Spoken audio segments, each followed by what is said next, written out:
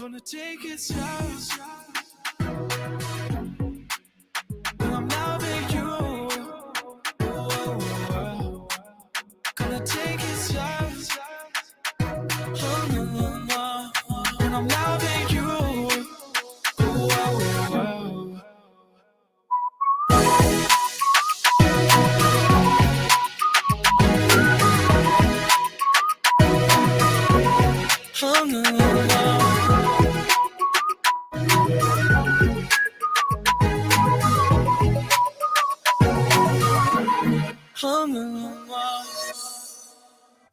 Hey y'all, I'm Ada K. And I must confess, I'm a trial junkie. I enjoy viewing trials as if I was the seated juror. So grab a cup of java, get comfy, and join me as we hop into court.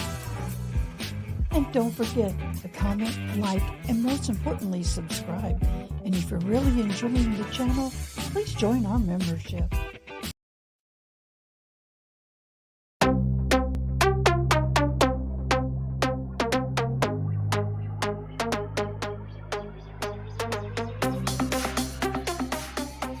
Good morning, everybody. Oh my gosh.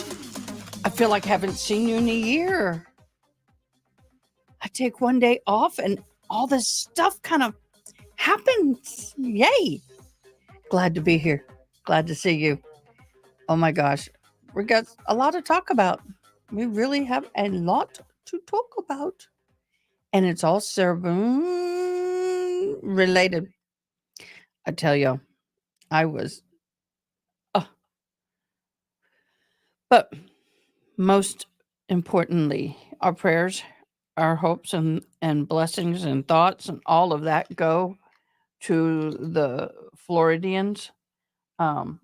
This is a double devastation for them. And being somebody who used to work Red Cross with hurricanes, I fully understand the impact of this disaster and what is going to possibly transpire. So I pray that there's no more loss of life. I pray that everybody was smart and decided to get out. Don't sit there. Oh, I did want that. Oh, well. And everybody got out. It's vitally important that people take care of their family. Hi, Gretchen Che. How are you? Okay, I got two different motion and limines. Defendant's response to defendant's motion and limine regarding. So here's the original. Okay, that's what I was looking for. Hi, Addie. Hiya. How are you doing? Moulton has shifted south a bit, so I think I'm safe where I am, but I have many friends and family towards Tampa. I'm praying for all of you. I know it's difficult, and I just hope everybody was smart. Your home can be replaced. Life and limb cannot.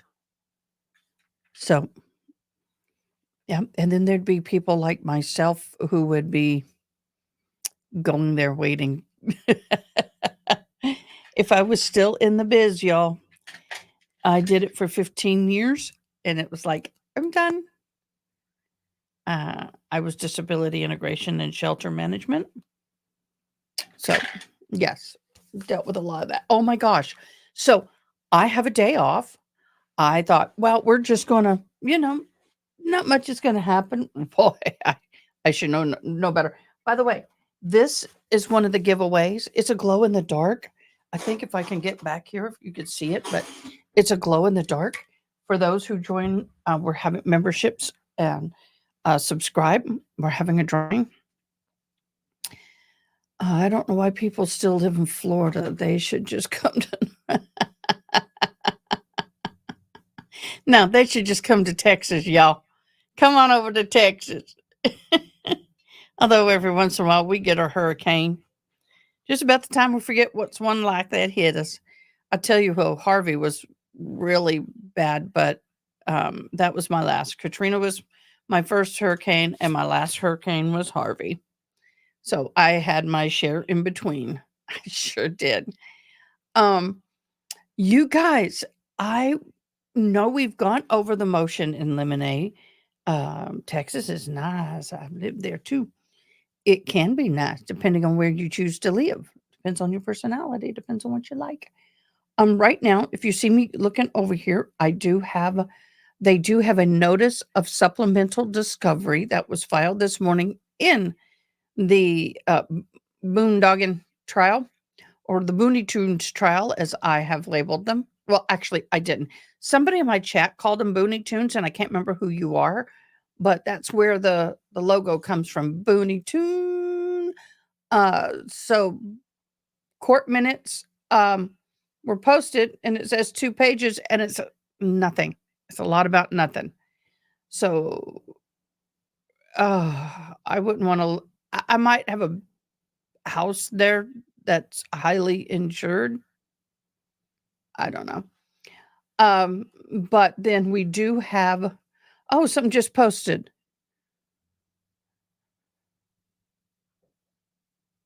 It literally just posted while I'm watching this. On 10/7, it says that the state had offered on record the defendant rejected offer. Jury selection postponed until 10:14 at 9 a.m. So long as they have electricity, water, and facilities, and they're up and oh my gosh, my glasses are so horrendous, y'all. Yesterday, jury selection was postponed until Monday. Okay. But they're entering stuff in because I'm live on their website, and I looked down to tell you about court minutes. I looked back at you and I came back and there's something else posted. So they're working on posting a bunch of stuff. So we're going to keep an eye on that today. I went and did a fundraising for Service Dogs Inc. They're who I got my fabulous service puppy from. She is a professionally trained service dog. Because those who don't know me, hi everybody. Hey K-Swan. Hi Addie. Hi Gretchen. I am deaf without my hearing aids, profoundly deaf. Went that way as an adult, hence why I can talk now. Some people don't get it, but that's okay.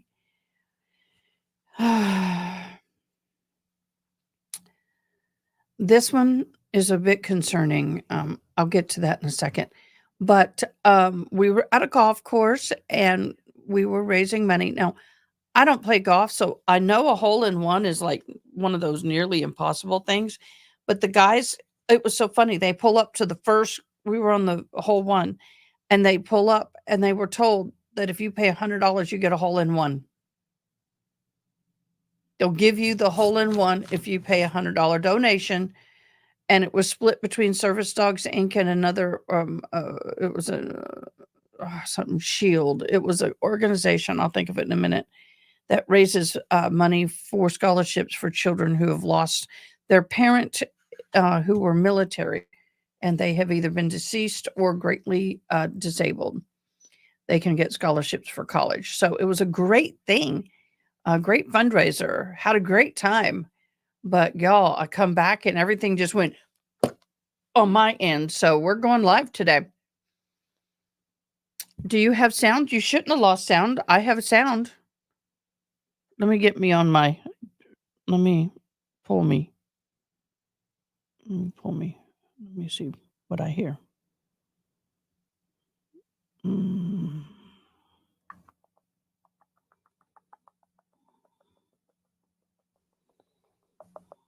Come on, I'm trying to delete you. Come on, work with me, baby.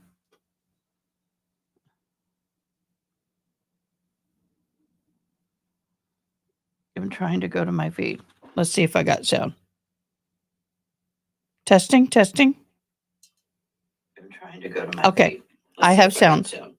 Okay, we're all good. I always try to keep the feed running in the background. Now today, because I was off and gone all day, I will be watching the shop, so I may have to go help a customer here and there. But what I'd like to start off with is glancing back over the original motion in Lemonade. And people are like, what is exactly a motion in limine? It is a request to keep information out of trial, basically, is what it is. Basically, is what it is. There we go. Put those down here. Kind of get this stuff embiggened. By the way, y'all, StreamYard has got some new features. I love it. Absolutely am loving it. I can actually, although I'm not loving this, I can actually put my, let's see if this works better. It's not responding. Let me do this. I can actually put, maybe that's why. I'm going to share this tab. There we go. I can actually put myself in a circle, which I love. I love putting me in a circle. And that makes, I don't know. Yay. Sometimes it's a YouTubey thing. Just restart your browser. Okay. So what we're going to do is we're going to skim through the motion in Limine that was entered on 10/6 of 24 at 3:28 p.m. It's going to be a quick run through. The defendant Boone, we know what she's charged with. It's second-degree murder. Oh, hold on.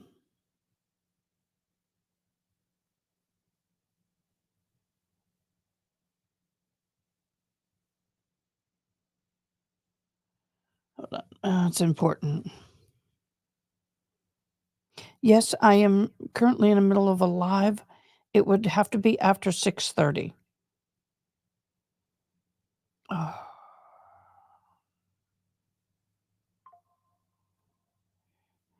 I have a deaf client who's struggling.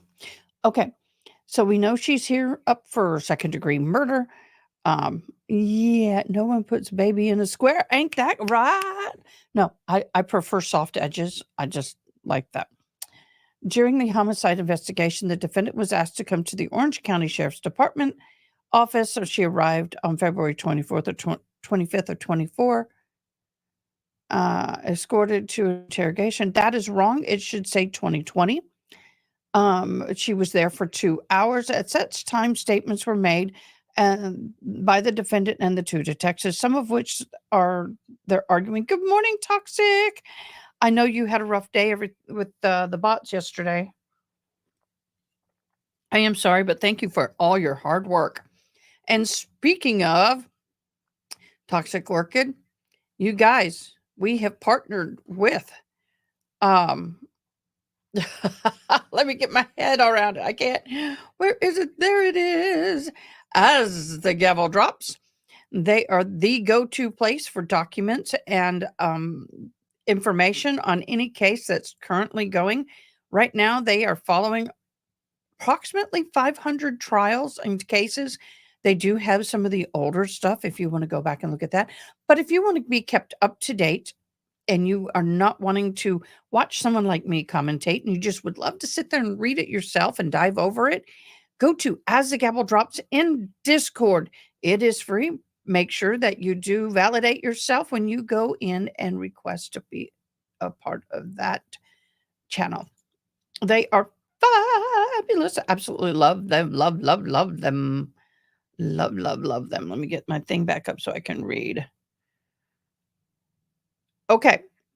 So they are wanting some things to be kept out, and that to me is telling a lot of that's a oh, Addie, nice new member. Yay. Welcome to the family. You just got 10 entries into the giveaway for a free Starbucks Halloween tumbler that will be drawn on the 31st. Okay, so what they're trying to get kept out is the toilet conversation. And I really was thinking about that, and I kind of read over this conversation, and it really has no weight on this whatsoever. The toilet conversation goes from here down. Uh, Let me see. Okay. So all of this here is what they're trying to get kept out. Oh my gosh. Yay, new members. Love them. And so what's happening is that there is no evidentiary need for this conversation. None. None. It doesn't affect the case one way or the either. Now, if they call the neighbor in to testify and this can come up, that's the only way this can come up. But it cannot be played as a part of the recording before the jury. Okay, the other section here is where she loses. Everything else comes in. She lost this, I believe. But on page 58, line 11, detective says, well, he's dead as a result of your actions. She says it again. He's dead as a result of your actions. And Sarah Boone, I'm gonna sneeze, said, I understand. I understand that. Should never said it. Okay, so that was the biggest part of this motion in limine, is that section back and forth. And on page 92, line 15, well, intentions or not, sorry, I forgot I put something in. Sorry, intentions or not, George's. Yeah, it's the wallet. You act like when you say unintentionally, that absolves you from anything. That's the biggest part of this motion in limine. So now we go to the response, which is going to be interesting.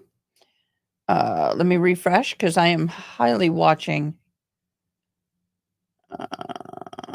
Okay, nothing posted yet. Let me get this up and running for you. The response to the motion in limine is going to be interesting. Now, y'all, I've not read this. This is news to me. So let's see what it says. Oh, toxic, how are you doing, beloved? You're in and out today. Well, understand. I am so liking the changes right now in this StreamYard. I can even do some new special pre-recording announcements, so I can make an announcement that I'm going live in a video form. I am so excited, y'all. Like I said, changes are happening, and to me, I'm liking it. We'll see. Oh my gosh.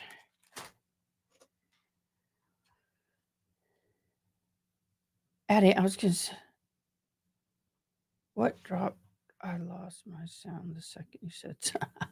I'm sorry. I am so sorry. I got to make sure though I stay centered in in the circle, y'all. I got to remember that. Okay, let's read this cuz I've not read it yet. Okay, let's see. The state's response to the defendant's motion in limine regarding the defendant's February 25th, 2020 statement. They got the date right. They bolded it, parenthesized it, underlined it. They didn't italicize it, though.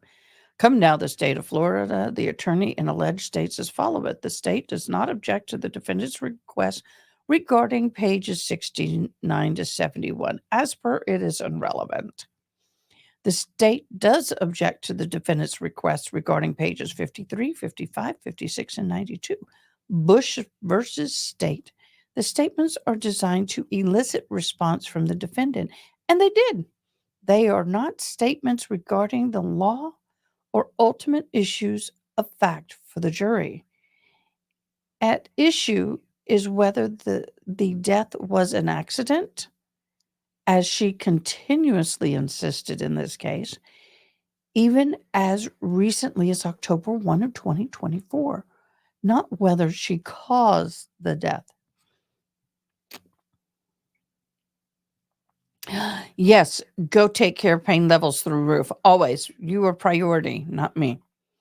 The defendant can request the court to read Florida Criminal Jury Instructions 2.8, recorded interview, effects of law enforcement statements on the defendant.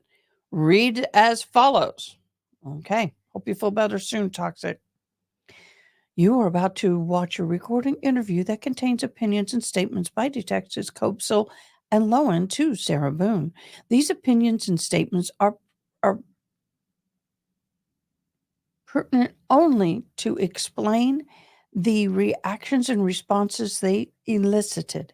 You are not to consider these opinions and statements by police officers as true, but only to elicit the context of Sarah Boone's reactions and responses. I certify copy. Okay, so they're basically saying the law says we can do this. And here's the resolve to your issue. The resolve to your issue is what?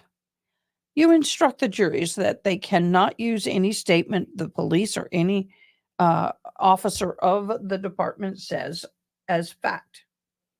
It is only to elicit information. Yep, that is so true. That is so true.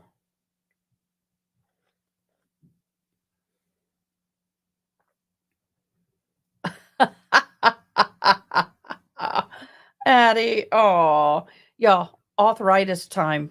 This time of year, for those of us like me who suffer from any kind of arthritis, I have rheumatoid arthritis and osteoarthritis. It's very difficult. So you may be seeing me in my wheelchair off and on.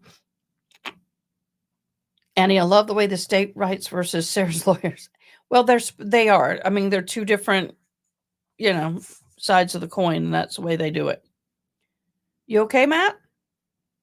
I thought I heard something. All right, the defendant's motion in limine.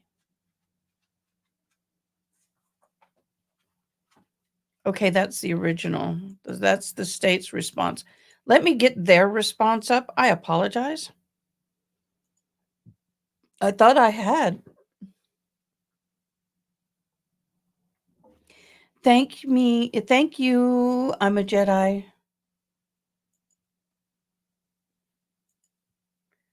Okay, I think I had the state's response. Now I need this one. I have some really good people helping me out in the back office, and I could not do this without you. You guys are freaking awesome, and I love you to death. I really do. You guys rock it. Okay, let's open that one. My cat is going bat crazy. Do y'all can't hear her running around back there? It is like scooting all over the place. I guess the weather's cooled off. Kitty Key's getting a little frisky. She's running, scatting all over the place. So here we go. I show it now. There we go. Let me get it over here so I can read it a little better. I have fabulous people helping me out, and I cannot thank you enough. All my mods, all of our research people, everybody, you're fabulous, and I couldn't do this without you. I couldn't. Yeah. Okay, the state's motion eliminate to exclude or introduction, we know this. The battered spouse syndrome. Okay. I gotta embiggen this, guys, because it's a little small for me. So hopefully it's not messing with you. Let me double check my screens. Okay. There we go. I apologize. I'm glasses. You know how that goes. There we go. Yay, we got it. Kevin Lester's a night and day between. Yep. Okay. The defendant has filed notice and admitted notice of her intent to rely on battered spouse syndrome evidence in this case. The battered spouse syndrome is not actually a defense to the crime. Whoa. Whoa. Do we actually get it in writing?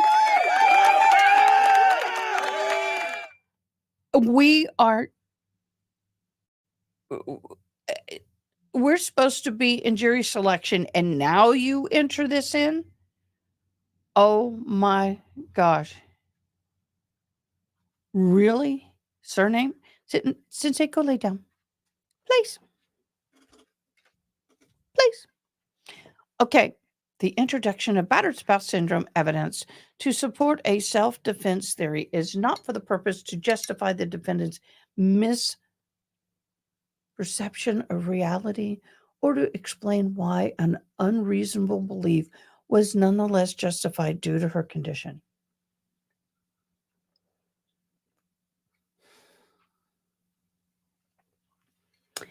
I think that you're sort of right there, Addie. If you claim battered spouse syndrome, knowing darn well that that's not what it was, they should add on some. But anyway, it's like those filing false CPS charges just to get back at you because they hate you, not because there was actually anything going wrong. I know.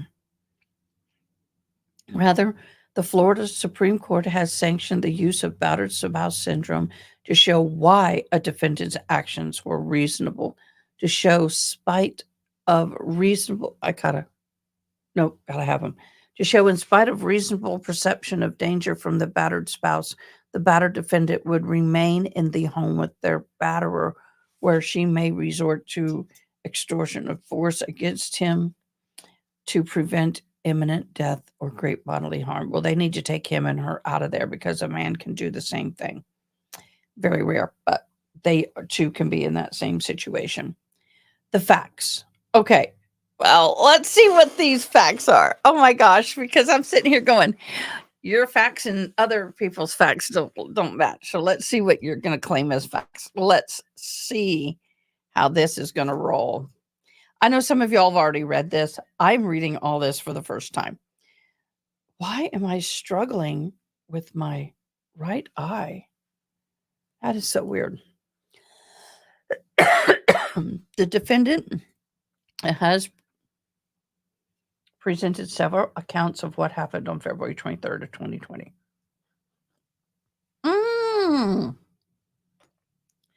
So now you're confessing. Your Honor, I'm so sorry.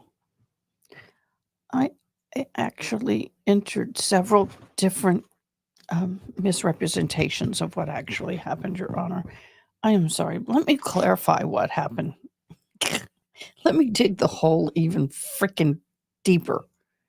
I'm like, she's digging that hole. All right. Here, let's look at their facts. The defendant has presented several accounts of what happened. She made a phone call. She made a 911 call approximately 1 p.m. on February 24th of 2020.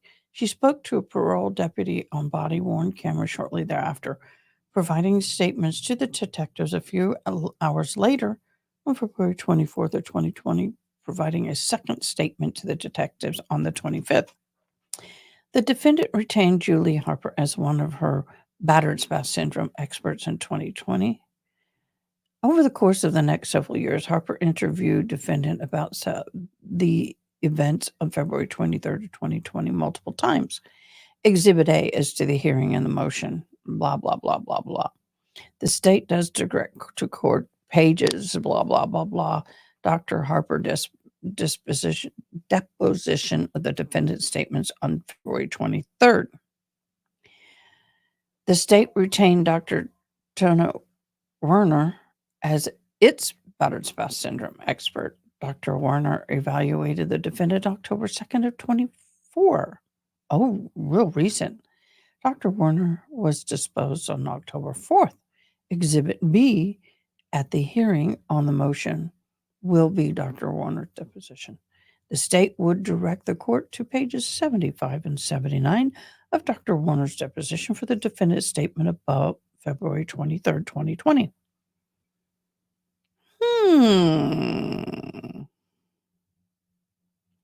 Interesting. The state does not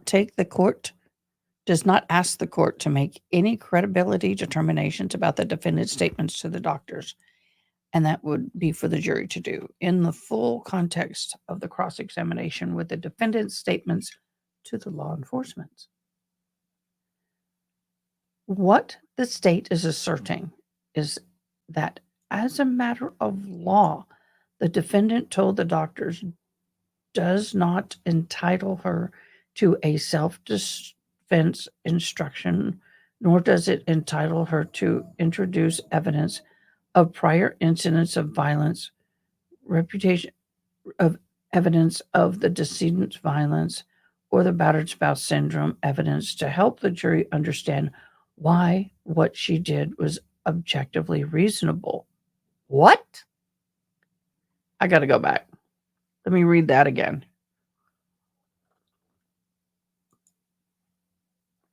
Yeah, that was a question I had too. How can you at first say something is and then turn around and say it is not? That is my confusion. I don't understand. That's while I'm doing.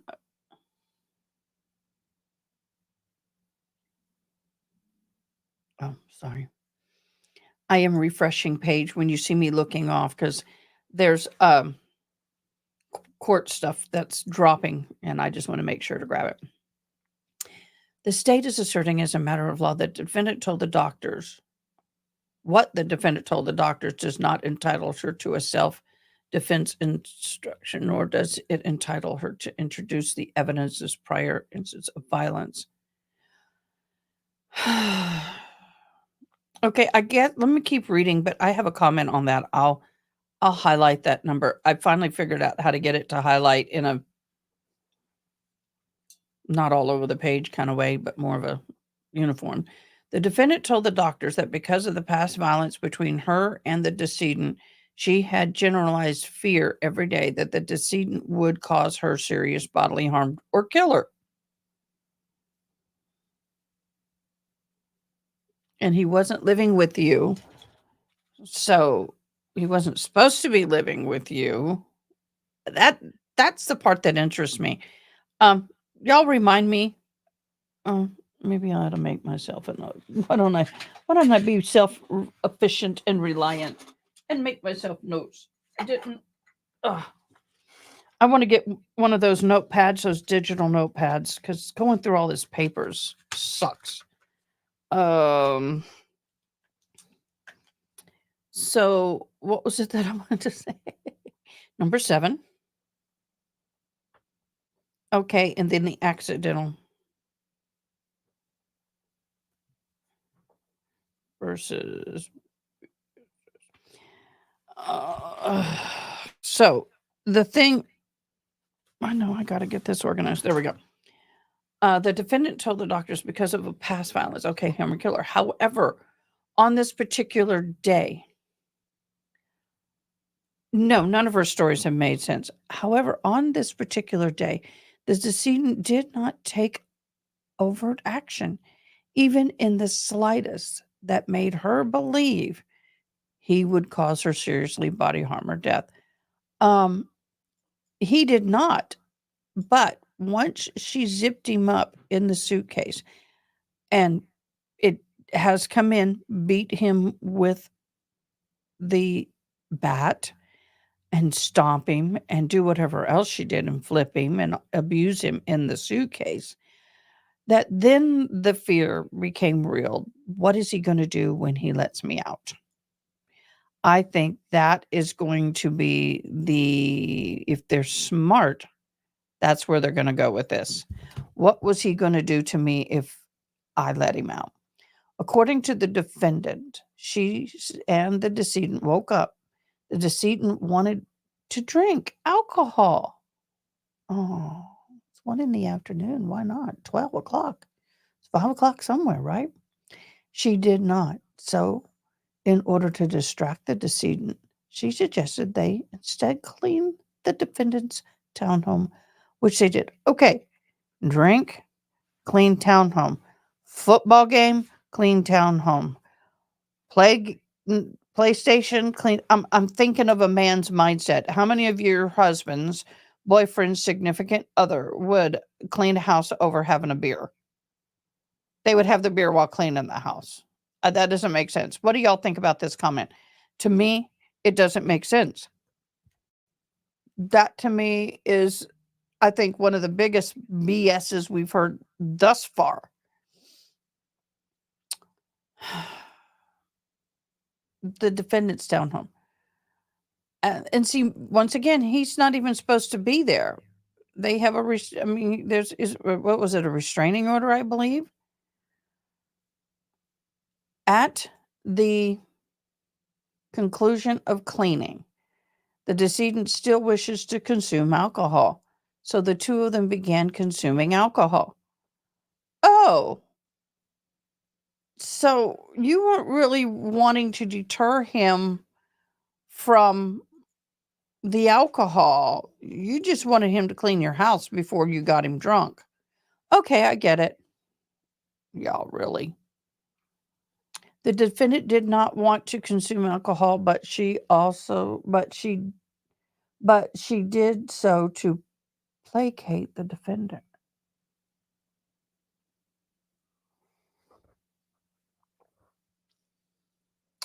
Um, are you not a grown woman? Can you say you can go ahead and drink? I ain't drinking. Um, it's like he put a funnel in her mouth and forced her to drink alcohol. No. I love the fact that she says he insists she drink and wants to make this doesn't make sense. At her age, she's an alcoholic. We all know that she is an alcoholic. So because she is an alcoholic, I don't believe any of this. And so to me, this is uh, if I was her lawyer, I wouldn't be putting this in here. The alcohol they consumed was Chardonnay bottled by Woodridge. In order to prevent the defendant from becoming sad or upset, she kept him diverted by smoking cigarettes with him. Well, that's okay, y'all. You smoke cigarettes. That's not going to keep you from sad or upset. Drinking, that's enjoying each other's company, perhaps using the dartboard on the porch and doing arts and crafts and puzzles. I hope she's not on the second floor porch playing dartboard because I feel sorry for the people below. As drunk as they probably were, they probably weren't hitting much. I want to see the arts and crafts and puzzles. Let's see what kind of artist she is. He was an artist, I believe, but not her. That is interesting, y'all. Dartboard, okay. Arts and craft and puzzles, I don't know. I don't see that happening. Yeah, probably nobody ever enjoyed her company. Although it apparently would upset the decedent, the defendant suggested he call his daughter, who did not like talking to him when he was drunk. Okay, so what you're saying here is you're an antagonistic biatch because you know it upsets the daughter when daddy calls drunk. So you antagonize and tell him to call her drunk? What an antagonizing little witch. I'm. Mm, mhm. Or that he call his brother to tell his brother that the decedent had dragged the defendant down the stairs the night before. So they got in a tissy the night before, and she's saying he dragged her down the stairs. Where are her injuries? Where are her injuries? If she was dragged down the stairs, why didn't she call 911? She already has a history of calling 911 and wanting them to come over and then go, oh no, please don't take him. Oh, but do you have to? No, no, no, you don't have to take him. I mean, come on. Hey, ADHD Jelly Bean Leonard. Uh, so this right here, she has a history of calling the police at the stupidest stuff. So I'm told, or I've heard. Then why did she not call the night before and report him from dragging her down the stairs? Here's where I struggle with her story. Have done these playful activities for numerous of hours. There came a point where the defendant and the decedent were sitting on her couch in the downstairs. Okay, so it is an upstairs, downstairs living room. The decedent tagged her and said, "You're it," from past games like hide and seek.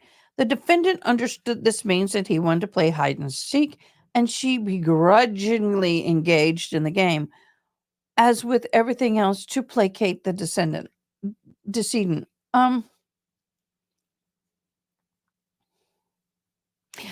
I am trying to keep this clean.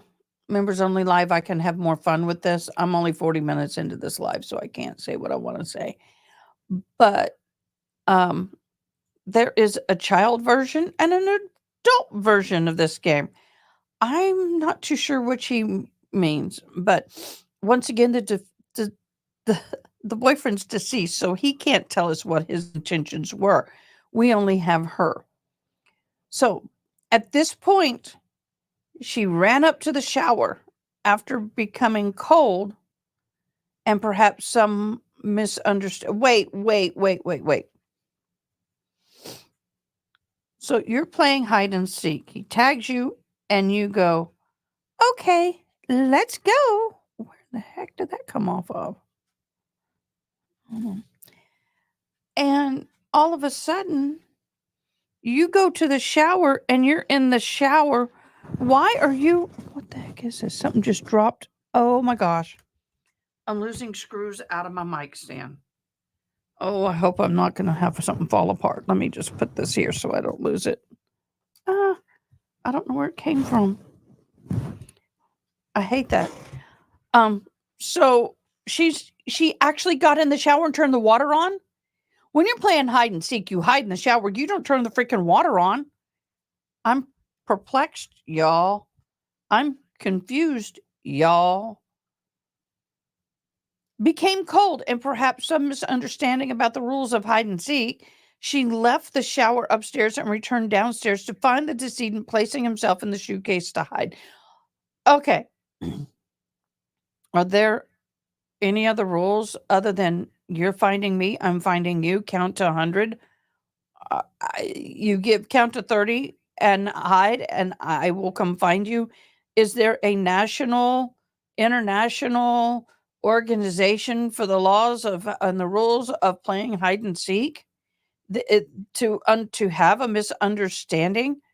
Okay, they're both hiding. I get it, but geez, you're making this into. Okay. Returned downstairs, hiding the season, placing himself in a suitcase to hide. At the time of his death, the descendant was only 103 pounds and had a blood alcohol of 0.138. Well, or the misunderstanding, is this the adult or child version? I wouldn't play either one. The defendant saw him doing this and decided to zip the suitcase shut while the decedent was inside. Ding, ding, ding, ding, ding, ding, ding, ding. Problem number one. Problem in aisle one. You zipped him up. The defendant states she did not zip it completely shut. The descendant was able to poke a couple fingers through the gap left by the zipper. And it was at the butt end, I'm sure, which is where you can't get oxygen. And then the decedent said he could not breathe. The decedent obviously got mad about not being able to breathe. Yeah, this is where they're going to say she became in fear of her life because she knew she done pissed him off by zipping him up.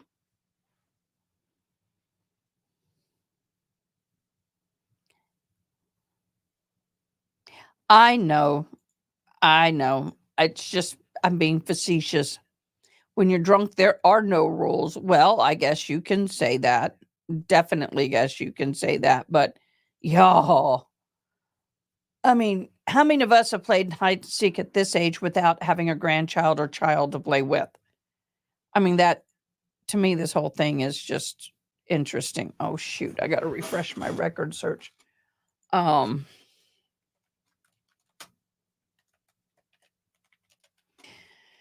It times out every once in a while, and I got to refresh it, and I got to go find the staircases. I hate this. I'm not a robot. Verify. Sarah Boone.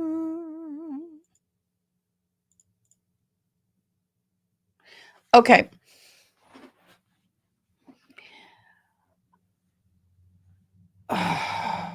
we're back. The decedent evidently got angry. The decedent's getting mad because the defendant was getting mad. This reminded her of the past violence and the decedent committed against her, causing her to be unable to breathe at those times. This made her angry. The defendant shook the suitcase. She lost control and the suitcase flipped. She hit the decedent's fingertips with a wooden baseball bat that was in the room. What?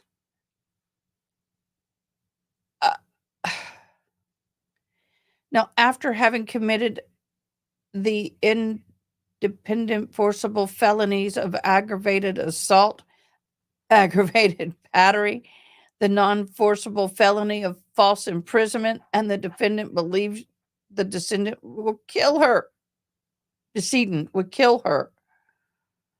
Oh my gosh, y'all. Are you kidding me? Despite believing the defendant would kill her, the decedent would kill her. The defendant flipped over the suitcase so it was upright, and she believed that the decedent would be able to let himself out. This is when, if this is actual true, you call 911 and say, hey, he's going to kill me. I've got him trapped. Come get him. You didn't have a problem calling 911 before. I'm going to sneeze. You know what, guys? I'm going to do this. I'm going to take a comfort break. I got to go take care of this. I've got allergies, and I'd rather do that than to be constantly sneezing and doing all that. So with that, I'm going to put this up and music. I'll be right back, y'all. I promise I won't be gone but a minute. I apologize.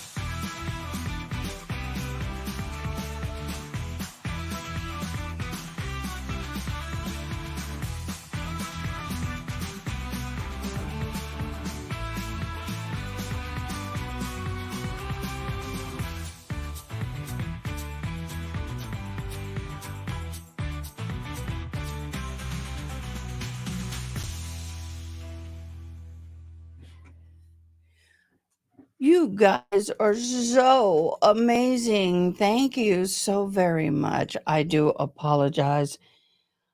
I feel better now. I hate that. I hate when you have allergies. We've got allergies going. So now my hearing aids are paired back, I hope. Yep, there they go. Every time I leave, I have to pair my hearing aids. Let's see, do I have allergy in here? I sure do. Getting my allergies on. That's vitally important.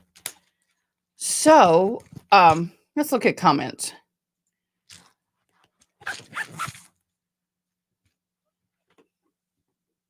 Oh, I'm so sorry. I accidentally hit the wrong button. What I was trying to hit, honestly, what I was trying to hit was this one. Holy crap. That cat just climbed the door frame 5 feet. She is on a holy tear. I'm sorry about that noise, y'all.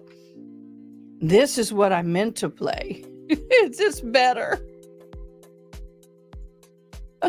Was that better? I'm sorry.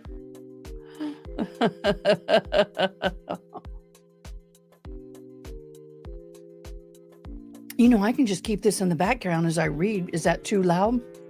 Kind of liking the vibe. Can I keep it in the background? Yep. Okay, so what I'm sitting here going, what the hell? So these are the crimes she just committed. Forcible felony of aggravated assault, aggravated battery, non-forcible felony of false imprisonment. So what the defense is saying, go ahead and charge us with a few more crimes. This is what she did. This is what she committed. OMG, y'all. This is so funny. Why would you put this? I'm no lawyer, but despite believing the defendant would kill her, the defendant flipped the suitcase, so it was upright. No, it wasn't. It was actually upside down. And he let himself out. The defendant's specific intent was for the decedent to feel like what it was. All right. First of all, whoever's writing this, the defendant's specific intent was for the decedent to have a physical understanding of what it was like for her to be choked and not be able to breathe. Not what it feels like, what it was like. I mean, what's going on with the language of these people? She intended for him to feel this for 2 minutes and believed he would let himself out. No, they don't. And when it happened, if she died, she died. What? That doesn't even make sense. What? She intended for him to feel this for 2 minutes and believed he would let himself out. And when that happened, if she died, she died. Oh, please. This woman had no problem calling the police. So I don't believe any of this if I was a juror.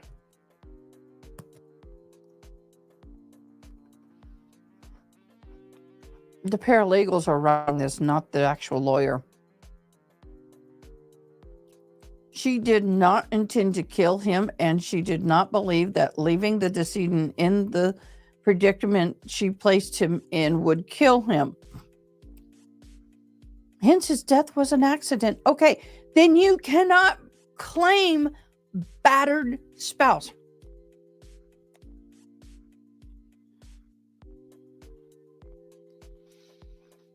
And she choked him. Wait, let me see what the comments say. Yes, he does know what it feels like because she choked him. She went and she had a battered spouse charge on her because she choked him.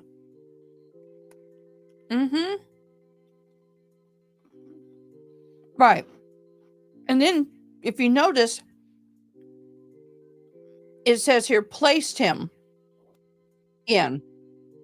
Not that he got him by himself. So even in this document, you are right. Karen Lester, you're right.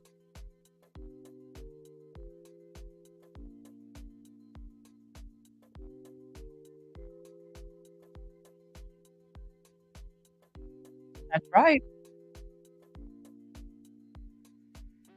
Yeah. This is my thing. You can't claim it as an accident and battered spouse at the same time.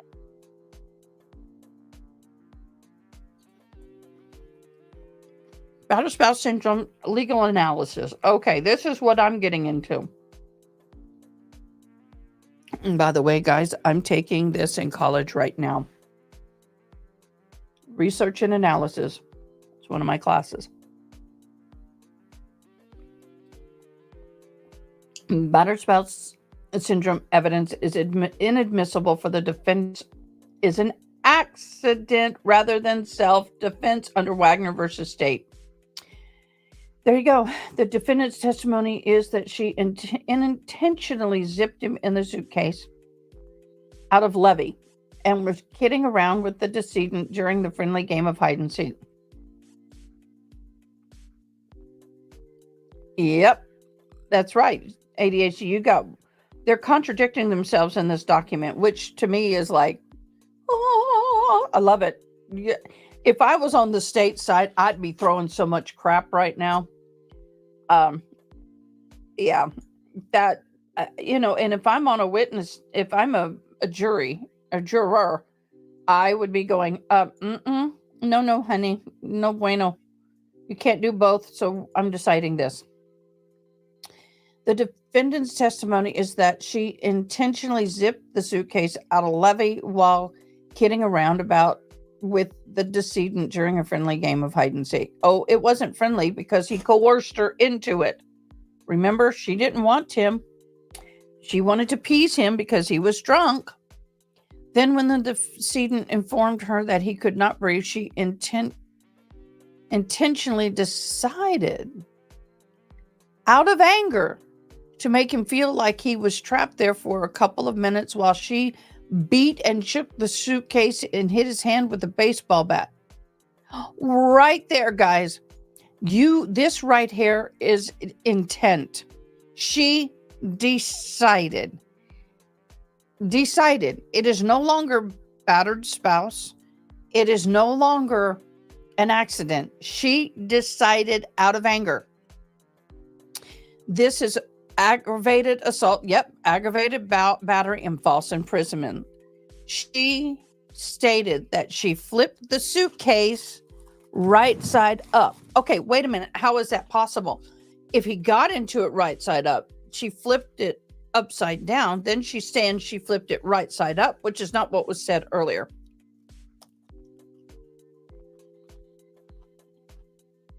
All the defendant could get 2 fingers through an opening, so she went upstairs to bed, believing he would be able to get out in a couple minutes. She had no intention of killing him, no intentions of leaving him trapped inside the suitcase, and that she did not even comprehend that he could die from this.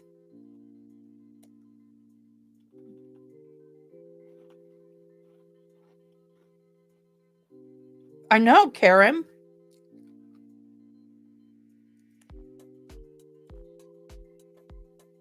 Mm-hmm. It did, Haley Mouse.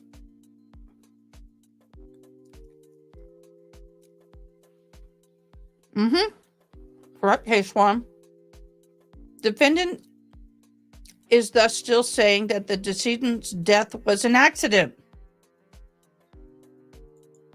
Okay, so that is not entitled to self-defense or a supplement of self-defense case, repetition, evidence, specific intent of past violence, or battered spouse syndrome. You can't claim any of this.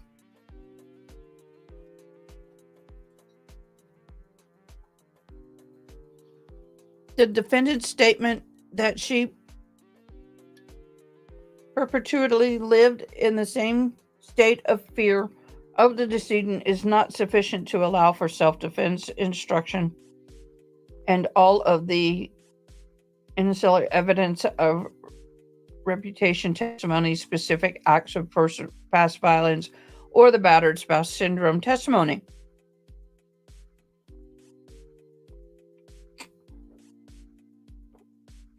So they can't bring in all of this stuff to prove battered spouse if it's an accident. If it's an accident, and she kept saying it's an accident, then you can't bring any of this in. You can't bring in battered spouse at all. Now, if she gets up on the stand and brings in battered spouse, that's a little different. But they cannot use it as a defense at this point. The defendant state that she perpetually lived in the state of fear. Okay, battered spouse syndrome testimony. However, before a defendant may introduce evidence of the victim's character, must first show that there was overt act by the victim about the time of the incident that reasonably indicated the need for self-defense. Holland versus State. Well, there you go, guys. Part of the problem is that was a good day. We were having a good day. We were having a good day, Your Honor. So if that's a good day, what the hell is a bad day? I agree with the police officer on that comment.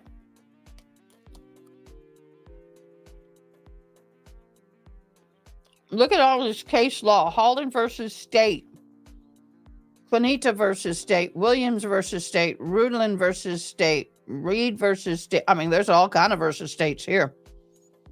Victim hit the defendant with a 2-inch wide, 4-foot long stick in the hand, caused only minor injuries, did not justify defendant's use of deadly force. And comparing these facts of those cases, it is clear there was not even the slightest overt act by the decedent in this case.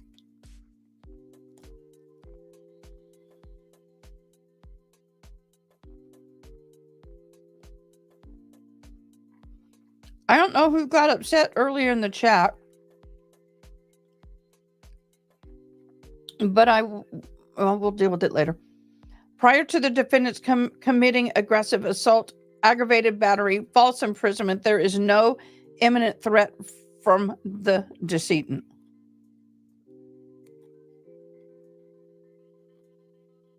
You can't just attack somebody as they walk into your front door and slash their... Whoa! Unaliving them with a weapon 2 days prior, they sent you a threatening text message.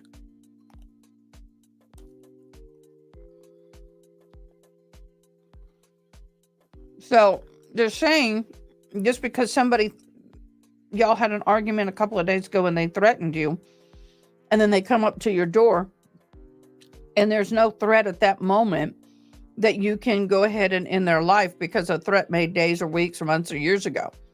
That's not the way this works.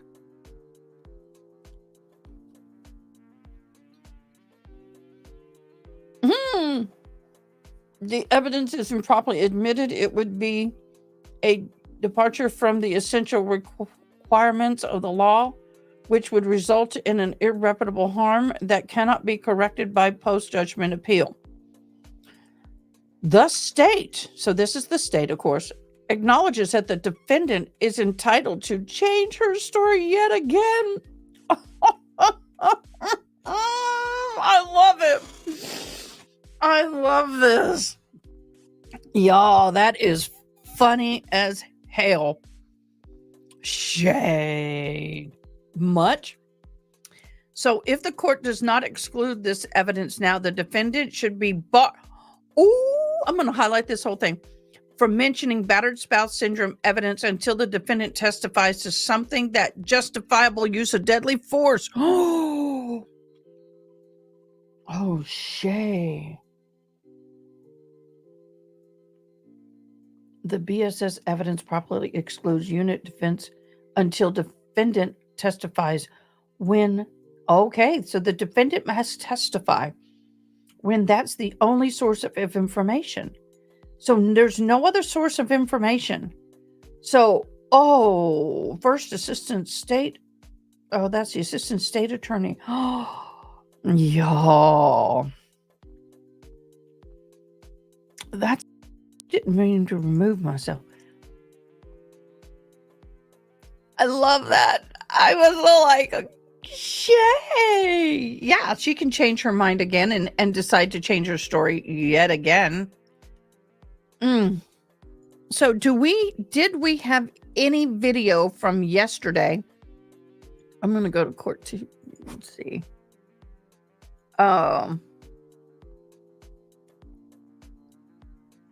Okay, we are going to share this. We're going to share I want to share an update because I can. And it's important because we have a lot of people that we know in Florida. I'll have a lot of peeps in Florida. So we're going to watch this real quick while I look for videos of, or look for something that I wish to look for. And I'm going to stop that. We're going to play this at just screen. Get me.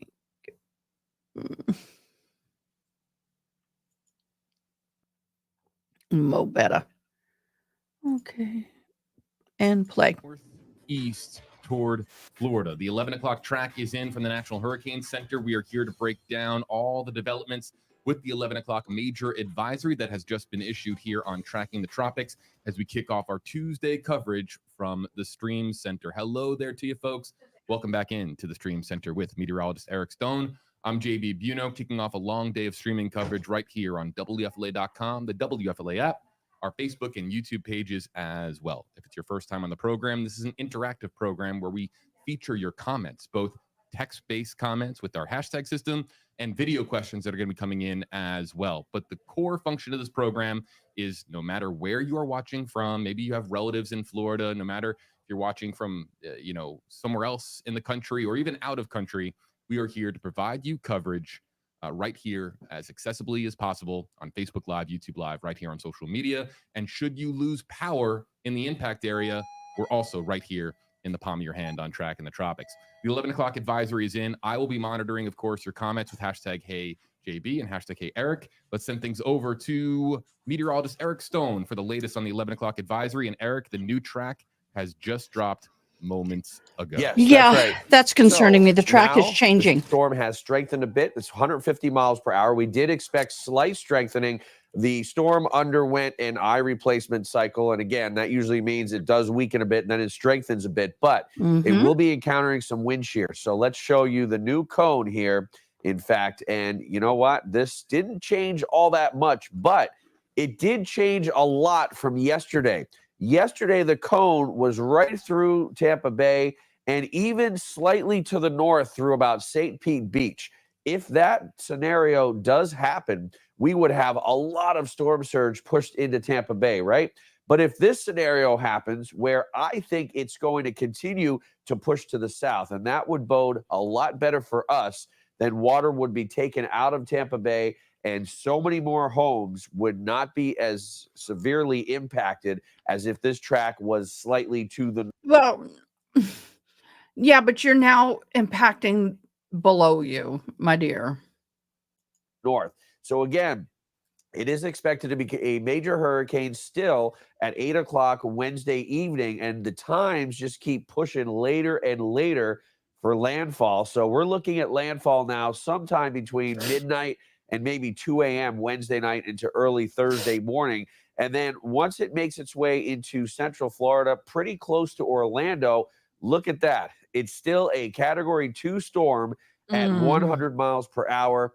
Space Coast dealing with a near Category 2 storm right around the Cape Canaveral, Titusville area. And again, this is cone bad, is very y'all. key. As you can see, it's right around Anna Maria Island. And again, if this continues to move to the south, then we are going to be spared 10 to 15 foot of storm surge here in Tampa Bay. I tell you, this track is huge, and the trends have been going south, even the GFS model. So with that, let's tell you what is steering this. The jet stream is picking this up and eventually moving this straight to the northeast. Still moving east-northeast, right around 10 miles per hour. But once this jet continues to lift this northward, we'll see that northeasterly motion, and then we'll see whether this comes closer to Tampa, closer to Sarasota, or even closer to Fort Myers by Wednesday. So again, the model plots, the average is still, the consensus models, right over Tampa Bay. But if you look, there's only a couple of models to the north and a lot of models to the south. Look at this. From Tampa Bay all the way into southern Sarasota County, that is where the most amount of models are clustered, right? So I do think this average will go slightly to the south with the 12Z model runs, which come out in just a couple of hours. Boy, that, again, is so much better for us in regards to storm surge, as we will have the water being pushed out of shading I want to look at right this. around Sarasota. I'm going to This pause would this. make landfall very... This is what's highly concerning, and I don't know if he's going to talk about it. I'm not going to listen to the whole thing. The thing here is right now the eye has really pulled in and has gotten less than about 3 miles across. Very tight eye wall, very, very tight, extremely tiny eye, and everything else. So this is bad.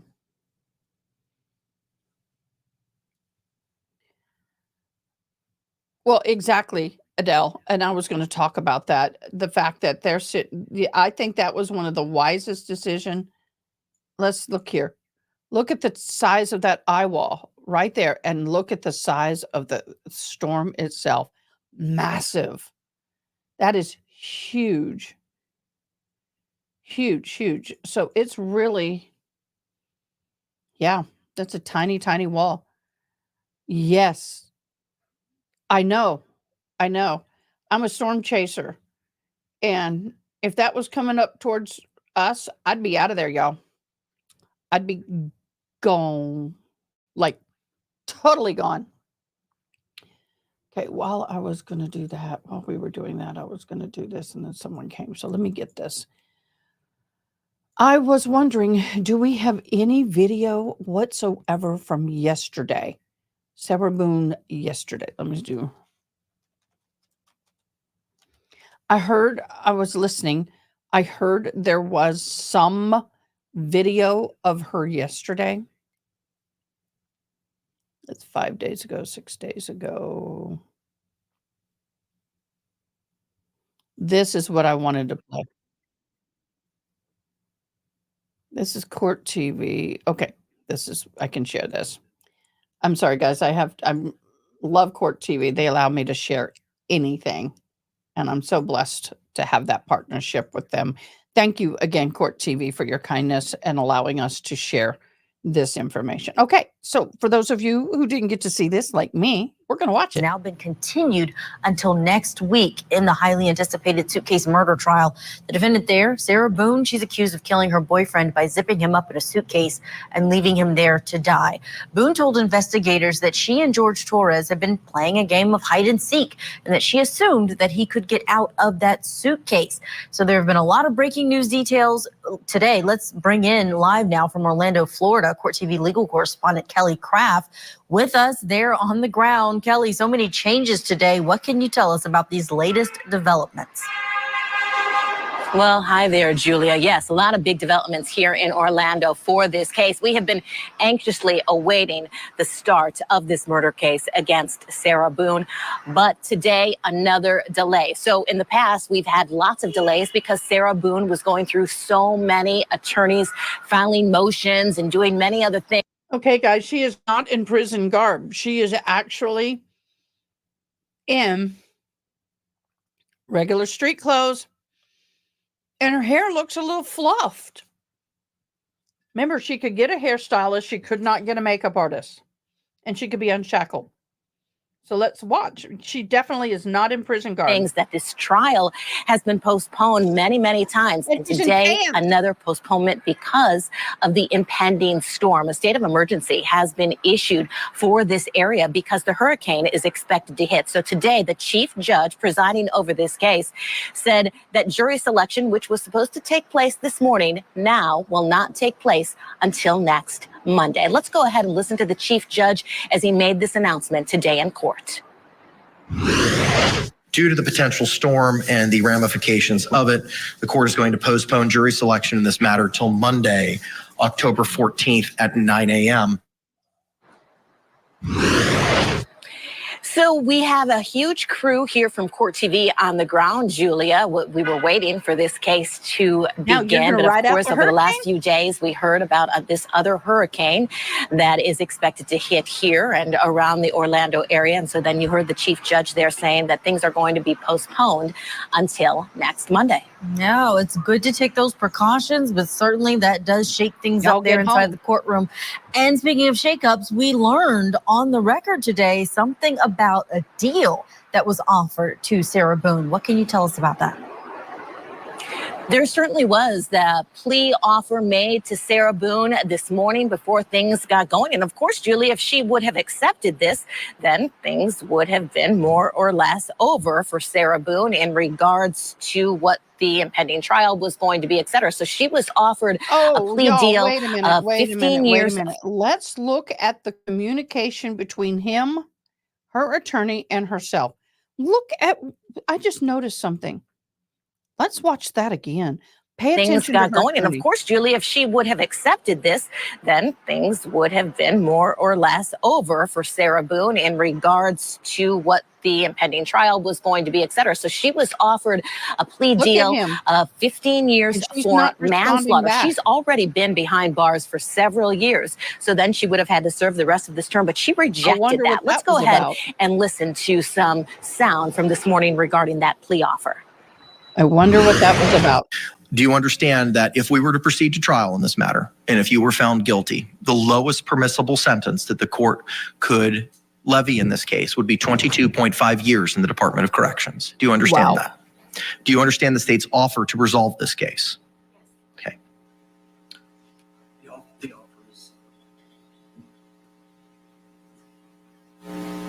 is 15 years That's horrible to a lesser on their included end. charge I'm of sorry. manslaughter, with the understanding that she would serve 85% of that sentence. That's up to the department. Oh, I'm sure he wanted But her to that's take the my plea. understanding. Ma'am, understanding the state's offer, do you wish to accept or reject yeah. the state's offer to resolve this case?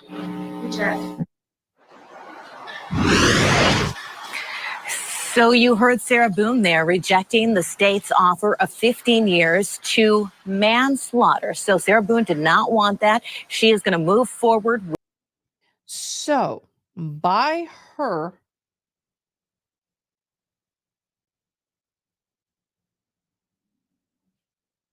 I'm reading, making sure some new documents haven't dropped.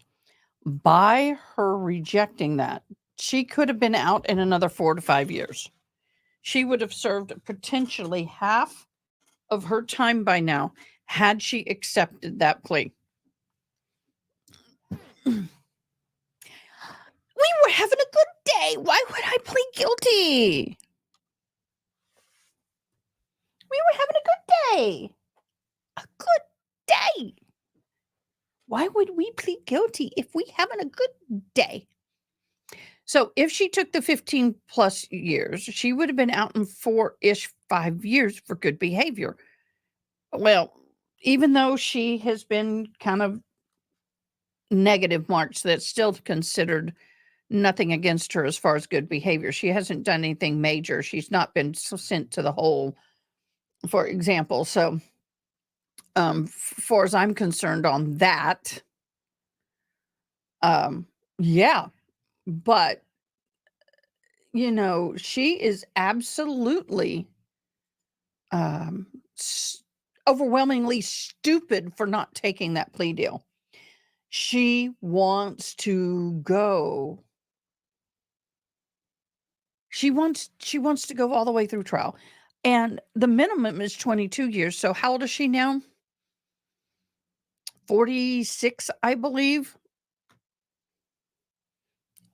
Yeah, she would be getting minimum of 22.5 years minus her 4 years served, which would make it 28 years.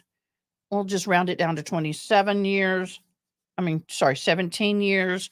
Then you're looking at good behavior, maybe down to 14 years.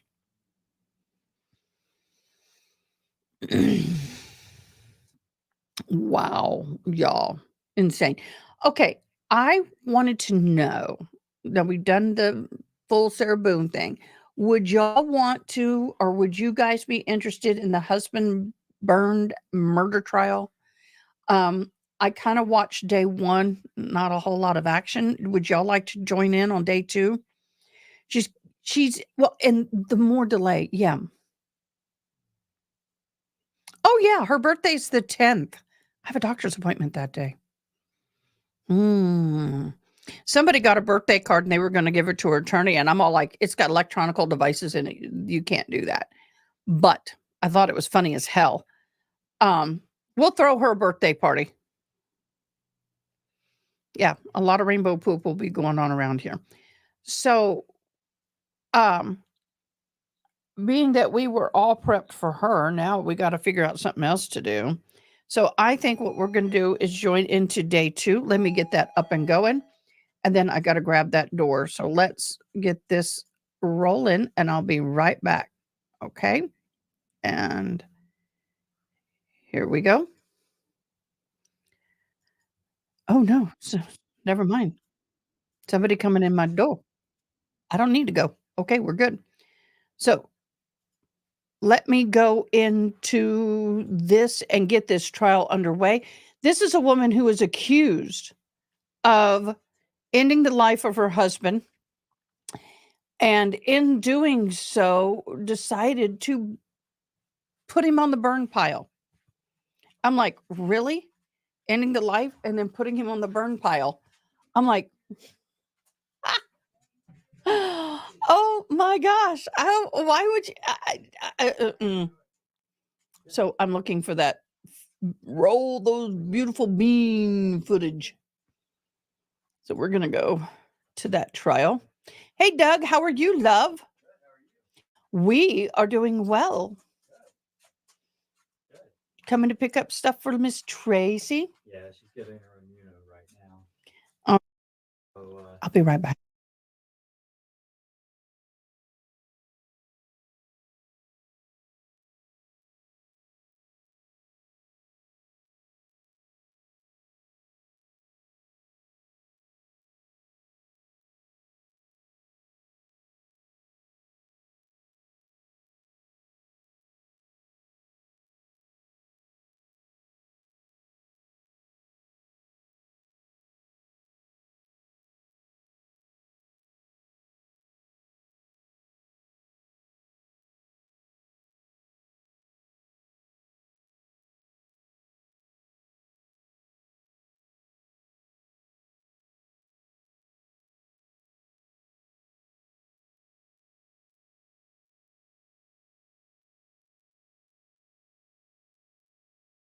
Guys, I got some good news. I'm breathing better.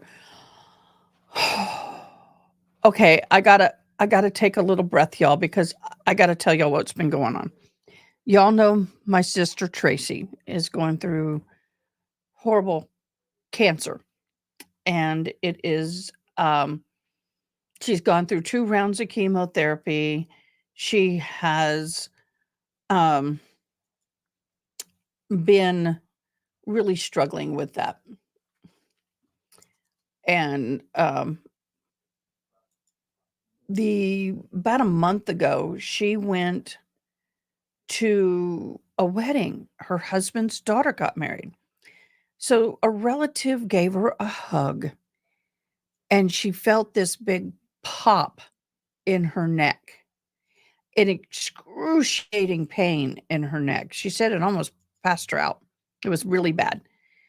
And she has been having neck pain ever since. Now, there was some cancer in her neck at the same exact place. She had cancer all over. She's gone down from like 30% to 2% cancer. I mean, it's a miracle that it's gone down that much. Well, that cancer in her neck is not active, but it weakened the bone. And when she got a hug, somebody hugged her a little too hard, fractured her spine, broke her neck. And now we were fearful that cancer was active. Well, she just saw the doctor.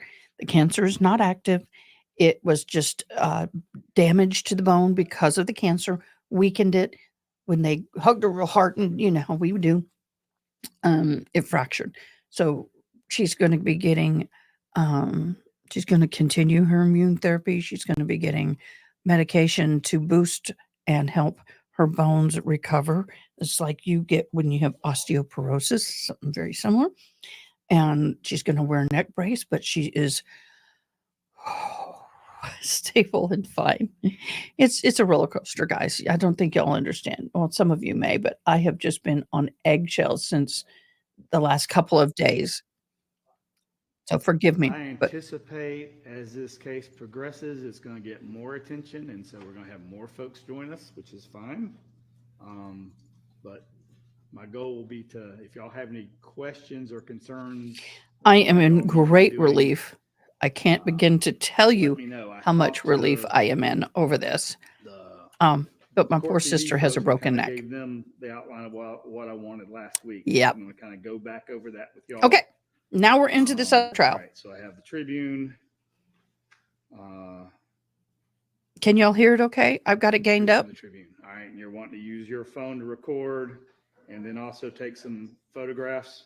All right, I'm gonna give Media. y'all some guide rules on photographs in just a second. He is a very lenient judge. Oh, I know. It's one of those really, what I call the professional braces. And then She's going through so much is right. But let me tell you what, this woman is the strongest woman I know. Her faith something else. and her strength astounds me. And so was her husband's. I mean, both of them are just absolutely amazing. All right. And I love, we will be doing a fundraiser for her in the near What are you future going to be doing other than sitting in the room? because these bills are astronomical. Tapped into their feed. All right. And all right. So here's what I told them about. They got everything set up in the courtroom. I'm not crazy about it. It's not the way I wanted to handle it. And I'll probably do things differently next time, but we've gotten a new system since then that should be able to handle all this because we already have cameras in the courtroom, as y'all can see. Yes, But that is the alleged killer. the feed is not set up the way. Apparently, she unalived him and dragged think him we could out. do A it the way 6'4", 300-pound man needs to be dragged him handled, to but a maybe I burn can do it pile, next time and and definitely gonna do the something middle different part of with him y'all. burned, but the ends did not fully burn. But anyway, we'll deal with that next time y'all come in or want another courtroom. To the extent that anyone wants to take photographs, y'all can take photographs in the courtroom. If y'all want to take photographs of the defendant coming and entering, coming in or leaving, that's fine. Don't get anything with the jury. That's the biggest thing. We have not. Oh, guys, We look what I did identified for Sarah them Boone. I was so when we gave them excited. their- I was so their proud of number paddles, myself. but after that, we've been referring I to did them this by for Sarah number. Boone. Look, They don't want to be involved. Look what in I this did for Boone process trial. and be publicly introduced Yeah. to anyone. So keep them out of it. I was so excited and proud of myself. If you are going to want to do any kind of coverage outside the building or even in the hallways in the building, I don't have a. My goal is to be as cooperative with y'all as possible. All right. I just want to know where you're going to be and where you're going to be doing something. And I want you. We're going to pause. We're going to pause. I have new documentation that just literally hit the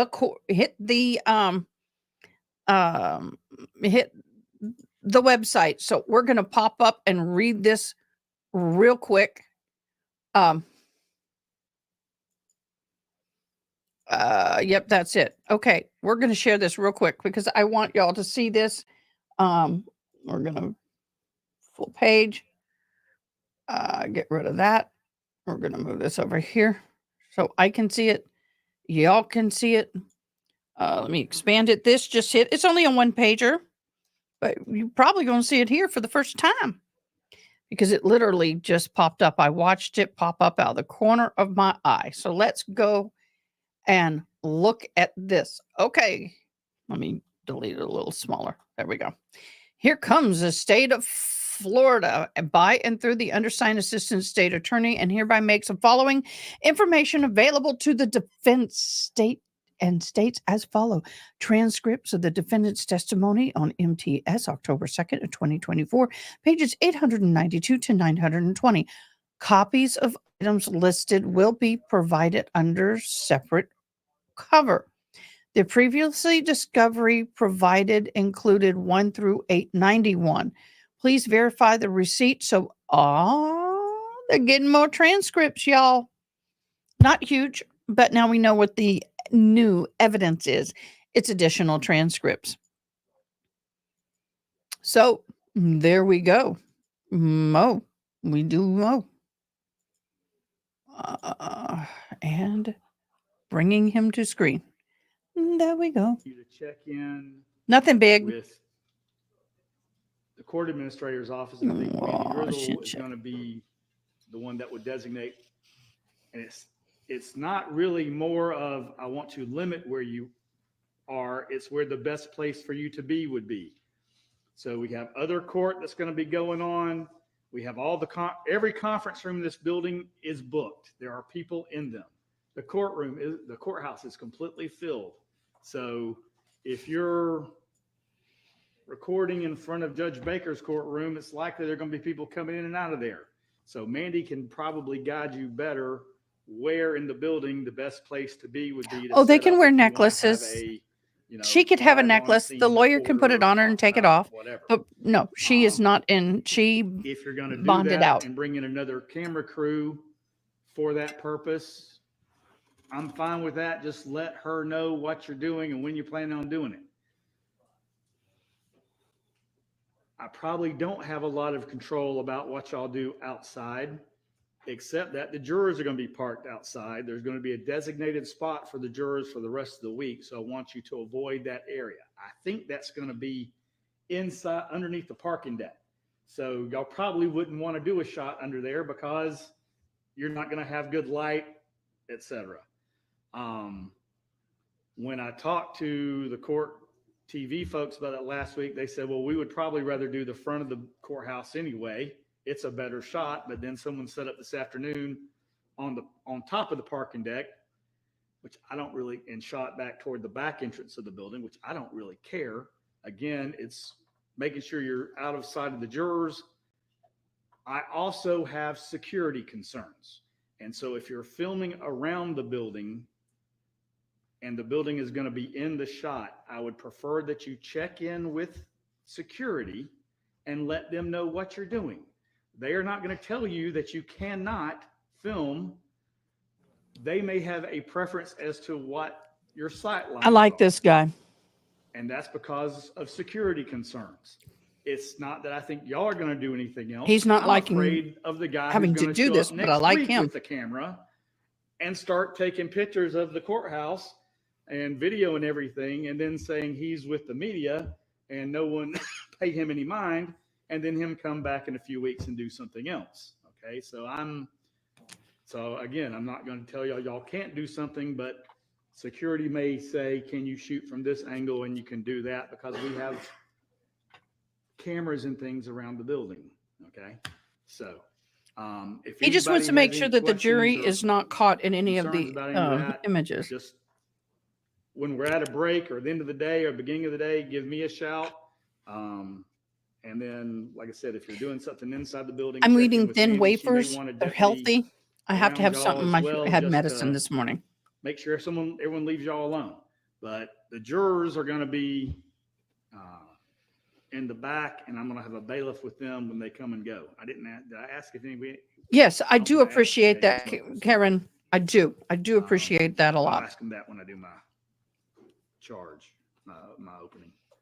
All And right, this is so I definitely signed something he didn't want to everybody's, deal with. I get that.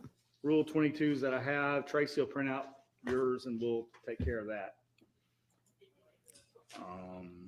All right, anything else we need to take up before we get started with the jury? You poor thing. We will take a short break. The camera crew wants to do a short break so they can reset that camera so it's out of the way of everything. And that's They're fair. there for openings, and they're going to move it back here for. They're going to move it a lot, but they're going to move it closer to the speaker than where it is currently.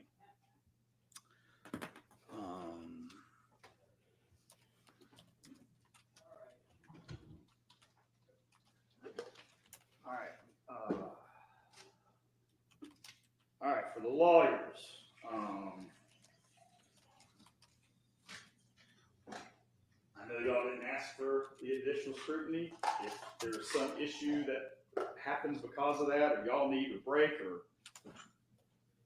things go sideways and you need a recess to go compose yourself or something, just let me know. We'll manage it however we need to. It's going to be we all got used to doing this during COVID, and we've kind of, gotten out of the habit of doing it regularly. Maybe something Do you see that gorgeous afro? Man, that lady's got gorgeous hair. Next year, we'll kind of see. She is not a happy woman. I wouldn't be. All right. I'm going to talk to them. There are a few things I want to talk to them about, but I may wait and save some of that for the end of the day and do my normal opening stuff. We'll just kind of see how We'll kind of zoom.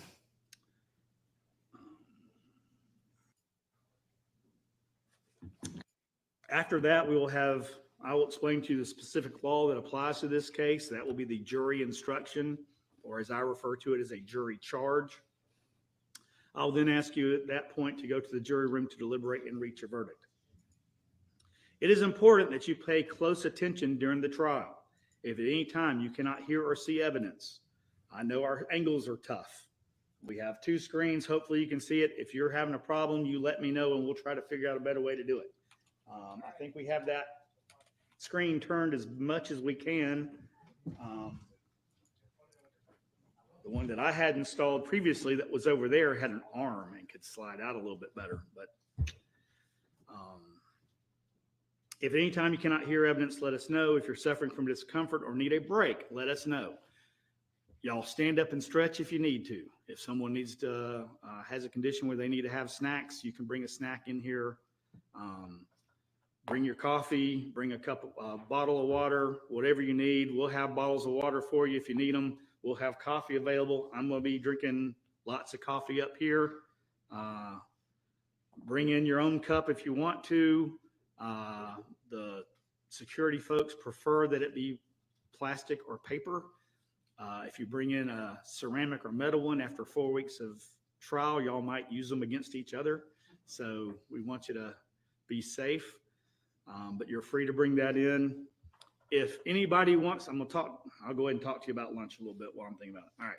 We'll probably bring in lunch for you some of the days. Right now, I'm thinking about doing that Monday, Wednesday, Friday. If we do that, we'll have a menu for you. We may not do it every day because you just may want to get out of this building from time to time. So that's kind of my thought. We'll talk to you all about that more as the week progresses. If we do lunch inside and bring it for you, then we'll probably take closer to an hour lunch break. If we let y'all go off on your own, I usually tell y'all an hour and 15 minutes to get back, and then we try to be up and running in an hour and a half. But 30 minutes a day collected and destroyed at the end of the deliberations. I'm going to try and go ahead and zoom ahead. Throughout the course of the trial, some reference to things that y'all had seen. He went to. Of course, I can't find it what I want.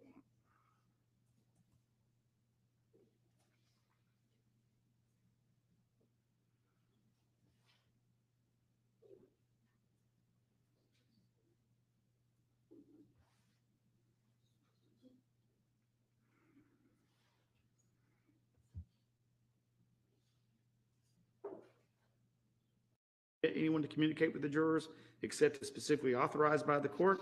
Okay, here we go. Duties which may devolve upon you as bailiff to the best of your skill and power. So help you God. He is a nice judge. He's a very relaxed judge. In fact, he allowed the jurors to bring in snacks today and put them in his personal refrigerator. By the court. So he's a very relaxed, laid back, cool dude. Or Powerade or whatever you need to get through the trial within reason. Thank you, hello, Britt. Give them direction on how to handle y'all now. It's also, I know, as we talked God, I about, hope I don't get have sleepy. a sweater or jacket or whatever. Make sure you have your juror badges on. It's my plan for y'all not to go anywhere without supervision of the bailiffs, just because of the nature of the case. So if a group of y'all want to go down and get coffee, a bailiff's going to escort y'all down there. Do I have any? Hey, no mega pints. I had to bring my mega pint. So about how often do you? I have a mega pint. I had it before the jury, one in the afternoon, before the trial. Okay. All right, so Sensei, baby, come over what we'll here. probably do is Thanks. when Over here. No. If someone needs to go get coffee, we'll have bailiff escort Mama you needs to to put her the feet. Didn't to come. one of the entrances where you can to the designated smoking You areas. did so We might good try to grab another yesterday. bailiff to babysit you while you're out there. Okay. She did so good, y'all. All right. She was such a good peppers yesterday. All right. Anything else we need to take up before opening statements? All right. If you need to plug in, I was proud of my girl yesterday. She raised a lot of money. you're already set up. You're good. Okay. All right. You can proceed.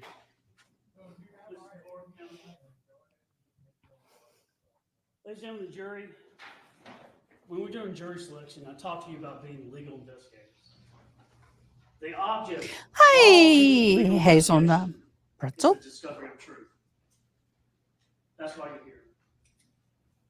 Yeah. The question is really, why are you I know. I want to put you at ease. What I thought about doing is after I'm going to record. I'll tell y'all later. Never mind. Through this trial. It's going to be a long trial. It will be a slow burn. Oh, thank you There's for a lot of telling us evidence in that. this case. But why is the media here? Look around. Look at Why that are these woman's people- afro. It's awesome. Why are the attorneys here?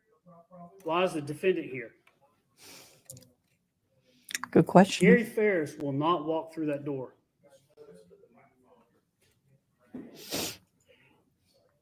No problem, Judge. Gary will not walk through that door.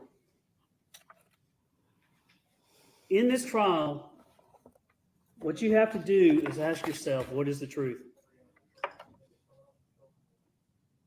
You have to ask yourself certain questions. You do not have to ask yourself, was Gary murdered? He was. The evidence is going to show that. You do not have to ask yourself, was Gary Ferris burned on a burn pile? He was.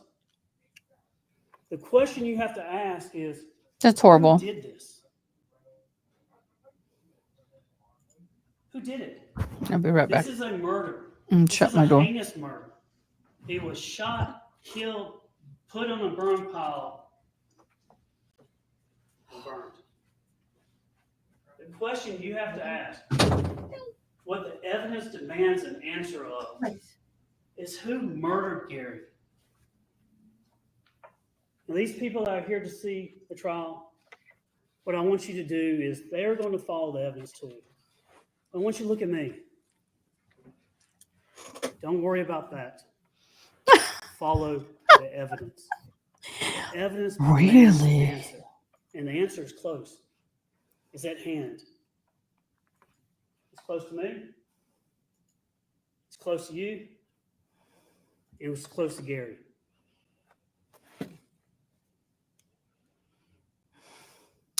When the object of all legal investigation is the discovery of truth.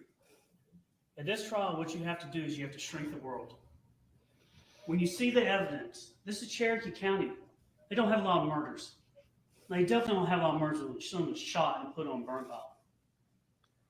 You shrink the world. And when you shrink the world, you're going to come to one conclusion and one answer of who. Not what happened, not how it happened, but who did it. And she's near.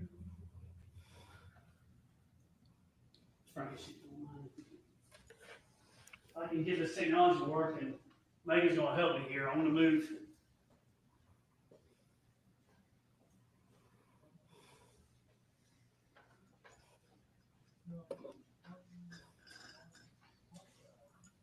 I'll talk loudly so everybody can hear me, but what I want to do is, as we go through this, be comfortable, be at peace as you go through this evidence. Relax and listen to what there is. I know there's a lot going on, but you are the most important. I'm going to go ahead and matter. speed this up. It does not matter what I say. It does not matter what the defense says. It matters what does the evidence say? What does it speak? Let me introduce you to the Ferris family. You'll see in front of you there's the family line and lineage. You'll see on the screen here there's a photograph. You see Gary. Thank you. You see Gary is in this picture, and this is a happy time. This is Emily, the bride in the middle, a daughter. This is a wedding, I think, about 2 years before the murder, 2016. You see Gary, he's in this picture. He's standing there with his wife, the defendant. Now, there are 4 children. And as you go through this, you're going to probably take notice because you hear the same names over and over again. You're going to hear about the Ferris. You're going to hear about the Ferris wheel. Unfortunately for this family is they have drama. They are not a perfect family. My family is imperfect. Everybody's family is. They didn't ask for their life experiences and the good and the bad and ugly to come in, but that's what the evidence is going to show. And I have to present it. I have great sympathy, everybody does, for families like this. But the evidence is going to show what was going on in their family. It's going to be the good, the bad, and the ugly, just like anything else. Most families, however, don't consist of murder. Now, in this family, you're going to see Chris. On the right side of the screen, you see Gary and Melody. To the right, as we look at, is Chris. He's the oldest, probably about 37. On the other side is Scott. Scott's about 35. Chris was living in many ways his own life. He was married, had his own kids. You hear about the kids. They're going to be here. You'll hear about Ella and Axon, the grandkids. Scott was in the military over Iraq. He came back for a while, lived on the property, worked the property, had kind of an agreement with his dad that he would work the land and he would get paid. Didn't have a job really after he came back, and then ended up with the family. But that was his agreement with his dad. Gary was a very generous man, loved his family. So you had the two guys, the two sons, Chris and Scott. Then you had the two girls, Emily in the middle and Amanda beside her. Amanda was the youngest, the baby, if you would. They were probably around 30, 28, around those ages. Gary Melody got married at a young age. I think it was around 20, 38 years, almost 39. They were married for a long time. They were together, Alabama, small family. Gary worked hard. Well, thank you, Toxic. I think we shall take a minute and look at the home. Wow, y'all, that a nice home. That a real nice home. Oh my gosh. Wow. Dang, that's almost like a murder. That's better than the Murdaughs. Oh, that is gorgeous. I guess this was from the sale of the home. These pictures look, yep. What a nice looking place. Wow, nice landing. Good. That's nice woodwork. Wow. Big kitchen, fireplace. There's better ways, honey boo boo, to get rid of a man. I mean, look at that cabinetry. Gosh. Wow, I love that. I really like that. Ice maker built in. Nice. Little wine bar. Wow. Love all the shit. Now, the colors aren't my color cup of tea, but I like all the shelving. Yeah, nice. Ooh. I could live there. Definitely. I'll go squat. Cedar closets. Oh my gosh. Wow, you were serious. Exquisite home. Alternate bathrooms. Oh, interesting. It must be a grandkids' room. Basement, I'm sure. The man's cave underneath. Yep. Wow. Full kitchen. Theater. Whoa. Yeah, he had money. I guess they hadn't finished building that out. Wow. He even had an arena. Guess they were into horses. Y'all. This is nice. Real nice. Incredible stalls. Wow. Cedar everywhere. Oh, that's expensive. That's expensive. Y'all. Okay, so now we have an idea of the house and what we're looking at. So let's get back to it. Wow, thank you for that. Gary, you're going to learn a lot about Melody. What you're going to learn That is was a Evan's gonna say that theater. They're both, I dare say, brilliant. Yep. He They're practiced gonna law, struggle. corporate law. Be right He went back. to the University of Alabama. I think graduated first in his class. Extremely smart, introverted. The defendant, she liked the life of being married to a rich lawyer. Gary did so well when he was in Alabama. The firm he worked for, corporate law, real estate law, things like that, very successful. They sent him to the Atlanta area here to open up an office for the firm. Did very good. Very smart, worked his way up. I think he ended up being a senior partner. Very smart, loved his job. One thing with lawyers, the longer they do it, the longer they get better at it, the more they get better at it, and they stay at it. But sometimes what they do is they don't interact with, because they interact with people all day long. Oftentimes when they get home, they get close, they get small. And Gary's like that. In their wedding, their marriage, they had some issues that we're going to talk about. And it looks like they were happy here. It was about 2016, but there was a lot going on behind the scenes. Gary, you could set the clock to his routine, his habits. He's one of those guys. The question you got to answer in this trial is not was he murdered, not how was he murdered, but who did it. The evidence demands the answer that he was murdered. He was shot and killed, and put on a burn pile. This burn pile behind his house. His remains were found. Not much. Gary was a big guy, about 6'4", 300 pounds, give or take. About 33 pounds remained.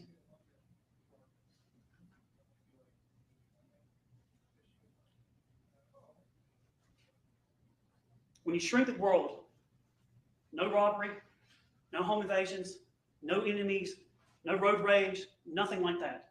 When you shrink the world, in a case like this, husband and wife, wife kills husband, husband dies. The answer to the question, who did it, sits right there. Melody Walker Ferris. Let me talk to you about their property. They were affluent. Well, I grew up in South Carolina, and say they're rich. They were rich. He made a lot of money. He would make probably hundreds and hundreds of $1,000s a year. Sometimes his paychecks, even after you take all the taxes out, $20,000. They'd have profit sharing and things like that. He made a lot of money. This property that they lived on in Purcell, 2511 Purcell Lane, Cherokee County. It's a hobby farm. If you see, there's actually a road coming down Purcell Lane, and you see that wide area, that's dirt. They had horses. If you go up the driveway, it's along the trees at the bottom, and then there's a driveway in the middle of this photograph. That's to the barn where Scott stayed. Now, the family had trouble. Chris had some issues with drinking. He got in an argument with his mom about a year for this. She says that he said something along the lines that Chris was going to beat her to a pulp, put her in a pine box or something along those lines. That's what she says. No, he says. But they had a problem. Scott got back from the military, was living there, getting money from his dad. Emily was married. She had a husband. Melody didn't like. He got in some financial troubles, some legal troubles, criminal troubles. Amanda was young. And they all took money from their dad. Not in the bad sense, but he had money. He was willing to do with it. And he gave him a hard time. When are you going to get a job? When are you going to pay this back? Those type of things. But he could afford it. House, I believe, is worth the property more than $1 million. Now, when you go through your notes, you think about this. We know this case, and sometimes we have to slow down because you don't know the places where this occurred. And the murder occurred in this house. The shooting occurred in the house, in the kitchen, down to the basement. Now, as you look at this house, it's kind of unique in the sense that it's 2 or 3 car garage right here. As you look at this photograph, you'll see the front. If you go to where that pine tree is, go right behind that pine tree. That's the front. This is looking, if you're kind of looking, if the pond was behind you, you're looking up at what I would call the front, but it's not. It's really the side. I think it's kind of like the east side. But it's got a deck there, and it's a circular deck. And under that deck was where Gary stayed. The basement or the ground level was Gary's domain. That house was the defendant's. She had everything she wanted. It's immaculate. She liked to live the lifestyle. Furs, coats, jewelry, nice paintings, nice furniture, things like that. That was her domain. And she was a go-getter. She was tough. She got after it. She cleaned, almost OCD to the point that she cleaned. Her house was beautiful. Gary lived in the bottom. He had a bedroom down there. He had a CPAP. He slept in that CPAP every night. We're going to talk about that. But he stayed down in the bottom. If you kind of walk out, you see where that it starts on the right side. There's an oval where it juts out. Below that's 2 doors. You'll hear me talk about it. You probably hear me chuckle at some point. There's doors that slide open like this to where he would have his couch and his TV and things like that. I call them American doors because right to the right are French doors. Just how I remember. And you can walk out that American doors. And when you come out there, if you turn left, that's where the burn pile is. This is over by the barn, looking back towards the house. They had horses. This is nice property. This is the barn. This is where Scott stayed. Scott stayed on top, basically being an employee of his dad. Scott wanted the property, loved the property, liked the property, loved the horses. He was invested in it. He was thinking to move on one day and get another job, but he was locked in this property. And he and his mom worked. They may bicker and things like that, but they worked the property. They did a lot of work. And he lived in that barn there on the top. This is back to the house, transitioning back to the house. If you walk in that front door, this is what you see. Now, as you walk in, you're going to see evidence. If you walk in that front door, and I'm staring at the steps. If I'm staring at the steps and I turn right, you're going to go to what I call the kitchen table. If you turn left, there's a bathroom. If you go straight, you're going to go down a hallway to the master bedroom. This is the master bedroom. That door right there, you can walk out and go to the balcony. Wow, look at it That decorated. porch was. Wow. You stand out over that, look, you can look at the pond. Study room, library, very nice. Very Wow. Very nice. This is the dining area. Looking out towards Medicine. the pond, nice. This is the kitchen. This is the doorway from the kitchen to the basement. You go down the basement. To the left here, if you look at the picture, there's that light switch and whatnot, and there's a cabinet. Right around the corner is the steps you come down. It's 12 steps down, a landing, 4 steps down. You That's come down that beautiful. landing, you stand right there. If you're standing off the steps, you get off the steps, you look straight forward, you're going to look at that bar. This is looking back from the kind of to the side of the American doors, looking back towards the bar. As you look at this picture, to the right is a hallway. You go down that hallway was Gary's office, where he'd hang out and do stuff, work. He'd like to get up in the morning. Because he was a partner, because he'd been doing so long, because he had those routines, he would get up and go check email. To say that Gary Ferris was a workaholic is an understatement. The man's like a lot of attorneys. Check the emails at night, vacation, it doesn't matter. He's working, he's checking the email, he's busy. He has such patterns and routines you can set your clock by. So as you look here, you go to right, it's his office. To the left, if you go to the left, there's a hallway that goes to his bedroom. Now you may want to write these dates down. In July of 2018, we're going to focus on 3 main dates. July 3rd, July 4th, and July 5th. You're going to hear us talk about Tuesday, Wednesday, Thursday. Y'all, when I do trials, I am not perfect. I'll mess up names and dates and times, but this is what we're talking about. I'll catch myself and say, I didn't mean 2020, I meant 2018. If I had a house like that and I had the money like that, I'd be worshiping his feet, To be authentic. washing him the moment he hit the door. To be authentic. Just These are saying. the dates we're going to focus on. July 3rd, 4th, and 5th. If I didn't have to work and he supported me, honey. Some of the evidence. This is not all the evidence. You're going to hear a lot of evidence, including evidence that Yeah, that was a wonderful job. But this is Tuesday, July 3rd. Okay, I'm going to create a better way to We don't know exactly show when this. Gary was killed, and we don't have to prove that. The evidence not requires to prove you the exact time that Gary was shot. No, I can't do that. Gotta But we do have a that. very good I'll be idea. right back. Tuesday night I'm around 10 here, p.m. but I'm working in Canva.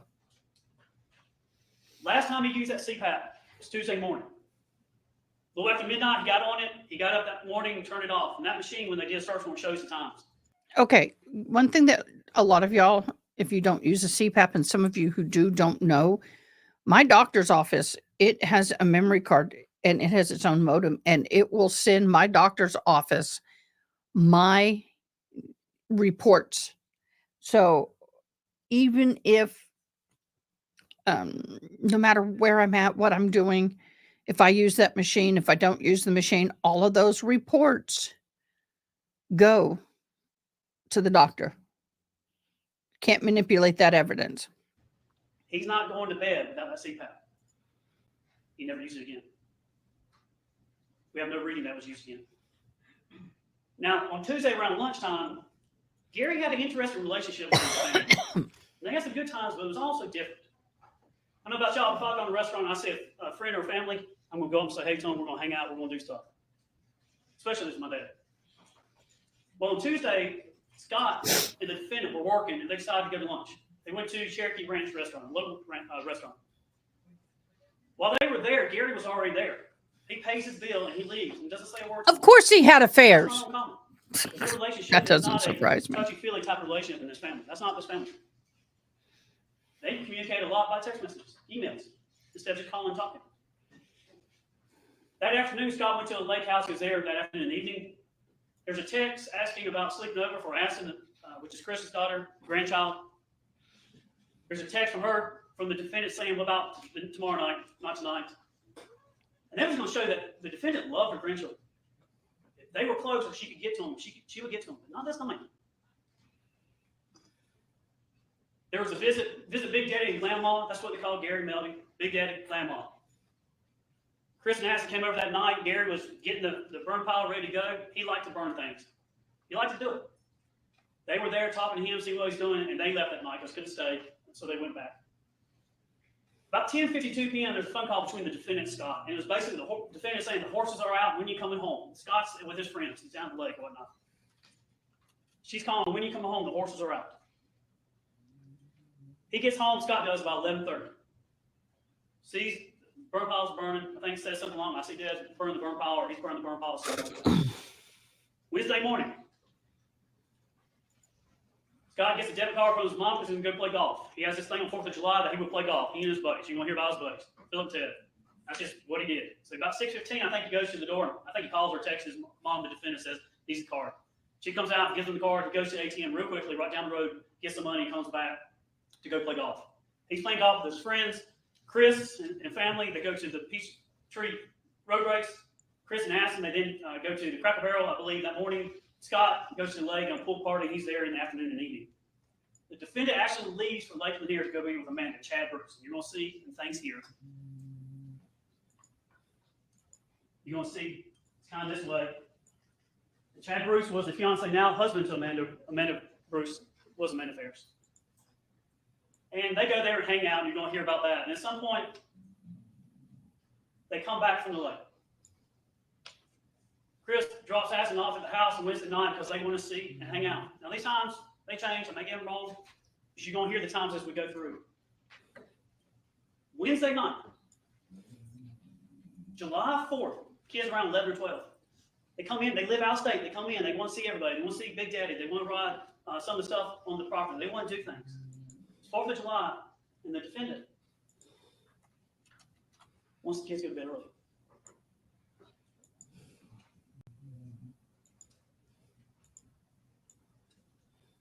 July 4th, 3rd, Tuesday, 4th, Wednesday, 5th, Thursday. The defendant goes to Walmart, checks out around 9:30. Scott spoke with the defendant and Amanda about 11 o'clock that morning. Now she goes and gets some supplies and some things at Walmart. So here's 5th is where it breaks open. Scott has got a connection or connect for some golf clubs. He's going to go to the PGA and get some golf clubs. He sees Amanda up at the house, and so he's driving down his driveway from the barn to leave. He sees Amanda, he goes up and starts talking to him. And the defendant is asking, have you seen your dad? And it's got to be sarcastic. And he can be hard on his mom. He talks to her. They kind of go back. He says some things, kind of sarcastically. We talk about where's dad, things like that. And they start looking for him. Now, the defendant starts asking people, are you on the bank accounts or something like that? As in, maybe he's using the funds or the accounts to try to find where he's at. But his Mercedes is at the house. It had been moved.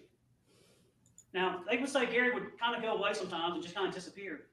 Now, he was last seen on Tuesday night by someone other than the defendant. So Wednesday, Thursday. Now they're just starting asking, where's he at? They go around the property. At some point, the defendant's behind the burn pile, and she points out to Scott, gets attention, brings him up there. Something about ghosts. Did you burn ghosts? Scott gets to that burn pile. He was in the military. He's proud he was in the military. He tries to take a leadership role when things break bad, and he finds his own father's remains. He calls 911. You're going to hear. During this time that's going on, a couple of weeks before this, while the cable guy or something was over at the house, Scott saw a .38 pistol. It was in a leather holster of some sort. And he thinks something's afoot. Foul play. Something's not right. He's suspicious of his mom. You're going to hear how he is. And he starts talking about this missing gun. And people are like, what gun? What are you talking about? He starts talking about this missing gun that was downstairs in the basement. 38. Nobody knows anything about 38 or anything like that. Scott has a suspicion that something's up. He actually says a statement to the effect of, did my mom finally do something? When he talks to a friend. Now, the defense is going to point at Scott or other people. But the evidence is going to show it's Melody. No one else. It's her. And what you have to do is follow the evidence. And what does the evidence say? What does it speak? What is the truth? It's not Scott.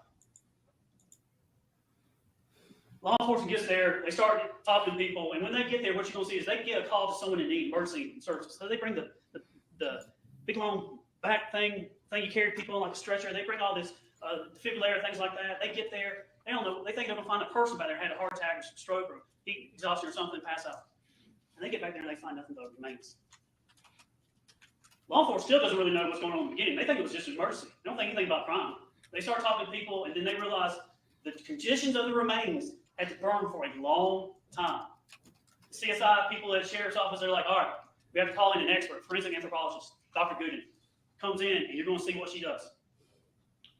They interview the defendant, they interview Scott, they ask him what's going on.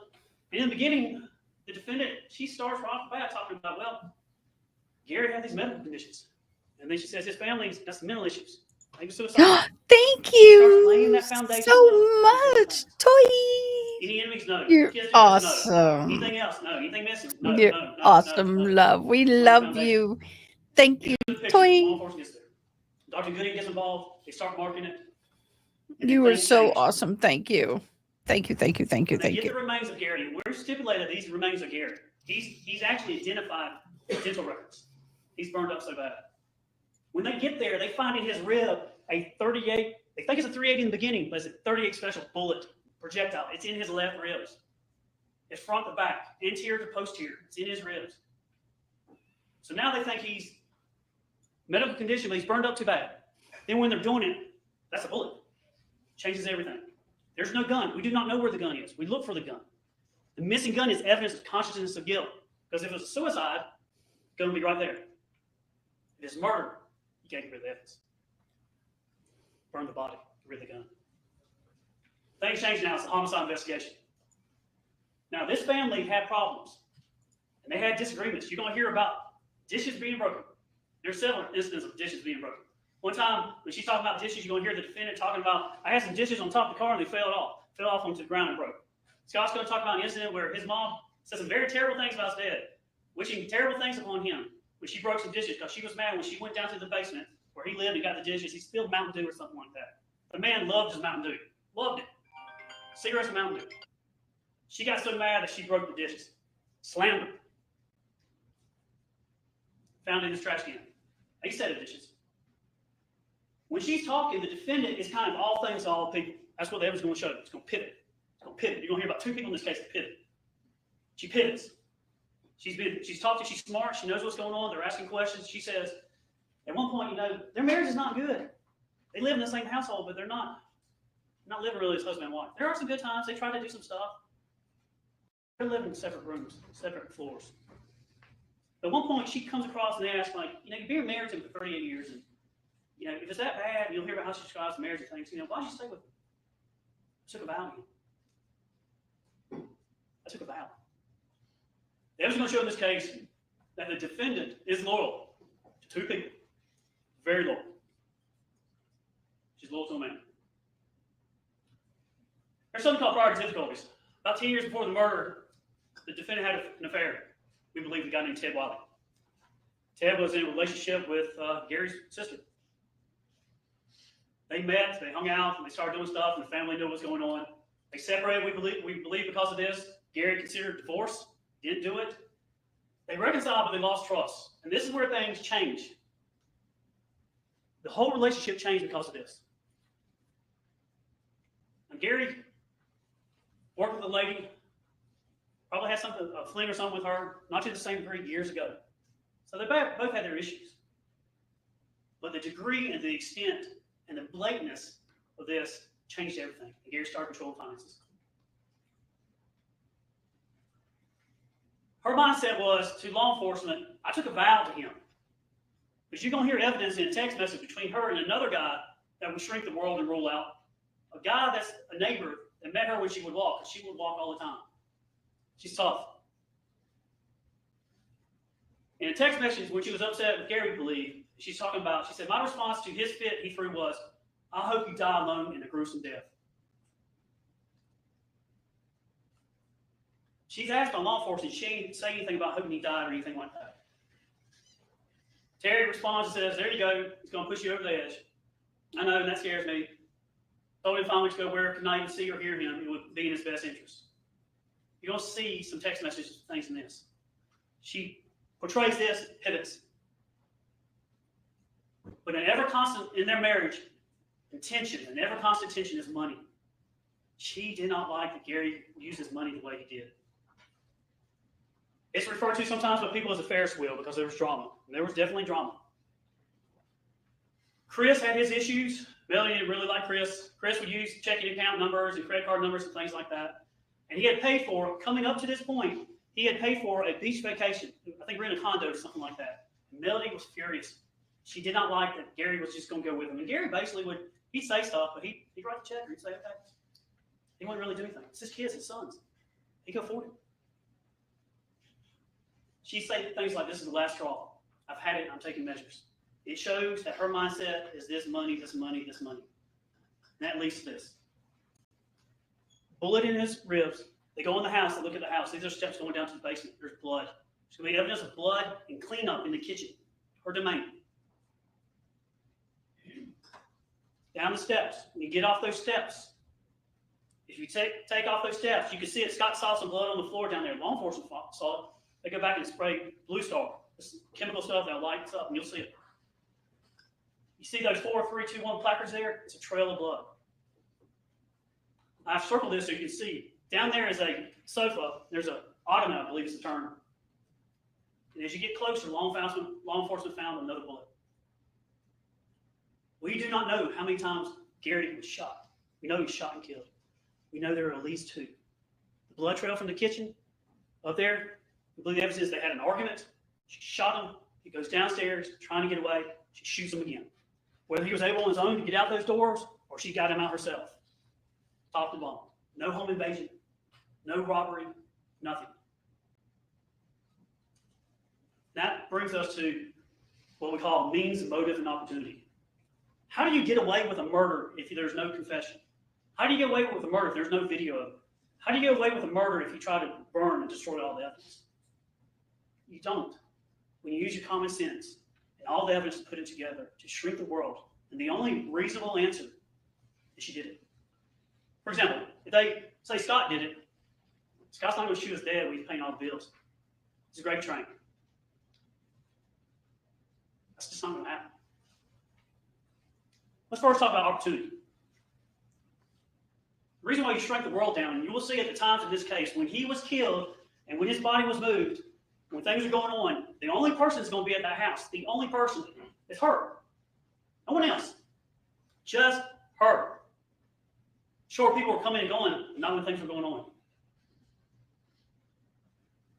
The other thing you consider is sometimes in the case, with strong evidence is deception, mendacity. When you see that, she's cloaked in lies. You'll see it through the trial. The evidence will show that. Here's the thing she says about fires. The context, the common sense, the circumstantial evidence. Gary liked to set things on fire. He liked to burn stuff. I think about 2008, they had another house, Alpharetta, that they moved from to the farm. He said, I think the backwoods on fire or something at night. Caught on fire. She hated that with understandable concern. That's dangerous. People are scared of fires. I get it. She's concerned about that. And then in the same house before this murder in 2016, I believe, he set the house on fire from the basement up, smoking cigarettes in the trash can, left them there, and they caught the house on fire. She went after him. She is strong-willed. She has a backbone. She's tough-minded. And she would tell him how she felt. She told investigators things like this. I try to put together some of the things you'll hear. She had gotten so scared of fire after that. She had been just scared of the fire. She was scared to death. She figured Gary would burn her house down.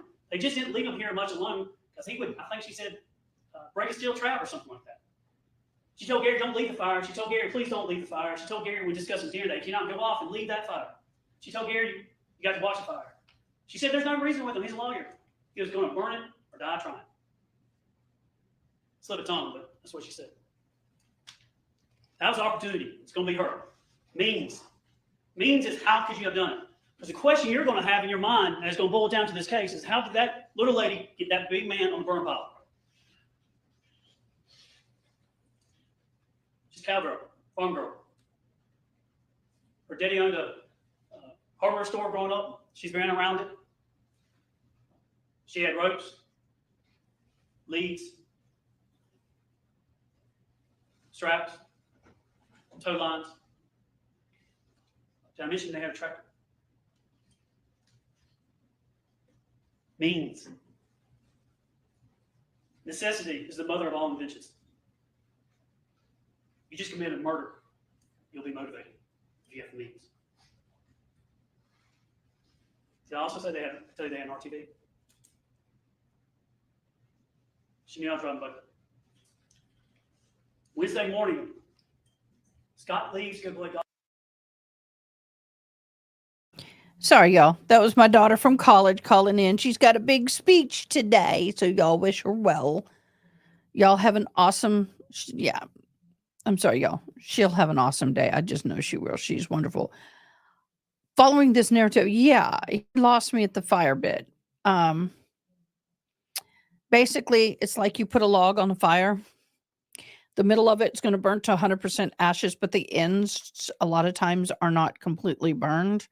That's what happened to the guy's body. So the head and feet were not completely ashes. It was gruesome. Gruesome. But let's continue. Do I need to speed him up some more? Oh, about 7 o'clock that morning. She doesn't leave, go to the lake till around 1, 12 something. No one's in the house. She comes back at night and tell the kids they go to bed early. Motive. In my business, there's nothing new under the sun. You don't have to be smart to be an attorney. You have to have common sense. When it comes to motive, the Oh, question so you're that gonna means I ask can be an is, one, attorney? How did she get him out Oh, there? wow. Let's answer. They're just going to answer that. Why did she do this? Why would a wife, even for a husband that she doesn't like, who has money? Well, she'd inherit, intestate succession. She'd get stuff under Georgia law. Even if he died of an accident, she'd probably get more money. Motive. Let me introduce you to a person called Rusty. Law enforcement trying to figure out what's going on. They're at the house, they get consent, things like that. They search a purse and they find, you know, the things you think you find in a purse, but they find this bank card, credit card, debit card, whatever it is, this financial card. And they find the name Roy Barton on it. It's like they're asking, hey, who's Roy Barton? Well, she says, my cousin, Martha Jane, was married to Roy Barton years ago. In fact, in 2014, that's when this kind of starts off. But she doesn't mention Rusty. She's playing it off as Roy Barton Sr. And he's died. And I just had that and forgot it was there, something along those lines. The Rusty Barton, though, the Rusty Barton, it's not the senior, it's junior. And he's carried. He's reluctant. He's talking about the evidence going to show he's going to change. You're going to be introduced to Rusty Barton, who's from Tennessee, and we're bringing him in. I do not know what he will say on that stand. I know what he said in the past, and he's flip-flopped. That's what the evidence is going to show. But you're going to be able to use the law, which are prior inconsistent statements. You're going to be able to judge when he said this, and when he says this, and when he says this, what do you believe? A little background on Rusty. He knew them since teenagers. I think he knew her when she was 15. Martha Jane, which is her second cousin, but more like a mother figure. She loves Martha Jane. Martha Jane's a good woman, a godly woman. Martha Jane loves the defendant. They were married to Rusty's father. So Martha Jane and Roy Sr. were married. Rusty and the defendant became romantic in about 2014. She was up there helping her, Martha Jane. I think she had open heart surgery. In fact, Rusty actually took Martha Jane to Emily's wedding, up close and personal. The affair was going on for about 4 years, 2014, 2018, in Akron. Gary knew about it. There's an email he received that put him on notice about from Rusty's girlfriend. You're going to hear him ask questions about Rusty talking to her, telling her, don't do that. Rusty did internet searches about the wedding rings when law enforcement was talking to him. They would rendezvous in Dalton, which is about halfway from Tullahoma, Tennessee, and Alpharetta, almost halfway exactly. Exit 333. They meet up there in the beginning of monthly, several weeks ago, and then became weekly. She would just disappear. Family knew what was going on. They had suspicions, but they didn't realize who Rusty was until this road. They kind of have a 6-month plan. Rusty believed, based on what the defendant was telling him, according to Rusty, that Gary had some esophagus cancer or something, bleeding, something going on, so he was sick and he was going to die. And they kind of had this plan after Gary passed away. Naturally, they would, for 6 months, lay low, and then they would come back and get together. They were in love. They talk like junior high kids in love for the first time, all the time. They had a regular pattern. Law enforcement interviewed Rusty on certain occasions. There's these days where Rusty was interviewed and basically goes from, I don't know anything, and then they press it. We told you in a trial like this, it can be a contact sport. The attorneys can get after it, we can get after it, I can get after it, and they get after it with Rusty. I'll be professional. But they did the good cop, bad cop with Rusty because he didn't want to give up on the melody. And you're going to hear how they talk to him about this is a death penalty case. You can be arrested for this. You can be what side you want to be on in the courtroom. All techniques law enforcement use to have someone talk. He talks to them. And they use him in the sense of they would get information from him, and then he was willing to cooperate and record some calls and some things like that. But look at this pattern here. He talked for some time, and in June of 2019, he recants something he told law enforcement in July 2018. And y'all familiar with the first 48 hours? In law enforcement, in this business, you get to someone as quickly as they can because if there's time, they will change. Feelings change. In the beginning, he says one thing, and then he gets up more and more. It's like pulling teeth. Finally get it out. But he recants. And this is what he recants. The evidence in the case is going to show that when you shrink the world to the only person that had the motive was her, the only person that was home when this could have occurred, Tuesday evening, going in from Tuesday the 3rd to Wednesday the 4th, about 2 o'clock in the morning, law enforcement talks to Rusty and says, all right, what did she say? And he describes it as the last minute, last conversation. This is what he tells law enforcement. She said, Gary's in the burn pile. No. She said, he is in the burn pile. And I said, what? And she said, he is in the burn pile. I said, do not say another word and do not tell me anything. I do not need to know that.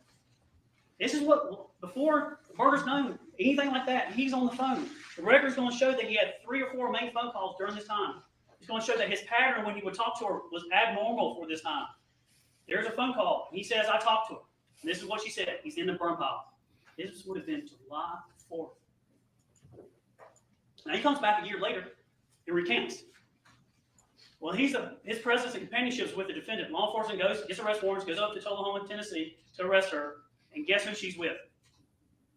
Russell.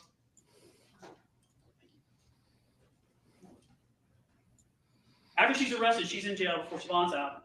There's actually jail calls. And you're going to hear some of those. And we told you there's going to be calls and things like that. You're going to have to be patient with us. It's going to be a lot of information. It's just a piece of this puzzle. But at the end of the day, it's going to show the defendant. So it's past, being arrested. He recants to law enforcement. Oh, I didn't say, she didn't say that. I was pressured. I was under duress. I was taking sleeping pills. I was under alcohol. And then she's talking to him on a phone call. And this is just a part. Now, you're going to hear the whole thing later on. But this is what we call consciousness of guilt. It was going to show that she says this, and this is not what an innocent person would say to her look. No. Well, like a long time ago, I just stopped talking. Right. I haven't done anything. I know that already. But sometimes others, what you keep talking about, you're going to single-handedly hang me.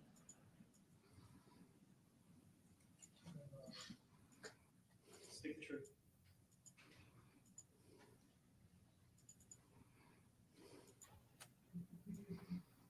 This is what charges. Malice murder, felony murder, aggravated assault, concealing death of another, making false statements.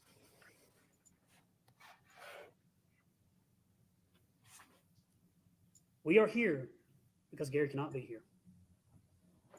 And the only reason we're here is by her hand. Malice murder is the unlawful killing of somebody with malice aforethought. It doesn't mean someone's wicked in that sense, or malice in the sense that is hatred or things like that. It is the unlawful intent to kill. The judge is going to charge on that. 1 shot. Could be felony murder for fighting, and she just reacts. 2 shots and burning.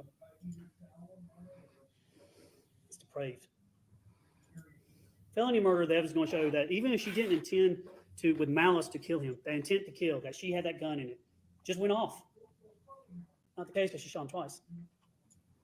That's still felony murder. It's not the intent to kill. It's the intent to do the underlying felony, which is aggravated assault. Pointing the gun at someone or shooting them, and they die. Even if you didn't mean for them to die, it's still felony murder. There's no malice involved. There's no intent to kill. Aggravated assault is just the shooting. Concealing death of another. The law is designed to prevent certain conduct, and the case that you have before you shows what it's designed to prevent. Not only was Gary Ferris murdered, and he has friends and family that watch this, that are here, but they were deprived of him because she burned him up.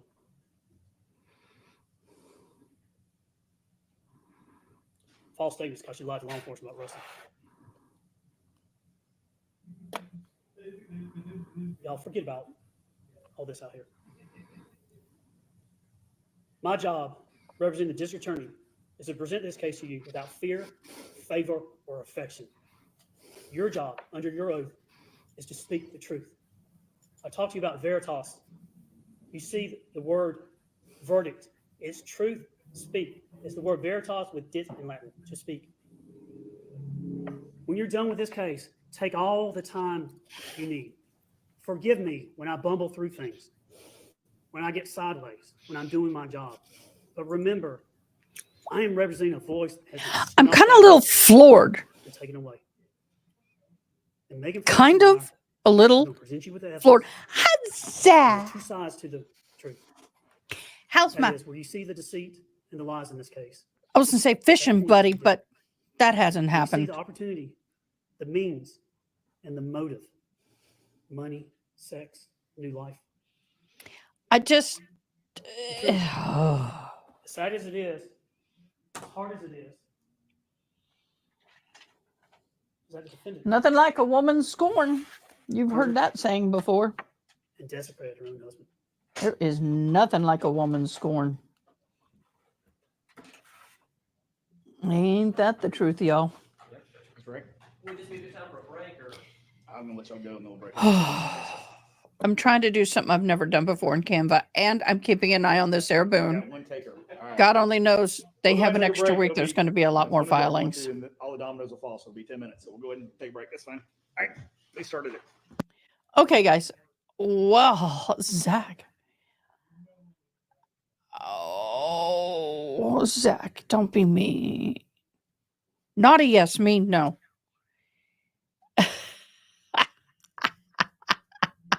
I'm still waiting. I'm still waiting. Okay, guys, we're going to zoom and get going.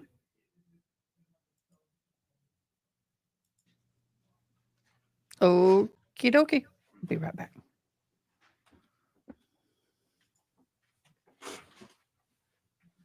Oh, you ready to go get them? You ready? Go get them.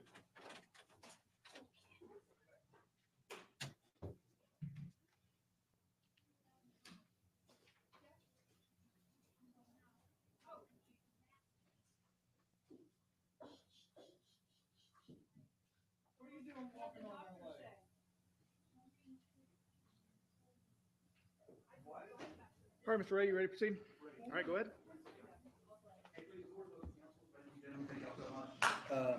Mr. Weaver, as y'all recall, he did voir dire, so I didn't get to talk to him too much. We kind of broke it up. He got stuck with that task in lieu of me statements. So my name is Michael Ray. Along with John Luke Weaver, we're representing Mr. Ferris. Thank y'all for your service. I know that a 3 or 4, excuse me, a 3 or 4 week long trial is not how you anticipated spending your beginning of fall. So we do appreciate that, and we have worked quite diligently. You know, I've had this case for 6 years now, of trying to whittle it down to what is the most important pieces of evidence to show to you and to present to you, so that you can make a decision in this case. So I don't think we're going to go beyond 4 weeks. It could get done as early as 3, but it might go into 4. But we're definitely going to try to get it moving as quickly as possible. Oh, Zach, I'm so sorry. Lincoln said that one of the greatest services, You know, I keep waiting for you to come by here, but gee, I think that's gats, very true. It's the get that equivalent dental of taken not care being of. voting, because I'm so without sorry. you, the 6 people we would have, or if it was in state court, the 6 people we would have. Without you, we couldn't do this. We couldn't do our job. Are y'all Justice hearing couldn't be this done. okay? Justice couldn't be done for Melody without you. So thank you for I can serving. gain it up more. When you act That's as a fully judge, and when 100% you're gained. sitting Can't do anything else. in this particular case, and in all cases, you are essentially the conscience of the community, because you're going to hear this evidence, and you're going to apply it to the law that the judge is going to give. That's as high as I can get it, guys. Because if you I'll recall, lower when, my Judge, volume. Cannon That was way going I'm over not, is that the more oath balanced? that he read to you last thing. I know you've taken a lot of. You took one downstairs when there was 120. But I of you, can't and you took another one hear when you them. came in your jury bill. And then you came in with the 16 of you and you took another one. But in that oath that you took an oath to give a truth verdict according to the evidence. And that's what we're asking you to do.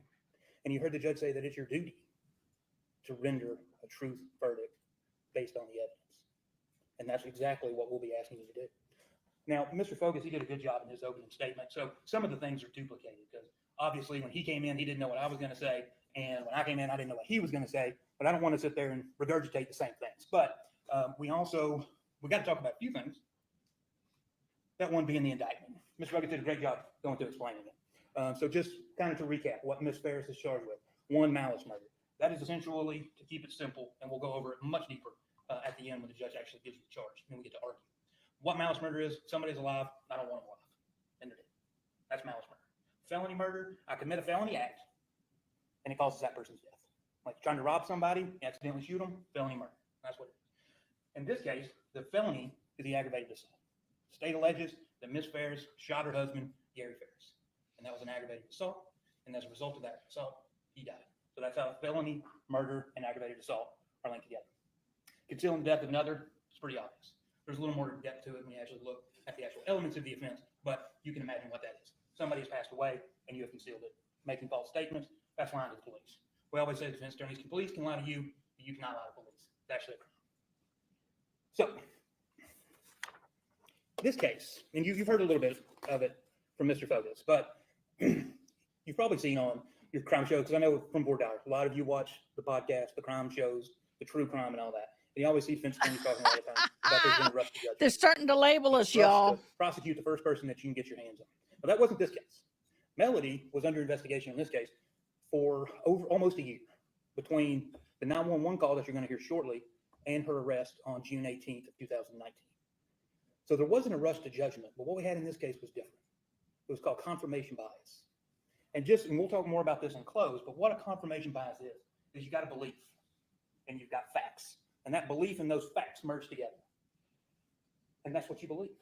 Even though you have all of these other facts over here, you just ignore those facts because that's not in your belief. And that's not in the facts that you want to look at. And that is a confirmation bias. You're going to see from the evidence in this case, from day one, the investigation by Detective Hayes and all the other officers in Cherokee County Sheriff's Office, even the Tennessee Bureau of Investigation, the GBI, everything that was done in this case was tailored specifically to attempt to convict Melody of the death of Gary Ferris. One big thing you're going to hear, and you're going to hear it a lot, is Scott Ferris. You are going to hear the 911 call here shortly. That's the first thing we're going to do. I'm going to play you the 911 call. 13 minutes after law enforcement arrives, Scott Ferris is already blaming his mother. He knows nothing. They're not even sure if there is a body on the burn pile. They're not even sure it's Gary. He's already planting the seeds of blaming his mother. 13 minutes. And law enforcement took that into their beliefs. And then they focused their evidence on that. And that is confirmation bias. Now, you heard Mr. Fogus talk about the Ferris wheel, and I'll talk about it too. But this was a turbulent family. The best is, and we'll go through, I have a family tree to go over with you that kind of lays everybody out. Oh, yay! But one of them is Chad Bruce. He is now We married love those. to Amanda. And Chad Bruce, when he was interviewed, he said, always called it the Ferris wheel. It's like a soap opera.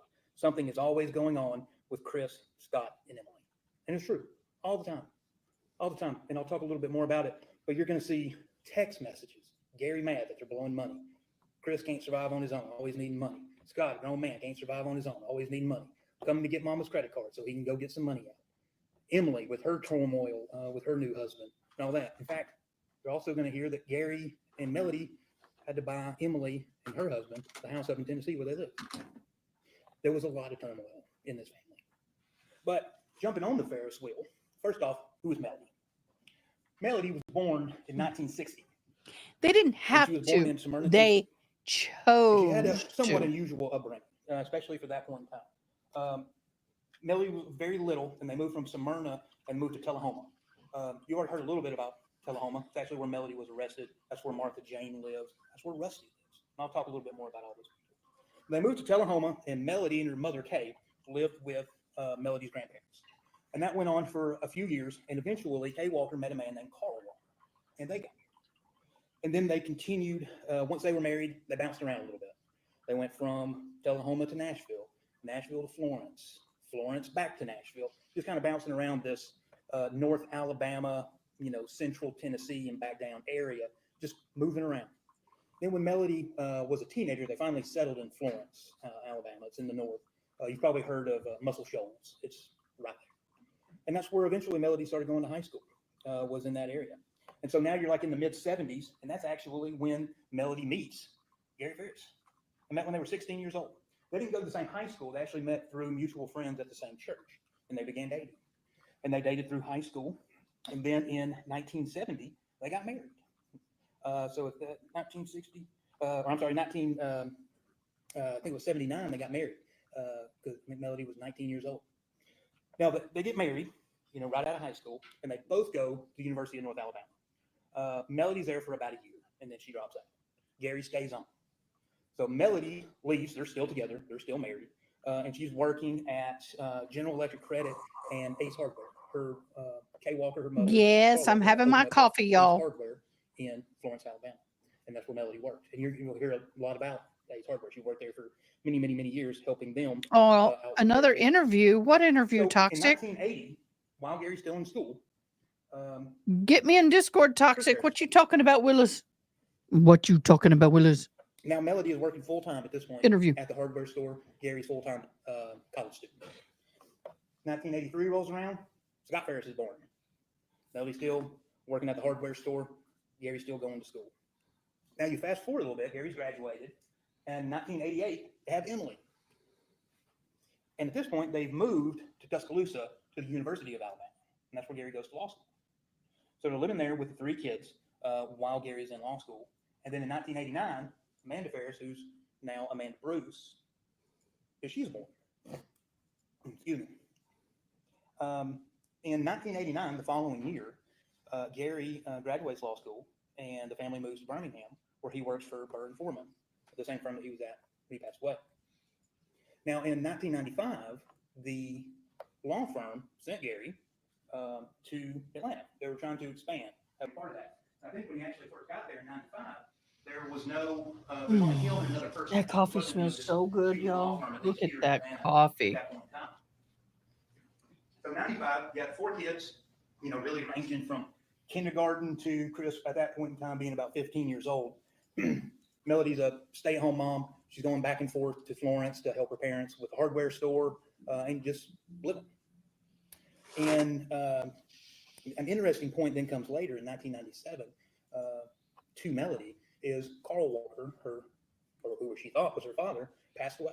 And while she was at the funeral, a relative came up to her and told her that, you know, just so you know, Carl Walker's not your father. And so then that leads on her trying to figure out who her actual father is. And she does. But Carl raised her. It's just an odd thing, you know, to kind of come out of the blue in 1997 at his funeral. Now in 2013, it's kind of the next major event. That is when Gary and Melody buy the Purcell Lane house, where you saw the photos and Mr. Focus's opening of the house. That's when that was purchased, 2013. They move in there, and when they get there, shortly thereafter, Scott moves in to the apartment that is above the barn. Now, all the kids, they also have kids and wives that are relevant to this case. And Scott was married to Jenna, and her name was Jenna Ferris. Since Gary's death, my understanding is they have divorced. She has changed her name. I'm not going to try to pronounce it. I haven't talked to her to figure out how she pronounced it. But that is Jenna Ferris was her name.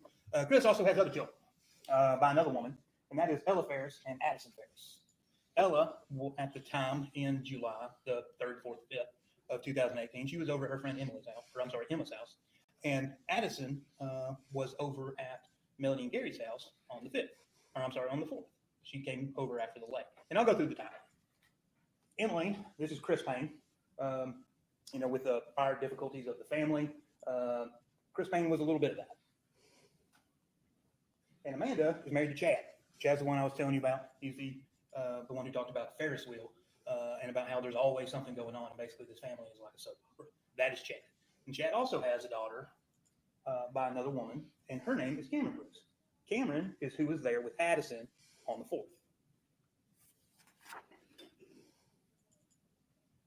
Now, let's talk about the time. So, you already heard a lot about the burn pile. So, Gary just started burn pile on July 3rd. Yeah, we know that. That's fact. Also, a couple of other interesting things happened. Addison and Cameron don't live in Georgia. Right? Those are Chris's children, or Ella and Addison do not live in Georgia. They live in Maine. On July 3rd, they flew in to Hartsville Jackson. Chris went and picked them up, and they drove up. They came to Melody and Gary's house.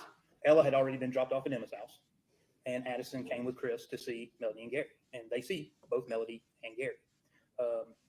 Now it is, and I'll go into it more here in a moment, there is some contention about what Addison says, how the house was on the 4th, but we'll talk about that here in a minute. Now on the 4th, that is when Melody goes to Lake Lanier. You'll see, and the evidence will show that we've got a parking receipt. I actually got 2 things. We've got a parking receipt from Lake Lanier that shows the time that she went in. There's also a ATM slip that was in her car that we got photographs of show that her withdrawing money, and that was on the 3rd. And we'll talk about those here more in a minute. July 4th, that is when Addison and Cameron spend the night at the house. Now, Cameron and Addison, the evidence show they have two different versions of events about how it was. Addison's more, it was kind of weird. Melody didn't want us to go outside. She made us go to bed early. Cameron will testify that they did go outside. They went and saw the horses. Nothing was weird. We actually snuck out of the house at 10 o'clock, went to the hot tub, were in the hot tub for a while, came back in, went to bed. Nothing really out of the normal. The reason, you'll also see that some evidence from Addison. There's a text message to Melody from Addison that says, hey, can we spend the night tonight on July the 3rd? And Melody responds, says, no, not tonight. And we'll have to uncover the reason for that. No, guys. But we do know that that is true. She said, no, not tonight. And she spent the night. Zach, you're funny, dude. You're funny. On July 5th, that is where. How about rotten eggs? Interesting. The remains are found on the burn. Rotten eggs? Now, that day started, Melody grocery shopping. The kids are there. But to sum it up, what it's really going to show is the girls wanted to ride the RTV. Melody says, go downstairs and ask your grandpa. They called him Big Daddy. Go downstairs and ask him. He's not there. I don't know where he is. So they start looking for him. Eventually, Amanda comes over because what originally the plan was is Melody, Amanda, Addison, and Cameron, they were going to have a day together. They were probably going to go eat lunch. They had talked about potentially going to get their nails done. Basically just having a girls' day together. Now, when Amanda got there, they all begin looking around the house. Can't find it. Gary's nowhere to be found. His car's still there. But none of this is super out of normal. Gary was a workaholic. Sometimes he would take Uber so he didn't have to drive. He essentially would be gone, for days. He may come home, he may not. We'll get into their relationship here in a minute. So it wasn't, no alarms were really raised at this point. Now, Scott comes over, and that's where things do get interesting. When Scott gets there, he comes in the house and immediately goes downstairs. After proclaiming to the family something along the lines of, where's the gun? And he goes downstairs, in return, and says, the gun's gone. Now let's talk about this gun. I call it the magic gun because Scott Ferris is the only person to ever see this gun. There's nobody else, don't him. You'll hear evidence that he found it in the drawer while he was looking for a remote to help the DirecTV man. And then he found the gun. He gives a very detailed description of it. And that's it.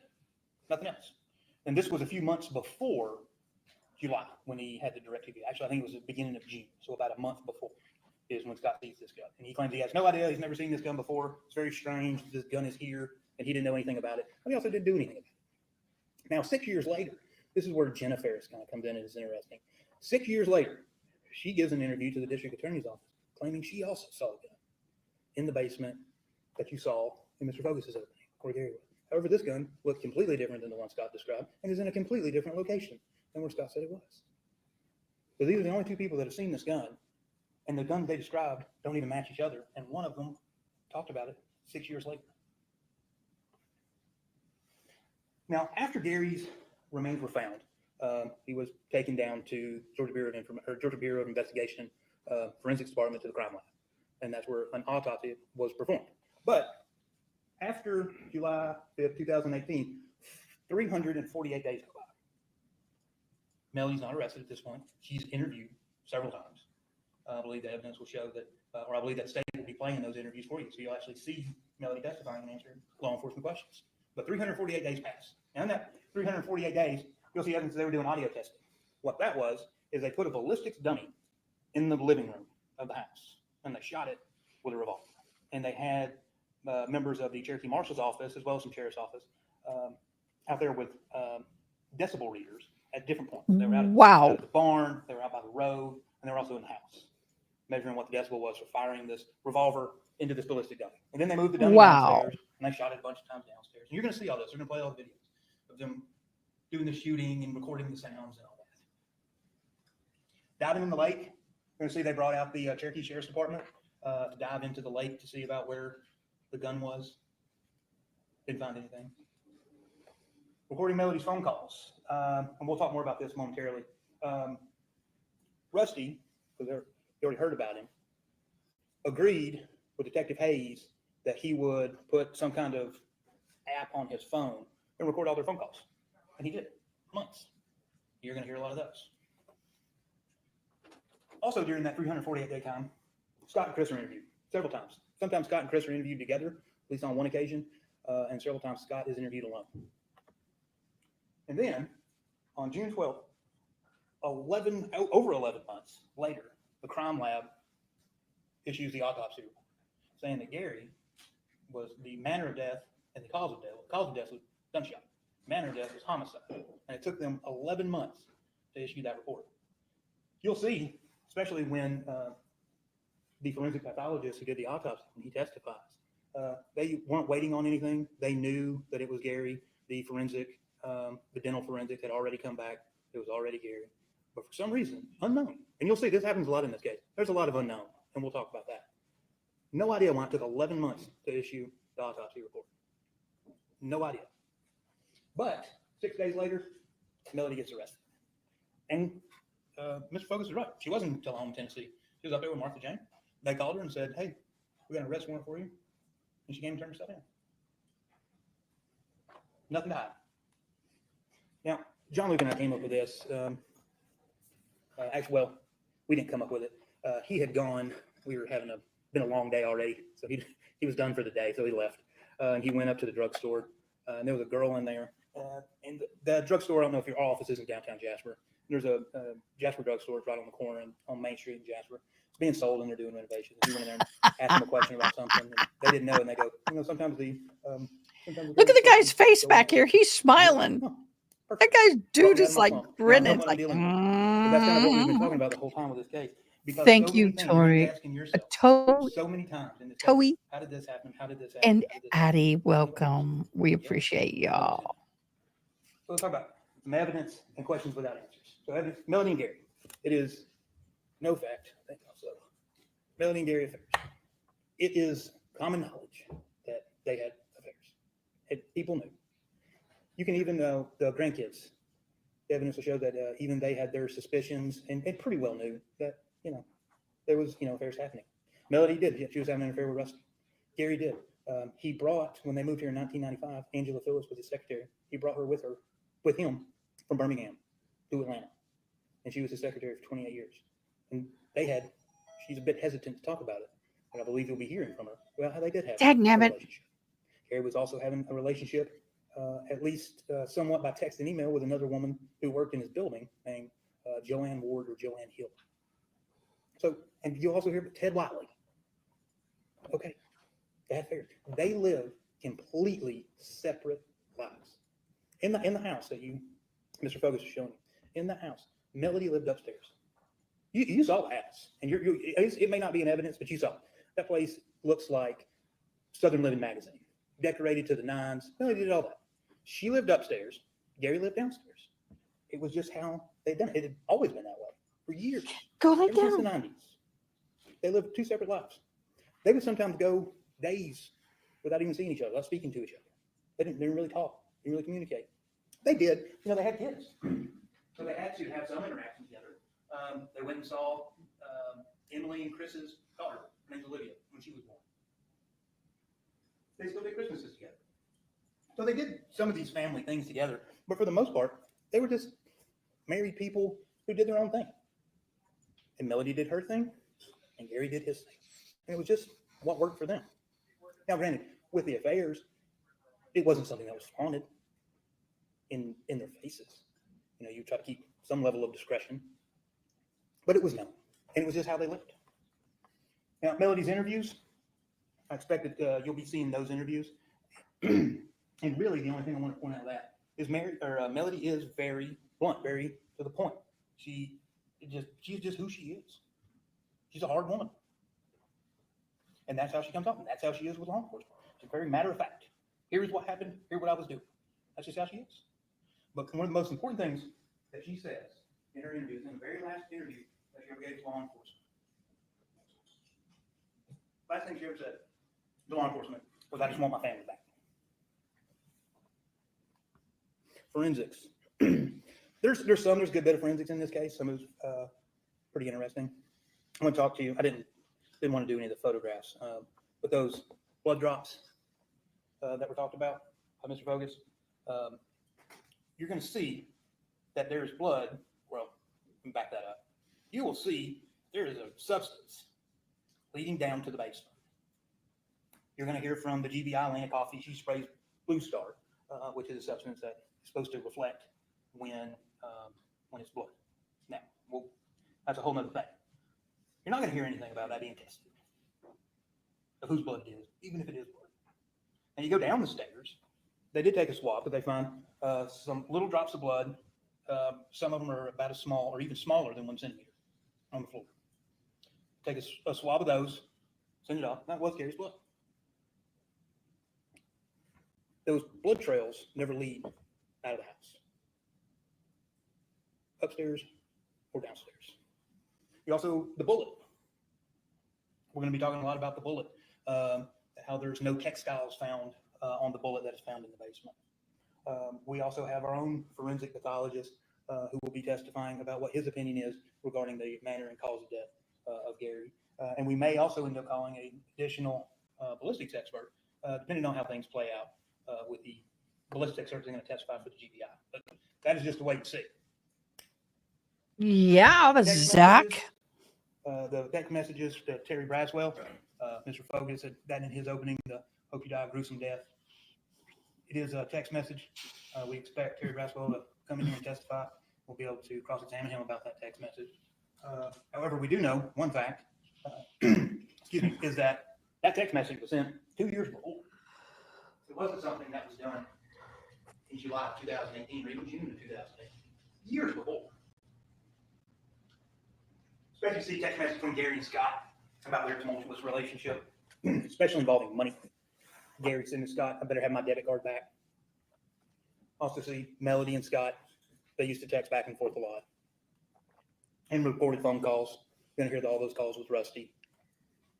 Yeah, I drive on the highway here in Also with Texas. finances. Now, while that house was very nice. Can y'all hear me okay? I had to play with the volume a decorated to little bit. nines. And yeah, we've actually got some of Gary's pay stubs, and after taxes, he was bringing home $20,000. Can't remember if it was every 2 weeks or every month. But that home, mortgage to the hill. Debt high, cash low. Gary stopped working, his family's over. And that's exactly what happened. Gary passes away, you're going to hear first thing that happens to the house, foreclosed. Didn't have enough money to pay for it. Cars gone, everything put in storage. So while they made a lot of money, they blew a lot of money.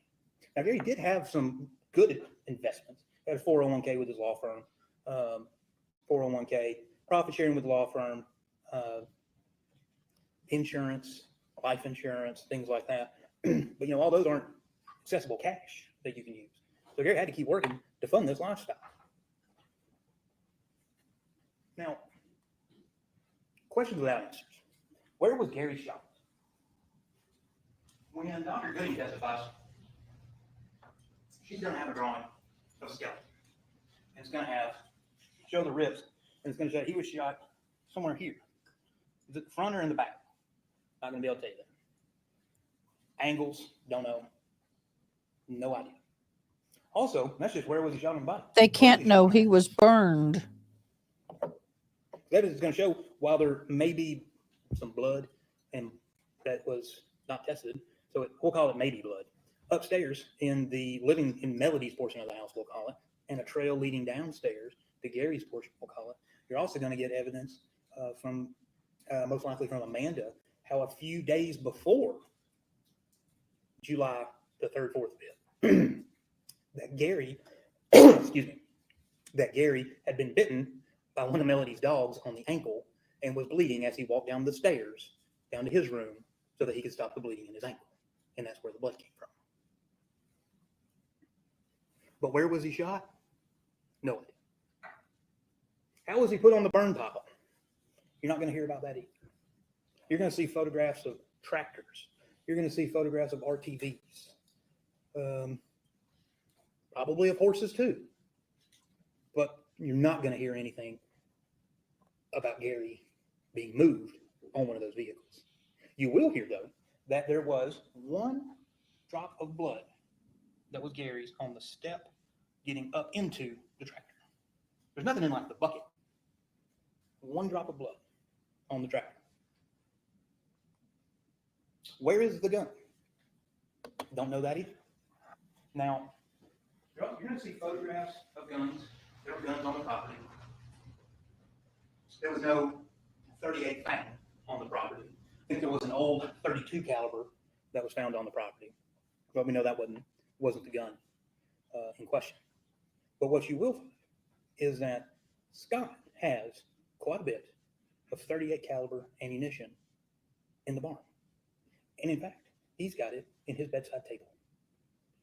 But yet he claims, and when he testifies, I assume he will be claiming the same thing, that he does not own a 38 caliber pistol.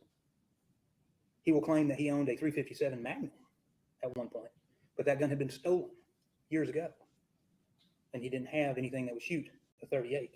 Yet he has at least one full box of 38 special ammunition and a loose several other various brands of 38 special in his nightstand. And you'll see all those. You'll see the photographs of those. But where is the gun? No idea. Where are the bullets? They're in Scott's house. Scott's behavior. From the very beginning, like I told you, from the very beginning, Scott is saying, Melody, Melody, Melody. I thought she would do something. Leading law enforcement down this trail. And you're going to see all that. It's going to be very evident of what his intentions are regarding his mother. He does it in his interviews, and he's going to do it on the stand here too. I would suspect that's exactly what he's going to do.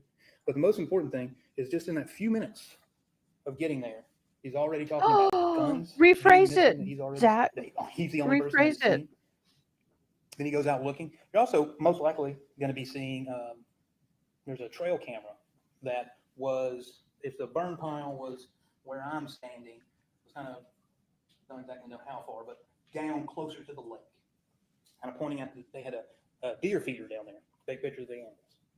And you're going to see that coming up to that camera, for some reason, and I don't think we'll ever get a straight answer, we don't know why those photographs got deleted. Or actually, who actually deleted them. Now, we know because they were recovered. So we know what photographs are on them, but we don't know. I'm sorry, Zach. You can always send it in Discord. Now, you heard the judge talking about, before you took your oath, about what reasonable doubt was. And he said that reasonable doubt was a doubt of a fair-minded and impartial juror honestly seeking the truth. And he also went on for a little bit and talked about if your minds are unwavering, unsettled, or unsatisfied, that is a doubt to the law. And with that, you should quit the defendant. So Hey, Zach, I went when we're looking magnet at this case, fishing. whatever we had done, I found a few evaluating this interesting case, things. evaluating all the evidence, I'm going to say, has the state proven their case beyond a reasonable doubt? What a reasonable doubt is that you have a doubt that you can put a reason to. And it's reasonable. It is a reasonable doubt. Now, that is a high burden for the state. Now, I'll go over this and close. I know it's like how it shows that even if the state can get to reasonable doubt, no, that's still an acquittal. That's still not guilty because they have to go beyond reasonable doubt. And remember, that is just a doubt for which you can put a reason.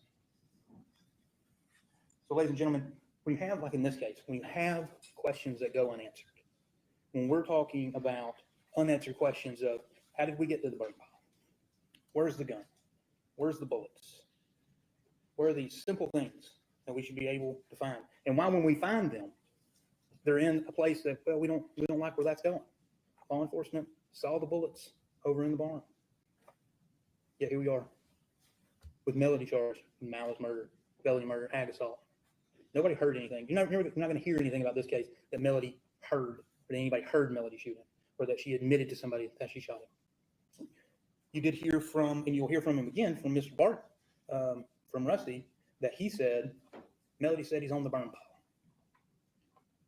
And what Mr. Barton changed, and he'll be under direct and cross-examination in this case, is what he changed. He didn't change what she said. He changed when she said it. So he said, yes, Melody said they found him on the burn pile, not on the 4th. It was on either the 5th or the 6th when she was talking to him saying, hey, they found Gary dead on the burn pile. Rusty didn't change what he said. He told him when he said it. He got it wrong, and he corrected himself.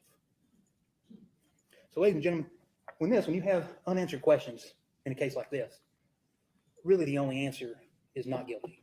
Thank you. All right, Mr. Fogos, you got witnesses ready? Please, the first one is the previous stipulation. All right, go ahead.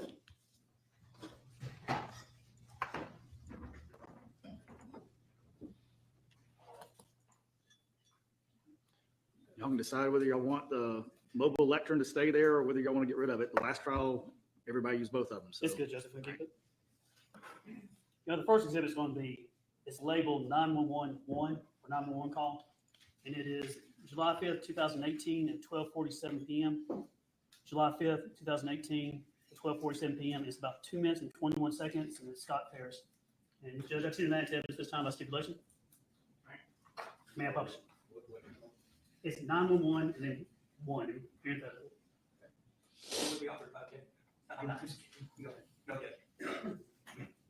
I'll agree to the foundation.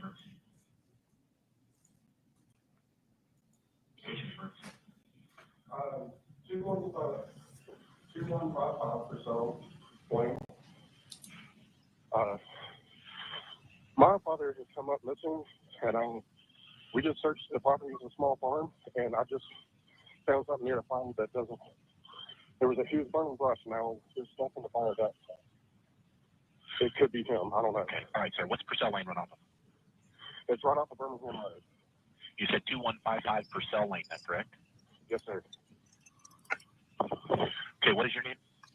Scott Ferris, Farris. What's a good callback number for you, Scott? 404-861-2667. How old is you said your father? Yes, sir. How old? He just turned on the 68. Yeah. 68, okay.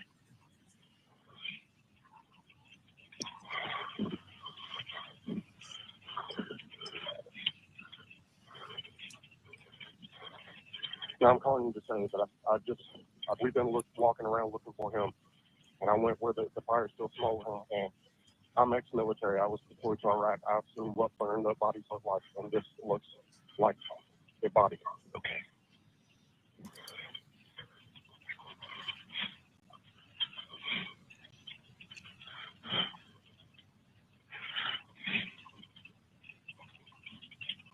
All right, sir. I've got him on the way out there for you. I'm going to send the police and the fire department out there. Just try and lead everything that you can, the way you found it down there, and we've got him on the way out there for you. Okay. Okay. Okay. Is there anything else I can do for you, sir? No, that'll be it. All right, sir. Thank you. All right. Bye-bye. Bye-bye. Oh, okay. Sarah Love. Sarah Love.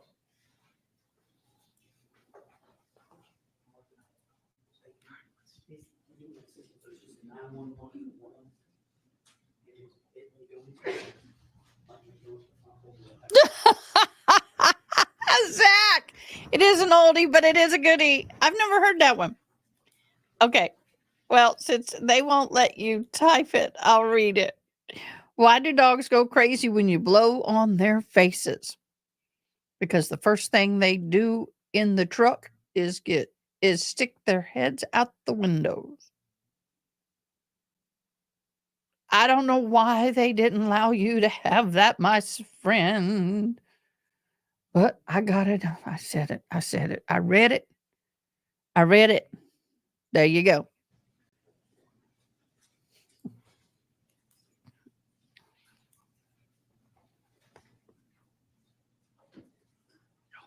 Stand up and stretch. Stretch. I used to do that to my kids. Oh my gosh. They loved it when I'd stand up and go stretch. And they were babies and I missed that stage.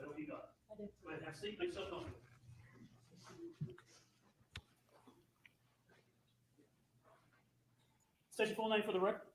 Sarah Jane Love. And where do you work and what do you do? I'm a firefighter paramedic with Cherokee County Fire and Emergency Services. What's your rank there? Captain. Tell the jury how long you've been doing what you do. Go for it, Well, woman. I've been a paramedic for 28 years and I've been with the fire department for almost 22. Wow, you did it when you weren't supposed to be.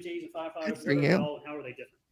So there's an EMTI, which is like a basic, the lowest level you can work on an ambulance, and then an advanced, and then a paramedic.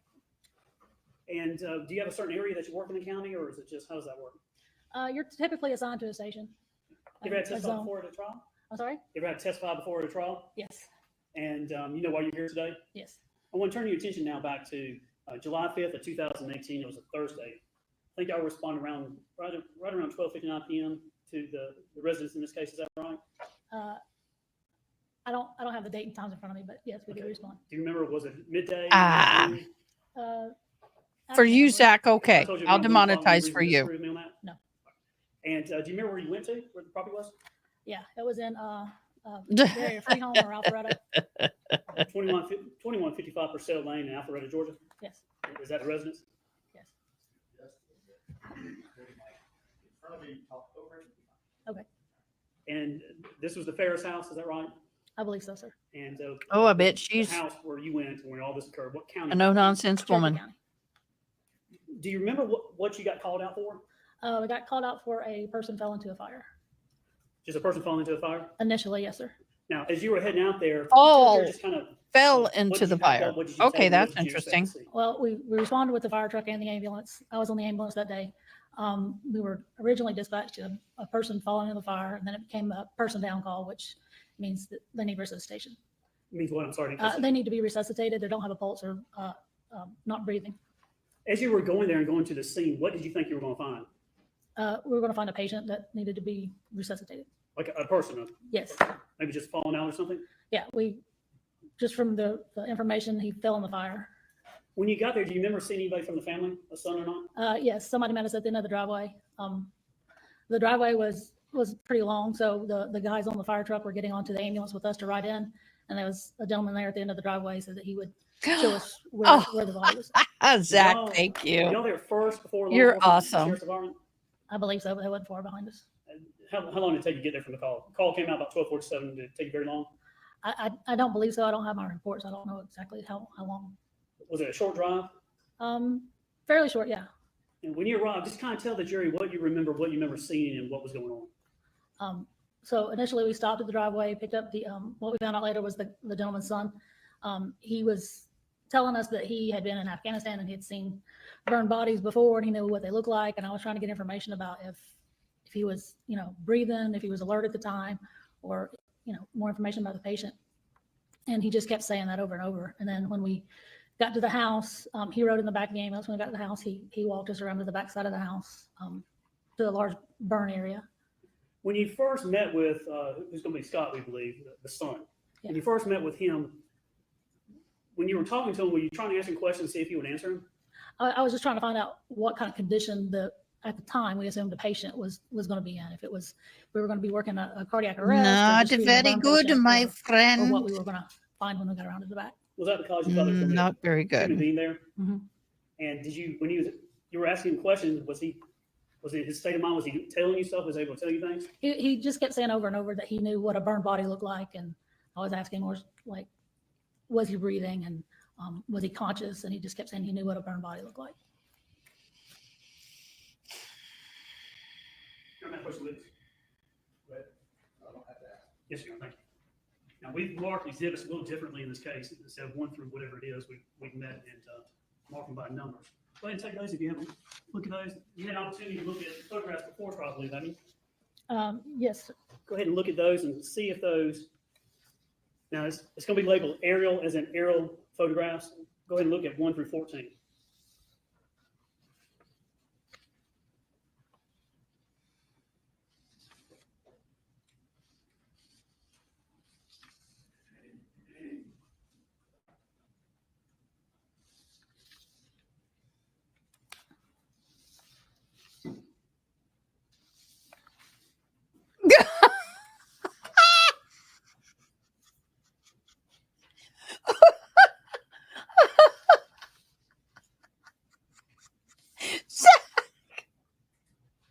You're gonna have to send me more money so I can have clean clothes to wear. You're gonna make me pee my pants.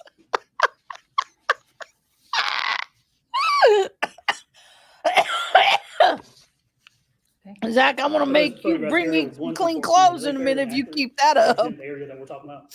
Yes, sir. So this number 10 Woo, to doggy. evidence aerial 1 through aerial 14. Mhm. Mhm. There's that there. We didn't add publishing guys. Anything we can do. you see on your screen there, this is aerial 1. Do you see that? Yes, sir. By looking at the screen, this is just showing from the courthouse to the scene. Can you tell the jury about how long, how many miles it is, approximately normal drive, how much time? From the courthouse, 34 minutes and 16 miles. About 34 minutes or 16 and a half miles, is that right? Yes, sir. And Purcell Lane, what area of the county is that in, Cherokee County? That'd be the northeastern corner. And what is that, what type of homes and things are out there? Nice Uh, homes, Yes, fairly large homes. expensive area, Yes, affluent sir. area, I guess is what I'm trying to say. Yes, sir. And where were you coming from when you went there?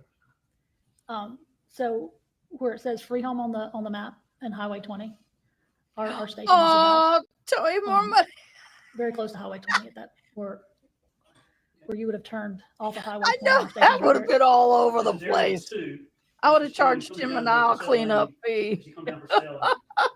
Was the driveway where you picked up Scott, is that at the time right there where Purcell Lane is and the driveway meets? Yep, Don. So let me, do you remember the long driveway going up? Yes. So did you meet Scott down here or up in the driveway? Where was it? At Purcell Lane, the fire engine's too big to get down the driveway. So the ambulance stopped there and the crew from the fire truck jumped on the back of the ambulance. So everybody hopped in the ambulance and went up the driveway? Yeah.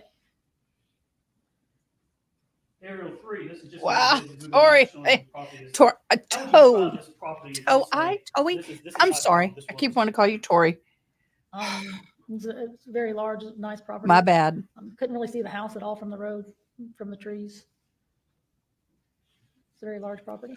We've taken some aerials about a year later, some drone photographs that you've been able to review. Look at all those This is cars aerial lined up 4. out This there. is a snippet, if you would, from an aerial. Does this kind of look like the area that you went to on July 5th of 2018? Yes, sir. I was more or less looking in the back, talking to the son.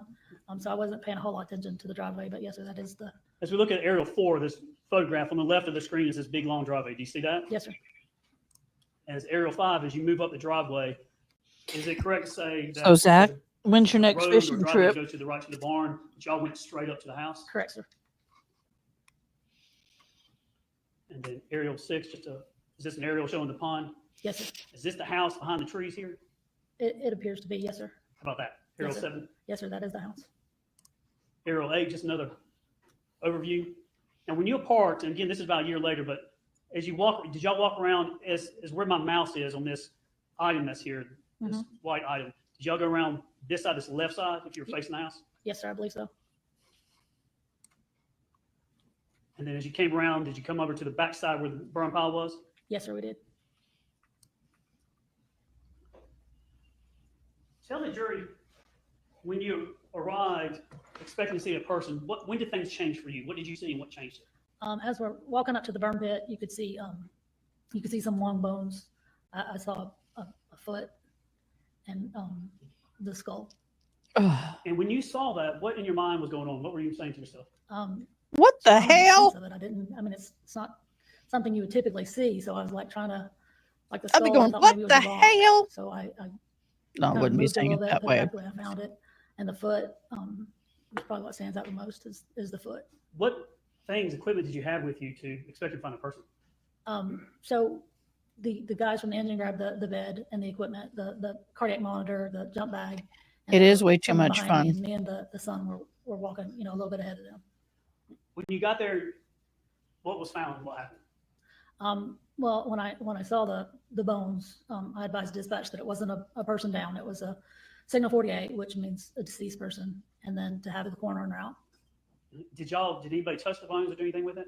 Only like I said, sir, the top of the skull looked like it may have been a rock, so I kind of lifted it a little bit and then put it back where it was when I realized it was definitely the skull. So things changed from the person being held to a body, basically? Correct. Remains? Is that Yes, sir. fair? Did law enforcement, were they quickly on the scene at that point? Did they come up? Yeah, I remember them being right behind us. I know you've probably seen a lot of things in your career, haven't you? Yes, sir. Did this shock you? Yes, sir.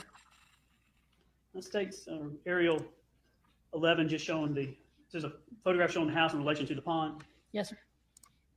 Aerial 12 going back over the pond to the arena, the sand pit. Is that fair? Yes, sir. 13 just marching back down the driveway, leaving. Yes, sir. And then 14 just going back to the road. Yes, sir. Now, you've had an opportunity to look at law enforcement was able to do some drone videos about a year later in June of 2019. Hey, therapist, welcome, And welcome. were those videos fair and accurate as you know the property to be when you saw it? Yes. How is you doing? Aerial 15, Aerial 16, and Aerial 17, which are 3 drone videos done by the sheriff's office about a year later. All right, any objections? All right, they're admitted. Just gonna let this one play. It's about A 2 long minutes and time 10 no see, seconds dear. long.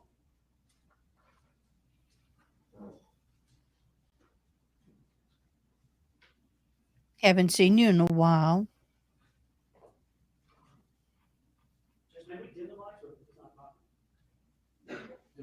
Oh, thank you all. We love raids. We love raids. We've been having fun. Zach has been telling bad jokes that get him banned from the YouTube. They don't post it. Hey, I'm doing great today. I actually started getting some decent amount of sleep. I literally had almost 7 hours sleep for the first time in like a month last night. So I'm feeling fabulous. How about y'all? How about y'all? Thank you for the raid. Appreciate it. Y'all rock.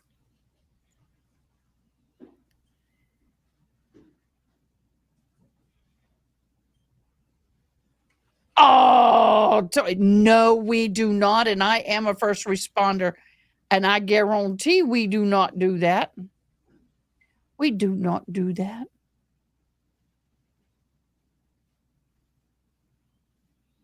Jeez. No. Not gonna happen. 1,000 points a lot.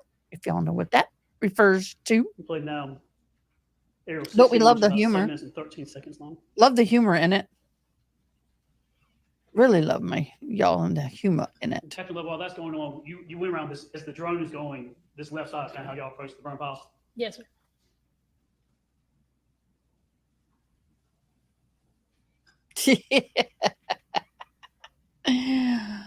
It is a beautiful property, but like they said, look at all the pods there because they were moving out. They were way in debt. This is horrible. And that's the way a lot of them live, unfortunately. And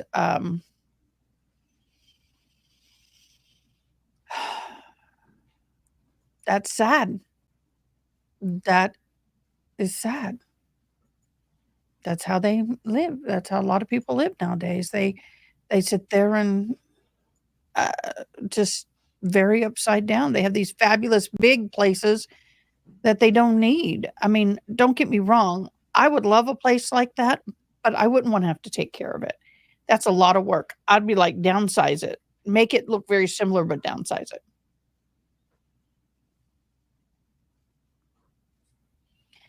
I don't know. That's just a lot of money, a lot of upkeep. Yeah. I wouldn't mind having a really nice, huge master bathroom suite place for me, my bedroom big and closet and all that. And then have a nice guest room and that, and then have a separate building that would have my office, that would have my podcast room, arts and crafts. I have all that separate. I just would downsize the snot out of that. It's gorgeous. I love a lot of the things that they did, but it's just too big, y'all. Way too big. Wait, y'all, I'm sitting here getting my grocery list together. I've seen this part of the video. But y'all, that's gorgeous property. Love the property.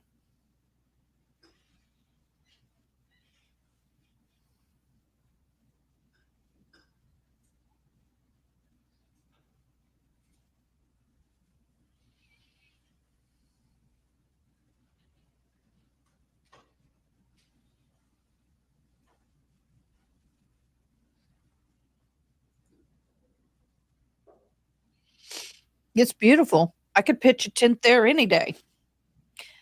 Definitely would. Pitch me a tent there any day. Could definitely live there.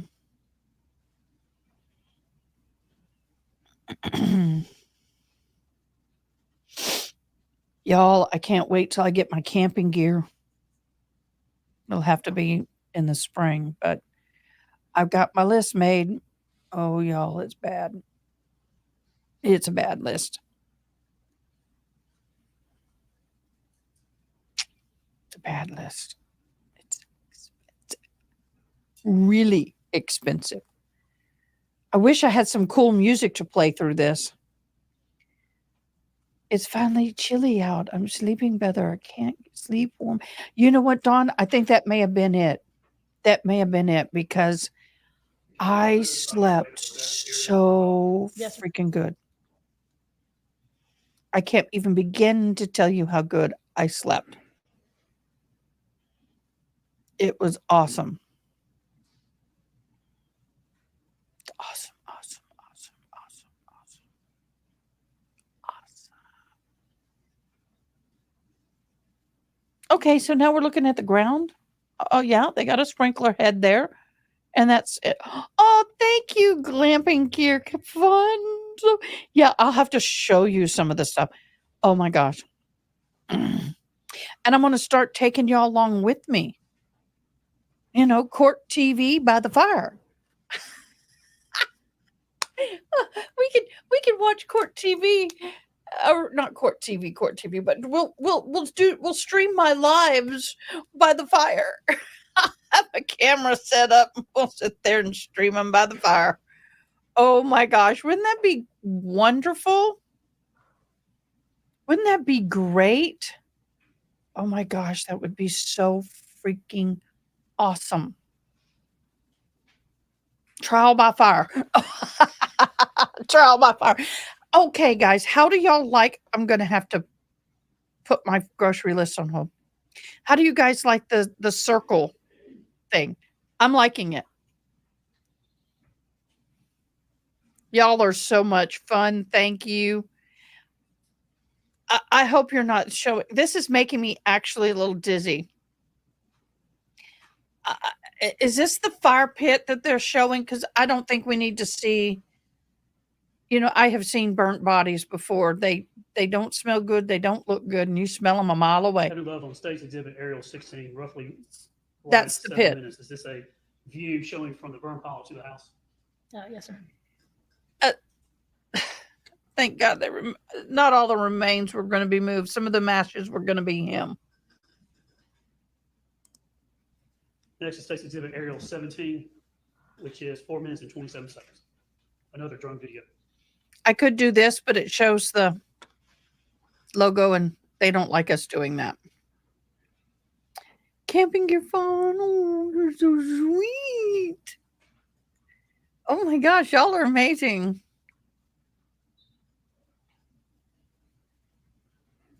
Y'all are amazing. Thank you, Toy. If I'm saying it wrong, forgive me. I'll show you. I'll pull up the tent. I'll get a picture of the tent.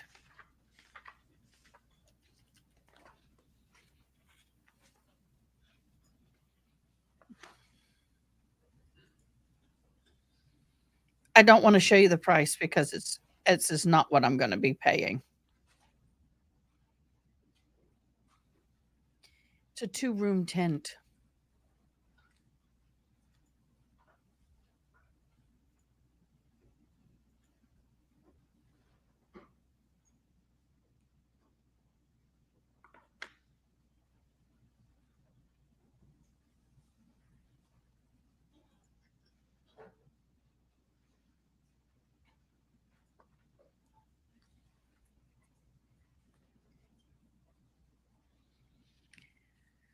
Well, I'm at that stage in my life where we're going to put a pause on this because I'm going to share this screen real quick.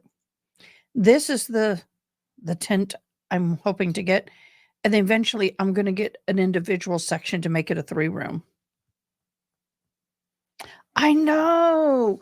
Wouldn't it be fun if we did a Texas meetup at a campground and us do some camping? This is more glamping, sort of. I will have an air mattress because this chick can't sleep on the floor. I'd never get off.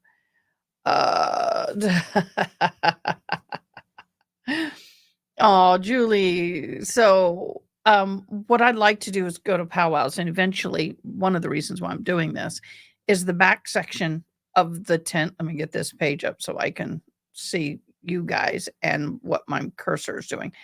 Okay. Oop, didn't mean to do that. There we go. This back section here would be my personal room, and then you can close off the personal room. And then up here, I'd have maybe a table set up, and some of the Native American women and men, we can hang out, have the pit out front, and maybe do some bead work or play our flutes or drum circles or do whatever. But that would be fun to have up there. So that's this is my dream. And I know somebody who has one. Okay, back to this. Back to the court TV. So, yeah.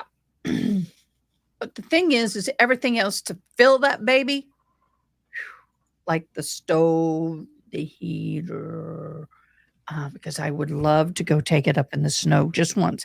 I'm not a snow person. I'll be honest. I don't like snow in Texas. But one time I am going to take it up in the snow. I thought about doing when my children can't do Christmas with me, or maybe it's just one child and myself. We'll go up where there's snow and we'll pitch the tent and do camping in the snow. That's what I want to know, Julie. How did he end up there? How did she get a 300-pound, 6'4" man? And look at her size difference down that hill or into the pit. There had to be somebody. I know. Well, the big important stuff I'm going to have to get. They have an AC unit. Captain State's exhibit. They have not dead weight. 300-pound live weight versus 300-pound dead weight is like 350-pound dead weight. She had to have help. Had to, in my humblest of all opinions. This woman had to have help.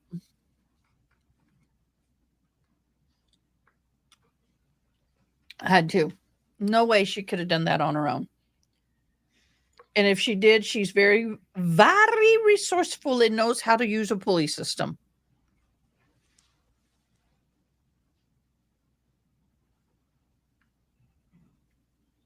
Had to have a pulley system to get it there. And it would show, they would see marks in the ground and all that. Did you turn the scene over to law enforcement? Yes, sir.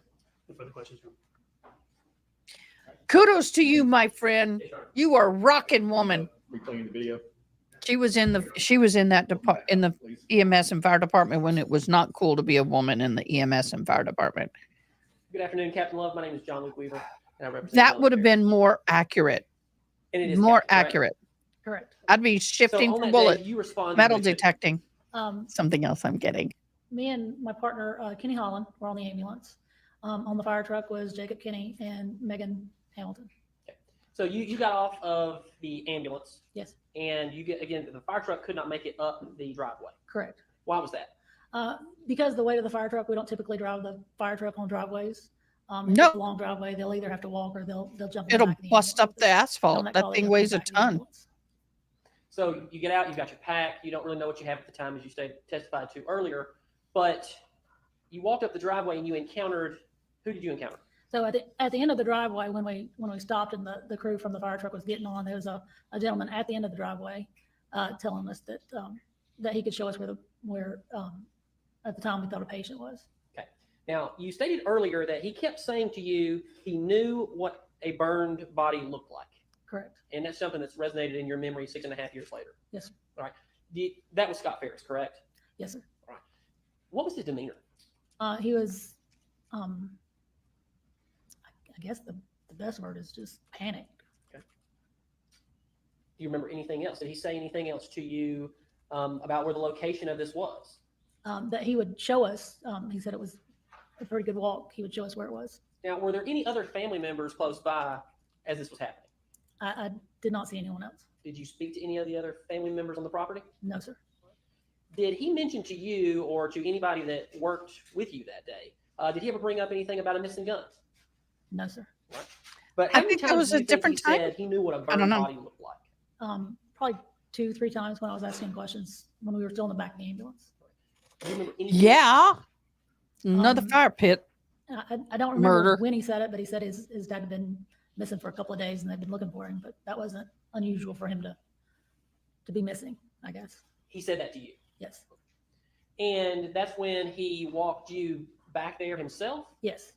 And that was just as we saw in the video, back down the house from behind the house. What would you say the grade on that piece of property was? It was a little bit of an incline, but not too steep. All right. And how far behind? I mean, because videos and pictures certainly don't do justice necessarily to being there in person. How far behind the house would you say that Ain't that the truth? I couldn't. I tell could you. do better than I that, mean, Zach. At the time, I'm not thinking about how far I'm walking. I'm just like walking, trying to get some information and thinking about what we're going to do. So generally speaking, so the images that we saw today were taken roughly a year later. You didn't take those pictures, correct? Correct. But compare and contrast the state of the burn pile that day, July 5th, 2018. Just in reference to my report, I estimated it was probably about a 6 foot in diameter. I don't remember, I think 3 feet maybe high. Was it still smoking? Could you tell? Was it hot? Okay, approximately 6 foot in diameter and about 3 feet high. Wow. He was 6'4", hence why some of the extended I don't part of remember the seeing body any didn't smoke. burn. And we didn't bring our thermometer down there to check because we were on an EMS call. We were thinking, get the patient, go to the hospital. And you mentioned that, now, did you have any gloves or anything like that on? Yeah, we had medical exam gloves on. So I imagine that you wouldn't have thought it was a very hot fire if you would reach down and touch it. No, sir, it wasn't. Right. When you touched what was a remain, was it hot? I don't remember it being hot, not like to burn me. They were It was were warm outside, so room temperature. it wasn't like it was on fire currently or enough to burn me, but it was, I guess, ambient temperature. There'll be a number of expert witnesses. I expect that the state is going to. I keep thinking there's a map up there, but there's not. There's a number of expert witnesses that I believe the state's going to call. He was a talking big about boy. How they have mapped out 300 plus the burn- pounds, the burn- 6'4", where certain things were found 3 within the feet burn deep. pile. But you stated that you picked up what I believe you believe to be the skull of Mr. Ferris, I didn't know who, but yes, it appeared to be a skull. but you picked it up. Yes. I didn't dig it up. Okay. I lifted like the corner and let it lay back down to where it was. Immediately I laid it did- back down. Yeah, I did not move it. Okay. I mean, I didn't You're like, pick it up and move it. You didn't pick it up, hold it in your hand. No, sir. You just I just rolled it made and sure it put it was, back. I just made sure it was like not a rock and there was, and that was He then just when you confirmed made it was a signal 48. it was a skull. yes, sir. Was Scott Ferris standing there when you were doing that? I assume so. I mean, he walked us back there and he was still back there when we I'm were leaving. so freaking Or jealous, left. Zach. Any other family members around? I do not remember any other family members. Did you ever remember speaking with my client, Melody Ferris? No, sir. And did you see her even? I did not. I am so when jealous, you walk down Zach. there, and I believe this is important, so take your time to answer this question. Spring break, we're hoping to go to Because the All Colorado of Cherokee County responded River Park following, and take after you were sheesh. signal 48. Did you ever notice any tractor marks near the fire? I did not notice, sir. All right. Did you notice any RTD tire treads, like a tire tread, a car tread, any kind of a? I did not notice. How about? Could you see where horse hoof marks would be somewhere around the fire? Could you see any of that? I didn't notice anything like that. All right. Any Colorado tools or Bend. implements for the fire? I didn't notice. I wasn't looking for stuff like that either, Yes, ma'am. but I did not notice. Anything Gosh, else you would gorgeous. remember about that day? No, sir. How long did you leave after the signal 48? Pretty quickly after I called and told them that it was a signal 48 and law enforcement was there, we turned the scene over quickly as possible, especially for the ambulance to get back in service for, the next emergency call. So we left pretty quickly. I may have one brief second, Your Honor. That's all I have, Judge. Can you redirect? Still on. right, you sit down. Thank you, ma'am. Jesse, you may as well call. All right, that's fine. All right, call your next witness. This time, state calls Robert Raleigh. Robert Raleigh.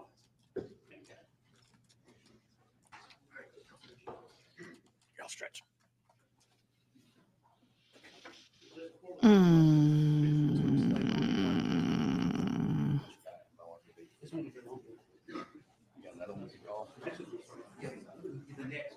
Next is gonna be long.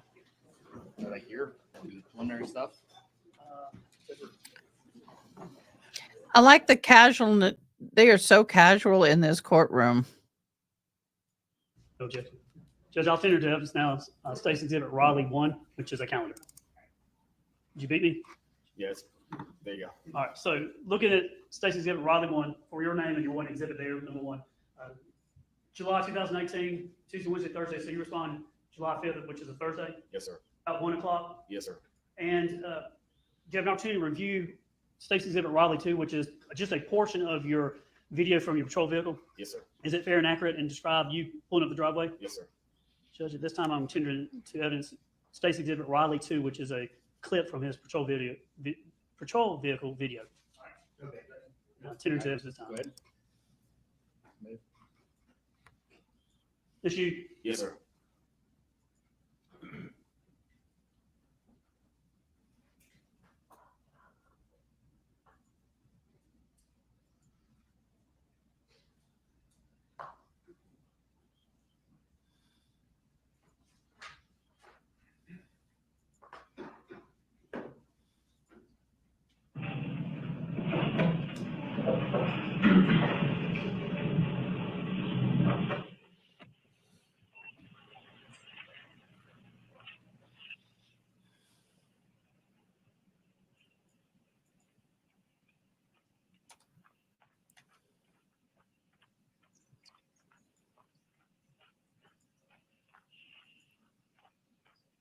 Left of the screen, you'll see yourself walking up there. Yes, sir.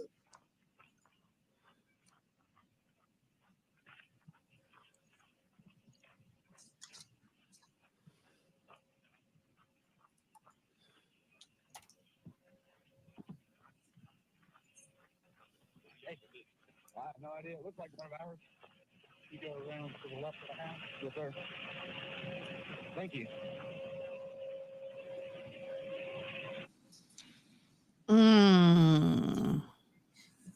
When you arrived, where did you go? I went to the left side of the house And where'd you end up? and inside the house. You go to, how did you see in the house? Did you see Melody Ferris, the defendant in the house? Yes, sir. Now let the record reflect. Is this the defendant that you saw in the house? You know, I believe so. I'd It's say 6 that- years ago. Yes, sir. She looked like the person that you saw. Yes, sir. When you went in, where was she at? She was on the outside, and then she came on inside. Did you clear the house? I did. Tell the jury what clearing the house is. So clearing the house is anytime you go on scene, you need to make sure that nothing else is inside the house, and that's just standard operating procedure. What we do. When you walked in, did the defendant go and get anything from the house? Yes, sir. And what was that? She asked if she could enter the house. She forgot to get 2 rings that were inside a drawer, and I allowed her to do so. And we went inside the house. She went into a junk drawer and pulled out 2 rings and put them on a ring finger. Where was this in the house? Do you remember? It was on inside the kitchen. Kitchen area. Yes, sir. And then after that, what happened? And then she left. She went back outside. At any point while you were out there, were you, I guess, tasked with doing security or making sure nothing was getting moved, things like that? Yes, sir. And did you ever smell anything? Yes, sir. Tell the jury what you smelled. Just like cleaning solution, like bleach. It was a very faint odor. Remember anything about candle? Yes, the candle was reflected in my report. I can't remember exactly the candle. It was 6 years ago. But there was a candle burning in the house? Yes, sir. Nothing further, Judge. All right, Mr. Weaver. Now, you said, are you corporal? Yes, sir. Corporal, I'm John Luke Weaver, and I represent Melody Ferris. So what you just summed up, was that, how long were you there that day? I was there for a while. I mean, if it happened at 1 o'clock, I wasn't relieved until about 5:30, 6 o'clock. Right, so you were there 4 or 5 hours. Sure. All right. And you were the first one to respond for Cherokee County Sheriff's Office? Incorrect. Okay. Who was? I believe it was be on CAD, but I know that I relieved Deputy Moss at the time. All right. So there had already been a number of people there by the time you got there. Sure. All right. And you walk in, were you the first person to talk to Miss Ferris that you know of? I don't know. Had anybody else, so you walked in the house immediately once you got there? I don't remember. All right. And you walked in the house and you immediately smelled. What did you say you smelled? The odor like a cleaning solution, like bleach. All right. Did you walk into a laundry room? Did you notice there was a laundry room close by when you walked in the house? I don't remember. Okay, you don't remember. And a candle. What did you say? You smelled a candle burning? I believe there was it reflected in my report that there was a candle. I don't recall. But you don't recall the candle. Correct. Then why would you write in a report that this candle was important to you, but you don't remember what it was? Because that's 6 years ago. Is it unusual for people to have a candle burning in their house? Sure. Is it unusual? Yes. Is it unusual? Or is it usual? Yeah. It's normal. Correct. So why was that unusual to you? I don't know. Okay. And is it unusual for people to clean their houses? Yeah, that's standard. It's standard. And when you walk into a house, some of them smell clean, correct? Sure. All right. And would this have been any more different than if you walked into anybody's clean house? Yours, for example. No. Go ahead, Jeff. Okay, hold on, one more.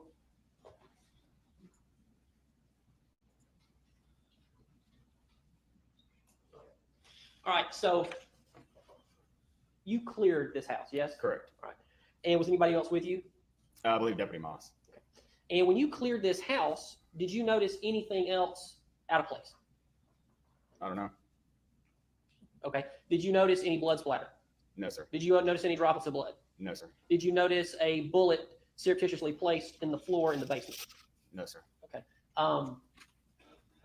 Nothing else. You just noticed maybe the smell of, you say bleach, maybe. Yeah, cleaning solution, bleach. And a candle. Yes, sir. But you don't remember what the candle smelled like. No. Okay. Anything else? Okay. All right, thank you. Jacob, we'll follow up on this candle. I think you were in the kitchen, is that right? Correct. And would say it's been 6 years? Yes. Don't remember everything? Don't. Did you write a report? Yes, sir. Are you taught to write something significant or important to put in your report? Absolutely. Would it refresh your memory, your recollection, to be able to look at your report and see what you said or wrote down about the candle? Yes.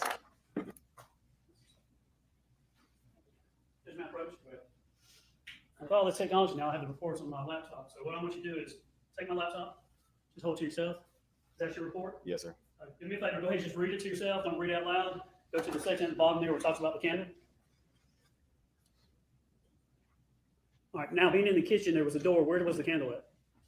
I don't remember it was a big house. I don't remember exactly where the candle was. Okay, do you remember what room it is? No, sir. Do you now recall what you wrote in your report where the candle was? Yeah, the candle was being lit in front of the basement door. And approach now. Basement door. Yes, sir.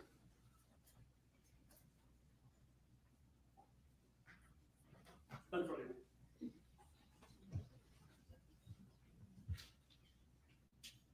Did you take any photos of where this candle was? No, sir. Are you aware of any being taken of this candle? I'm not sure. Okay. Did you ever look in the dining room where the candle was? Again, I couldn't even tell you where the dining room was. Right.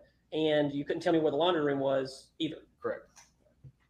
That's all, Judge. All right, anything else? No, no. All right, you can step down. Thanks, sir. All right. Just gonna be approached, just get- All right.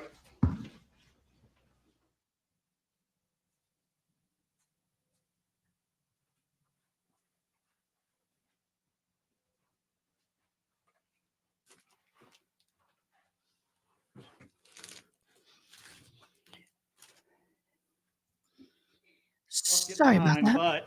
But the attorneys have said that the next witness is going to be lengthy, and they don't want I'm not to understanding the candle start thing. for 30 minutes and then break for the evening and then start back in the morning. So we're going to recess today. Y'all report back in the morning at, I want y'all here at 8:45 in the jury room. So that means y'all need to get here before that downstairs. There'll be someone, like I said, at your parking spaces. Do we know, does anyone know where are they under the deck? Does anyone have any idea? Drive around till you see someone who will direct you where you're supposed to go, or you see cones. There'll be some orange cones when you come in. I believe they're going to be under the parking deck. And when you pull in straight from the, so funny. Street entrance, go under the parking deck, and I think they'll either be under the parking deck or that first row in front of the parking deck. But they're probably going to put them under the deck in case we have weather, and that way y'all are not in the rain. So look for the orange cones or tape blocking off. There should be someone there directing you where to go. That way you don't have to worry about having a place for y'all to park when we have hundreds of people here throughout the trial. Okay, guys. Day 2. We're catching up.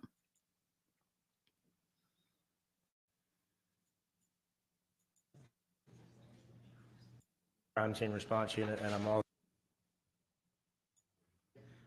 This judge is so starting kind. Tomorrow. Love the Friday. ILYs. Yay. Y'all do lunch on your own Yeah, today and Thursday, that won't work. And then we can kind of chat about it on Friday and whether y'all want to. Okay, guys. Here's a little bit of information. Don't ask me how I found out. I can't tell you. I'd have to unalive you. No, I'm kidding. Okay. If you ever have a critter stuck in the walls, you have any kind of decaying, unalived thing, creature, the best way to get rid of that smell, and a lot of police officers carry this in the back of their vehicles, I do, is a very old skillet and a big thing of ground up coffee or whole coffee beans. Put a little water in it, if it's whole coffee beans, and burn the crap out of that on your stove. Put it there, turn it on, let that start cooking. That will help get rid of the unalive smell. Trust me, many times I have used it. Eat in every day or not. Gone into a house with an unalive, and that's the first thing we do. I do. Break a little Skillet, early. coffee. Start burning it. Instead of going till 5:30. Again, that'll just depend on the witnesses, but we'll kind of see what y'all think about that as we go. All right. Anything else we need to take up before we get started? Mr. It Fogus? works. All right. Go ahead. Candles don't. Bring in your next witness. Police and Court Counsel this time the state calls Lee Stewart, Lieutenant Stewart. Sometimes candles can make it worse.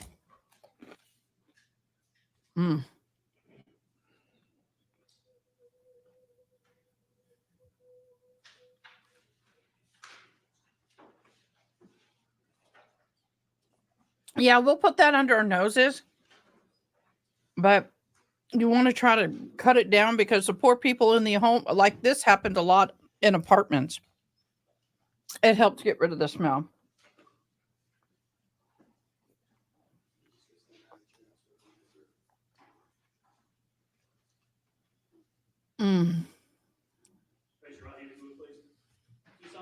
Burn your coffee beans.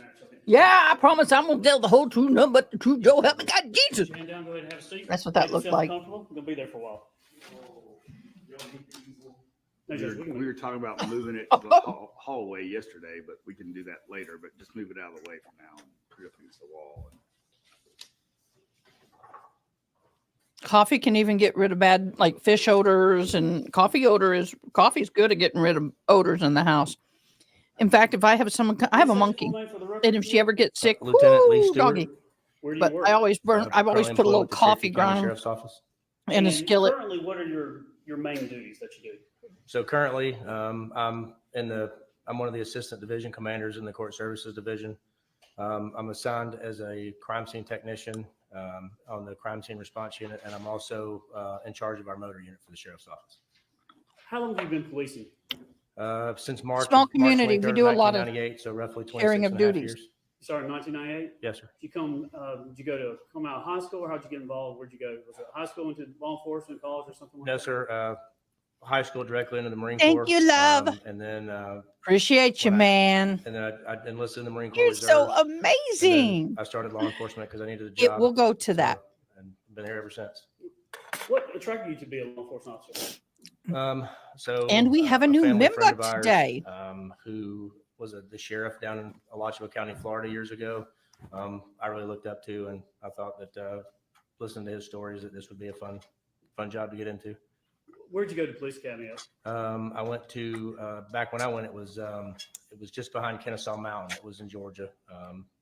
Is that where you drove every day, or did y'all spend the night and stay over? No, we drove. I mean, we drove every day. The only time that we stayed anywhere was when we had to go down to the training center down in Forsyth for firearms qualifications or like EVOT for driving instructor, stuff like that. But other than that, we drove back and forth every day. And how long was the training that you did for that? I don't remember what it was back then. It was like 11 or 12 weeks. And when did you do Any type of specialized training in the academy, or was it just the basic training? The academy was just basic training. Were you pepper sprayed in the academy? We were I think we were pepper sprayed at the sheriff's office before we. Oh, I don't want to ever be pepper sprayed. I didn't get tased until probably 7-8 years ago, but Would you rather? I can't get tased. My heart can't handle it. Tased. I'm always interested in that question with officers. When you're in the academy, you just get basic information. Once you get out, explain to the jury, if you would, what FTO is, or how do you get on the job training? So with policing, how you get on the job training is at each division that you go to, you get assigned a training officer. So I started in the jail, so I was assigned to a detention training officer for I don't remember how many weeks that was, but it was probably 6-8 weeks. And I went to several different ones and learned the different shifts and what happened on different shifts. And then you work that position. And then there's continuing on the job training that, the state requires. We get so many hours a year of training. And then when I moved from patrol or the jail to patrol, then I had to go through a 12-week, FTO training process. And then there's still once you get done, the state requires other training that you're required to take every year on top of it. And so there's an FTO process for everything that you go through on top of, like, there's specialized training classes you can take and whatnot, depending on how you want to gear your career. So you started in the jail, is that right? Yes, sir. And then from that, did you go to, is it uniform patrol? Is that what we call it? Yeah, I spent roughly 23 months in the jail and then about 20 and a half years on patrol before being assigned here. In the jail, do you get used to talking with people, meeting with people, seeing people with different worldviews and cultures? Yes. Then when you get out on the road and you're on patrol, how is that assigned? Are you assigned to a certain area, or what do you do? So back when I came to the road years ago, there was only 3 precincts. I think we have 6 total now. So they're doing it a little differently now. But so basically, when I came to the road, I trained at several different precincts with several different FTOs. Now they try to keep people with the same 26 and a half. How has the county changed in those years? I mean, the population is growing leaps and bounds from, I grew up here, so from when I was a kid to now, the population has just grown leaps and bounds from what it used to be. How's the sheriff's office changed when it comes to the size? How many officers did you have when you began, and what do we have now? I mean, I can give you a guess. I can't give you an accurate number, but Let's go. I would say when I got hired in '98, there was probably 100 total employees, and I think now we're allotted for roughly 400 plus officers now sworn. The sheriff here is Sheriff Reynolds, a full service sheriff's office, does everything. Yes, sir, we are. Are there standards that the sheriff imposes on his officers? Yes. Is it a professional organization? In professional sense that there's always ongoing training and Yes. people accountability, things like that. Yes, absolutely. If you would, after you get done doing patrol, at some point, did you get involved in doing investigations or get a desire to do anything else? Yeah. So I've always kind of had an interest in investigations, but I also love being in patrol.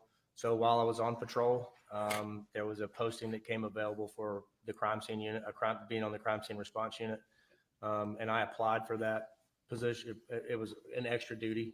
I applied for that position, went through the interview process for it, kind of a practical, and was one of the ones that got selected. And then obviously just being selected alone, to become a crime scene tech, I want to say it's like 240 hours of thereabouts of required classes you have to take through the state to become a certified crime scene technician. I want to talk to you a little bit about training, and I'm going to ask you about specialized training for what I call the CSI. Okay. Every year, again, if you're an officer and you work for the sheriff, how many hours does the state require training, and how many hours do y'all actually get training? So the state requires, all the state requires is 20 hours, and then there's certain classes that the state requires you to take. The sheriff's office that obviously wants more hours than that. But how many do you get a year, you think? It depends on the year. When I was going to school working on my master's degree, part of that applied towards post-training. So that in those years, I got several hundred hours of training on top of my departmental training and stuff. So, I mean, it could be anywhere from, it ranges year to year, 50, 60 hours to 200 hours. It just varies. And what kind of education degrees do you have now? I hold a bachelor's degree and a master's degree. Okay, what are those in? The bachelor's degree is in organizational management and leadership, and the master's degrees in public administration. So basically government management. Explain to the jurors, if you would, the difference between just an investigator like in CID that's actually a detective, if you would, and then how that is different from someone that does crime scene response or CSI, as I call it. Okay. So on smaller cases, detectives they'll do the evidence collection and the interviews and stuff like that. On larger scale cases, especially when there's a lot of evidence collection and processing that needs to be involved, they get us involved. And basically that allows them time to focus on chasing leads, interviewing suspects, of stuff of that nature, while we're there to, they tell us, hey, I want you to process this area over here, whatever. And then we go back and we do it. And we look for whatever evidence that is available to be found. Kind of distinguish between a lead detective or just a detective or investigator in a case and crime scene. So you're not involved in kind of interviewing people and just talking to them? No. You're focused more on the actual physical place or evidence? The place, the persons, crime scenes can be persons, places, things, whatever. So you're focused on the crime scene and the evidence collection aspect of it, not, interviewing suspects or talking to people outside of like the case detective, right, stuff like that. Oftentimes we talk about crime scene in our line of work. We talk about it's more than just one thing. It could be a place, it could be the victim, it could be the defendant, it could be a certain area that's correct. Out. And when you are, can anybody just today in the sheriff's office say, hey, I want to be a crime scene response or CSI investigator? Can they do that, or how does that work? They can, obviously. As anything, we need to grow accordingly with this, as the county grows. But so when people become new crime scene investigators, there's a process that they have to go through. So there's 240 hours of, I think it's 240, don't quote me, but it's mid 200 of training. There's 7 classes that you're required to take. And then also there's a OJT process that you have to go through as well. That's required by the state. So you have to tell us what OJT is. On the job training. Sorry. Gotcha. So, for example, when I came onto the unit, I was selected for the unit before I had finished all my crime scene classes. So I was not an actual crime scene technician. But I was assigned to somebody who was a certified crime scene technician. So when I first got on the unit, I was assigned to, he's now not longer with our agency with school police, but he was a Sergeant Chris Shaw. And so anytime Chris got called out, I got called out. So basically Chris was showing me how the processes work, showing me how to do things, showing me how to properly collect evidence as a crime scene. I got to, we call it holding the dummy end of the tape measure. I got to hold the non-smart end of the tape measure so I could learn how things would, and I'd be scribing and taking notes and that kind of stuff and learning the process. So basically training on the job. And I think the state requires actually 40 hours of on-the-job training before you can actually get your certificate, even if you've taken all your classes. As a crime scene technician, what are the basic things in your toolbox that separates you from other people? When you get in this job and you're, as in this case, what are some of the things that you have in your toolbox that you use on a scene? So certain classes, you mean talk about like the required classes that are taken things that you're looking for to do to get the certification? Or what I'm interested in is when you go to a scene and you're like, okay, I have to process the scene, and toolbox is metaphorical. What things do you actually start doing? And as a crime scene, what are the basic things you're doing, like taking photographs? Okay, I got you now. Sorry. Like so the first thing that you do when you go to a scene is, as a crime scene investigator, you meet with the lead detective, right? So, and I say that because we want to know what kind of evidence we're looking for.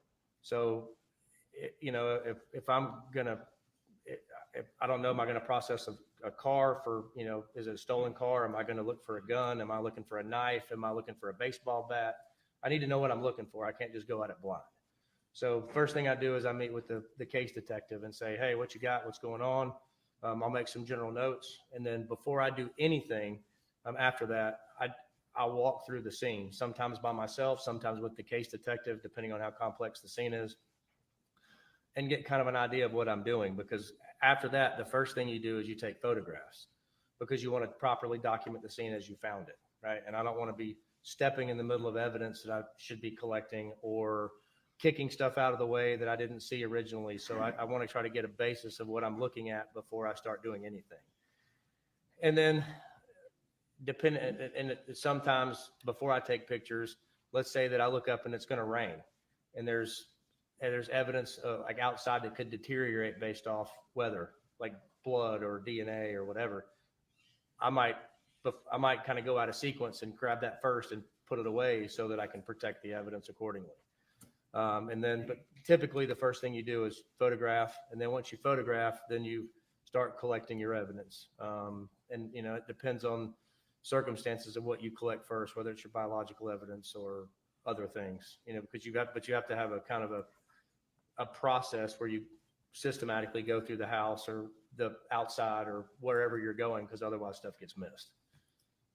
How many at the time, so turn your attention back to the case in July 2018, how many officers, whether it's certified, have arrest powers, or people that just work in CSI, how many did we have in the sheriff's office at that time that were kind of involved in this case? I mean, I couldn't even give you an answer. I mean, I would say most of our criminal investigations division was out there. I think most, if not all, of the crime scene technicians were out there. Was this a all hands on deck call at some point? Pretty much.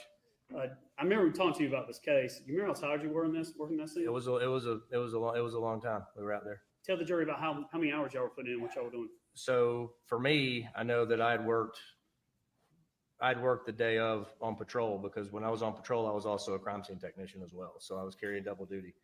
And as soon as I was called by our Chris Shaw, and he said, "Hey, I'm going to need you when you get done with work." So when I got done with work, I changed clothes, because this is not something that you want to, walk around a crime scene, and it's not easy to move around.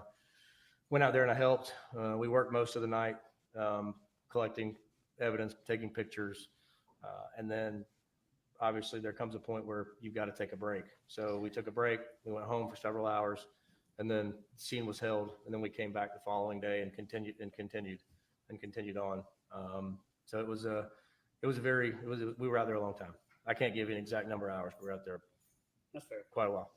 You said the scene was contained. Talk to the jury about when law enforcement first comes to a scene. At some point when they realize they're investigating, do they do anything to maintain the scene or secure it? Yeah. So, I mean, depends on the scene. So if the scene is per se in this room and I can see everything and there's nothing real big, we may not crime scene tape it off. Right. But we're going to have somebody in the room with a crime scene log. So at that point, once we realize it's become a crime scene, everybody that comes in and out of that scene is logged on a log. So like if say that I'm in charge of the crime scene log, I would be like, Lee Stewart in 7 o'clock, reason in, crime scene processing, out at 3 o'clock, back in at 2 o'clock, out at whatever. So that keeps a registered log of who's in. Me sorry. Also, technology wise, we do have a CAD system through the sheriff's office that, like, for instance, if I call out on a scene, it logs me in the computer. So it says that I was out there at X time, or I was out there at Y time. I left at Y time. But the crime scene log is really your most accurate representation of when people are in and out. So, Lieutenant, are you a country boy or a city boy? I'm from the country. All right. Know things about tractors and farm work and stuff like that? Yes, sir. Do you use your common sense and things like that in your job too? I try to. And when you, how would you describe this farm, 2511 Purcell Lane? How would you describe it in your own terms? What kind of property is it? What's it like? I mean, it was an extremely nice home and small farm. It was a nice. I mean, obviously it was set up for equestrian stuff because there was a barn, there was chicken houses, and it was just a small kind of do-it-yourself type farm. Kind of a blue-collar farm or more of a hobby farm? I guess that little combination. Little combination of both, probably. When you were at the scene and you arrived, I guess Chris Shaw, was he the lead CSI person? I would assume. So, and you had other people, Melanie Thrasher, William Ballard. Yeah, we were all out there. Tell the jury, when you got there, was there delegation of duties or assignments or tasks for your response team? Yeah, so typically, on a scene we're talking about right now, it can be large because you don't know what you're looking for. Same here. So basically, it's a lot for one person. So it might be you go over here, you go over here, you go over here, you go over here. This is the kind of stuff I want you to do. This is the kind of stuff I want you to do. Because if not, one person can get overwhelmed. So it's easy if you break it up into individual. It's like anything, you break it up into individual duties, and it makes it everybody's more mission focused instead of all over the place. If that makes sense. When you arrived, so I want to turn your attention now to July 5th, 2018. It was a Thursday. Do you remember about what time you got there? I don't. I mean, I know it was after I got off work. So typically on a patrol, our shifts were, 5:30 to 6. So it was sometime in the afternoon. And when you arrived, just about how many people do you remember seeing there when it comes to emergency personnel or law enforcement? The number I was not going to give you is going to be accurate, but I would say there was at least 20, 25 people there at a minimum. And when you came to the property, where did you go to first? What were you doing? I don't remember exactly where I met, but I remember I went up and I met with the other crime scene personnel on scene and was directed to. I was given my initial task of what they wanted me to help with. If I have your time down, y'all use military time. Make sure that's right. 17:12. 5:12. Yeah. Is that about an accurate time you think around that time you got there? Probably, yes. So when you get there, what is the first thing that you are tasked with doing? So the first kind of thing that I was tasked with doing was processing a Kubota tractor that was parked over next to the barn. And we're going to get into the pictures, things like that. But just to cut to the chase, did you get any samples for blood from the tractor? I did, sir. Now, this is a tractor, and there's an RTV there too. Is that right? Yes, sir. There was. But we're talking about the Kubota tractor. It's a mid-sized farm tractor, no cab, with a loader on it, with a loader on it. What kind of tractor do you have? I've got two. I've got a New Holland 6635. That's wonderful. An LS Joey. MT122. We just got one for my cat about a month ago. Are they nice tractors? They are. Are they easy to drive, this type of tractor? I mean, I think they are, but. So what size of a tractor is it compared to a regular tractor on a farm? I don't remember the exact size of like the horsepower and all that stuff of the tractor. I would have to look at a picture to tell you, but it was an adequate tractor in my opinion, for what they were doing. And on the tractor, so I want to make sure we get this. If you were stepping up, if you're sitting if I was driving the tractor, sitting in the driver's seat. Correct. So this is left side, right side from where I'm sitting in the Correct. Driver's seat. So on the left side, there's a footstep. Did you take some swabbings from blood there? I did, sir. And did you follow your procedure and how you did all that swabbings? Yes, sir, I did. Did you properly seal it, bag it, package it, send it to the sheriff's office, and then it was sent off to the GBI? Correct. And was that the blood that came back on the foot there, on that step? You talking about the one that was tested that returned? Yes. Did you check for any other type of evidence on the tractor? Yes. So I also took touch DNA. I did 9 touch DNA swabs in various locations around the controls of the tractor. So the steering wheel, the examples of the steering wheel, the shifter, the lever that controls the loader on the tractor, stuff like that. I took where people would commonly touch. I took touch DNA swabs. Blood on the step of the tractor. Yes, sir. And then I think, did you help? You were working at times, helping, assisting, watching, being present when other crime scene technicians did things. Yes, sir. Lieutenant Ballard, who is that? So Lieutenant Ballard, he is actually the lieutenant over the crime scene unit. So he's assigned to CID as a department head. So under CID, there's several department heads. So prime example, and I may get the names wrong, but we have white collar, we have, general crimes, we have major crimes, that stuff. So what they do is they have them broken down into sections, and there's a lieutenant over each section. So he's the lieutenant over, I'm not sure what he does. He's over the crime scene unit and another section. So we're also a duty he has. Very good guy, very smart guy. Like working with him? I do. He may not testify because y'all were other people were with him at the time, but correct. Is he over the crime scene? He is, sir. Yeah, very, very good guy. Like working with him. Now, when he was spraying the Kubota, the RTV, he was using something called Blue Star. What is Blue Star? So Blue Star is a chemical that's designed to enhance specimens of blood or where we think blood may be. And when you spray it on, like you would any kind of household chemical or cleaner or whatever, it's out of a spray bottle. You spray it on, and when you spray it on, it fluoresces. So it's a technique you use, a chemical you use to see if there's blood present. Yes. Now, when Blue Star, can it interact or react to other things besides blood? Yeah. So Blue Star is designed to react to blood of a mammal, humans, other mammals. And also, it's designed. It will react to, because what it's reacting to is the iron in the blood. And it will also react to iron as well. But if it's just straight iron and not blood, it will show differently, basically. So mammalian blood. Yes. And mammal blood. So if it's just a sample of iron, it'll flash real quick and go away typically. If it's a sample of blood, it'll flash and stay for a period of time and slowly, I guess the illumination will slowly go away. So let me go back to that. So if you spray it and it's not blood, it pops? It'll pop real quick and go away. Okay, but if it is blood, mammalian blood, mammal blood. Correct. It'll stay, and it won't stay forever. You've got to, you basically have to be set up ready to photo it when you do it, but you got 30, 45 seconds for it to kind of stay up, and it kind of just slowly the fluorescence will slowly dissipate. And when you were with Lieutenant Ballard and y'all were processing the RTV, it too is a Kubota? Yes, it's a Kubota RTV, which is it's a side-by-side, like a Polaris Ranger or a Kawasaki Mule or whatever. It's a side-by-side used by construction workers, people working on farms, stuff like that. The lever for the hydraulic dump bed in the dash area, when it was Blue Star, did it fluoresce? It did. When you went over the tractor, the dash area, did it also fluoresce? Give me just a second. Let me look back at my report for a minute.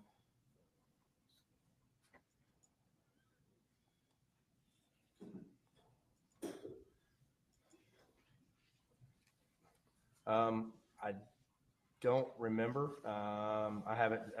In my report it says that the step did, but I don't remember the dash. I'd have to look at photos. Sorry. So the lever for the hydraulic dump, the bed, and the step did indicate presence of blood. Correct. Now, at some point, you're processing the house. Did you go into the actual inside of the house at all and help out? Yes. And I think there were some things you were looking. What things there did you notice? At what point?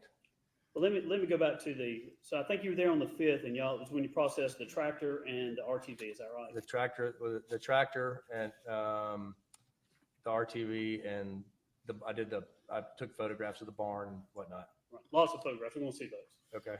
And then did you come back on July 6th, which is Friday, the next day? Yes, sir, I did. And I think you probably went to the house in the basement at some point. I did. What did you notice down there? So I went in there and assisted Sergeant Carter while we collected and helped him collect some evidence. We collected samples of hair that was on a wall. We collected various other things, and then I was tasked to process several garbage cans that were in the downstairs office in the house. When you processed the garbage can, I believe it's the trash can out of Gary's office in the basement. Do you remember what was anything in particular that was in there broken? Yeah. So you want me to tell you everything that was in the can, or just the broken items that were in there? Go ahead. So in the can there was cigarette packs, leftover food, papers. There was also a broken plate that was in there. It was all taken. And when we process stuff like that, I had to take it out and lay it out because I had to photograph it all. So I took it out, placed out a tarp to keep it to where I could lay it all out and take a picture and photograph the whole thing. Sometimes when I go to a crime scene, I stick my hands in my pocket and just kind of let the scene talk to me. What's there and what does that mean? Do you look for evidence to see where you can take an inference and say, okay, I see this evidence. This probably means this. You ever do that? Sometimes, but what we typically do is we give what information we find to the detectives because they're the ones that have been talking to people. We say this is possible. This may not be possible. This is the evidence we found. And then they basically put it together with their statements and people that they've interviewed and whatnot like that. Yeah, Gary Ferris was dead on the day that you went out there and processed that, but in his trash can, was there any indication whether or not he liked Mountain Dew? Yes, there was a plethora of Mountain Dew cans. Lots of them. Yes. Did you also help process some, I guess, C or some shoes and a shirt? Yes, sir. Tell us about that. At one point, we were kind of coming through the master bed. I would assume the master bedroom in the house, or in a study. And in the closet in that bedroom, there was a red color shirt that had several stains on it, which was photographed. And then there was also several pairs of shoes that I think one was a teal colored pair of shoes, and the other one was multicolored pair of shoes. They were in the same closet. And both of them had stains on them, which were tested, and obviously I photographed the shoes. Did you find anything that was consistent with soot or ash or anything like that? So on the red shirt that I photographed, I noticed a black stain. I believe it was on the back, down around the bottom, and it had the appearance of ash or soot. And then someone else was processed that? I'm assuming yes. And the garbage can, did you think there was possible blood on that, or did you I just did. try to take some samples? So that on one of the garbage cans downstairs, I noticed two reddish brown stains, and at the time, based on the scene, I assumed that they may be blood based off the color. So I did collect them so that they could be tested to see if they were in fact blood. The parts have stipulated to the GBI reports; those are going to come in. But do you even know what the results are on some of those? Not on all of them, no. And it is what it is, and we'll bring those in. We've stipulated those, but everything that you processed, the tractor, the RTV, helping with that, the cans, the garbage cans, the swabbings from those and everything else, did you properly follow your procedures to bag those, maintain those, and make sure that they got to the GBI properly for testing? Yes, sir. All right. Did you ever go over to the barn and check out the barn and see if you find any evidence over there? So I believe it was the second day. Let me just verify. I know, say the 6th, if that's right. The 6th, yeah. When I went back out there, I was asked to do a walkthrough of the barn with the detective. So basically, I walked through with one of the detectives, and I had my camera on my neck, and basically we were checking each other. So we walked through. Does he see something else? Oh, based off of how the investigation is moving. Okay, now I need this as evidence. Now I need this as evidence. Now I need this as evidence. So then we start taking more photographs and start documenting more things. And if we need to collect something else, we collect it. At that point, what did you know about a gun being involved, or what was your mindset, your present sense of impression at that time? What was going on with involving a gun? I mean, I knew we were potentially looking for a smaller caliber handgun of some kind. When did you know about the bullet in the rib? When? Do you remember? I want to say it was I can't remember. I mean, I know it was either late the first night or early the next morning, but I think it was the first night. When you arrived, was the bullet found yet in the ribs, or was that after? I can't recall an exact timeline. But is it fair to say most of your investigation, while you're processing the scene, you were investigating a murder? Yes. Or investigating a crime, I guess I should say. Yes. I didn't know if when you first arrived, if you thought it was an accident, someone had a heart attack, or were you actually, it was an investigation? I mean, in a situation like this, obviously you assume the worst and hope for the best. Sure. And you've worked with law enforcement officers a long time. Yes. Gallows humor sometimes. They can work things off, or they're cynical at times. Correct. Do y'all begin with, oftentimes there's a theory, or maybe there's a crime and you work it until it stops. In other words, there's no more evidence. I mean, I would say that's fair and accurate. And in this case, when you were doing your task in that, were you just focused on what you were assigned to do and try to find any type of evidence? So I hope this answers your question. So like prime example, when I was tasked to do the tractor, I was looking for any evidence I could find on the tractor, whether it be blood or any other substance that would indicate any sort of a, criminal offense or other explanation. So does that help? So, Sure. I mean, so basically we're kind of, so when we get there, we're kind of geared. We talk to the detective, hey, what are you looking for? What do you need? And then that kind of gears us in the direction of what we're looking. And then you independently at times can just follow the scene where it goes. Correct. Now, when you went into the barn, did you find a gun? Yes, we found a 32 caliber. I think it was a 32 caliber firearm, revolver. Now, does Cherokee County have many murders per year? Do y'all respond to a lot of murders? Not really. Not really. I mean, So, comparative to other surrounding, more metro jurisdictions, no. So not a lot of major violent No. crime. Had you worked a case like this in a burning or something? Was this the first time? This was the first time. And would you, for most of the other officers, the same thing was true too? I mean, I would assume. I mean, I don't know the other crime scene technicians' training and experience, but I would assume it was, So when you're working a case and there's a bullet in someone's ribs that's been burned, why are you interested in finding a gun? because at that point, I believe a reasonable and prudent person would believe that there was some kind of foul play. And when you found this gun, what did you notice about the gun? First of all, where was it at? What type of gun was it? And what did you notice about it? It was a 32 caliber revolver. It appeared to be old. I believe it was in a cabinet in the barn, kind of off the tack, like a tack room, I believe. And obviously the first thing, one of the first things we do is we photograph it. And then obviously we inspect it to see if there's any rounds that have been fired or anything in it. And that's easy with the revolver recently because you can open the cylinder and look, and you can look at the primers on all of them. And none of the primers in that weapon that were loaded in the weapon had been fired. So it was photographed and left in place. So it did not appear to be recently fired? No. How about the ammunition? Was the ammunition accounted for?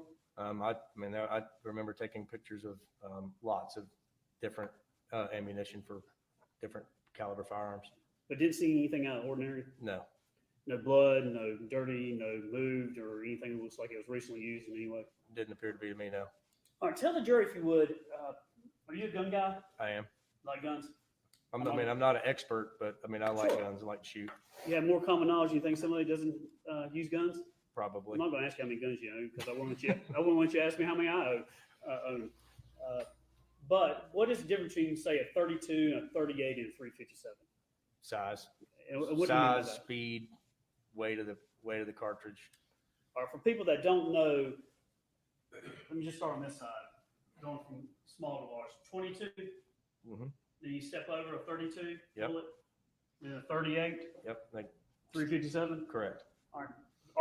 Can those be shot in a revolver? Yes. And they're usually in revolvers? Yes. What's a 380 and a 9 though? Typically, 380s and 9mm are The short nine, as they they're call it. semi-automatic. They're not revolvers. They hold magazines with 7, 8, or 7, 10, 15 rounds typically. And cowboy gun is kind of what the revolver is, has that cylinder.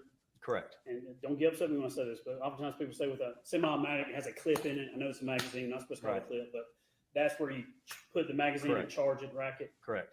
And a 32 is the most commonly used in a revolver. As far as I know, but there could be something else out there. But as far as I know, it's typically a revolver. How about a 38 special? Can it be shot out of like a 357 or a 44 or something like that? Yes. So it's small enough to go through the bigger barrel. of So I have a 357. What brand you got? Ruger SP 101. Mhm. So a lot of times if I'm just target practicing, I'll shoot 38 ball ammo out of it because you can't go the other way, but because it's cheaper and it has less recoil and it's just fun to shoot. Now you can't put a 357 in a 38. It won't work, but you can go backwards. Okay, so you can go up, you just can't go down. Right. You know how many pictures you took? have no idea. Have you had an opportunity to meet with me? Probably too many times and look at your photographs. Yeah, we've looked through quite a few photographs. All right, I'm going to State's Exhibit Stewart 1 through 131. I'm going to enter those into evidence at this time. Okay.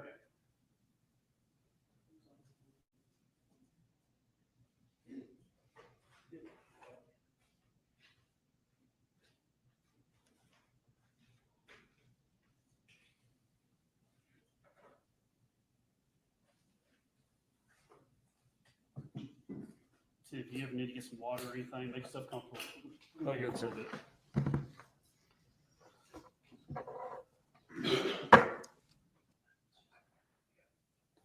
There we go. I got it again. I said I forgot to put me back on. These are so they can go out.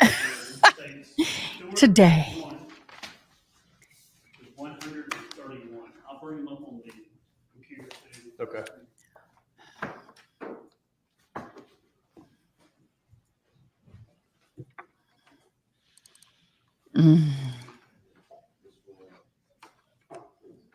Thank you, Judge. Thanks, Shane.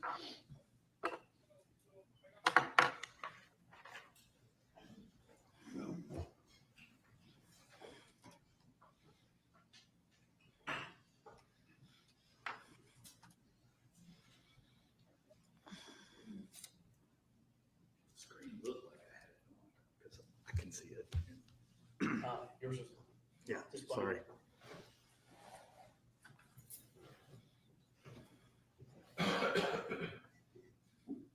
Oh, it's loading up. Lieutenant. It's what up about now, the- sir. Oh, there it is. Purcell Lane. What county is this in? Cherokee County, sir. And is it a nice area of the county? It is. Is it beautiful? It is. All right, this is Stewart 1. We're going to walk through. What I want to do is, obviously, the jury's not there at the time that the processing is taking place. I'm going to ask some questions, but I really want you to kind of think through the eyes of a juror. And you've seen it, you know it, but some things may not be in their mind as is yours. As we come into this, and we know that you come up the driveway and you turn right to go to the barn. Is that right? Correct. Mm-hmm. And tell us what we're seeing here in Stewart 1. I probably would just refer to it as 1 or 2 or 3, but we're talking about the Stewart exhibit. Okay. So in States 1 here, what do we see? So what you see off to the left is the barn. Well, it's got 2 sliding barn doors on the front. And then just off to the right of that, you see basically 2 sheds where obviously various equipment. I mean, you can keep various equipment. And then When you're looking at this, the barn on the left, and where was Scott's apartment be, the son's apartment? above the barn, so the second story, second floor. Kind of describe the apartment, the loft over the barn. What would it be like? I mean, it's just a standard apartment, bedroom, bathroom, living room area, kitchen. Kind of more equivalent to a hunting cabin or more equivalent to like a fancy apartment down in Atlanta? I would say more equivalent to maybe a man room, hunting cabin, something like that. Like a bachelor was living there. Basically, yeah. Who's a hunter or something. Man's cave. What do we see in one here straight ahead? What are those things? Talking about what the trailer's parked in front of? This is now 2. What do we have here? Those are basically, I mean, I consider them storage sheds. So like you can back trailers under them, you could park equipment under them, trucks under them, whatever. They've got various tools in them, basically used for storage. I'm never good at this. My wife has to correct me all the time. Is that a lean-to or is it a pole barn, or what would you call that? I mean, I call it a pole barn. Okay. But And States 3, what do we have here? so it's the one on the left, I believe. Basically various tools in there, lawnmowers, shovels, tillers, various household, outside working tools. 4, moving to the left of that view, that same shed. Okay. What do we have here? Just the other side, you have a tiller, a trailer, gas cans, a small pull behind, looks like fertilizer spreader, a push mower, sprinklers, just various lawn equipment. All right, States 5, what do we see on this wall? On the wall, you have basically what you call I would call it a sickle on the end. You've got a shelf, you've got rakes, shovels, chain, Tools. Tools. State 6, looking at the front of this, just other things in that shed. Is that right? Yeah, so you got a shelf full of buckets and gas cans, and then to the left of that looks like you got a climbing ladder stand for like a hunter. Just going around. Do you just try to just capture the scene as it is, not knowing whether or not it's relevant at the time? Correct. So when you take photographs, the first thing you do is you take overall photographs. So basically, if you had to go back and overlay something on top of it, you could completely recreate the scene. And then once you find out what your evidence is, you go back and you take the other photographs, mid-range close-ups, stuff like that. Stewart 8 here, the right side of the right sheds here. Yes. Is there anything in those, or are they kind of, I guess the right one's empty, is that right? I believe the right one's empty, yeah. Well, except for, looks like a planter. Number 9, and when you look at this, it looks like a planter and some things have been strapped to the top. Yeah, that's probably where, my guess is where they put the seed, to hold the seed. It looks like a planter.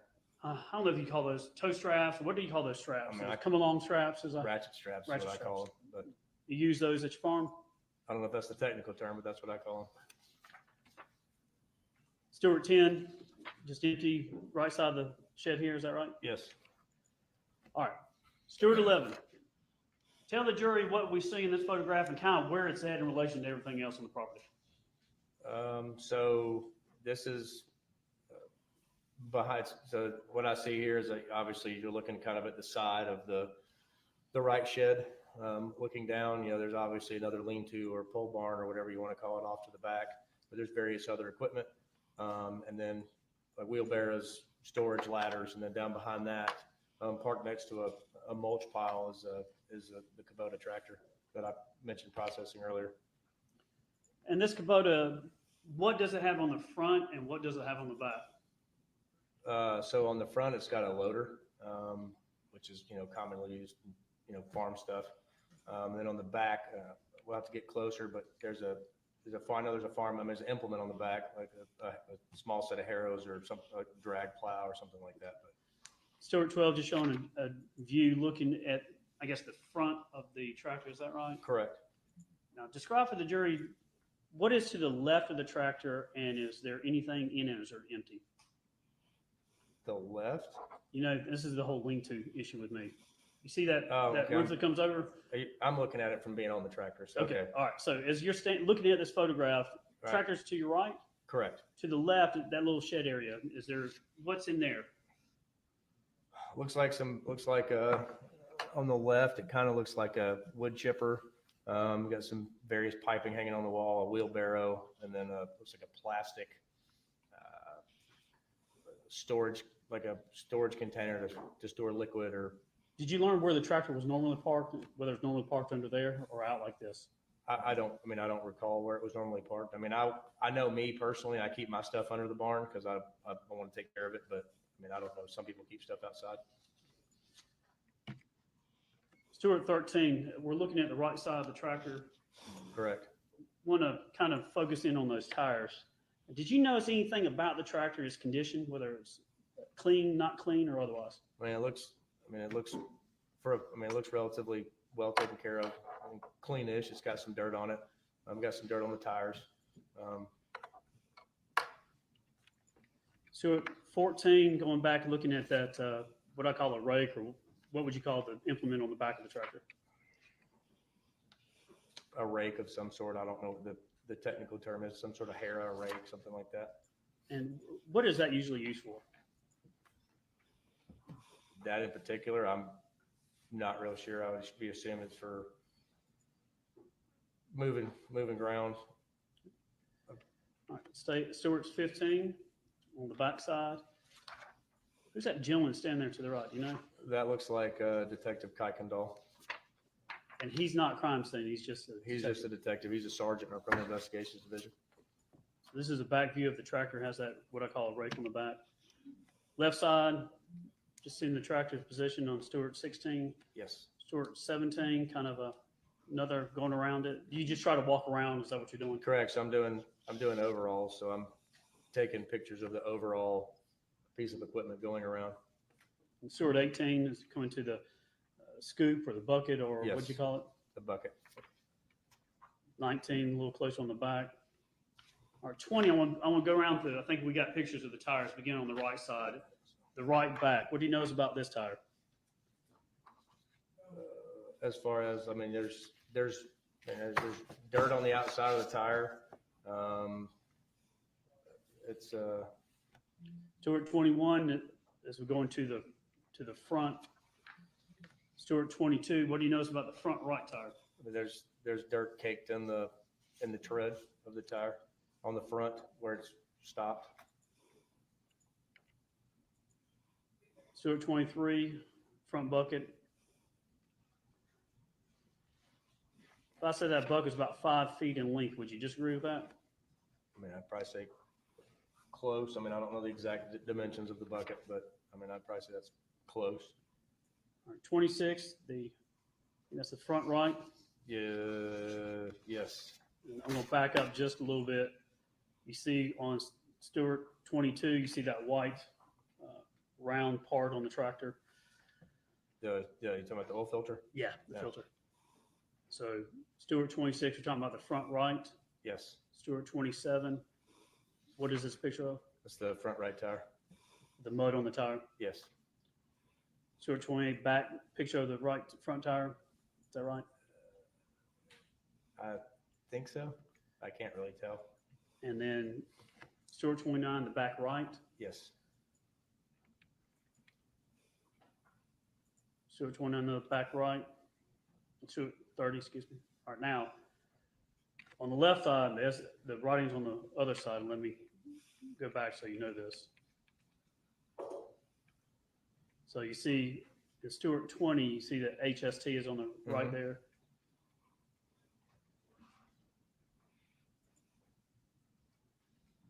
Now we're on the left side. So left back tire, describe that for us. It's got some earth, looks like earth debris or dirt, leaves, whatever on the top. 32, just another picture of it. Close up picture. 33, this is the left step. Correct. Now, Stewart 34, what are we focusing on here towards the top of this step? So about, I don't know, 2/3 of the way across, the very top of the step, there's several small reddish brown stains, and that's a close-up photo of it. Is that seen here in Stewart 35? Yes. Do you have training in detecting blood or seeing blood? Yes. What kind of training do you have in that? So, in my career, I've seen lots of human blood over the bet you course of have. years of working the road, being on wrecks, answering calls.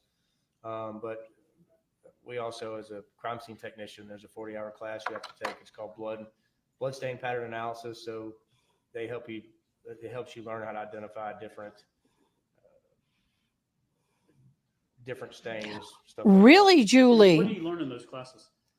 Tell us just basically what, when it comes to Gotcha. blood splatter, or blood patterns, or things like that. So you learn how to determine, like in certain things, like certain instance, area of impact, area of origin.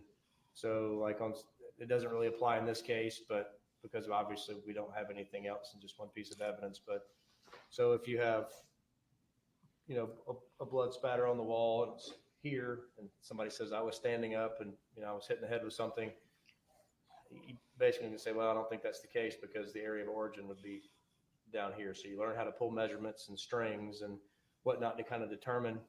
You learn directionality of blood drops. So you learn, basically that 90-degree droplets are round.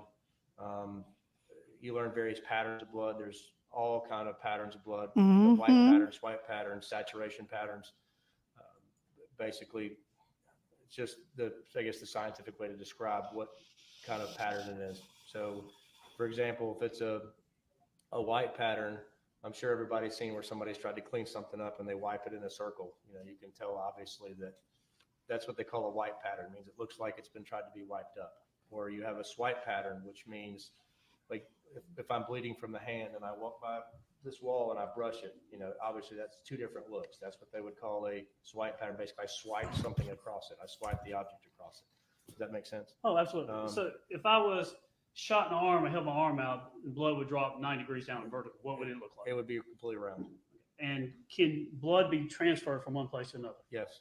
From one substance or thing to another? Correct. When you look at this, can you tell if this has any indication of any of those things you talk about? I mean, it could be any number of things. It could be a transfer stain. It could be. It could be a drop. It could be a drop because you have one looks like 90 degree, Mhm. right? But I mean, that could have come off something as well. But could have been transferred Could have too? been transfer. I mean, there's no way I could definitively give you the answer.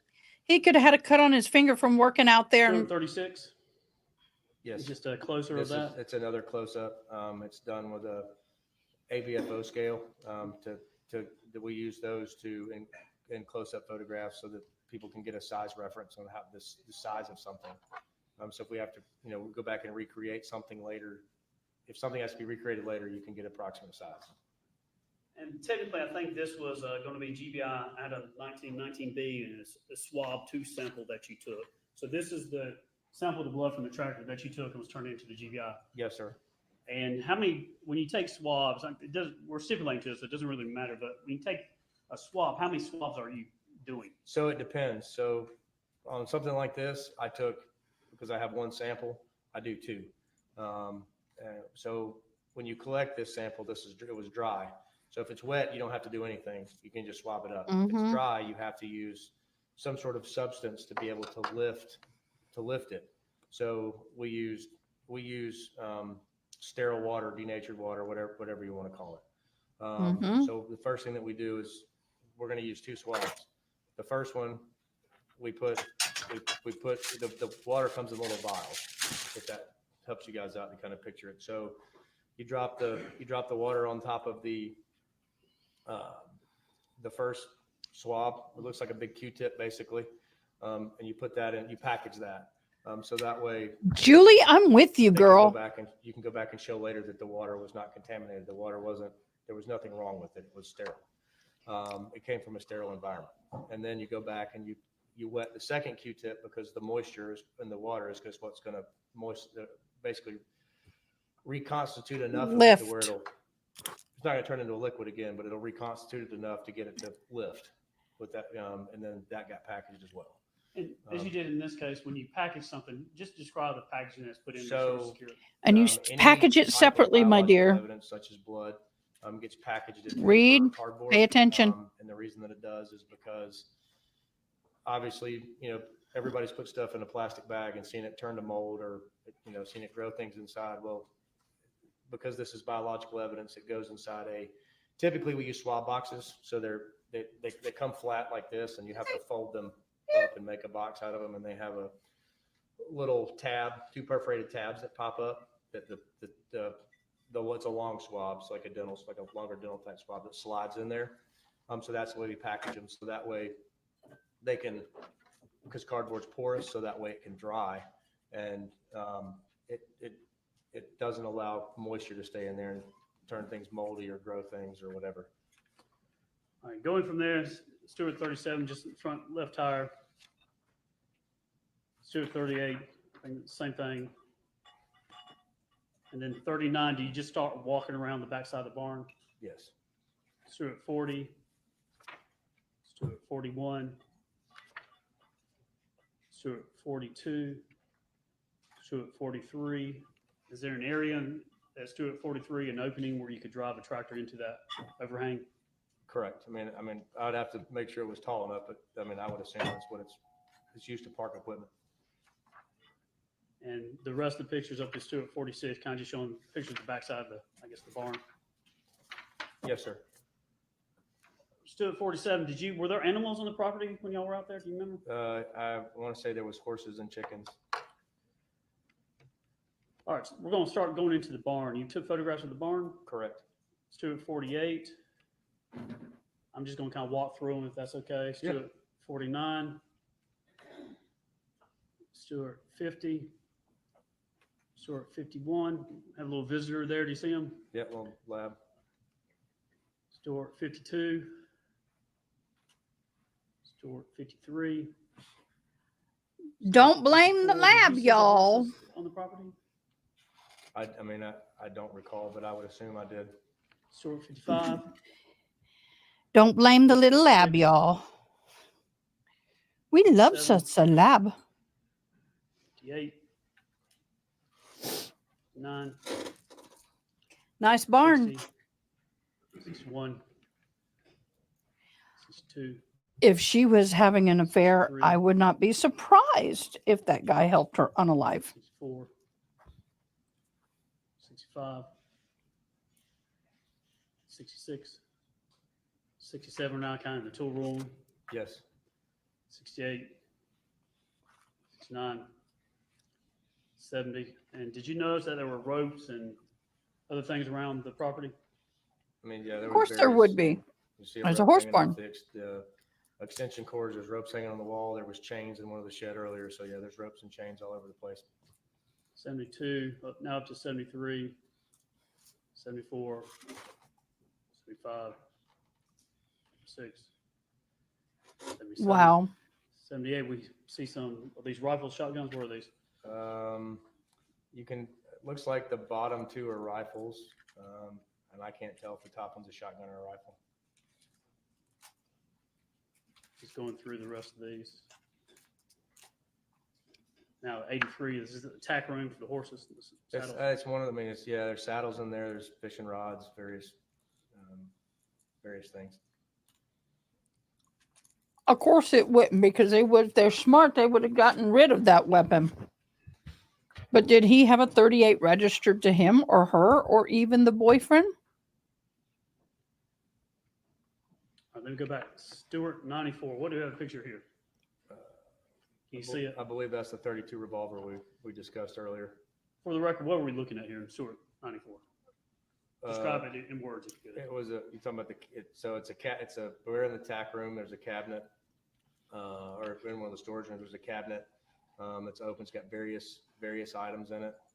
And then there's a 32 revolver, or there's a revolver laying underneath it with ammunition, boxes of ammunition beside it. I wish I had a timeline for this. Shows the gun as you found it. Yes. Stewart 96. What do we have here? So that's the inside, like I previously mentioned, that's we obviously inspect the weapons when we pick them up. So we opened the cylinder and looked, and you can note that that's a 6-shot revolver. And there's the little round circles in the middle of the cartridges or the primers.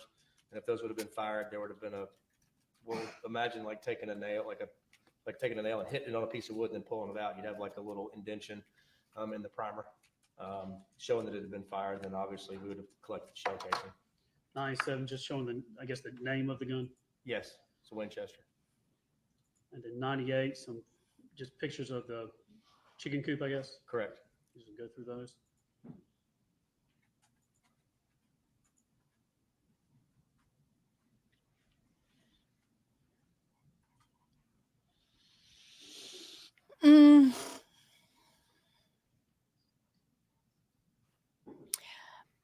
Anybody have a timeline or anything like that can drop for me in Discord? On now transition. I guess this will be on July. Scott 6th. is the name of is their son. Garbage cans downstairs, because you can see the blue tarp that it's sitting on. So Stewart 115. The garbage can is that the picture? Just a picture of the outside. Correct. I guess it's that blue tarp. Oh, maybe maybe son did it, not her, and she's taking the I'm blame. lay stuff out on it so that I can photograph. Maybe it, the son did it, and she's taking the blame. Take pictures. He's got PTSD. Went off.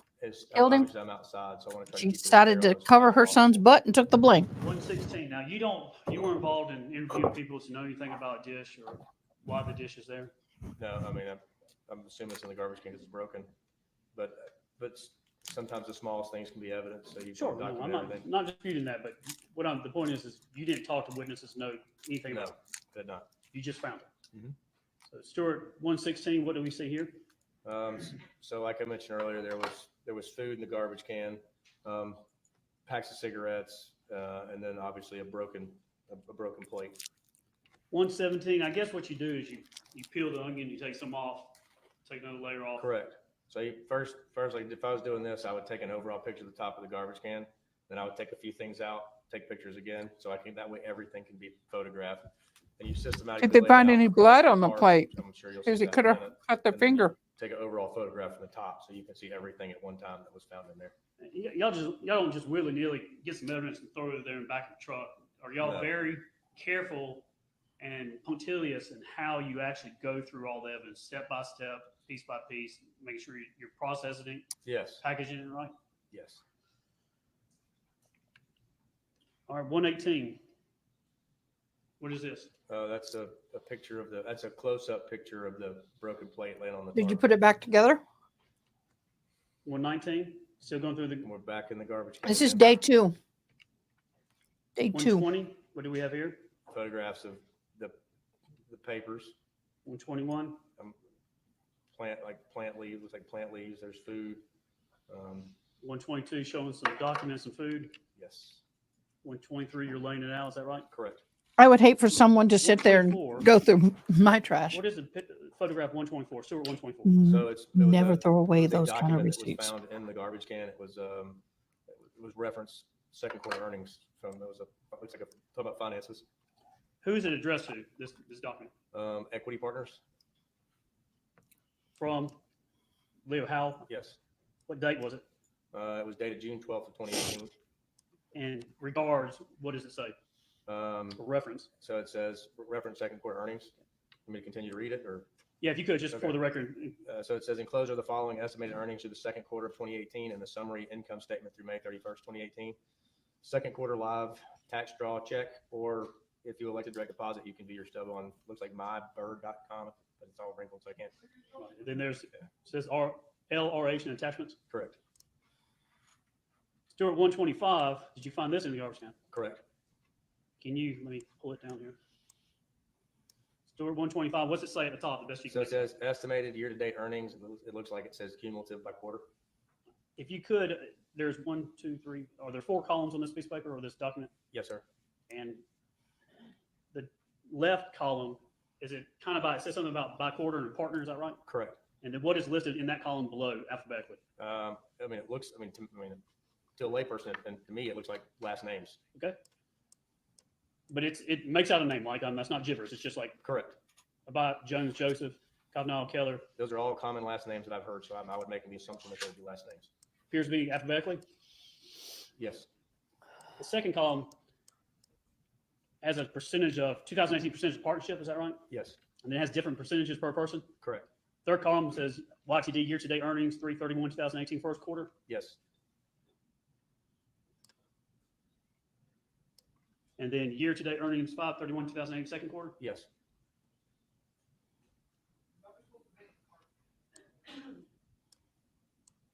Are some of these figures in money over $100,000? Absolutely. Whoa! Over $300,000? Snap it! Look at that money. Let's see. Yes. Why would you throw that crap away? 126. What do we have here? That was Reddit, like, people. 28. Everybody loves to get this thing, don't they? The tax bill. Absolutely. It's the 2018 tax statement for the 2155 Purcell Lane. Cherokee County Board of Assessors. Is that Yes. what's labeled at the top? Says Yes. Stewart 126. Who is it made out to? It's made out to Gary W. Ferris and Melody W. Ferris. So both names are on it. Is that Correct. Right? What's the address? The address that we're here for today, 2155 Purcell Lane. So 2155 Patel Lane? Yes, sir. Maybe she realized how much they were in Business debt. tax matter? And he's better It says dead alive than annual alive. Assessment notice date May 14, 2018. Yes. And then last date to file written repeal June 28, 2018. Yes. It doesn't matter if she's the second wife. It depends on the state. But any money coming into the household during the time of the marriage is in this state belongs to both of them. It doesn't matter who earned it.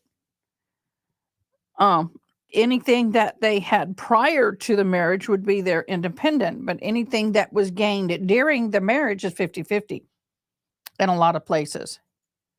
Unless there's a For prenup. the property, current year fair market value of property. Huge. Looks like Huge. 36. Huge. Unless she could get the courts to demand that he take all marital debt, and that means she would have to prove that he was unfaithful, she was faithful. I don't know what your state is, but it is not easy to get a judge to order that. Or some people may agree to that, but a divorce would have hurt her hard because they were so upside down that she would have walked away probably with nothing. And I am not exaggerating that word, nothing. $900. So $1,036,900. Correct.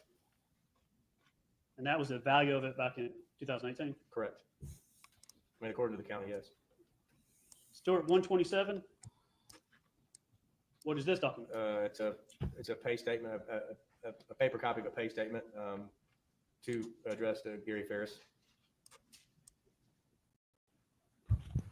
Stewart 127. If you look I found a screw, so I'm trying to figure out where it goes. Over here, what is the period start date and the period end date? It shows it's the month of May, so May 1st, 2018 to May 31st, 2018. What is the pay group?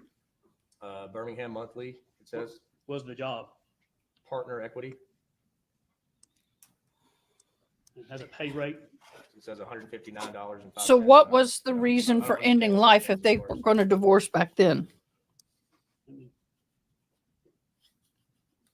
Sorry, y'all, my head's hurting a little. I got to loosen this up.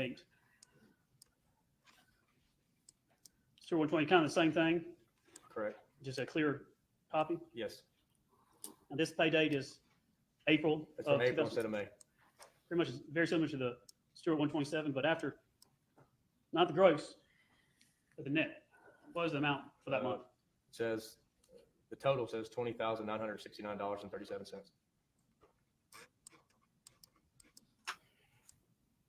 Whose name is at the top there? Gary W. Ferris. In the trash can, maybe another trash can looks like. Correct, there was two. Stewart 129, we see something poking out of the top there. And we go to Stewart 130. What do we have here? A bunch of soda cans, Mountain Dew cans. Dude, that's a lot of Mountain Dew. Evidence if you had to use common sense and inference level. The dude did a lot of dew. Holy crap. That's a lot of dew. Judge, can I just have one more? Jeez. Probably a good time for a break. I think I'm doing just like right.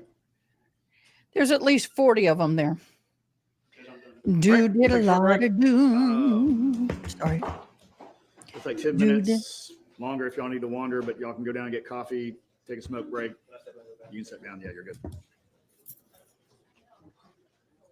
Ballard or Shaw. Okay. Boy, that dude did a lot of Mountain Dew. That's good advertisement. Free advertisement for you, do. Oh gosh, y'all, I'm trying to decide on a camp. I gotta book it for spring break. And there's a bunch of great places in Texas to go. But dang, I gotta decide which camp to go to. I know where my daughter wants to go, but oh, a tangled web we weave when first we practice to deceive. Yeah, I didn't know that a court can deny a divorce. I don't know. Why? Somebody in Georgia tell me, how come they can a judge can deny your divorce? Is it because the opposite party doesn't want it and they want you to go to mediation and counseling before they grant it? Oh. You didn't talk to the detective. Yikes. I believe I went straight to the crime scene, who was leading the crime scene stuff, because they were already there. Yeah, and that would have been Lieutenant Ballard. Either Ballard or Shaw. Okay. So those would have been the ones who were giving you directives. That woman's hair afro is incredible. Is it your understanding, though, that Detective Hayes is the actual detective who is in charge of the investigation? Yes. I'm complimenting you, So girl. Detective Ballard or Detective Shaw is in charge of the crime scene. Detective Hayes is in charge of the crime scene and interview. Of the overall investigation, yes, because it all bleeds back into one another. Okay. Did you ever? Jerry, do you have those documents? Are you a part of my Discord? While I was on scene, or are you talking about? While you're on scene, within a relative, let's say on the 3rd or the 5th, 6th, 7th, 8th. I mean, I'm sure we spoke if we were both out there, but I don't remember the nature of our conversation. So it would have been Ballard or Shaw that gave you your directive to begin with the barn. Correct. Okay.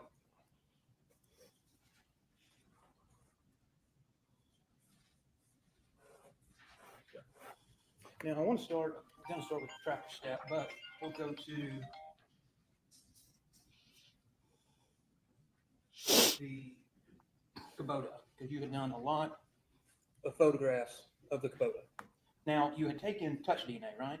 Correct. You took 9 swabs from all over the Kubota. Yes, I can give you the locations that I took. There's my I Discord. I was going to go through them, so just go ahead and list off the locations where you took the contact swabs. Okay. So the first swab was obviously, I talked about using a control sample initially whenever we take them. So the first swab was a control sample. So it was just right out of the package into the box. You can just IM me. The second sample was from the steering wheel.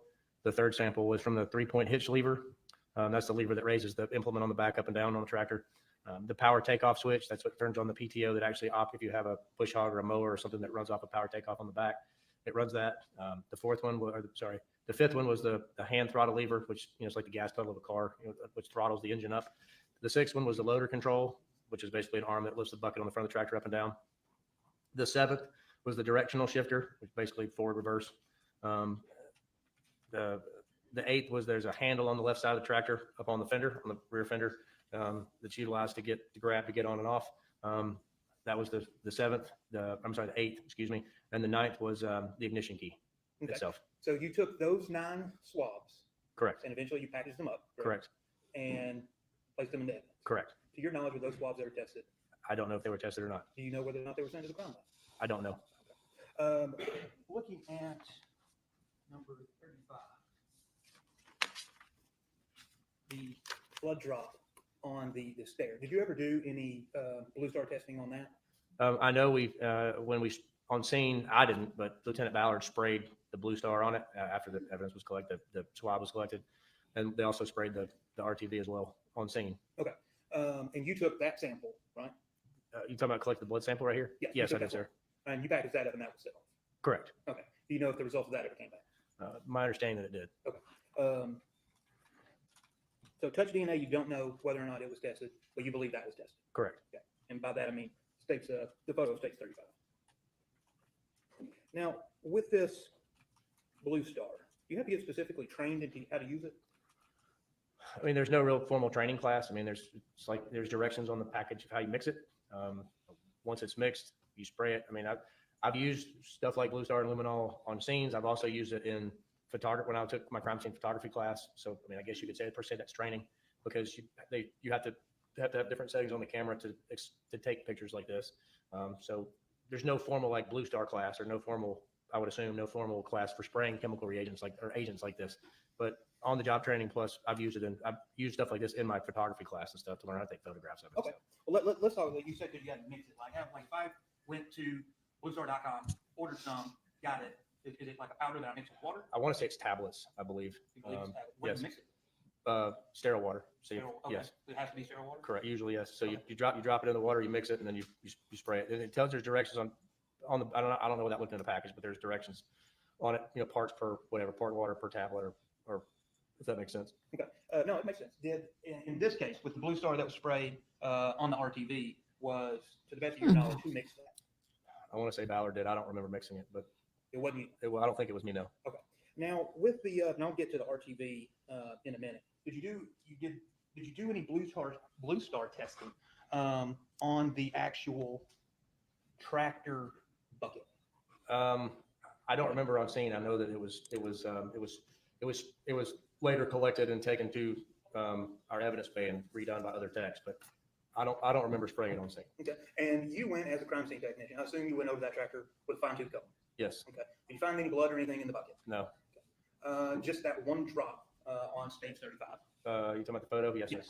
Correct. Now, that photo also, you had previously testified, you can't make any type of determination of whether or not that's a 90-degree drop, a smear, or anything like that. It could be a 90-degree, it could be a transfer. There's no way I can conclusively give you an answer. So basically, an easier way to say that would be is you cannot show any way that you don't know how they got it. Correct. Now, you also talked about with the Blue Star is that it reacts to iron, right? Yes. All right. But you can also spray it, because I assume the package, does it come with any information about, hey, this information will give false positives? I don't know if the directions do. I know that through my on the job training, other stuff, I know that, I mean, obviously like we discussed earlier, false positives do exist, because obviously it'll fluoresce for iron itself, but it's a different type of fluorescence. It fluoresces quick and turns off. Imagine flipping a light switch on and off really quickly. Okay. That's, Well, that's what I wanted to ask you about. So let's say I sprayed you right here on the floor, right? And it lit up. It's possible that if you could light up, I could take a photograph of it and you could see it, right? correct. So I think you actually said it pops real quick and then It'll pop. If it's just iron, it'll pop real quick and disappear. So you'd have to be extremely fast with your camera to be able to make that happen if you're going to do both. Okay. Do you recall, did you do any of the Blue Star testing on any of the towels or hand cloths found inside the home? No, I did not. Now, the RTV, since we're on Blue Star, you remember what the RTV looked like, right? Okay. Orange, side by side. Correct. Right. All right. Now, you had stated in your direct examination that Lieutenant Ballard had sprayed Blue Star essentially all over the RTV and it fluoresced. In various locations, yes. Okay. Now, so that stuff fluoresced, and you had taken already at this point in time, because you did the tractor first, right? Correct. All right. So you're doing the tractor first, and then you go to help with the RTV, and it fluoresced with the Blue Star, but you didn't take any swabs of the RTV. Correct. Okay. None from the bed, none from the inside. I didn't take any on scene, though. Okay.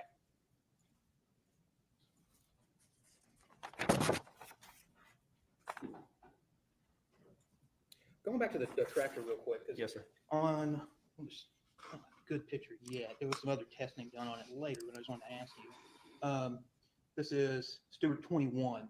You can see the seat in that, right? Correct. Yep, You that'd be recall when some you hair looked at back the there. tractor, was the seat on the tractor, was it pushed all the way backwards? I You don't. know, you I don't recall. Okay. Do you recall whether or not you would have manipulated the seat while you were taking photographs and taking the contact swabs? If I would have done anything while looking for evidence, typically tractor seats will fold up, so if you grab for transport, you grab the back and flip them up. I may have done that to look underneath it, but I don't recall moving it forward or backwards. Okay.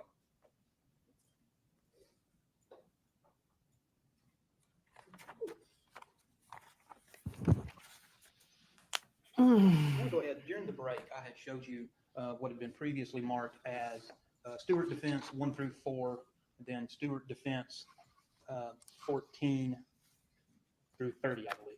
Do you have those photographs? I do, sir. Okay. And when you review those, are those fair and accurate depictions of the photographs you took that day? I would agree, yes, sir.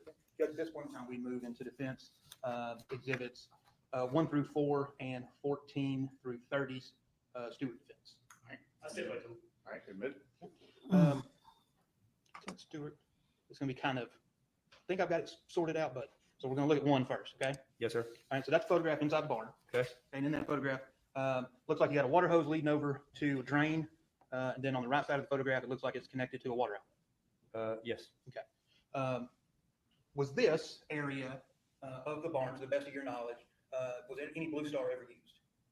I didn't do it. I don't know if anybody else did, but I don't think so. Did you take any swabs for potential DNA around any part of this part of the barn? I did not know. Okay. Now, number 2. Yes, it is. It's a drain in the floor, Julie. That does nothing. This is where you can click it on top. Let's see. That did nothing either. So, I can see if it helps. I can see the mouse moving around up here on the screen. So. Okay. No, we're just trying to figure out if I can make it move smoother. This photograph is just essentially the same as number 1, just showing a different angle. Correct, sir. All right. Stewart Defense 3. Can you tell the jury what that is? It's a drain. It's in the floor of the barn. Now, It's like a is shower that- drain. Is that the same drain that you can see in 1 and 2? Correct. All right. And to the best of your knowledge, was any Blue Star used there or any DNA taken? Not that I know of, no, sir. And number 4, that's just a close-up It's picture a of the drain? close-up picture of the drain to show the mulch and stuff that's on the drain. Okay. And just to keep things in order, I'm going to go ahead and close those. Now, I turn your attention to number 14, Stewart Defense 14. Yes, sir. Now, in that photograph, that's upstairs in the apartment, correct? It looks to be, yes, sir. All right. And you're aware that that was Scott Ferris's apartment? Correct. When did you learn that that's where Scott Ferris or a person named Scott Ferris lived there? I can't give you an exact timeline when I learned that, whether it was on scene or afterwards. Okay, that's fine. So that is, I don't know why it's to change. So that's 15. Is that a photograph looking into the bedroom of the apartment? if we go to the next one, I would say yes. Looking at the 16, the next photo, yes, I would say it's going in the bedroom. That same dressers in the photo. Okay, so that would have been, at least you know now, that would have been Scott Ferris's bedroom. Correct. Okay. That was 14, 15, 16. Yes, sir.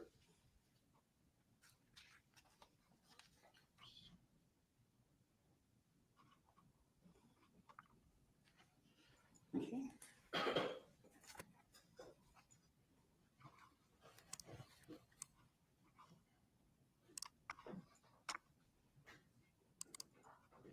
And I'm going to show you now what is defense 17. That's the sink in the bathroom of the apartment. I would agree with that. Yes, sir. Okay. And 18, that is the bathtub in the apartment. Yes. And number 19 is also the bathtub in the apartment. Yes. Now, regarding this bathroom, were any Blue Star sprayed or any swabs taken anywhere in the bathroom? No, to my knowledge, sir, no.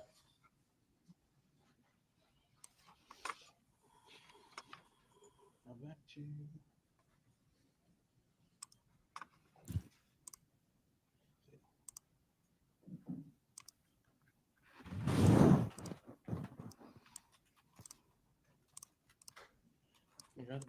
somehow I lost. Well, let's go there. What's your next number you have up there? The one that I have after is 20, which is it's the picture of the side of it. Looks like side of a bed with a dog crate with pillows on top of it. Okay. Let me do this. It says D20 on it. D20. That's fine. That's all right, so you can see it. All right, so D20.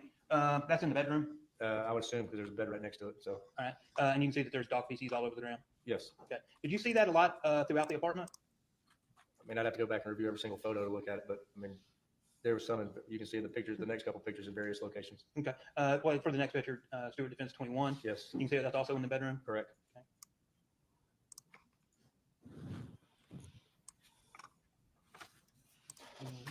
You also found, where you photographed, a credit card for Gary Ferris, Bank of America. Do you recall that? That's the photograph. Sorry, this is the boring financials to some people. Some people love it, some hate it. I don't recall where it was found or anything, but it's some extra photos I took it. So. Did you? Well, my question. Actually, those walls are really good for heating and air conditioning. I don't know. Okay.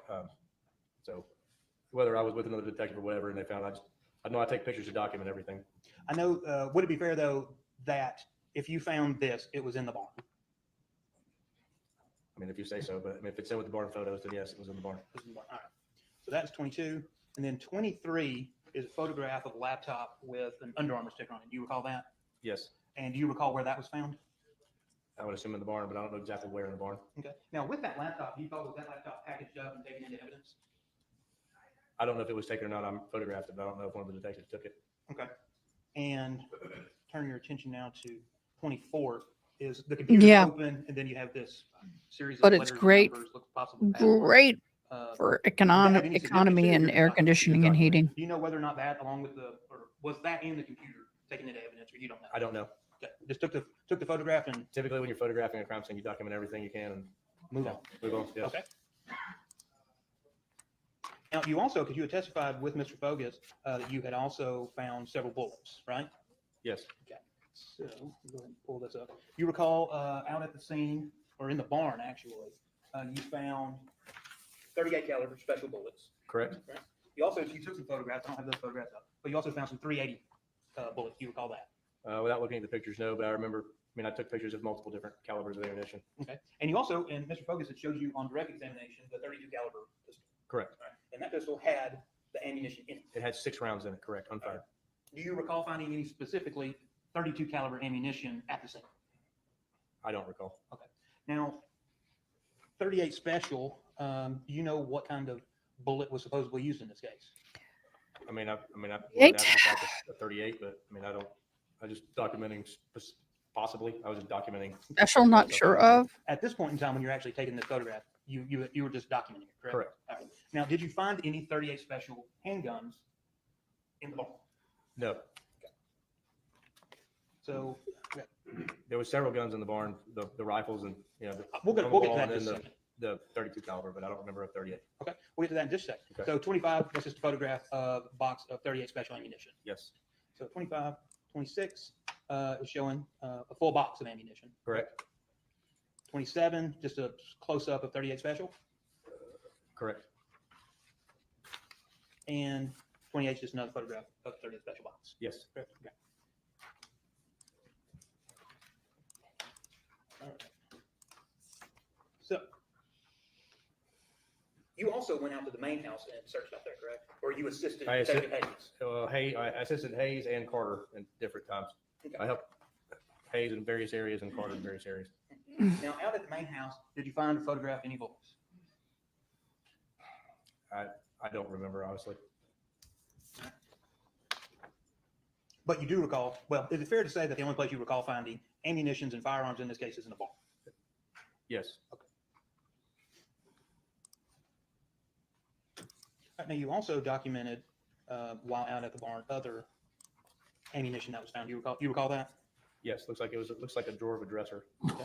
And by looking at Stewart Defense 29, can you see what type of ammunition that is? Yeah, looks like 38. 38 Special. Okay. And that is, you have 3 38 Specials in Stewart 29, 2 other ones in Stewart 30, is that correct? Yes. And then Stewart 31, 2 other 38 Specials? Yes. Or it Yes. could be the same 2. Do you recall how many bullets were found in the drawer? I don't.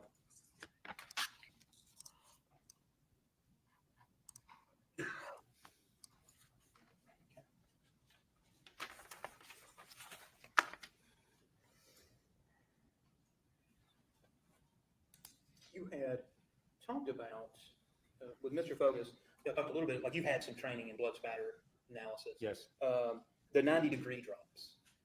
When you were in the house, did you notice any blood drops in the house? When I was walking around, I noticed some blood, but I didn't really pay attention to the 90-degree drops. Yes, because I Julie, the focused on- son was living in the apartment above the garage shop area.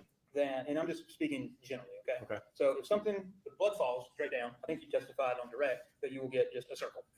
Now you might get some splash depending on how high it comes from, but typically a blood droplet when it comes off of an object is round due to the viscosity of the blood. So when it hits, it'll be round. Now you're going to get obviously splash off of it, but the initial drop is round. Yes. Okay. You get some round with some splash. Potentially, yes.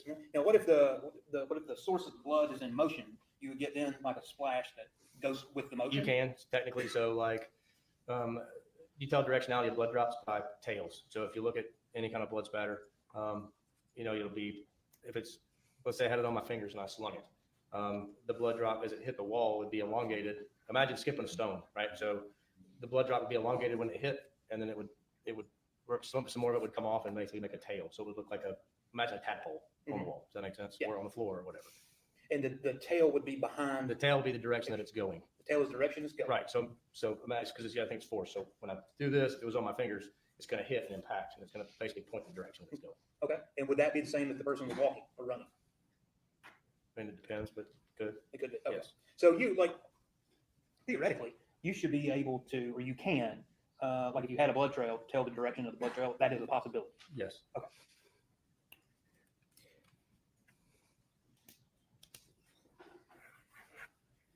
Now, Mr. Focus had also, there was a lot of photographs of I'm not going to pull them back up, of the tack room. There's a lot of ropes and chains and things like that you testified that you saw. Yes. With that, did you take, or if you know, did any of the other investigators take any of those things into evidence? Not that I know of. Did you find any ropes or chains inside the main house separate from the barn? I don't recall seeing any, no. So that's fair to say that the only place you found any ropes or chains would have been in the barn. Correct. 1 second, because it was real far down.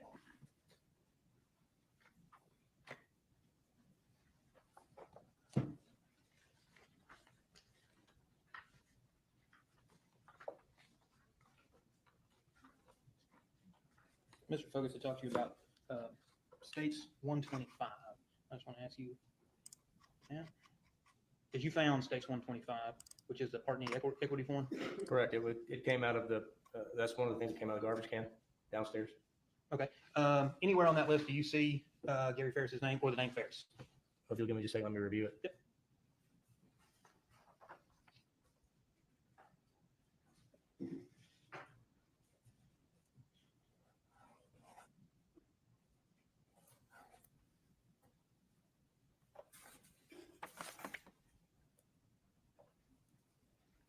No, You don't see Gary's name?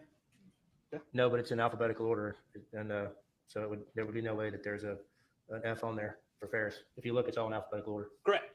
And so, and you would have taken everything that was in that trash can and laid it down, took photographs, correct? Correct. And that wasn't in there. Correct. Okay.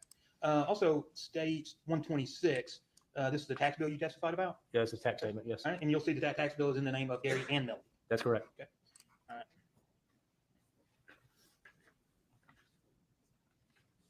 Now, you spent a good portion of July the 6th helping Detective Hayes look for the alleged firearm, correct? We looked in several locations in the house, the closet, the study, various locations. Okay. Didn't find anything inside the house. Did you find a firearm? Yeah. We didn't find a firearm, no. Yeah. Yeah. So no firearms in the house. But you also searched the compost pile for firearms. Yeah. So we took I think that was actually on the first day, because the compost pile was directly in front of the tractor. So one of the investigators on scene, Corporal Olenek, he grabbed the metal detector and to kind of metal detect that area around where the compost pile was.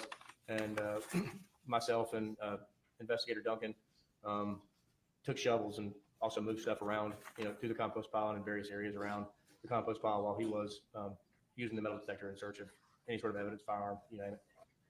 Okay. You had also talked about with the trash can that you had taken swabs of the trash can. Correct. Right. Do you recall whether those were packaged up and placed into evidence? They were. Were they sent off to the crime lab to be tested to the best of your knowledge? I would assume so, but I don't want to say for certain under oath. Okay. Yeah, if you don't know, you don't know. So there was also the Detective Hayes that called you to photograph some shoes and a shirt that you found. Correct. Now, do you know, or did you see Detective Hayes find the shirt?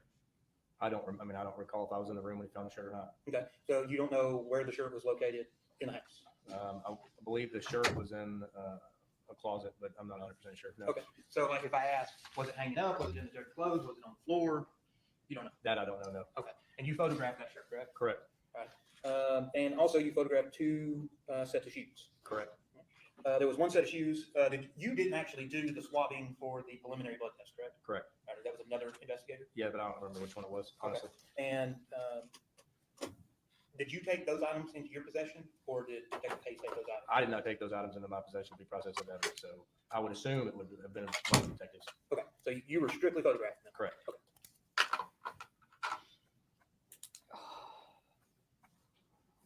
Give me just 1 second. Yes, sir. Beg the court's indulgence, something like that. Give me a second. These are phenomenal. It has a liquid inside and you can freeze it. These are a little too cold. But when you have a headache, especially in the back of the head, it's not too cold to use on the back of the head. On the face it is. I'm getting a little sinus headache. So I'm going to let this warm up just a minute. Exhibit Riley 1. It's a calendar there. You were there. Oh, So July. I do facials. July 3rd, 4th, and 5th. You went there July 5th. Is that right? 5th and 6th. Do you know anything about what occurred in the evening of July 3rd? What's nice, You know, this do you little have any idea, were you point involved in here, the time of death when Gary was shot? right in there. No. Push up. How about on July 4th? Oh, I'm okay. I'm There at just all? avoiding a headache. No, I believe the initial 911 call came out on the 5th, which is for what we're here in court for. So I went out there that night, but I didn't go out there before then. All right, so July 3rd, July 4th, those 2 days, you didn't know what was going on in the property or anything, right? No clue, sir. Did you find the gun that was used in this case? No. So it was missing? Yes. But you found bullets and things like that in the barn? Yes. Put them on those sinuses right there. Correct. Right down those sinuses. You were asked about things that you found in the barn. Do you know, was there any towels that were wet or in dryers or washer or dryer or anything in the barn? Feels good. Was there any clothing that looked like had suit or anything like that in the barn? In the barn? No. Any shoes that were wet or other shoes that had possibly blood on them? In the barn? No. Sure. No, not in the barn. Nothing like that in the barn? No.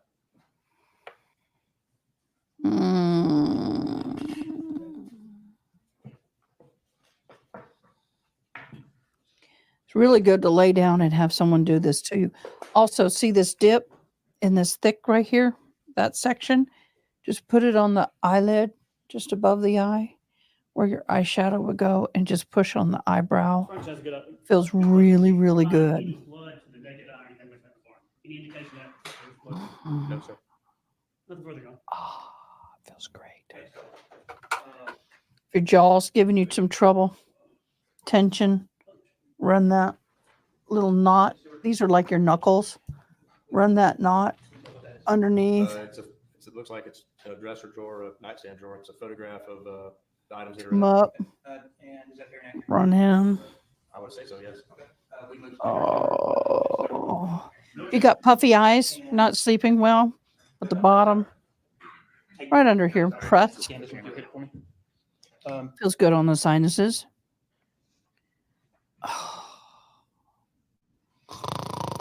Right there. Oh, right here. And curve it up. You got a headache right there on that temple. These are really fabulous. This is the only time I like cold. Lieutenant Stewart, do you recall On my face. if the drawer we were talking about earlier in the barn apartment, is that a photograph of it? I don't remember, but I mean, it could be. Okay. And well, you can see right here, because we were talking about bullets earlier in Correct. Stewart 30 and 32, or I 30, love 29, 31. it. Yes, sir. You can see Especially I'm when pointing to it right now, someone's kind of in doing the it center of the photograph. to Those you. are the bullets you were taking photographs of? I mean, I would guess so, yes. Okay. If it's the same drawer, then yes. Okay. And also,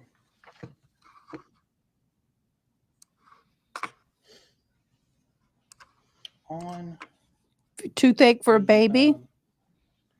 Just put it on the outside. barn upstairs, because we had talked a lot, or a little bit about the animal feces in the barn. Yes. Oh, whatever you turn it Yeah. off. Just leave. Oh, okay. Or under like this. And so I mean, it's fair to say that the upstairs barn was fairly dirty, right? It was lived in, yes. Yeah, okay. But if we look at number 17, you would agree with me, that is quite the clean sink, right? I mean, it's cleanish, yes, but Mhm. there's, you look at the corners, there's stuff all in the corners of the sink. Okay. What about It's the a man bathtub? sink. Sewer defense area. Looks like a bathtub. Okay. Clean though, right? A man's Cleanish, yes. tub. And he's got up here on top, looks like a magic eraser. That's what it looks like to me. And then in 29, still clean, right? Yeah, you just, Okay. and it's And weighted not that it was because your it's liquid. responsibility, You can but get to these the on best of your knowledge, Amazon. there was no They're luminol or any DNA or facial, anything taken from the back. cold facial. I'll have to find them for you. And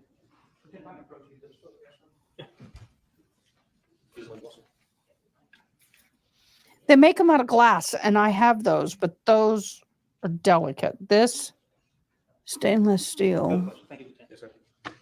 You think, Mr. Fergus? Thank you, Honor. All right, you sit down. Thank you, sir. Yes, sir. All right, call your next witness. Mm-hmm. Charles Westbrook. Stand up and stretch. We're bringing next witness in. I think it's a liquid actually, because you can feel it moving. You can see the difference. This is not, I haven't been using this one where this one I have been. I'm going to switch them and see. This one's already starting to sweat back up. When my children have migraines, I use these a lot. So if you have tension that starts like right back here, it cups perfectly behind that ear and into those pressure points. It's really good for pressure points. I mean, I can't, and just on the head.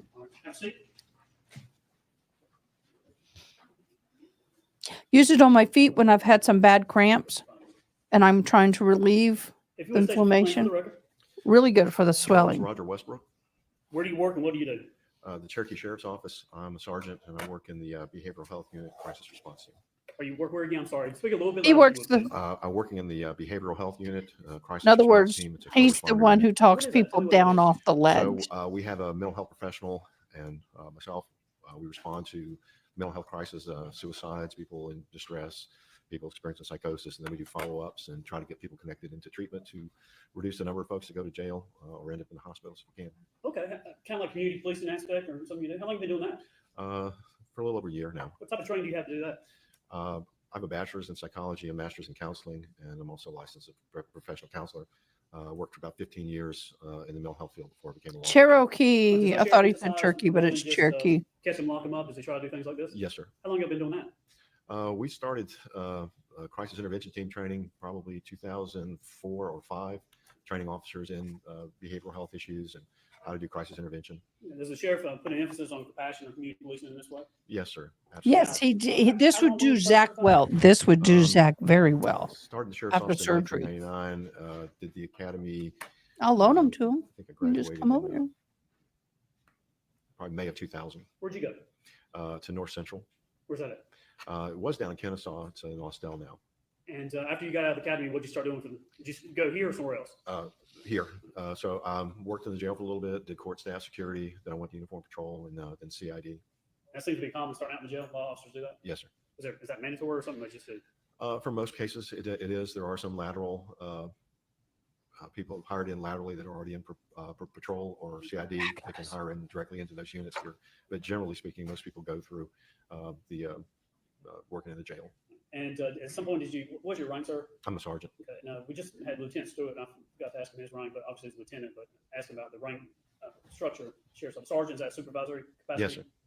And how many, are we fully staffed in the sheriff's office right now, or are we down because of everything? I think we're down still. I don't know the exact numbers, but we're still doing hiring and promoting. Comes in a really nice, Now, I want to turn your attention back to heavy July 5th, plastic 2018. tray. Obviously, you're here today. Yes, sir. Just put them in here. To 2511% lane, the Ferris Put them in your residence. Yes, sir. freezer, And when you went out there, tell the jury just, fridge. what your aspect was and what Mo your better. duties and what you did that day. Okay. So I was a criminal investigation division, and I was a supervisor Perfecto. on the evening shift, crimes against persons. We responded to and assigned cases mostly for family violence. And that particular day, we came in on the shift, and were told that there was a missing person / death investigation going on at Purcell Lane, and we were asked to come out there and assist. Yep, headache gone. Now, July 5th was that Thursday. Do you remember about what time you got out there that afternoon? Probably late in the afternoon. I don't remember exactly, but I'd say somewhere between 3 and 4 o'clock, somewhere in that area. 911 calls around 12:45 or so. So you got it after that. Yes, sir. When you got there, were you assigned to? Did you go and actually do anything right off the bat, or what were you doing? We were standing by at first, waiting for some direction. Crime scene was there doing some stuff. And then we were tasked with different duties. I assisted in the area where the burning pit was, where trash had been burned, where the body had been discovered. You know, the parties are not arguing over that. Was Gary Ferris was found in the burn pile. So when you got there, from what you knew when you arrived, was this you were there responding to medical emergency, or you were there responding to something more? When you responded to the scene, did you know, hey, this is a criminal investigation? Right. Right. It was a criminal investigation. First responders had already been out there, secured the scene, and the day shift crimes against personnel were out there, start leading the investigation. So we were called out to assist. Did you go out to the burn pit? Yes, sir. Did you see it? Yes, It's sir. fabulous. Yes. Toy. Did you see anything at some point that catch y'all's attention? Yes, sir.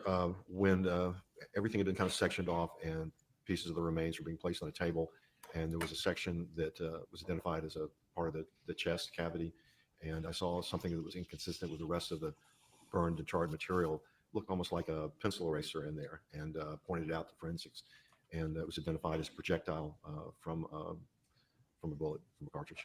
Dr. Gooding, was she processing the scene? Yes, sir. She was there.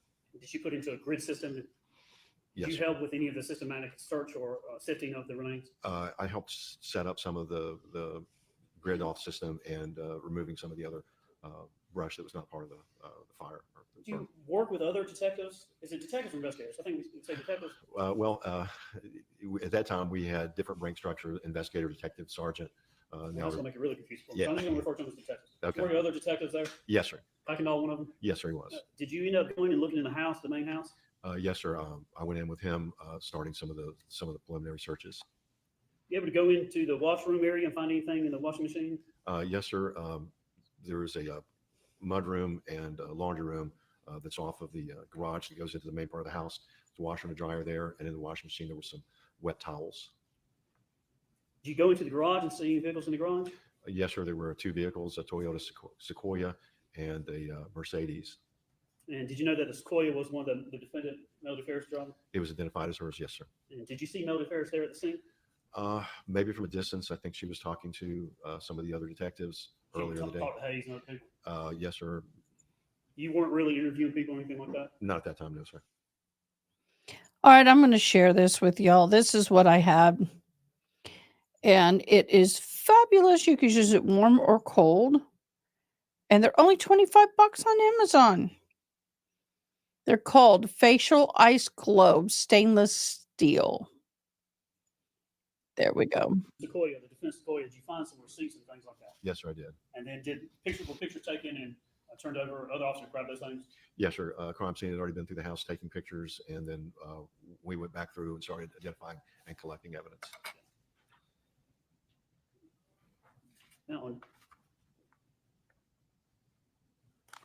you went on July 6th, I think it was, so Friday, you go back to the scene? Yes, sir. I think it was the 6th when we actually collected those items. Okay. And on July 6th, you also collected. I get this silver though. I wouldn't get the gold. Yes, sir. But that's me. Mark this for identification as They're Westbrook. fabulous. I'll hand it to you. I know you've looked at it and gone through that. My son used it on a knot. I was having a spasm in my back. Yes, and sir, he it is. used that on that as Now, well. where did you, based on the ECR, where did you find in your report, where was it found? The kitchen counter. And that was on, I guess that was on the ECR where that was written? Yes, sir. Was there other stuff that you remember on the counter? There was, I believe there was a purse, and there was a credit card that was identified to me to put into evidence as well. Hello, Britt. I've gotten them and they don't last. This is super thick, very more of on a professional scale. But yes, you can get those in the makeup department at Target. They're very similar. Do me a favor, take Westbrook 1, look through it, make sure that's the wallet, and has those credit cards and stuff that you found.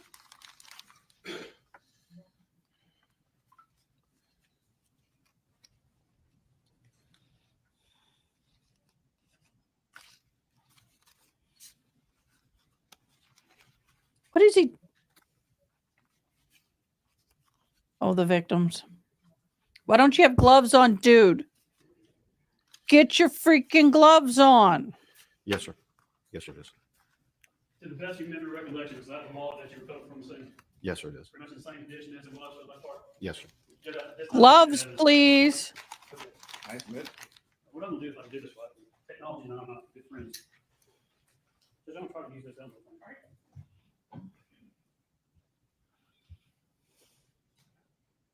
What I'm doing, I know. I'm making records, so I'm gonna talk Just about driving me this. crazy. I have Westbrook Run 1, which is Gary's wallet in my hands. Is that right, sir? Yes, sir. And you see me taking out all the cards and things inside Yes, sir. and putting that down, then the rest of the wallet. Howdy, Ms. pretty much empty, it looks Karen. like. Yes. Howdy. Welcome to the country, folks. And so I'm putting on the Elmo Westbrook 1, which is a one that has a light bulb. It was right. There we go. And if you zoom in, then it will. Listen, I'm a lawyer. Don't stop. Put it past me now. If you do the dial on top, it'll zoom in and then it'll autofocus when it does that. All right. This appears to be a black leather wallet. Is that right? Yes, sir. So that's the wallet. And then what I'm going to do. 1, 2, 3, 4, 5. By the way, all these numbers have been closed, so they don't have to worry about it showing the numbers. 7, 8, 9. Judge, is this a system where you take a picture or snapshot? You can take a picture.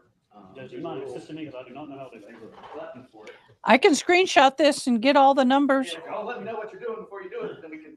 I don't think there's an SD card on it, but it may have internal memory. The judge came off the bench? Yeah, you can take a What? picture of your phone when we do it, but I know there's a picture. Y'all. We haven't used that. Boy, that is a loose judge. I mean, he just walked right off that bench, wanted to look at him. We go somehow. He's the tech guy.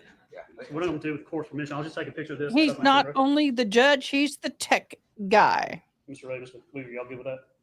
Absolutely. Kudos for you, Judge.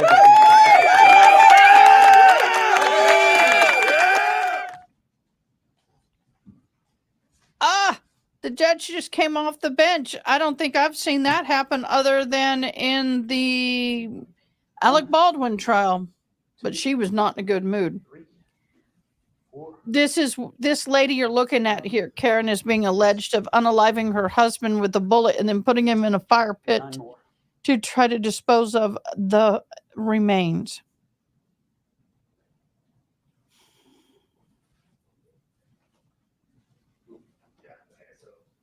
It is trying to take a picture, but there is no SD card because we haven't. That's an unusual behavior. So take a picture with your phone and we can get the next time.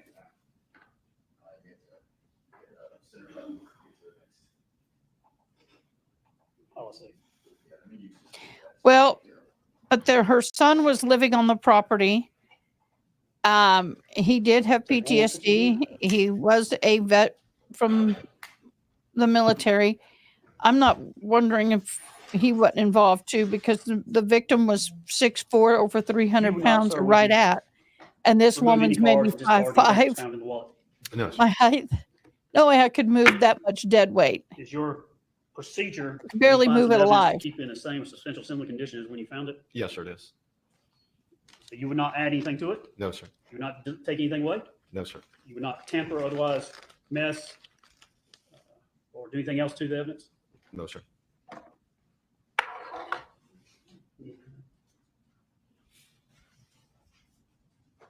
Best of your knowledge, that's how his wallet was when it was found.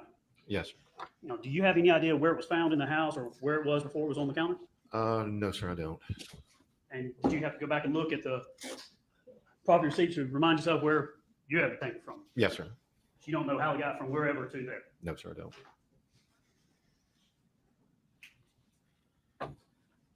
No other credit cards or debit cards. What it is, what it is. What's in there is what was in there. Yes, sir. It's listed on the evidence control record. July 11th, did you go with Kakinal to Burn Foreman, the law firm Gary worked for? Yes, sir, I did. And did you talk to, I think, Angela Phillips there? Yes, sir. And then said you found the towels and whatnot in the washer, is that right? Yes, sir. And did you have those turned over to the crime scene unit that collected those towels? Yes, sir.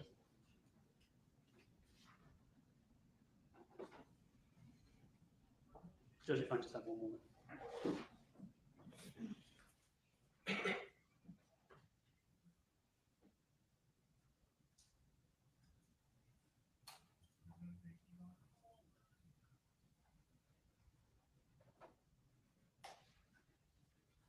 Just maybe we'll redirect another Drink. Is it Lieutenant Westbrook now? No, sir. It's Sergeant. Yes, sir. Michael Ryder, representing Ferris. Going to the wallet real quick. You said you found it, did you find it on the 5th or the 6th? The 6th. But you were out there on the 5th too, right? Yes, sir. Okay. So the house was searched on the 5th too, right? There was some searching, I believe, on the 5th. It's kind of hard for me to remember. It's a little bit fuzzy, but it seems like we did go into the house on the 5th, and we're looking Thank at you, some sir. parts and then went back on the 6th. Okay. Now also, with the wallet, Yeah, she's a real piece of work, isn't she, Karen? with the wallet, according to your testimony to detective, or to detective, to Mr. Focus, that was everything that was found in the wallet. Yes, sir. Okay, so is it your testimony that there was no cash found in that wallet?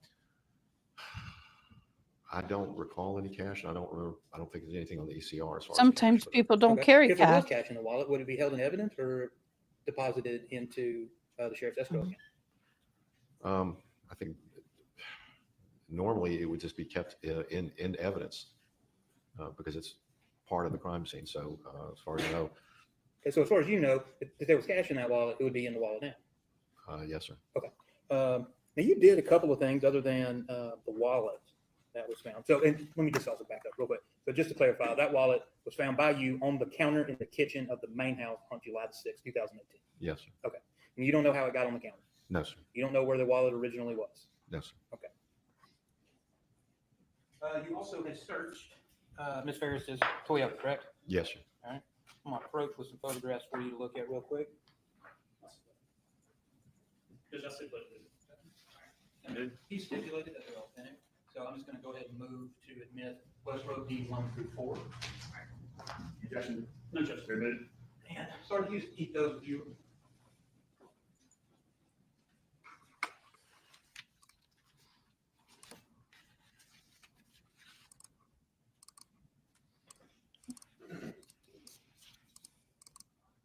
Now, what day did you search the Toyota? I believe it was the 6th. Okay. You can look at, Coach Dutch, can you switch me here? You can look at Westbrook Defense 1. That is a front gate receipt for Lake Lanier Islands, correct? Yes, sir. Right. And that the date on that is July 4th at 1:54 p.m., correct? Yes, sir. And it looks like it's a receipt for parking at Lake Lanier. It says front gate, so Okay, but access, I imagine it would be access to the, in the middle of the receipt, you say it says 15. oh, okay, yeah. 1-1 park? Yep. Okay. So that is one day before July the 5th, right? Yes. Okay. Now also, with that, you had, you had written some reports in this case, right? Yes, sir.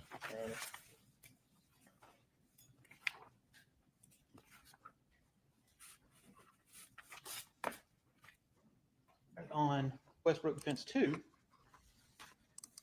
that is also a photograph of the Lake Lanier parking receipt, as well as a receipt of something, customer copy of something, correct?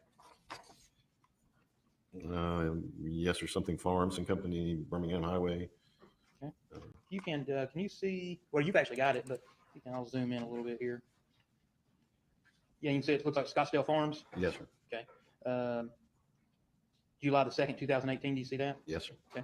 Looks like at least this receipt is for $118.51. Yes, sir. Okay. Westbrook Defense 3. That is a copy of a bank receipt.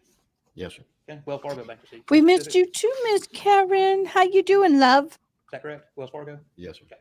And let me pull up for us a little better photograph. Okay, that's a check-in, looks like an ATM receipt, right? Yes, sir. Where looks like money had been withdrawn, approximately $100. Yes, sir. Okay, and you can also see from that receipt that the available balance, at least in that main, what it actually says main account, is $11,046.85. Yes, sir. Now, do you recall your report? Do you have a copy of it? I don't have it in front of me. Well, No, let sir. me ask you first, and you may not need it. In your report, you had listed out things that you had identified, and you had listed out the Lake Lanier Island receipt, AJS pit stop, a MAPCO receipt, and Fuel City, I'm assuming receipt, but you didn't list this. Do you recall that? I don't recall seeing that. No, sir. Okay. If it wasn't listed in your report, why do you think you leave that?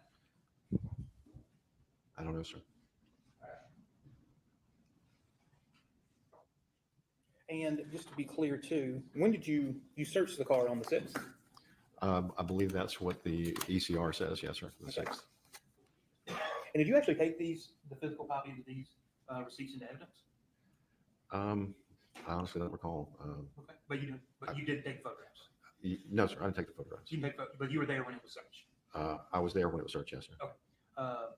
But that's what your report says, is that you searched the car. Yes, sir. Okay. You also did one other thing. You interviewed a woman named Angela Phillips. Do you recall that? Yes, sir. Okay. And that was Gary Phillips' former secretary? Administrative assistant. Yes, sir. Okay. And I believe it was you and Detective Kuykendall Yes, sir. interviewed her. Y'all did that interview down at Burton Foreman offices? Yes, sir. And that interview was, I think it was audio and video recorded, correct? I believe it was audio, but not video. No, Okay. sir. Do you recall whether or not, did you interview Ms. Phillips anymore or only that one time? I don't recall talking to her again. I remember interviewing there during that session, but I don't recall talking to her again. Okay. And you had, I believe you interviewed her around the 11th, right? Yes, sir. With Kuykendall. Mm-hmm. Yes, sir. And her demeanor when you told her what happened is that she was extremely upset, correct? Y'all had took a call from my daughter. Okay. I don't really recall a whole lot about the Second, interview. I don't recall you a got whole a lot deep of. voice. I don't recall a whole lot about the interview as far as her demeanor and stuff, but I do remember documenting and just using some of that information. Okay. And because Detective Kuykendall was actually kind of lead on that, right? I was doing a forensic victimology Yes. of Mr. Ferris, and Kuykendall accompanied me to do that. Okay. Just one second. Actually, let me approach and get those photographs real quick from you.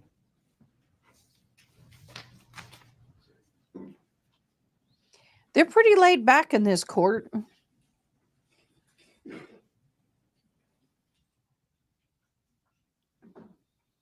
I'm getting sleepy. Oh, I had 2 cups of coffee. I'm getting sleepy. I needs me a Dr. Pepper. One thing, during the interview that you had with Ms. Phillips, do you recall her establishing that she had had an ongoing affair with Gary Ferris? During that interview? Yes. No, sir. Not during that interview? Not during that interview, no, sir. Okay. Since you had searched the Toyota, what we'll call Melody's car, did you not also search Gary's car, the Mercedes? I don't recall. Honestly, I know they were there. I listed the cars in the report, but I don't have a memory of that. Okay. You don't recall because we have no photographs of Gary's car. Do you recall? I you need or anybody something, else have any y'all. photograph of Gary's Mercedes? Had some candy, had some caffeine. I'm still plummeting. I'll put them up there.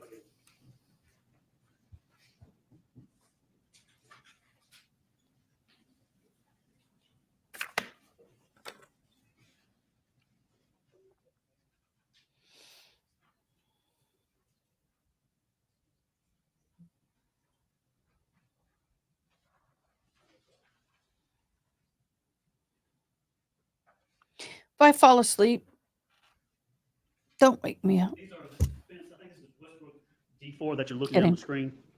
You see that? Yes, sir.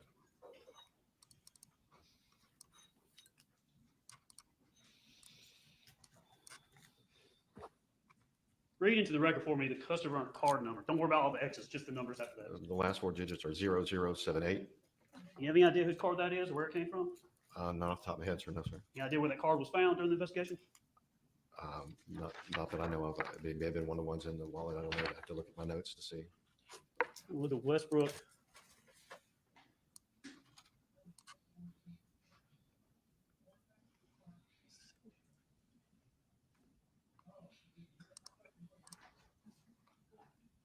This is not here, isn't it? But I'm looking for one in particular. What I want is a Dr. Pepper. This is, there it is, Westbrook D2.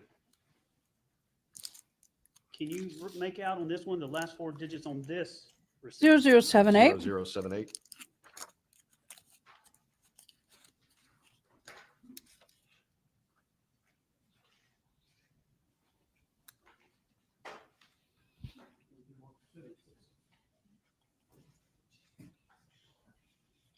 For the record, I'm going to mark the photographs of the wallet and the cars as Westbrook 2, Westbrook 3, consider those in evidence. And we'll mark those when I get some exhibit stickers. Yes, Judge. I believe that's all I have for you, sir. Thank you.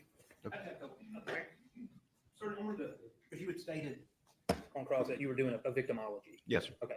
And that victimology was about Gary. Okay. And because I've got kind of your report on that, it's just really just a couple paragraphs, right? The report, yes, sir. All right. So you went as part of that to talk to Angela Phillips. Yes, sir. Gary's secretary for 30 Administrative assistant, yes, sir. Okay. How did you know to go talk to her? Who did you learn that information from? I don't recall off the top of my head. I know that Sergeant Hands asked me to do the victimology report. Okay. And then somewhere in our discussions, it may have been with him and talking. Guys, I need to make a, well, I'll do it tomorrow. I got to make a phone call. Got to call the ATM, So you don't recall where the you learned Black it, but eventually somebody Magic learned it. Company for my switcher and get some And help. Were you also aware that Angela Phillips I'll do that in moved the here morning 1995 along with Gary, before I go live. Melody and the children? Yes, sir. Did you not think in that interview, or did you ask her about whether or not her and Gary had ever had an affair before when you interviewed her? I don't remember asking the specific question. I do remember writing in my report that there was no indication at that time that there had been an affair. You can say that last word again? There was no indication at that time that there had been an affair between Gary Ferris and Angela Phillips. Yeah. Were you at the interview where Ms. Phillips admitted that there had been some type of affair later on? No, sir, I wasn't in that interview. I was informed that, I think, by Detective Hayes. Okay. But you weren't informed of that? Yes, sir. Okay. I've got rescue on the way. Love my dear friend. She was going to come visit me. I just texted her and said, "Are you coming by today?" She goes, "Well, yes, I am." I said, "Good. Can you bring me something to wake my butt up?" She goes, "Yes, I can." It was inappropriate and they cut it off. Was that at the time or in the past? In the past. Nothing makes you think she's a suspect in this, has anything to do with this, has any motive related to her whatsoever, right? No, sir.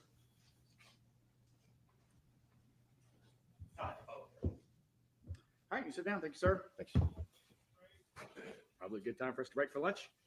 All right. Did I talk to y'all about lunch this morning yet?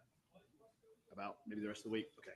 All right. So we'll talk about that more in the afternoon. but we'll break for recess for lunch. Y'all be back here at 1:15, and we'll try to get up and running as quickly after that as we can. Again, don't talk to anyone about the case. Look up anything about the case. Everything that I've told you. All right, everybody, stretch.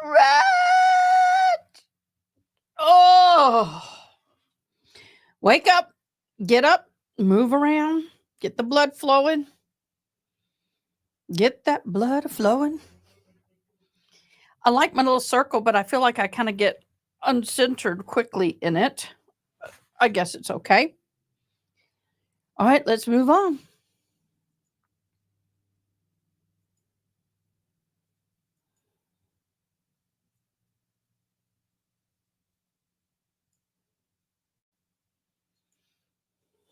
Okie dokie, we're moving. Making hot sauce. I don't do hot sauce. I barely do black pepper. It's better, but years ago. It'll be interesting to see what their defense is. There's also, this one went to the other one, which I don't know if it'll work with it or not. This one has a coin remote and it hasn't been used in forever. I can't hear this. We have a portable one somewhere, but I also think all of our stuff got surplus.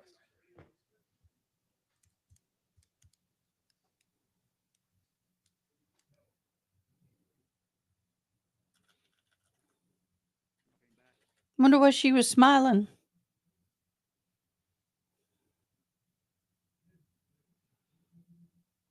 If you notice, she doesn't stand up. I wonder if she's claiming elderly and can't.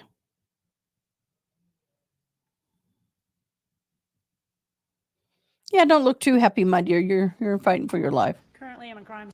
Spell it for us if you would, please. MELANIETHRA. They weren't officially on the mic. What is your title at the sheriff's office? Currently, I'm a crime scene technician. And how long have you been doing that type of work? I was certified long. in 2018, and then I went, and it was extra duty. I was also the evidence supervisor, and then in 2022, I went full-time crime scene. All right, tell the jury if you would, kind of just give a little bit more information about how, are you a post-certified officer? No, I'm not. So kind of did you come in from the civilian side and start working? Yes, I did. Just kind of give the story of how you got into it and then how your job progressed and what you actually did. And this is a second career for me. In 2012, I joined the sheriff's office. I had pursued more education and I received a paralegal certificate. At that time, I looked for a job and found the one at the sheriff's office. And I worked in evidence, like I said, from 2012 till 2022. In that time, around 2016, I became the supervisor. And then I got interested in crime scene through all the investigators coming into our office. So I pursued that, got the recommended required training to become a certified crime scene technician. What did you do before you came into law enforcement? My bachelor's is in horticulture. Okay. So my last job prior to the sheriff's office is I was the full-time gardener for someone who owned a 110-acre estate. What did you do and things like that at that place? I was responsible for most of the grounds. I did everything from mow grass, plant trees, cut down trees. I drove Wow. a Kubota tractor. Go I woman. have also a side-by-side, a chipper shredder. So I did a lot. Pretty much everything? Yes. Did you enjoy that type of work? I did. You said that you were in evidence. Tell the jury what you mean by being in evidence. Where did you sit every day? What did you do? What was that job like? Okay. The evidence department for the sheriff's office is at the headquarters building. There's 3 individuals that work in the department. We receive the evidence, log it in as per code sections for the state of Georgia, follow all the rules of chain of custody, preserve chain of custody, provide the evidence when needed for court, so things like that. When evidence is collected, as it is in this case, at some point physically has to come into the sheriff's office. What is the procedure for evidence to come in, and where does it go, and how is it secured? Is it just like a big room, or tell the jury kind of describe what the evidence process and location is? It's a large climate-controlled warehouse, generally speaking. We do have some exterior areas, but there are prescribed methods for storing anything that's got DNA or anything like that. It has to be climate-controlled. There are different areas where different types of evidence are stored: money, drugs, jewelry, guns, things like that. So. Do you have things that you document when evidence comes in and it's logged in? Yes. We document who we received it from. The deputy will sign their name, At that time, it was to a paper document. Now it's all computerized. And then we mark where we store it, so it's always available. How particular is the sheriff's office on maintaining exact records and control of the evidence itself? It's vital. It's the most vital thing you can do.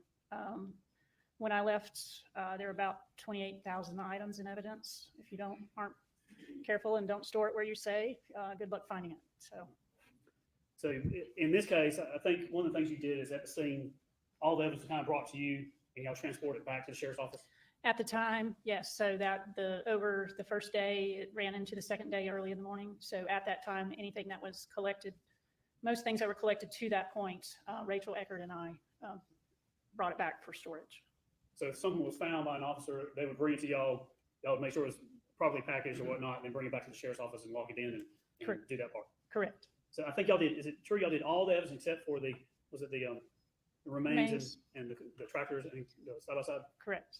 So all the other evidence is basically given to y'all and y'all transport back. Yes. And then is the evidence, as it was in this case, was it sent to some of it sent to the GBI and tested? Yes. And then at times you would go pick things up and bring it back from the GBI, or they would bring it back. Correct. When you got out of working evidence or property, as sometimes it's referred to, what made you want to get into what I call the CSI aspect? I am a very curious person, so I like knowing how things work. I like helping solve problems. It was just very intriguing to me, all the various aspects of what goes into the investigation. I am also an avid photographer, and that's a big part of a crime scene. So, and you and I have had several cases together where you've testified. And would you classify yourself as a big talker or more of a quiet person? I think you can tell already I'm not a big talker. Kind of introverted. Yes.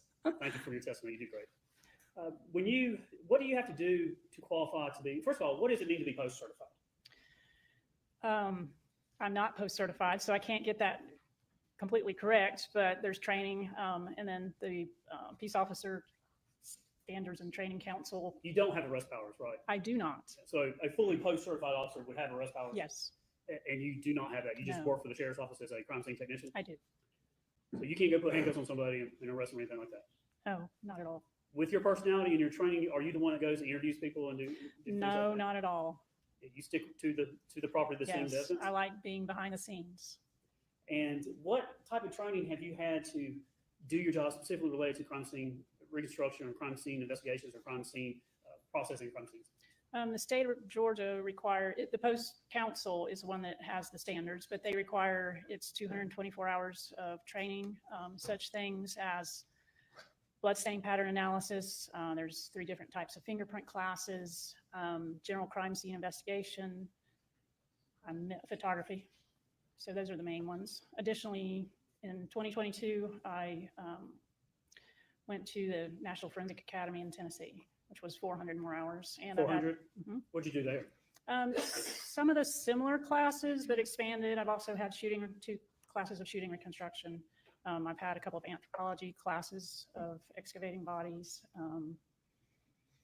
some other minor courses. Do you find your job at times challenging or Absolutely complicated at times or Yes. rewarding? Yes. Now, these classes that you take, are they just kind of, if you're present, you pass, everybody gets a trophy type thing?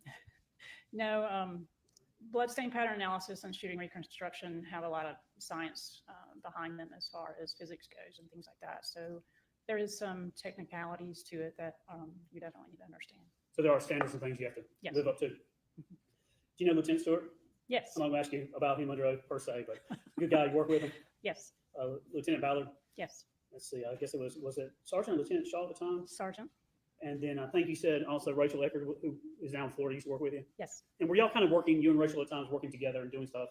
Yes, we were. And then they would work together, y'all kind of floating between people at times? Yes. But you had certain responsibilities in this case, right? I did. And we're turning attention now to July 5th, that Thursday, 2018. Do you remember about what time you got out at the scene? Approximately 3:20 p.m. And do you remember how you got there? I was tasked with going and getting our big crime scene truck. So I drove it to the scene. You don't have a police patrol vehicle or anything like that? Is it crime scene At the unit time, truck? I did not. Yeah.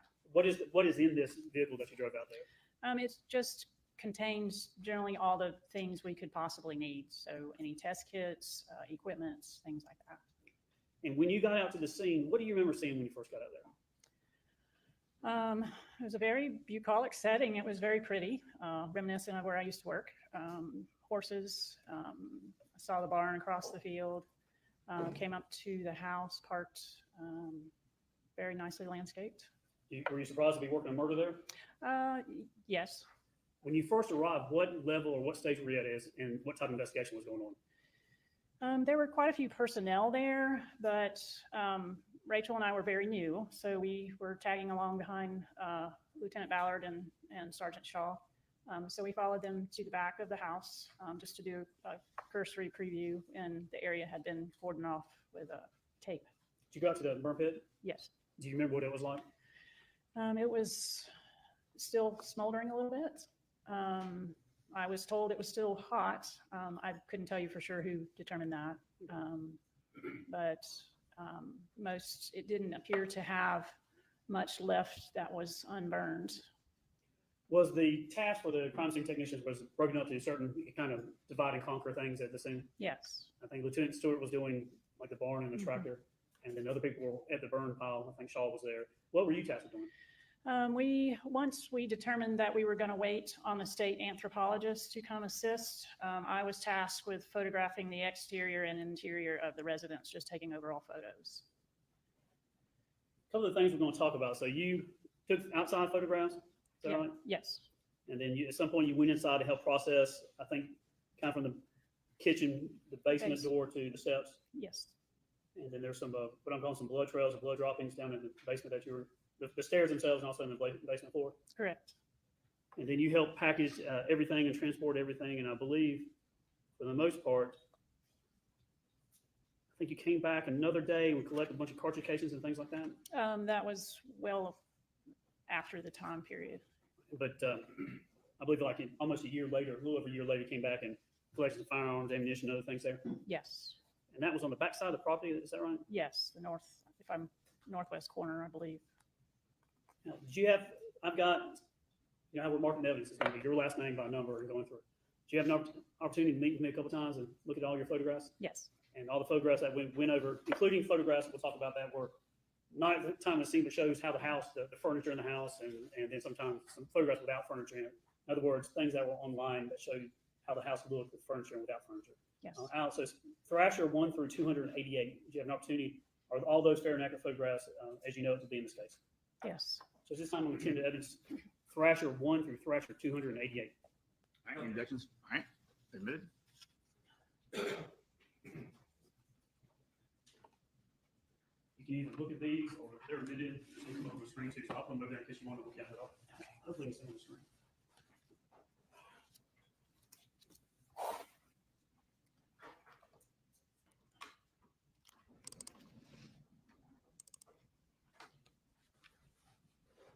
What I plan to do is kind of walk through the evidence, but arrange it in such a way that we can kind of talk about it as we go. But this is Thrasher 1. Tell us what we're seeing here.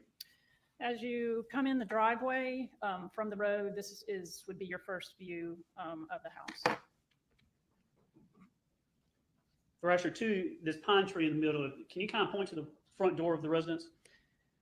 Or just, is it, I'll move my mouse, is it right here? Yes. Thrasher 3, if you're standing on that main floor, that deck that has that round part to it, is this what you would be looking at? Yes, looking towards the barn. Thrasher 4, what do we have here? I believe, oh, that's from the front door looking out. Now, this is one of those that was from online for the house. Yes. If I was opening that front door, this is Thrasher 5. If I'm standing there and looking at this photograph 5, what is in front of us here? As you walk in the door, that's your first view, is the stairs that go up, or the stairs to upstairs. If I was standing there and I took a step to the right, what am I going to see? The kitchen. If I took a step to the left, what would I see? There's a short hallway to a guest bath, and then there's a mud room and laundry room. And then those doors right there, halfway down that wall, what is that area there? It was at the time sort of a library. Sorry, I think it's If I already walk down sold, that hallway Julie. to the back of the house, would I go to the master bedroom? Yes. 6, just looking back to the front door. Correct. 7, Love just it, that looking at an angle inlay going work. towards the kitchen That's where the kitchen table's gonna expensive, be. Is that right? man. Yes, yes. 8. What's this here? Looking back from the front wall of the house towards the kitchen and then into a family room type area past the kitchen. If I was standing in this photograph as it appears and I would walk left, would I be walking to the front door? Yes, Now, orient that there's a fireplace on that far wall down there. Is that right? yes, Now, going to that fireplace and standing, is this the view you would see in 8? Excuse me, yes, 9, looking back? correct.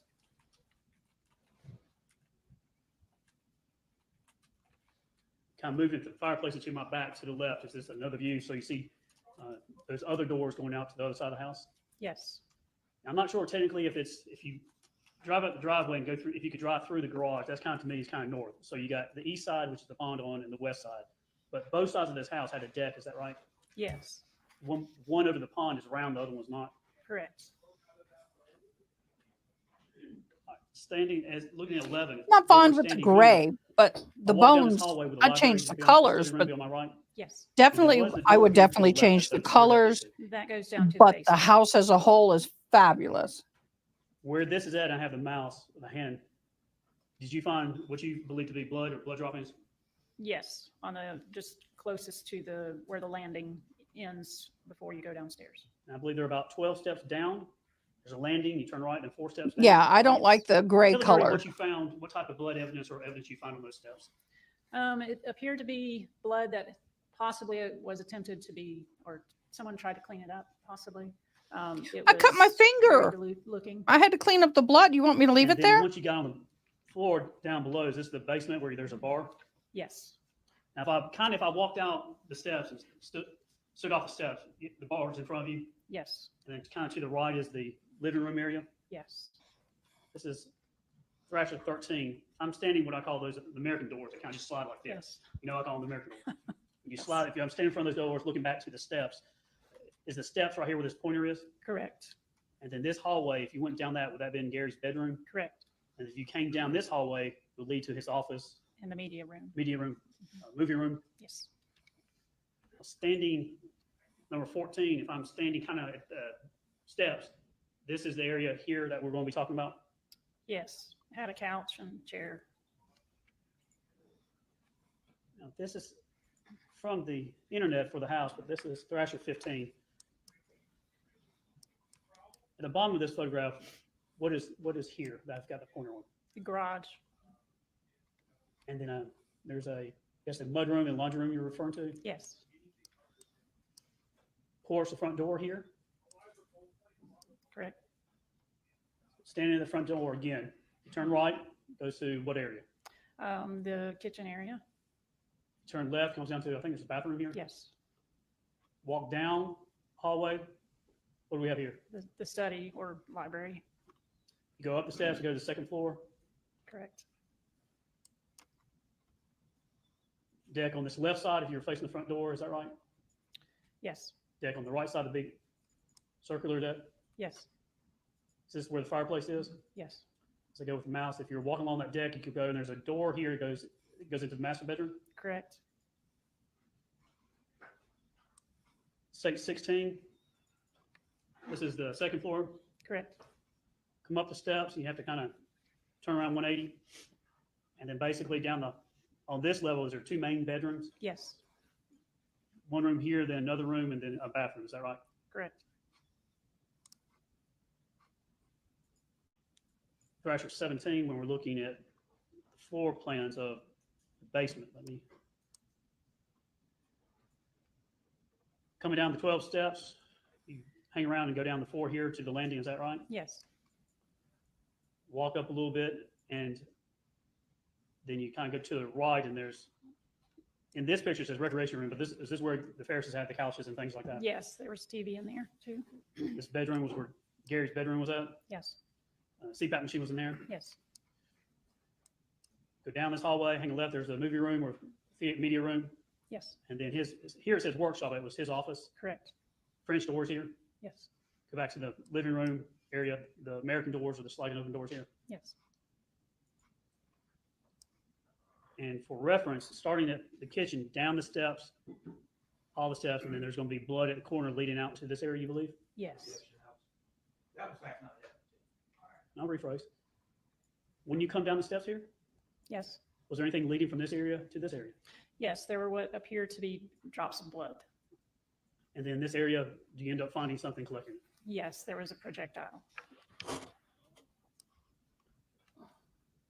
18, is that just a picture of the house? Correct. 19, another picture? Yes. 20, front door? Yes. 21, garage? Yes. 22, front door again? Yes. 23. So showing if the I cut my finger porch going around to the master bedroom? Yes. and I go 24, through the things within house to get pond? to the Correct. bathroom to get the 25 looking out to Band-Aids, the and then I pond? go and clean up all of the blood droplets, 26. and somebody This is dies on looking my towards the house property, and I the pond, is that right? automatically did it. Yes. 27. Just saying. 28, inside the barn? Yes. 29, inside the main house, the walking in the front door, seeing the stairs? Yes. 30, is this the master bedroom? Yes. Notice the doors here to Right. walk out to the balcony, is that right? Yes. Master bathroom? Yes. Keep going around. Now, this is the bedroom upstairs, the main bedroom. Correct. Understand, you're on going to his find bedroom, bloods in his house. bedroom Look at those. upstairs? Oh, that's a pretty girl's room. It's nice seeing it with the furniture because we didn't said see it with library? furniture. 38, Really nice house. I guess the dining room. Yes. 39, the other dining room. 40, the other deck. Correct. 41, 42, the kitchen. Yes. Going back down to the basement. And was this, these are pictures that were online, but was this how the house was mainly furnished when you were there? Yes, generally speaking. Now, Thrasher 47, we're getting into photographs that you took on July 5th, 2018, is that right? Correct. Tell the jury what we're seeing here. So this is when you're at the scene. Do you do this first or do you do other stuff first? Typically we do a brief walkthrough just to get, information from whomever was first responders is what typically happens. So we had walked around the back first and then I came back and started photographing. Yeah, right, Dawn? This is the first one, I think, in your series. 47, Exactly, K-Swan.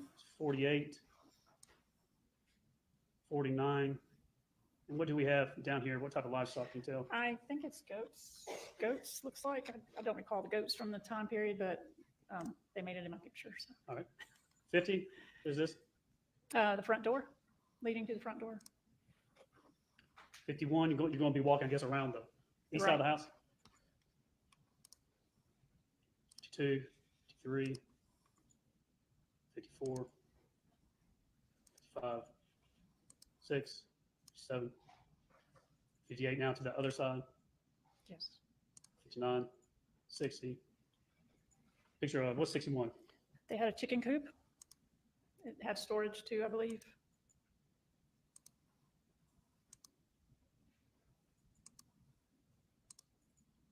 And then 67 is showing a walkway down to the basement area. Yes. Did you have information of where Gary was living in the house and where the defendant was living in the house? I believe I was informed of that prior to going in, but I couldn't tell you exactly who may have passed that information along. All right, 68, this is a picture of the stairs. Yes.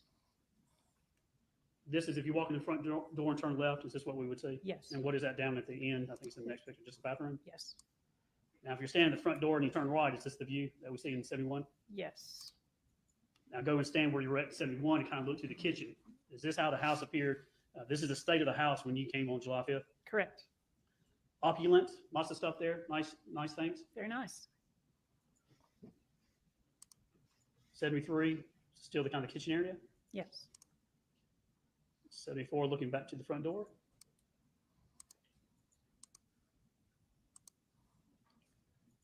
Uh, 78, I noticed you got a dog in the picture there.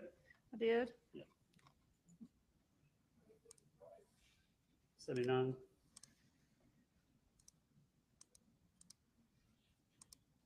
We just walked through the house. Did you notice anything out of the ordinary on the first level there? Just the blood droplet at the top of the stairs.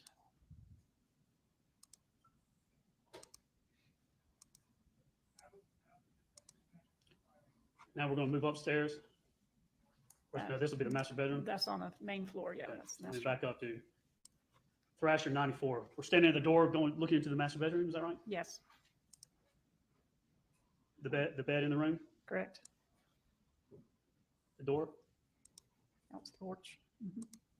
and then going around the room back to the door. Yes, We going into the bathroom now. yes.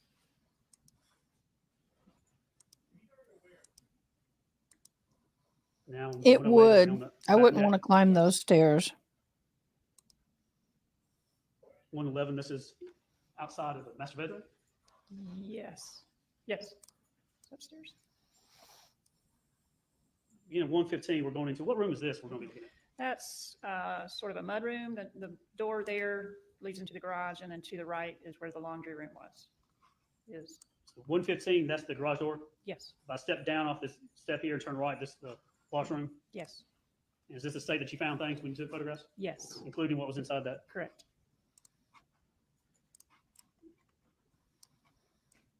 Space 116. We're going to break here for a split second. Let me tell Squeegee to hop on over.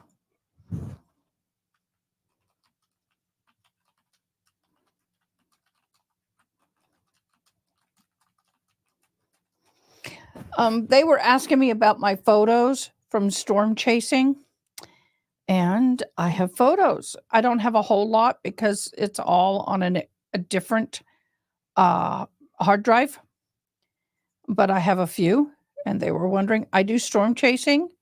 Haven't in quite a while. But I do. I do storm chasing.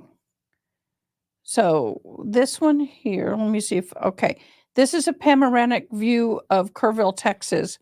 This is a hail core right there. Right there is a big hail core.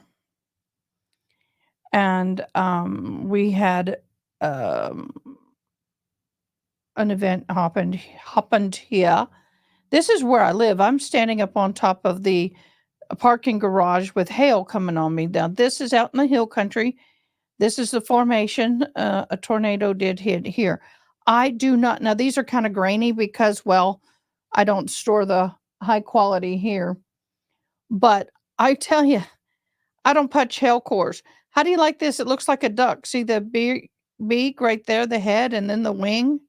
That looked like a duck. This storm did not produce a tornado. This one did. It's kind of whitewashed, but if you look up close, there's a bucket right there. And I did do a close-up, which is hanging on my wall over here. But yeah, I don't see this turned into one. But honey, I get out of there before I get close enough. This definitely turned into one. Oh, of course, my studio. So yeah, I don't punch the hail cores. I will not. I've already had my hail damage on my car. I don't want to do that again. And that was at my house. We had a storm drop in, dumped hail on my house. Take 125. Where are we at now? In the garage. Oh, I have better ones, Did but you they're know not this on my vehicle to be computer. The people involved. I think I was told it may have been Ms. Harris's vehicle. I'm not sure. Yep. Like I said, I have Go better to that, ones, so- but Photograph of. 130 they're on was my a photograph of. other hard Wells drive. Fargo receipts. Looks like from an ATM. And what was available balance there? $11,046.85. 131. Just more receipts. Yes.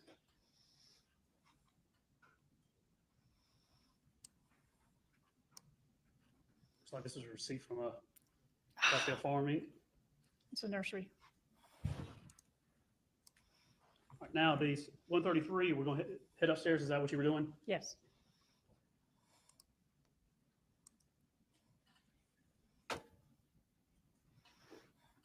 $136. You're standing at the top of the stairs. Is there a bedroom to your left and a bedroom to your right and a bathroom in the front? Yes.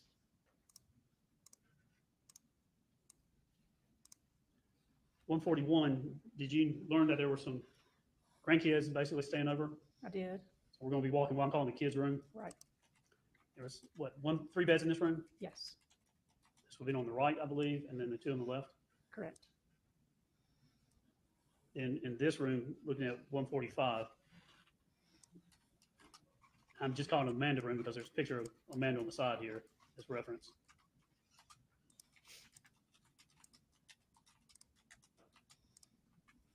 And then now going downstairs to the basement, this is 151. What do we have here? That's the movie room, theater room.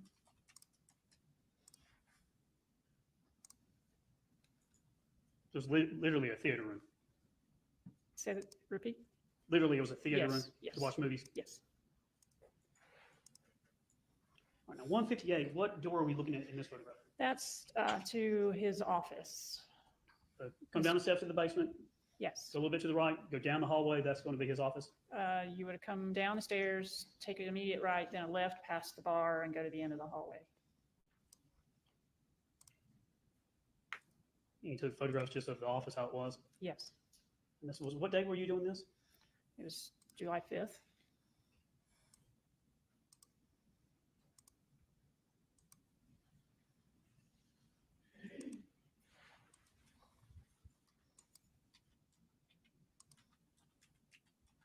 And you took a picture of the broken dish there?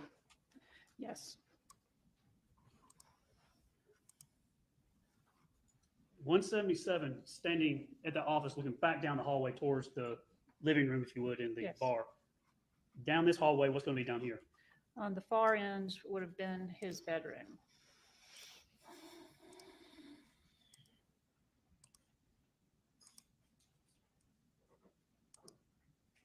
$185. What do we have here on beside Gary's bed? It's a CPAP machine.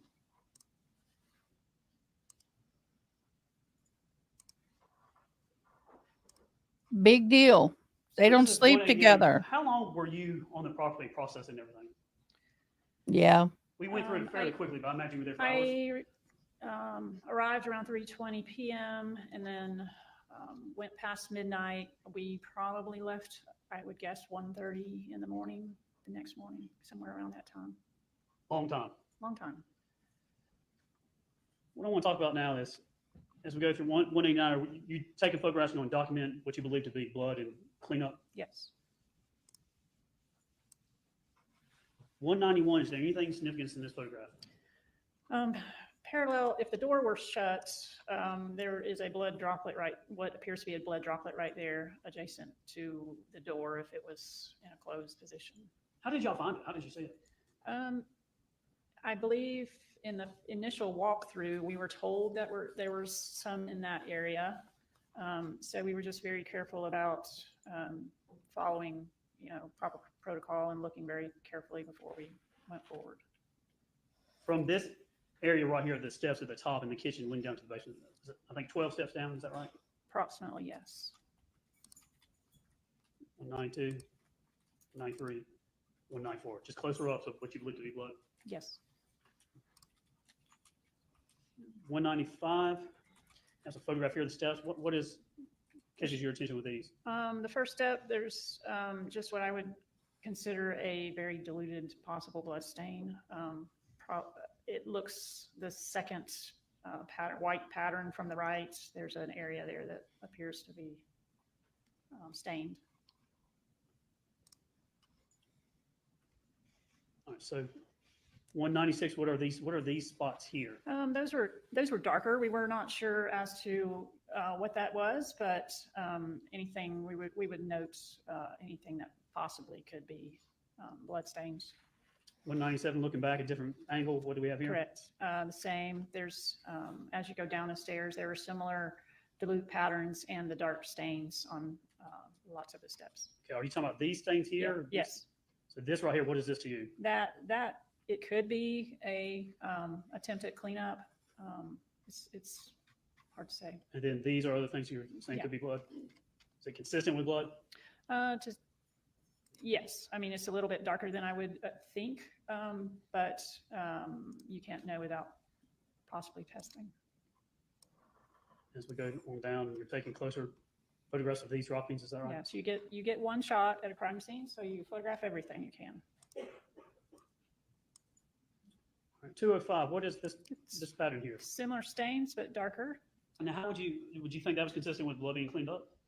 Possibly, blood stain pattern analysis, different substrates, whatever the blood hits, it will react differently. So it, to me, does appear that there was attempts because it's a little bit broader than if it was just a drop. 207, same thing. Yes. 208, same thing. Yes. And then 212, what do we have here? Just more of the darker stains that we documented. On 213, what do we see here? If I'm standing at the bottom of the step, I am looking towards the bar, and to the right corner where the trim ends on the floor, there, I believe there was a stain there. Yes. This is 214, we're talking about right here? Yes.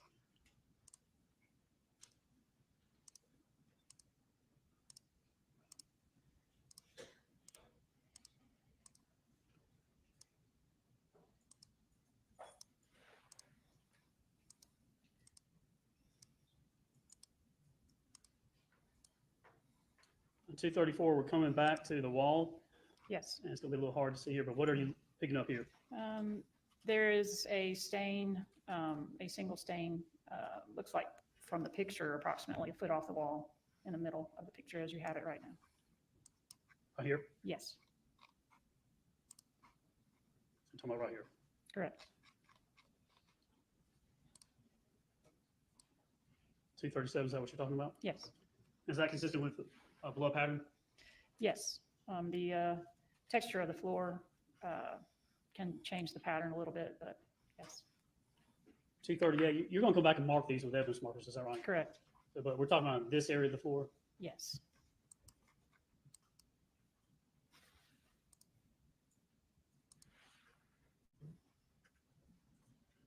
So as we get closer to 241, is this what drew your attention? Yes. Now, 242, we're here at, what is this thing here in the middle? It's a floor lamp. And what's behind it? That would have been a chair. And looking down at the side of the floor, what did you take a photograph of? Just a blood stain adjacent to the floor lamp. And then 244, another picture? Yes. All right.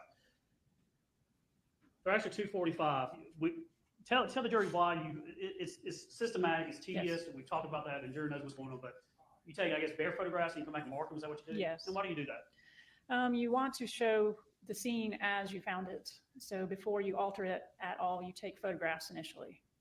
And then we will go back and mark items of evidence as we find them. Here we got Thrasher 245, this photograph. Tell us, kind of for the record, from the light itself, or that in front of the ottoman, with marker 1, walk us through the numbering and where it's going to in the photograph. Okay. So this is in the basement next to that floor lamp. Ahead at the end of the hall was his bedroom. To the right is the bar. So the bloodstain pattern, the drops seem to turn to the right and going, I can't say towards or away from, but the numbers follow a line that lead towards the stairs, and then up the stairs is how we numbered them. The numbering, 1 starts from this end and 4, that is not, you're not saying 1 was here, then next. It's just, No, I'm not. Those are just markers. Yes. And you don't know if it started at 4 and came this way or started 1 and went that way. Correct. You just know it is what it is. Yes. Looking at 1, did you get a close up here for 247? Yes.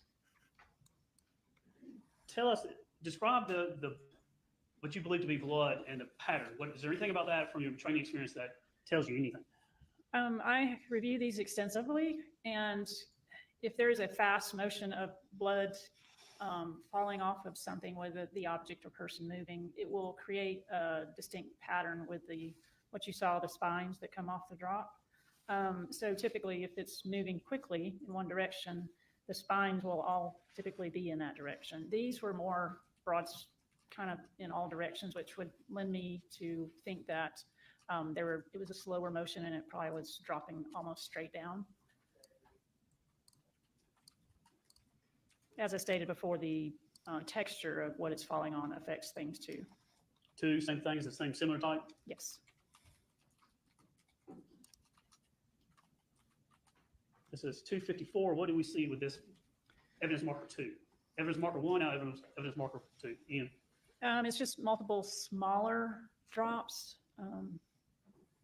No real directionality in them. Again, just you think just straight down. Seem Almost? to be, unless there's a distinct speed to it, they'll generally just look more round. Now 3, this is evidence marker 3 or EM3. Yes. Anything distinctive about this one? I've looked at that one, and as far as a height goes, that can make a difference. The higher or the more blood volume, it can cause a bigger drop. So the spine's extended further out. You think about it being bigger than the other ones in the size relation? Yes, so possibly more volume. And then 4 by the corner there. Right. Similar. It was a little bit bigger drop as well. There's a void in it.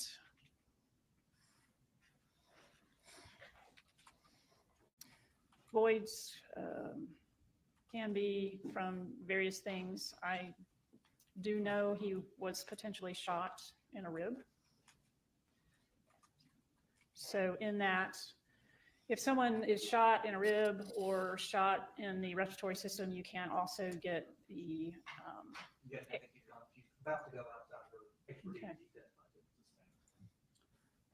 So when you see this spot here, is it different than the other ones? A little bit. It has a void in it. And it is located closest to the steps, is that right?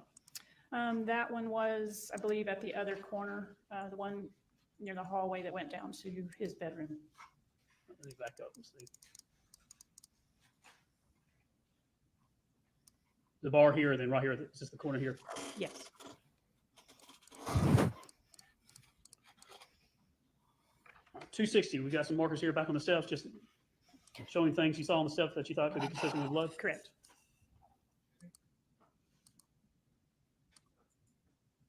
Seven, is that consistent with a cleanup, I guess? Possibly, yes.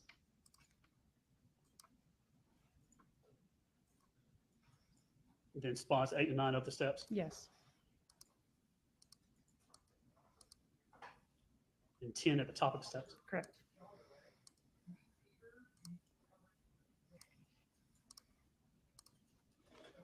I'm beginning at Thrasher 279. Drawing attention now to this ottoman. Did law enforcement, was it pointed out to you that something was on the floor? Yes, one of the detectives had come in, and while we were, Lieutenant Ballard and I were attending to the blood drops, they started looking through the room for or he was looking for a possible projectile, and it was found there adjacent to the ottoman.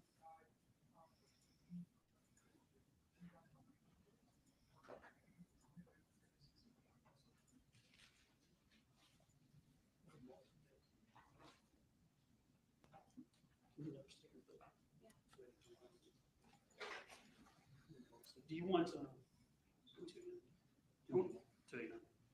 Did you collect that projectile? Yes. The state's, Thrasher 289. We just look at that any gloves or anything? If you have some, if not. If you just want to lift just the box. If you just leave the box. There you go. There's Lieutenant Davis now, states 289. Okay. Man, Bailiff, you'll check the jury room. I'm pretty sure there's some in there last time we looked for some.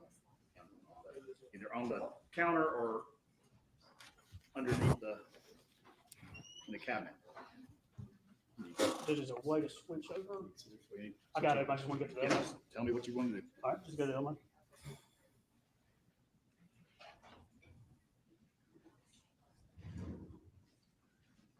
There may be some gloves in the cabinet, they were saying. No. Well, we found them in the jury room last time we needed them. Let them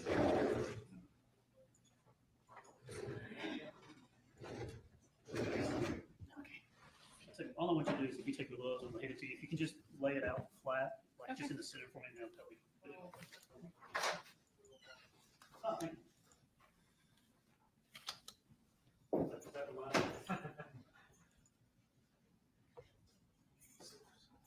think we're good, just we're just trying to get you this. That's perfect.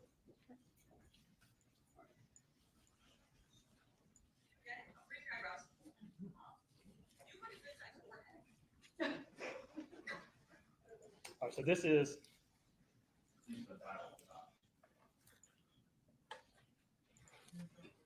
And so we're gonna go back through the pictures, but this was the bullet. I think the technical term is the projectile that was found on the floor. Correct.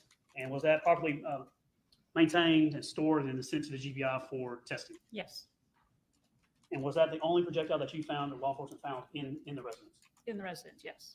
And is this shape it is in and the way it looks is pretty much how it was when you collected from the floor? I believe it had a little more of a red substance on it, but Right. yes. All right, Judge, you can go back to the.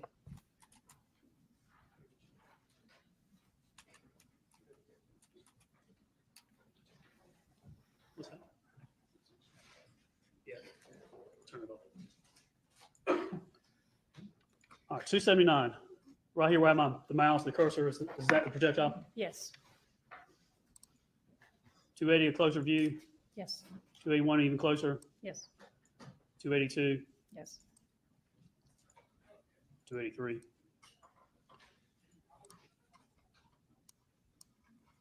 And then 285. Now, in relation to where the blood from the steps to where the projectile, was it kind of like a straight angle? Sort of. It was on the other side of the lamp and a bit under the ottoman edge. But generally speaking, it was, you could construe that it's in the same area. 286, 87.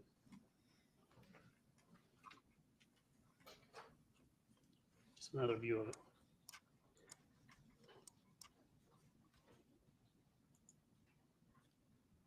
Now, at this point, when you find this, to your knowledge, had the bullet in the ribs already been found?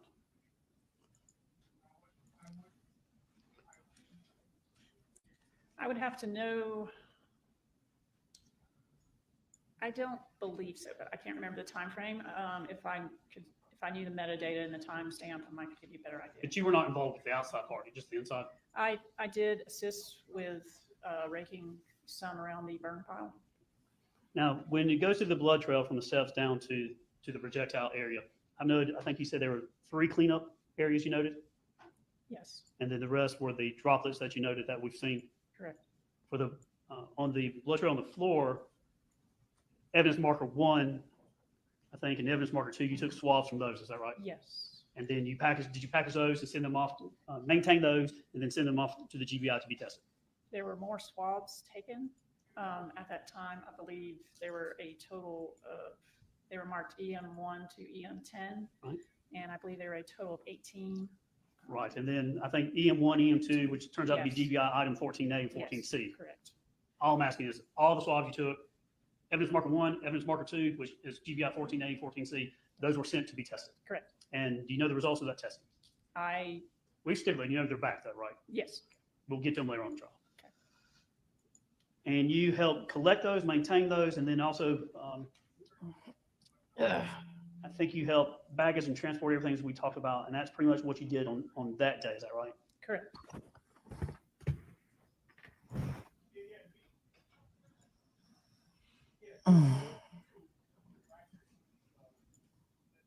And then I believe on July 25th of 2019, about a little more than a year later, you came back. And what y'all come back to do? There was known to be an area on the property that was used for just, I think, what I would assume would be recreational shooting targets type shooting. So we came back to look for and collect possible projectiles and or cartridge casings. You're trying to match them up, see if you can match it to what was used in the murder. Correct. Did y'all collect a bunch of stuff? We did. I mean, how much stuff did y'all collect? I don't recall the quantity of. But a bunch of different casing projectiles and things like that. Yes. And did you send all that to the GBI to be tested? I don't recall, but if it's in the records, then we did. Right. So some of the stuff you did send for testing. Okay. And I believe that's all you did outside of helping, maybe helping with the burn pile, but that was really, I think, Investigator Shaw's task for that. Yeah. Judge, you might just have one moment.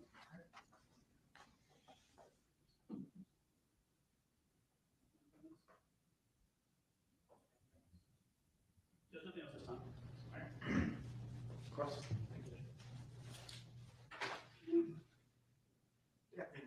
I'm Michael Wright, representing Sparrows. I'm going to go ahead and bring these up.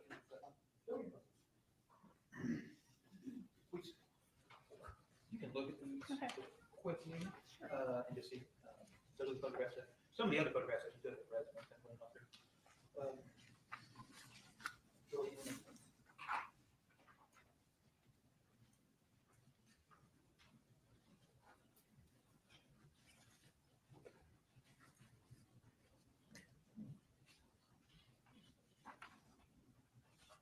Here to be. And those are fair and accurate representations of the photographs you took. Correct. Okay. At this point in time, we move to 10 grand trash your defense, 1 to 11. All right, congratulations. All right, good move. While I'm doing this, what's your title? Is it like investigator? Crime scene technician. That's a lot. I'll just call you Mr. Asher. How about that? Okay. With this house, it's a fairly extravagant house, right? It's fairly what house? Extravagant. The furnishings on the inside. Yeah. I mean, it's expensive. Sure. Okay. Trying to figure out which one's mine. There we go. Measure. And we'll get to that stuff in just a second. First thing is, because you had testified on direct that you were relatively new back in July 5th, 2018, correct? Absolutely. And how long had you been on the job? I missed that. I don't recall when I finished my last class, but I had probably only been to a handful of scenes prior to that one. Okay, so only a handful. How much time do you think you had actually in the field being a crime scene tech when you arrived at Priscilla? We did a 40-hour kind of practical type thing before we were signed off. But including that, I would say 70 hours. And that'd be total? Probably. Okay. So about 70 hours in the field when you got there. So when you got there, I know you said that you were kind of working under Shaw and Ballard. Yes. Right? Who was actually in charge of the crime scene technicians on July 5th, 2008? Due to rank, Lieutenant Ballard would have been, but Sergeant Shaw, I think they divided tasks because it was such a large property. Okay, So I'm not privy to who decided what. Okay, so essentially both of them were in charge. Yeah, Okay. So you could take orders from either one of them. absolutely. Okay. And who was it, Shaw or Ballard, that assigned you your duties? If you don't know, that's fine. I believe it was Lieutenant Ballard asked me to go photograph the house. I think it was Ballard? Mm-hmm. Okay. First thing I want to go over with you was what was Mr. Fogis's Thrasher number 3? Oh, yeah. Because you had walked the property originally, right? Before you started doing your photographs and things like that? I walked around the house. I did not go to the barn. Yeah, you didn't go to the barn, but you went around the back of the house and Yes. you went over to the barn pile, right? Yes. Okay, and so if I'm standing here, you can see on the left side of State's Thrasher 3 that there's kind of a dam leading over the lake, right? Yes. And then from that dam, you can actually walk straight down or straight essentially toward me and go to the burn pile, correct? It appears so. Okay, and on the other side of the dam is the barn. You're that familiar with the Yes. property, right? Okay. And I want to show you Thrasher 15.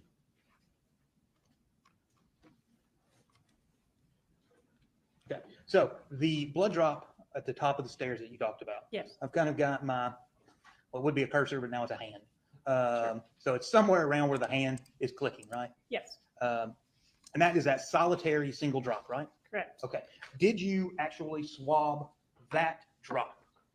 I can't tell you for sure. I don't, from the way I remember the evidence being marked, we use the evidence markers and on the property or the evidence items.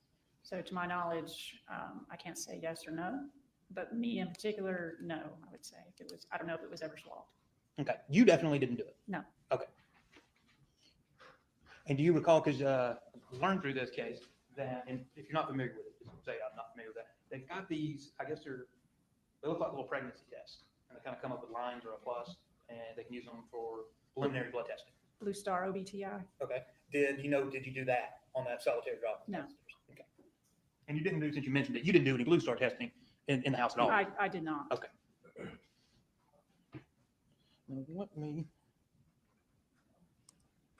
I'm going to come back to 16.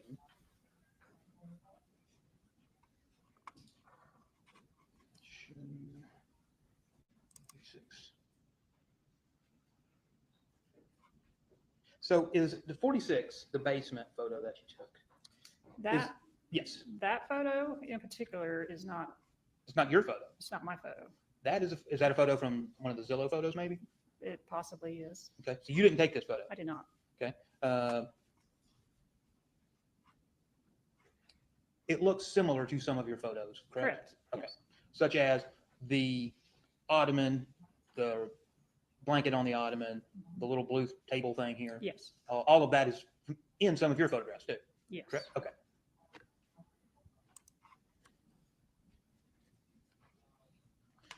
And Thrasher was 68. Okay. This is leading upstairs. Correct. Okay. Whose stuff is this? I do not It's know. here at the bottom. That was a picture, that's my task, is taking pictures of the scene as I found it when I walked in. Okay. So you don't know, this ain't yours. That's not mine. Okay. You don't know what it is. No. Okay. Now you would also, so your number 130, you're taking photos of Melody's car, right? Yes. The Toyota. Did you also take any photos of Gary's car? That was the only car I took photos of. Okay. Do you know if any of the other techs took photographs of Gary's car? I do not recall. I don't know. Okay. If you don't know, that's perfectly fine. Now, Sorry, my hearing aids clicked out. 190. Ah, hey, hugs, everybody. Hello, Toxic. Yay, Jelly So that's Bean. the blood drop at the top of the stairs. Yes. Correct. Okay. Uh-oh. And this is I'll be also the top watching. of the stairs. And this is How the interaction graphic, one. Jelly Bean. So, and I'll just look all of the stairs. You didn't take any swabbing. or I'll anything have in this any of over the here, so if I have to take it off, I can. Not.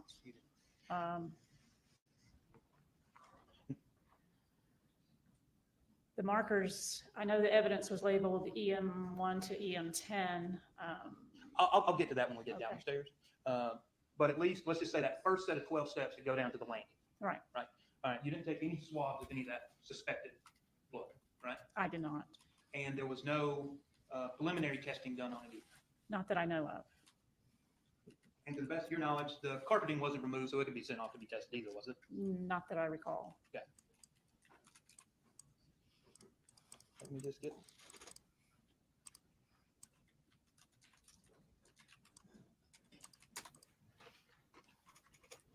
One thing here you can see in this photograph, and this is 213. See how the floor? Thanks, how on this Toxic. side- Yes. And over here, that one could be shadow, but it looks like the floor is kind of dusty. Possibly. I mean, there is debris on the floor, and they have a dog. Come on, the house is not Exactly. going to be And how immaculate. many dogs? You're saying because she's an immaculate How many dogs person? did you see in the house? I saw one. Just one? Okay.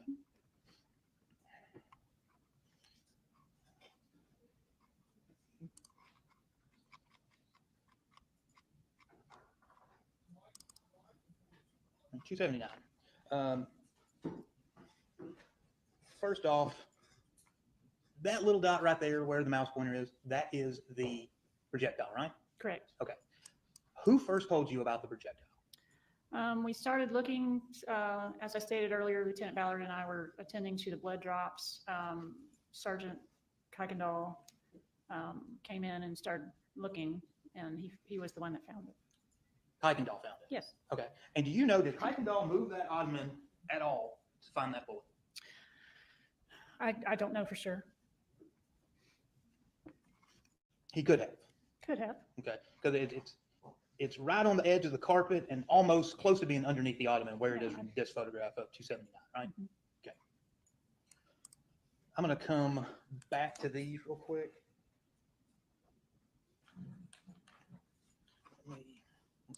Back. I'll come back to the bullet in just a minute. Now, so even though I know your main task was just taking photographs, right? Correct. All right, and documenting everything. Did you see any blood on this chair on the right hand of stage 279? I don't recall seeing any. But if you would have documented it, right? If I saw it, I would have documented it, yes. There's no blood on the blanket, the ottoman, the little end table. Not at the time. I did not notice it at the time. The scene was held for 3 more days, so, and I did not go back out, so I don't know if anybody re-examined that after the fact. Okay, I'm just talking about what you did. So you didn't see anything. Okay. And the rug, the coffee table, no blood found there. Not, no. And if you, let me zoom in here. Let's talk about this one, 281. You don't see any blood in this photograph, correct? I did not at the time. But you can also still see the debris and stuff on the Yes. floor. Okay. You also don't notice any, I'm trying to think of the way to phrase it. There's no impact marks, right? There's no hole for the bullet, right? At that time, we had not noticed any. Okay. So I don't know what was searched after. Okay. But at least in this photograph, there's no impact, like there's no skid marks or anything from a bullet. Not There's in no that hole area. or anything in the floor. Not in that area. Did you find any bullet holes in the basement? In the time I was there, I did not. Okay. And while I've got it, because the way that it was kind of done, this, see the red tip on the projectile? Yes. Now, how familiar are you with projectiles? I mean, there's so many different types of ammunition and There are. rounds there. But, well, I'm not going to ask you about that. That red, where the little hand Yes. That's not like tissue or blood or anything, No. right? It's actually a red polymer, correct? Right. Okay. It's actually part of the bullet. Yes. Okay.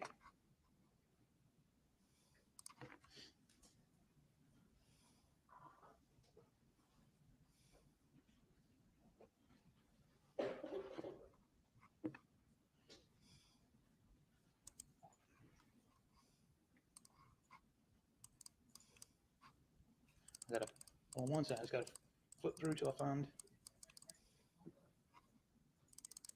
Jeff, off the top of your head, do you know where it's 1, 2, 3, 4, that photo? Oh, there, I got it. There we go. I knew I'd get to it. 251. All right, so position 1 there, when you, because we've used some different terms, you keep saying like EM 1 and 2, and I know what you're talking about, but make sure you understand. You say like EM 1, we're talking about that one solitary blood drop next to the lamp, right? Yes. And EM 2 is what is marked on the screen right in the middle of it is number 2. Yes. All right. Now, those 2 spots you did take swabs of. Yes. Okay. And those, you package those up and send them off to the crime lab. Right. Right. All right.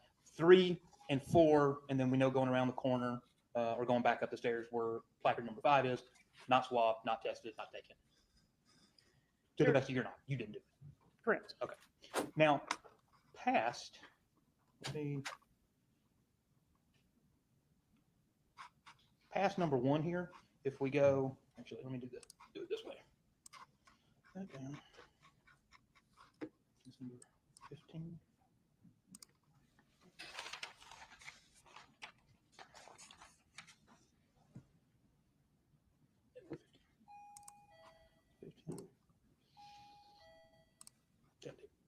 So, going back to stage 17, the diagram of the house. So, and I'm just speaking kind of roughly. So around here, kind of in the middle to the right, where the little hand is, that is where that number 1 blood drop was found next to the lamp, right? Yes, a little bit forward of where you have it, but yeah, generally. In this just general area. Yes. You didn't find any more blood leading to, we've had a joke about this case for a while. I think these are what we're calling the American doors, right here on the right-hand side of the photograph. Correct.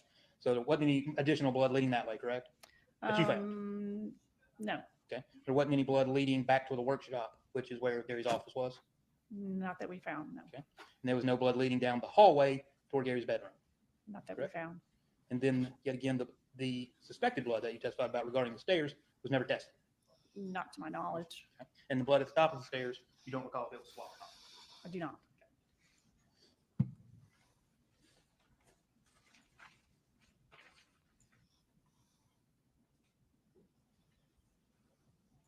Let me pull up my stuff, and while I'm doing that, when y'all went back out over a year later, Yes.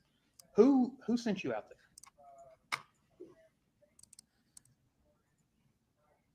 I was asked by Sergeant Shaw to go. It sounded like at the behest of the DA's office, possibly to see, but I wasn't privy to those conversations, so. Okay, so maybe somebody at the DA's office. And do you recall when was it you and Eckhart went back out there?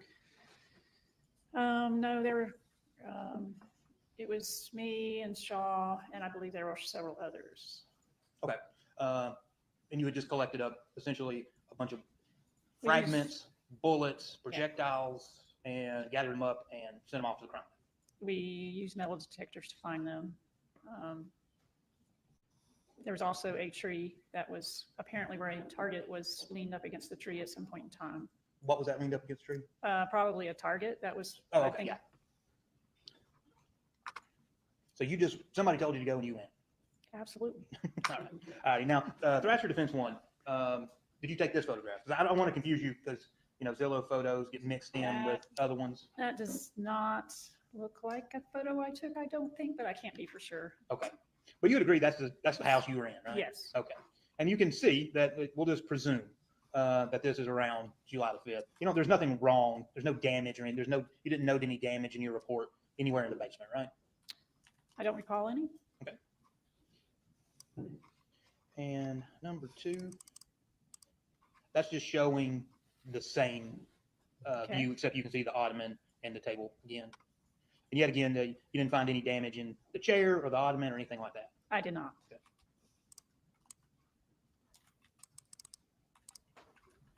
Yet again, same thing in 3, 4. Apparently, you have to pay money to make Adobe want to rotate pictures easily. That's not a free feature. Anything extra for that? And this photo too. And one thing is on that coffee table out there. There was all these candles and things like that, right? Yes, I think there was a remote in that dish. Maybe. That dish, and you can see there's like a vase there, got a glass or what looks like glass or ceramic lamp too. And you said that, like, while you were there, then you didn't see like no broken furniture or anything like that, right? No. Same thing, just a different angle. And here, this is leading to Gary's office, right? Yes. Okay. And the doors that I mentioned, is that what the American doors are, or is that the French doors? All right, so the American doors are over here, and that last blood drop is kind of right in the middle of this photograph, right next to the lamp, right? Yes. Okay. And yet again, no blood going this way, toward or down in the photograph, no blood to the left. None that we found.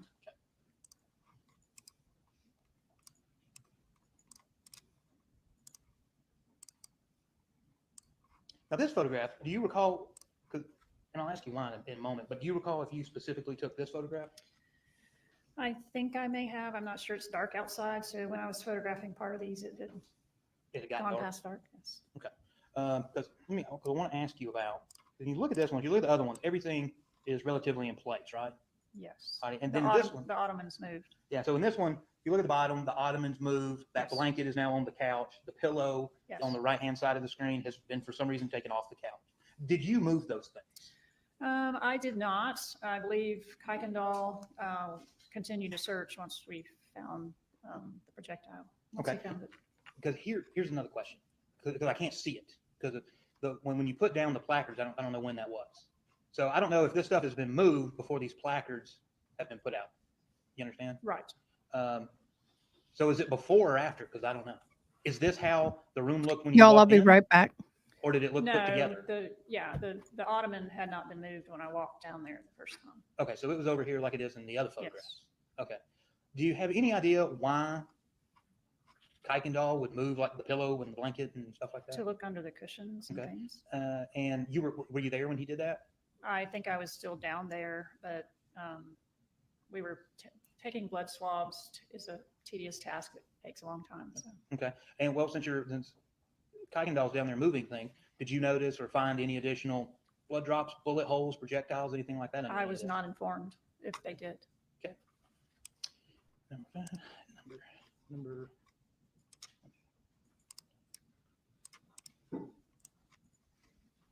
And that's just a different angle, right? Yes.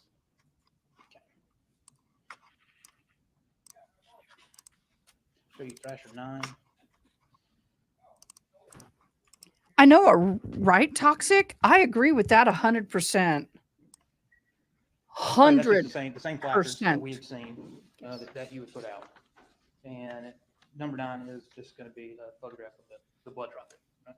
Now, did you actually, I don't mean this in a sarcastic way, but did you actually look at the floor, like going down the hall toward the workshop toward Gary's office. Like Oh. actually going like, hey, I'm starting at 4, blood drop, 3, blood drop, 2, blood drop, 1, blood drop. Did you keep going? Like, Yes, hey, I think yes, we would have looked for a continued pattern. exactly. Right. So that is a logical assumption, right? Yes. Okay. And you didn't find that. No. Okay. It stopped at 1 or began at 1. Right. Or it may not be connected at all, right?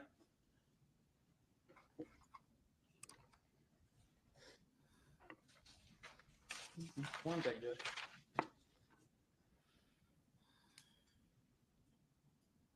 Hold this 1 second.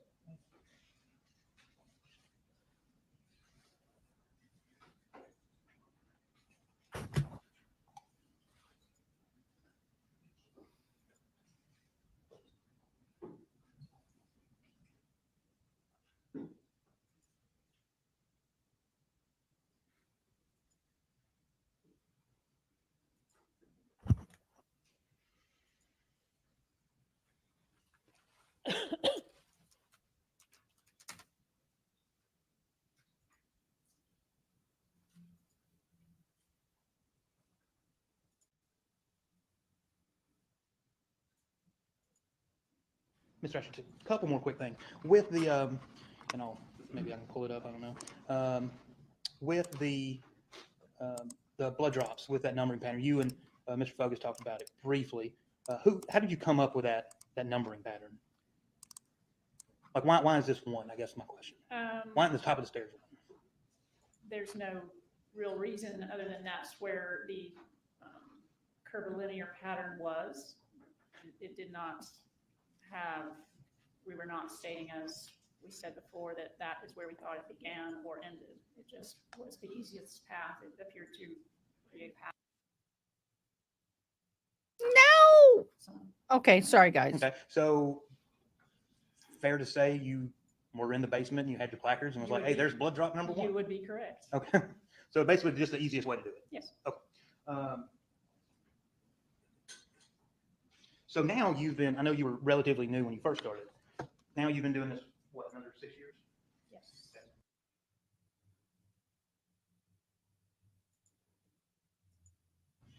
Learned a lot more? Oh. Got a lot better? Yes. Now, would it be reasonable, now, if you went out to Purcell Lane, that you would have been swabbing all of those spots? I would have probably swabbed more, perhaps, but I was, as I stated, I was new and was following the lead of who I was working with. And it was a large scene, so that was held for several days. Yeah, was it, because it was a large scene. There was a lot of people there, weren't there? Yes. While you were there, how many investigators do you think were there?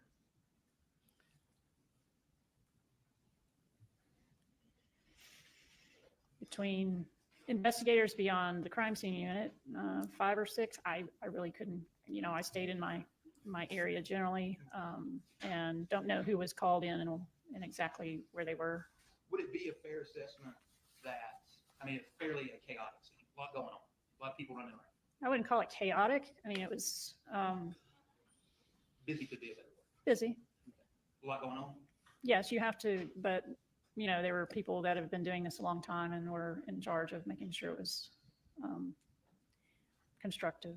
Well, you also had Miss Eckhart here too, right? Yes. You and her were kind of doing this together? Yes, she was with me as I took photos and took some notes. And then she did more at the burn pile than I did. Okay. And one or two more questions. With since this, Yes. over the course of your career now, have you ever had to take something from a crime scene, such as, I need to take up this piece of flooring or this piece of carpet Yes. that's ended off from the crime lab? Yes. You have done that? I don't know if I've taken carpeting, but I've cut pieces of wall before to find. Oh, you cut the drywall out? Yeah. Okay. So in this case, just for example, you could have, or your superiors could have cut sections of the carpet out to send it off. It's always a possibility, yes. Okay. Nothing further at this time. Thanks, Judge. Technician Thrasher, let me just go back through so we can get on the same page here.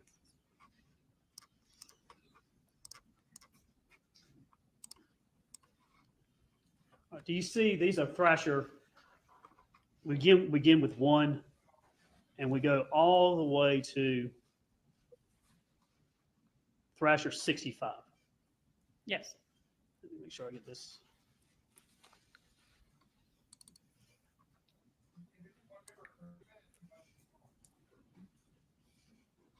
All right. All right, Thrasher 47.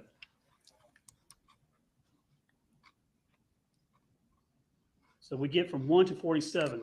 Those are where your photographs begin, right? Yes, 47. The ones up to that are from realtor.com, whatever it is. Yes. So the jury's not confused. 1 through 46 are things that were taken from online, and then yours begin at Thrasher 47. Correct. And then you also took the ones that the defense put up, the ones that he showed, except for one that may have been from that previous. Right.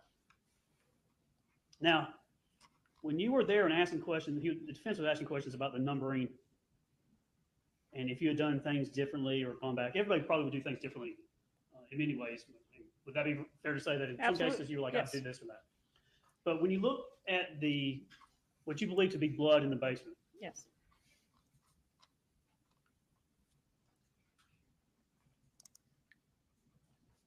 Actually, 251.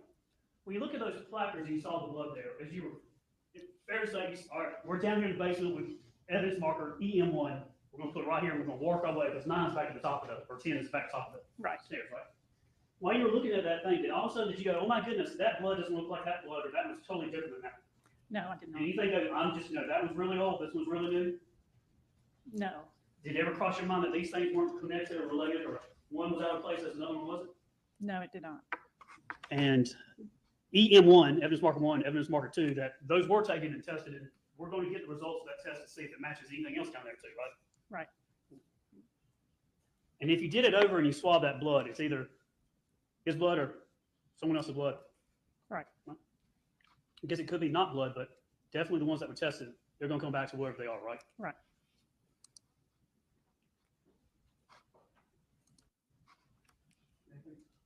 Thought that was it.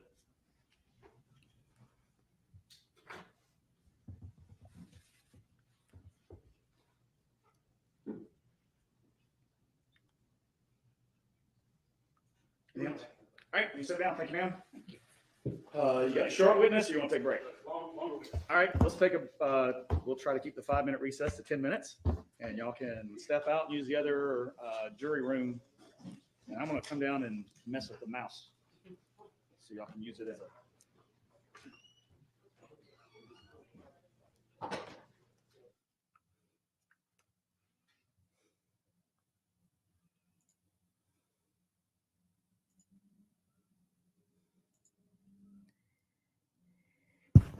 Okay, guys, I know you saw me signing.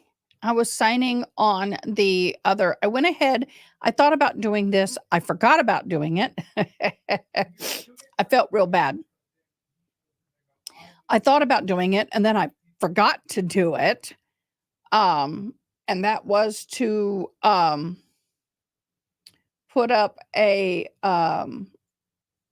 YouTube live stream, just a solid live stream for ASL for all of the people I know who were watching for the ASL part. And I'll share that on my Facebook as well. Let's see. Oh, hi, Mary Kay. There's a lot of people who hopped on. Hi, Kristen. Oh, no sound.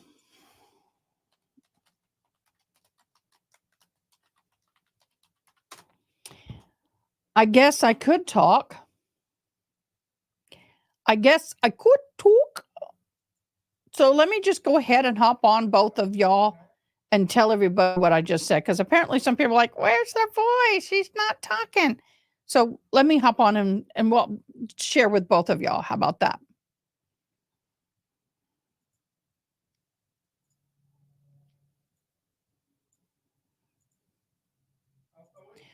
Okay, I'm going to go ahead and voice because a lot of people do not understand. For today, I have a second live up. Thanks for Trial TV Live for the remembrance. I was going to do this, but the second live I have is more strictly ASL. It's for the deaf and hard of hearing community, for me to go and give information and updates so they can see what's happening and have signing at the same time. So thank you so much for all of the hearing people for watching. I really appreciate it. Thank you so much. But this live is just going to be video only. And then with new information, I will pop on and I will sign and then I'll buggy out. So I have 2 lives going on right now. So everyone needs to be very careful. And if you are deaf and hard of hearing and you have not evacuated, you must leave now. It's going to be bad. Okay, guys, I'm going to go back to my court live, and I'm just going to leave the other one up and running.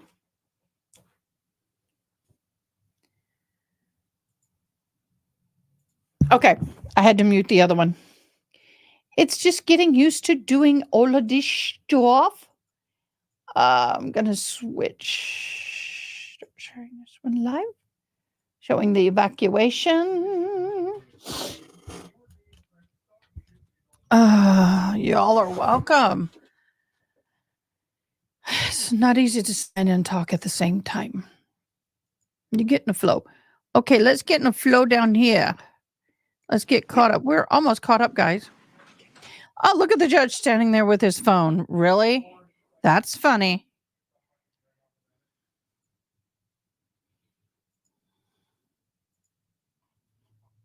I am keeping an eye on the National Weather Service, just trying to keep up with everything that's going on. We've got a lot of wildfires going on. The biggest stuff is what's going on at the coast. I'll go on when they do the next update. I'll show pictures. Oh my gosh, 100% chance of rain today. Hurricane Milton there. All right. Well, she got her extra days before trial starts. Yeah, she did. Lucky her.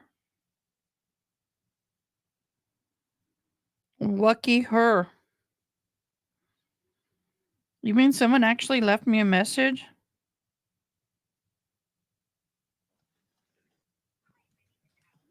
I did not ask for a business loan from you. These items swear from the evidence you about to present this matter, so be the truth, the whole truth, and nothing but the truth, so help you God. Right here, go ahead and have a seat, make yourself comfortable. Oh, Placed your bueno. cursor Stay safe. with a large magenta arrow. You're welcome. Oh, nice beard, sir. You would state your full name. My son has a beard. I can appreciate them. Now, where do you work right in the morning? I'm currently a police officer with the Cherokee County School District Police Department, assigned to Cherokee High School. And what do you do at that job? I am the main campus SRO for Cherokee High School. So I'm charged with safety and security of the main campus and all the surrounding areas of Cherokee High School. How long have you been doing that? I'm in my 3rd school year. And prior to that, did you work for the sheriff's office?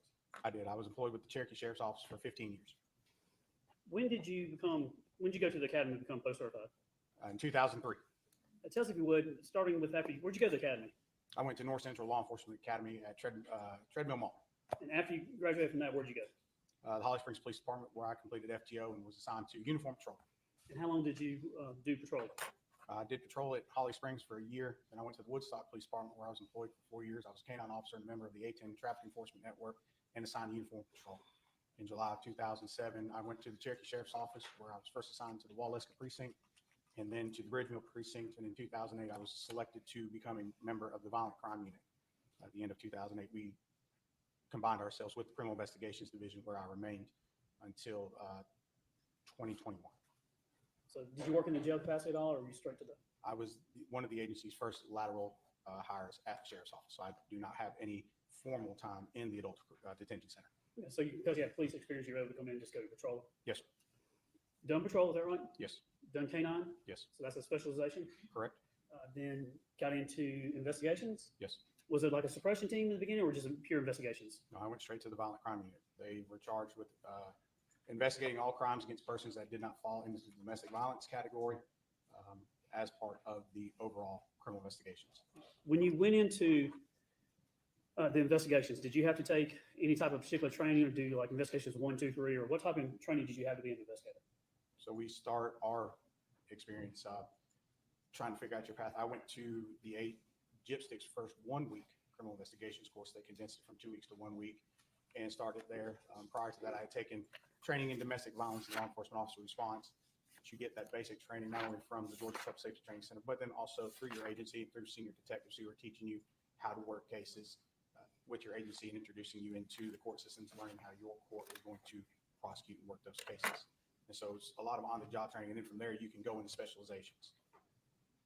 After, did you go into type of specialization for the investigations? I did. I went to crime scene school, and I took crime scene processing down in Warner Robins, and started to really enjoy it. And that's where I started my foray into crime scene processing and becoming a state certified crime scene investigator. What attracted you to do what I call the CSI crime scene? I like putting puzzles together, trying to figure out, working with the detectives, helping them answer those questions that needs more time to answer. And I'm afforded that time working that crime scene. When you first got into crime scene processing or crime scene investigations, you said you went to classes and things like that, and I think you said you're certified or went down, I guess, the professional track. What level of experience at 2018, in July 2018, tell the jury, give us a kind of your resume, what level of experience you have for crime scene investigations at that time? I was a state certified crime scene investigator. I attained that in 2010. And let's start with that. What does that mean? What do you have to do to get that? That means I completed the state's original prerequisites for becoming a crime scene investigator. It's a total of 6 classes. You then, once you complete those classes, you have to fill out a post application through the Police Officer Standards and Training Council. It's then submitted along with your post transcript. That's like our school records for all of our training, plus our certificates to show that it is in fact the prerequisite courses. Someone from my agency has to sign off on it and attest that I'm actually working crime scenes. So during my training, I'm working crime scenes with another certified crime scene investigator. Almost like being an apprentice in some ways. It is, because they require 40 hours as well, which I completed at the Gwinnett County Police Department in their crime scene investigation unit. So once I have all those hours, so right there is close to 300 hours just in basic formal training. That's not counting all the time that I'm working with another crime scene investigator, learning my craft. That's taking pictures, mapping crime scenes, that's looking at lots of latent prints, dusting for latent prints, and all that stuff that comes along with the types of investigations that we do here in Cherokee County. And so you complete that, the state sends you back a certificate saying, congratulations, you're now a state certified crime scene investigator. Now, when you're certified, is that where everybody gets a trophy, or is it you just show up and get it, or does it actually have standards and difficulties? No, you have to pass the classes, and they require a practical and a cognitive test during the fingerprinting portions. Hey, Generally Taylor. Oh, I'm sorry, y'all there. Exam to pass the class, and if you don't pass those, you get sent home. I know, but y'all be safe anyway. To take them again. What kind of practicals and tests and things do you do?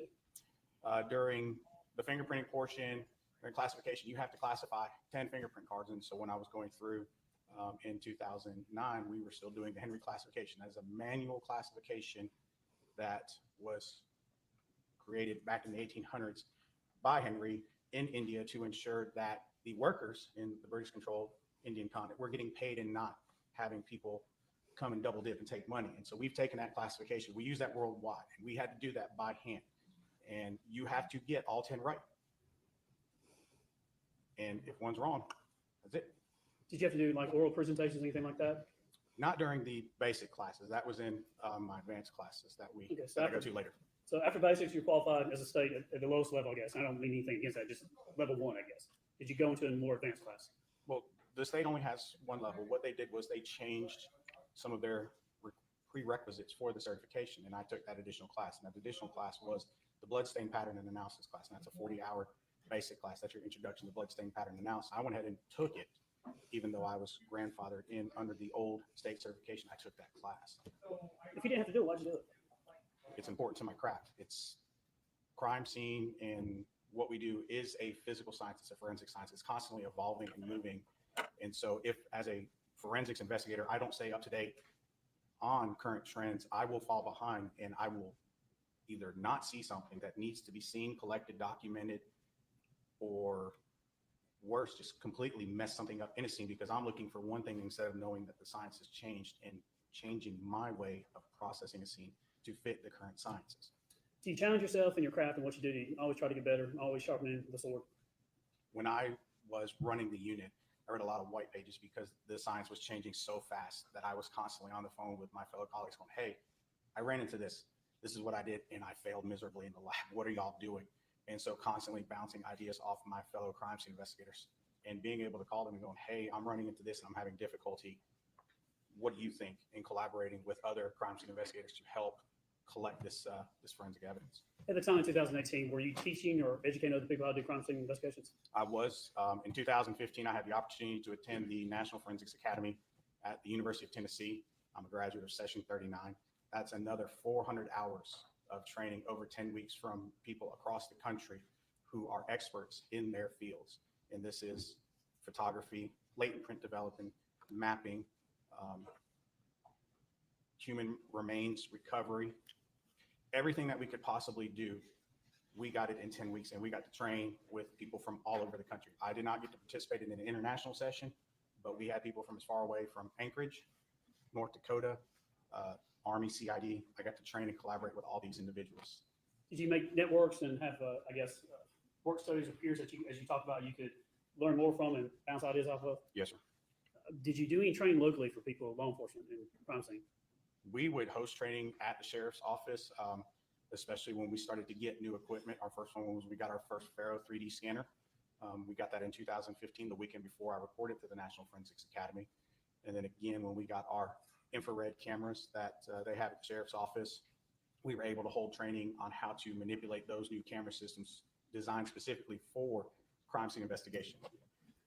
One turn your attention on July 5th of 2018, the date that you got involved in this case. Were you the lead crime scene investigator in this case? Yes, sir. Who all else was, first of all, 2511 Purcell Lane, about what time did you get out there? I believe I got out there about mid-afternoon-ish, sometime between 3 and 4, I believe. I got about 15:33 here on my notes, so about 3:30, give or take. And when you got out there, what do you remember when you first arrived? So I remember we went down a long driveway. My deputies had parts of the driveway secured off. We had some detectives there, and I was just told, hey, we have a pile here to the left side of the house we need you to go look at. The detectives really didn't have a firm idea of what was going on at that moment. I said, sure, we'll walk out there and see what we got. I did pull up some photographs that already been admitted as evidence.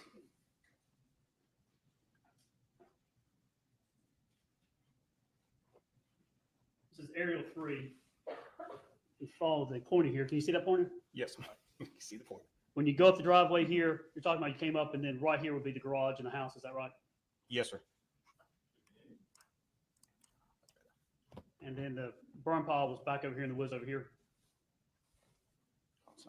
Yes.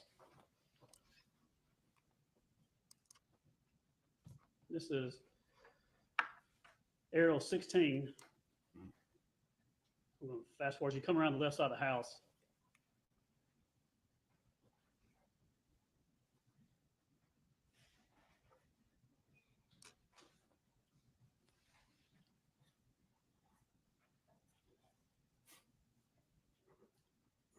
And what I can do is I'm going to fast forward just to the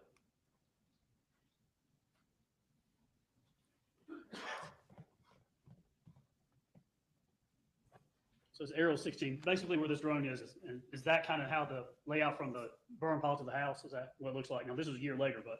Yes, that was, even being a year later, it was still the same distance. Nothing had changed other than we had progressed a year. If you were to walk from the house to the burn pile, are you going downhill or uphill? You were going downhill, a slight downhill angle. Then aerial 17.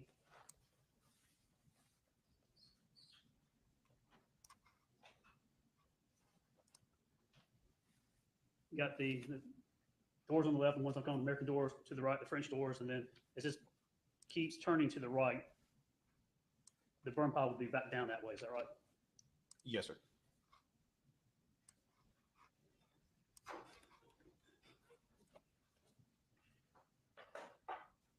What did you know you were looking at, or what y'all were dealing with when you first arrived? I know it changes at some point, but when you first get there, what's going on? So when I walk up to what we call the pile, we have this burn pit. I can still feel heat radiating off of it, and I see what appears to be a set of skeletal remains sitting on top of this pile. There appears to be construction debris and all this other miscellaneous garbage in this pile, but it's very clear to me that I was looking at a set of skeletal remains on the left side. I immediately got everybody to back out and then started to request additional assets as I'm starting to size up my scene and determine how I'm going to try and recover these remains in a forensic manner. When you were first called out, what were you responding to? A person in need of help, or what was the call? It's a death investigation that they were not sure what they had. When you get out there, do you remember the temperature of the taken from the burn pile when you got out there?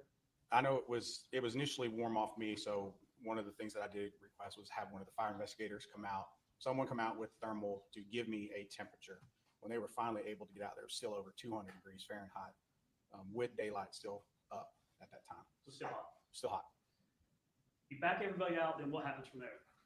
I requested through my chain of command to contact the GBI and forensic anthropologist, Dr. Alice Gooding, to get her to come out and assist us with recovering the set of skeletal remains.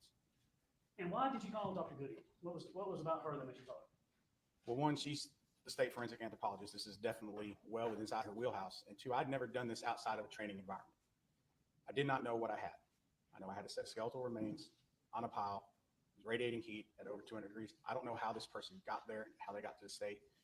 And I'm not so far in my ego to go, I can do this on my own without calling experts who I know are going to, one, help teach me how to properly document this, but to ensure that we properly document and collect this entire set of remains.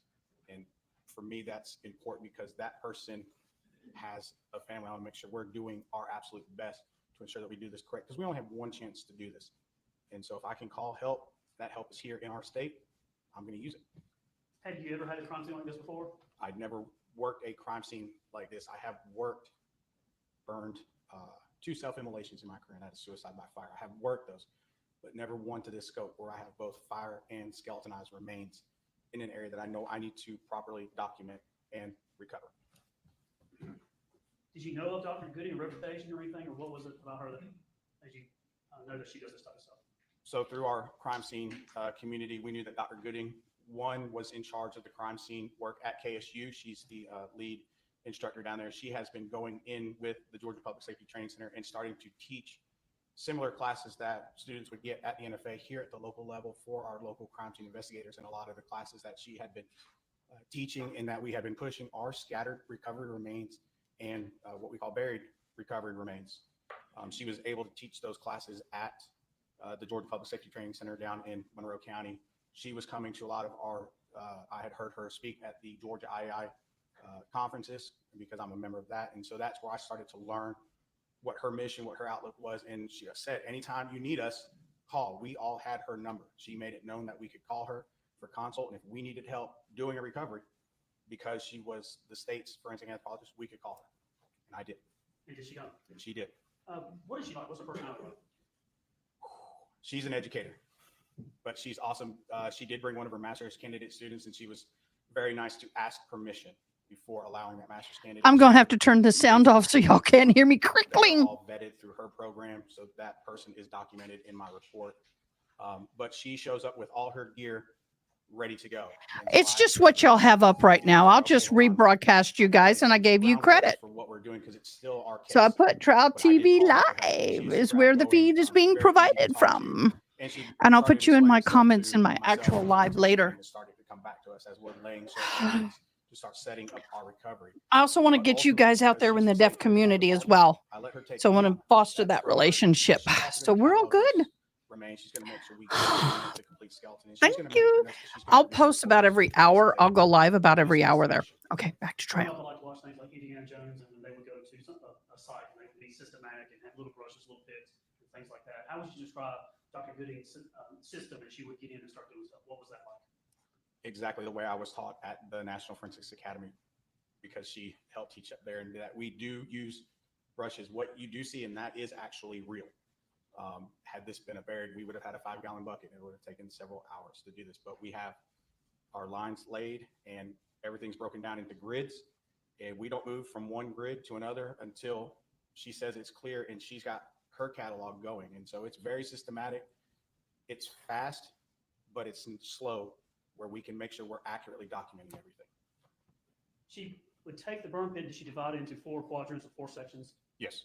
And how, would you rope it off, or what were we going to see in the photographs? So what we do is we start to lay what we call a datum line. That's our north-south line. So you're going to see orange string, and you're going to see it broken into quadrants, and you're going to see arrows indicating north.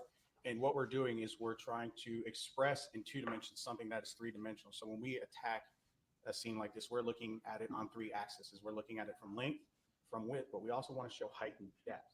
That way we can explain how far down certain remains are. And it's more defined when we're actually in a vault recovering from the ground.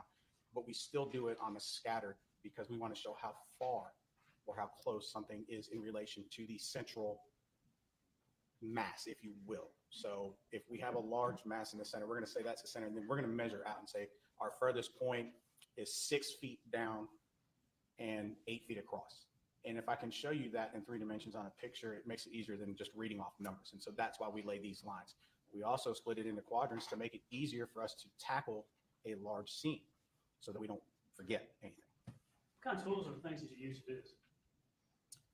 Did she bring anything to She talk brought about? all her tools, but sifters, buckets, garden trowel, stuff you would find in the gardening center of any Home Depot, Lowe's, or Walmart. That's what we use. Now they're all clean and sterile, and she brings them with her.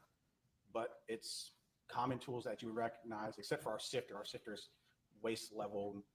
Each forensics expert builds theirs to meet their needs. Let's look at some of these photographs here. I'm going to tender into evidence. That they do, but what's important is how they clean them. Did you have an opportunity to meet with us and go through all these pictures, the videos, and everything? Yes, sir. And were they fair and accurate photographs of what was done at the scene and other things in this case? Yes, sir. Just at the time I tendered evidence, states exhibits, but it's Shaw 1 through Shaw 281. Right?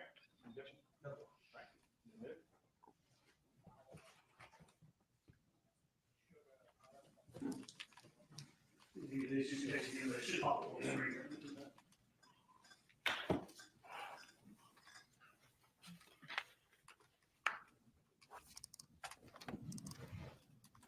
Judge, may we turn down the lights a little bit for these? Would that be okay?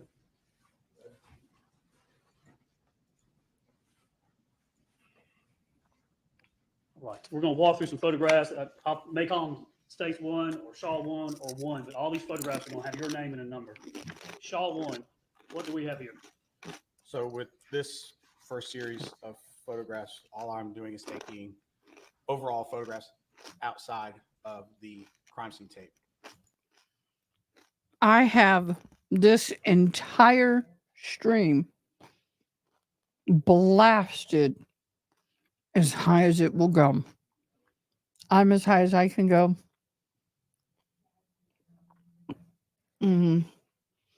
I am literally gained up 100%. It is super soft. I apologize. As you look at 1, as you look at the photograph, there's a pine tree to the right, and is that begin the burn pile? So this oak right oak? here, that is Okay. is directly in front of the left side of the pile, and then that pile extends from that tree over to the right. This is 2. We'll be moving to the right. 3, 4. Now this stage, there's no really markings or anything. What is this? How early on is this in the processing the scene? I'm waiting for Dr. Gooding to arrive, but I'm still taking pictures, trying to do something to be ahead so that when she arrives, we can tackle the next task. But you didn't dive into the file and start doing anything until she arrived? No, sir. Arrived on the scene. 5, 6. And was there anything with the pile itself when you first got there that you noticed and thought, here are some things of interest? Other than the skeletal remains, I, for whatever reason, kept getting the smell of citronella, and I don't know why. And it's not a normal smell for me at a death investigation. I mean, I generally smell other smells related to the artifact of death, but I kept smelling citronella, and I was like, did I spill some when I was filling mine at my house? I don't know, but I just, every now and again, as I walked around the pile, I could just smell that. 8, 9, just going back.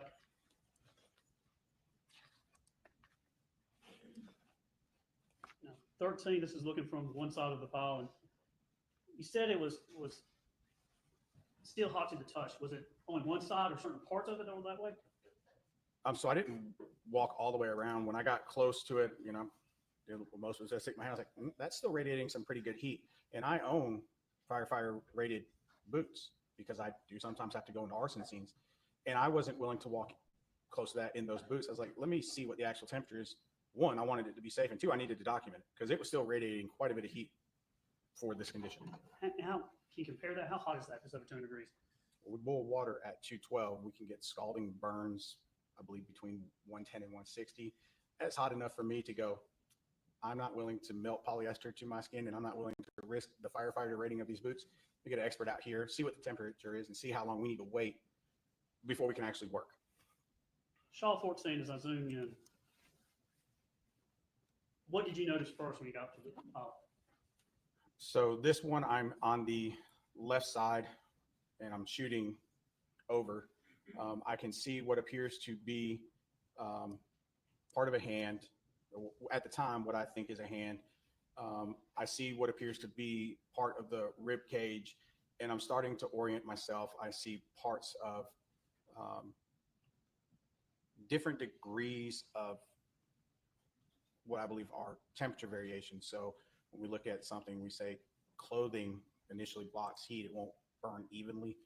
That's what I'm seeing in my head, and I'm trying to figure this out, but I see that it's compact too. And I'm like, okay, is this someone who's fallen over? Because I don't see what we would traditionally think of as a full skeleton of a human being. So did someone fall over? Did someone experience some sort of issue that caused them to fall here? All these are running through my head as I'm taking these pictures, trying to process this and think of next steps to go. How am I going to document this, and what am I going to look for? And at this time, you didn't know anything about a bullet in the ribs or anything like that? No, sir. 15, 16, 17, now we're getting on to 18. And who do we have in this picture? What's going on? So these are the start of the forensic anthropology examination. So we're marking flags, and you start to see wooden stakes go down for our datum lines. And then we have master's candidates and the deputy coroners in helping to rake and clear while we're taking pictures. And as you look at the exhibit, Shaw 18, the photograph, I've got the cursor here. It appears that on the right side, there's an angle or it slopes down or goes downhill to the left. Is that right? Yes.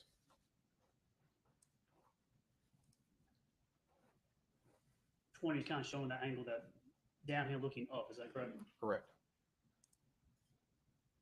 Now, on the outside of the fire pit, there appears to be, is that wood and things that are charred but not burned?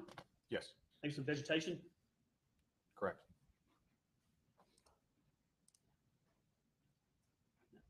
We start to get markers. Now the A, I know that's going to be renumbered at some point, but what are we doing here in 24? What's this showing? We are starting to build our quadrants. So we're laying down our north-south line and our east-west. We're also, we have angle indicators on those lines so that if we need to run a tape measure across at one point, we can see what that angle is at that measurement point. So we run the lines and then run the tape. We have our 4 quadrants, but the lines aren't completely square, and we keep it within our boundaries of where we see evidentiary goodies. And we're going to get into this, but I believe quadrant goes top on the right side, A, B, C, D, kind of going in this direction, clockwise. Yes, I believe we went clockwise that night. And you see B in Shaw 30 photograph. And then there are some flags that are put down those to indicate things that you just see on the top. Items of evidence on the top.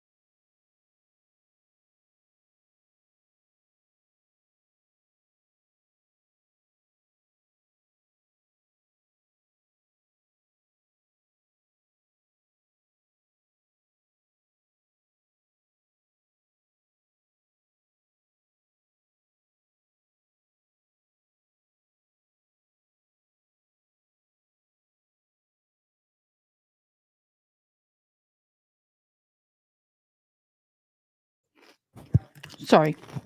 There are human remains. Not going to show it.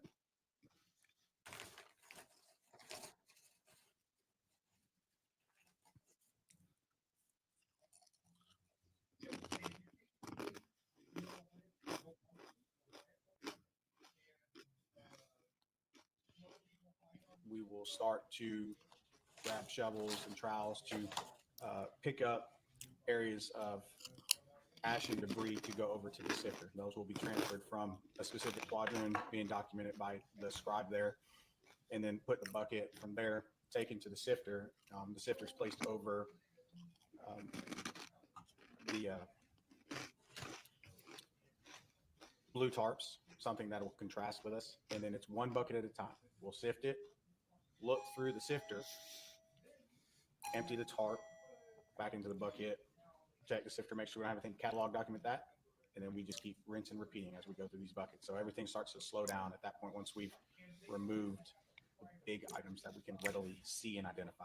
When you found an item of interest, what would you do with it? Is there So Dr. Gooding who laid out, or what would she do? There's laid out on tarps. However, Dr. Gooding wants to do that. Like I said at the beginning, she's kind of running that. I'm just making sure, one, I'm learning, and two, anything that she's running that process. If she's laying stuff out on tarps, she's cataloging the skeletal remains as they're removed, checking on us. I get to do the manual labor. I was sifting some stuff. We're also continuing to rake and make sure that we don't miss anything within that specific quadrant. Once we're done with that quadrant, we move on. In Shaw 55, we have these, you see the ground that has markings on it. Was that how that was, or is that something y'all did? That's from us raking. Did you notice around the burn pile itself, was there any signs of raking or a tractor had been used for something to clear the land? No, not around that, because the area on the edge of the burn pile was still green with vegetation. But did you see that there was evidence that a tractor or RTV was in that area? Not during this point of the investigation. This is 57. What's going on here? Is this just an example We're of what? examining small bone fragments. 58, what is just scooping buckets? Is that how that would work? Yep, we're troweling using a dustpan. We're troweling into the bucket. Once we're satisfied with that, it goes to the sifter. We sift it. Again, we look for small bone fragments, items of evidence, pieces of clothing, and lay those out. Shaw 62, what is this? That is a picture of our sifter in one of the buckets that we sifted. And you have a sift and then the bigger.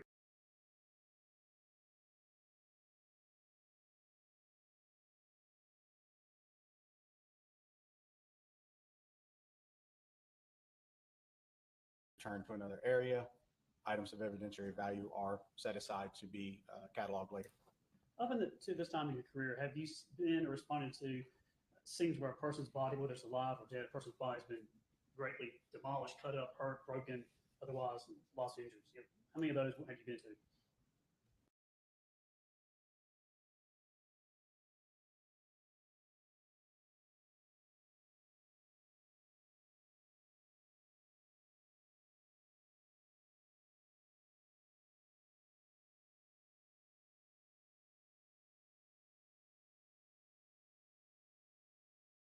I've been to several hundred of those. And have you seen bones and things like that? Could you recognize certain type of bones, or was the experts able to recognize it much quicker? They're able to recognize them much quicker, but that's part of my NFA training is a week of anthropology. And I was called many times upon my return by detectives from all over the county. Hey, we found this bone. Fido brought this bone up to the house. Can you look at it? And I had books that I would carry with me to help me identify the difference between animal and human. Have you worked shootings when people have been shot, actually shot? Yes, sir. You ever seen anybody get shot and still be able to move or walk a distance? Oh, yes, sir. Like what? One of the last cases I worked, the shooting victim went 125 feet before he collapsed. He was shot inside a home, collapsed on the street after traversing an outer porch, down a set of stairs, across a very large front yard, till he collapsed in the street. Have you seen people that have been shot, and even after they've been shot, be able to go a distance or move on their own? Yes, sir. How about blood? You see people, different levels of when people are shot, and how much blood is there? That depends on the projectile type, where the person was shot. Did it hit a major artery? Did it hit a bunch of muscle? Did it hit, bone and deflect somewhere? That really depends. And then what were they wearing? Is it wintertime? Are they wearing several layers, or are they wearing a pair of shorts and a t-shirt? A different amount of blood, even though people have been shot. You seen that? Yes, sir. 63, just a sifting again. Yes, sir. 64, Still sifting, looking for small. 65. Same. And then 66, what are we doing here? We are at what we call the bottom. We have now hit earth. So we have recovered all of the burned material, whatever that may be. And so we will scrape another layer just to ensure that we've not missed anything. So we try to go to earth and then scrape. My bad. Kristen, can you please put that link to that interview in comments so I could pull it up and we'll watch it when we're done with this? I believe I watched the sun go down and come back up that particular day. 4 or 5 a.m. is when I finally left the first full cycle of work. Painstaking process. Thank you, Julie. Sorry. 67, what are we doing here? We are running our Metal detecting. metal detector. We want to make sure we don't leave anything. Did you find any But that blood doesn't get receipts bone. on the burn pile? No, sir. As I go through these, this is the blue tarp photographs. What are we doing here? So we're just documenting stuff that we found within those squadrons.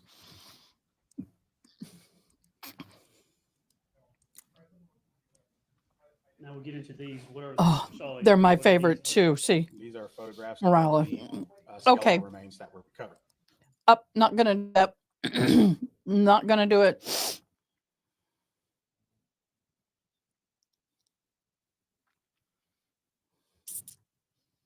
Oh my God. Oh my God, you actually saw.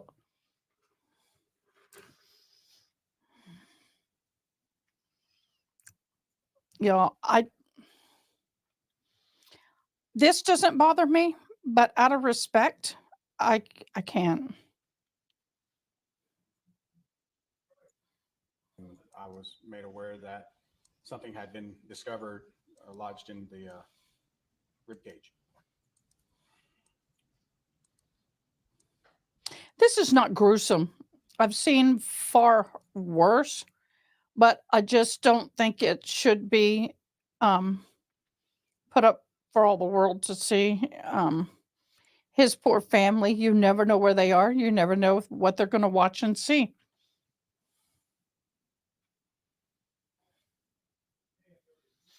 I will show some things, but when there's tissue attached,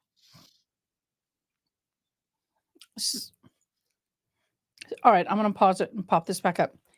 When you can see tendons still attached, or when you can see certain, if it's just like a broken piece of bone, I'm not as bad. But when you start, yeah, I'm just trying to, there's some people who have triggers, and I'm trying to walk both sides of that fence. I have to kind of be the gatekeeper, because the last thing I want to do is trigger somebody. I don't remember I don't remember if they said it looked like an eraser, or I don't remember what exactly they came and told me. I do remember they said, "Hey, we found something. You have to come look at this now." I said, "Okay." What happened from there? I clicked on it, and So I walked back I down can't to watch the, it, Kristen. pile where they're working. I'm not a Dr. Boone and member her team are still working. Investigator of Oldham Linktree. was taking my picture. Says, "Sarge, here you go." And I went, that looks like a projectile. Everybody stop what you're doing right now. I had to explain to Dr. Gooding, "Ma'am, I need you to stop for a moment." Everybody stop. Went and got. There we go. I believe I went and got Lieutenant Clark, but I know I let Lieutenant Ballard. Okay, got it. Say, "Hey, we've Thank got a you. projectile." We also had to stop and let the coroner know at this point, because now You're we've awesome. changed our dynamics of our investigation. Oh yeah, I And bet so it did. We had to take a hard pause while the detectives figured out their next steps. And so I had to wait for Yeah. them until we Nope, we got it. on what we were doing. You were investigating a death. Correct. Now you're investigating possibly a murder. Is that shifted? Yes. Did you find any gun? So if it's a suicide, you respond to a suicide. What do you look for? The same things I look for. Now my lips or mouth are all dried out from all that salt. Defect, I'm looking for angle of entry, back spatter. A gun location doesn't necessarily mean anything to me, because I've had suicide victims do weird things with guns. a note. Sometimes I find them, sometimes I don't. But I know in a relatively short amount of time if I'm Thank you, working with a Toxic. Got suicide it. or if I'm working with something else. You're awesome. This case was unique because, yes, we had a projectile, but it was still in a set of burned remains. So the best thing to do was to stop and get everybody on the same sheet of music at this point.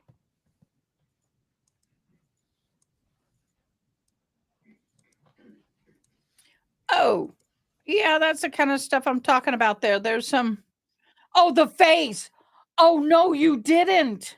Oh, y'all.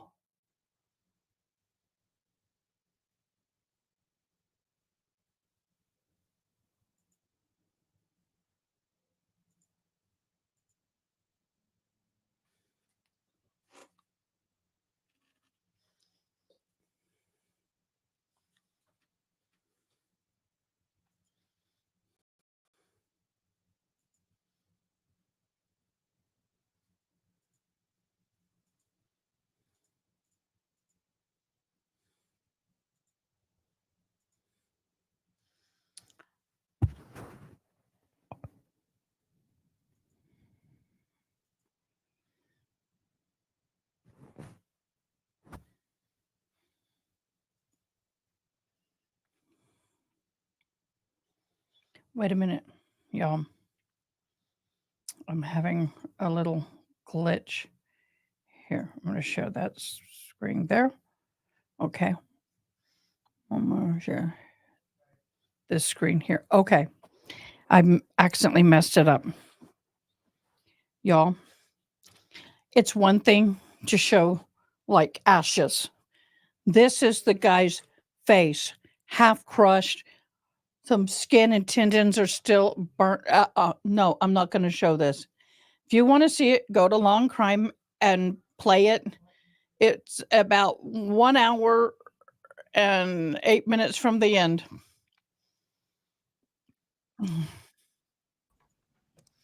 It's, oh, no.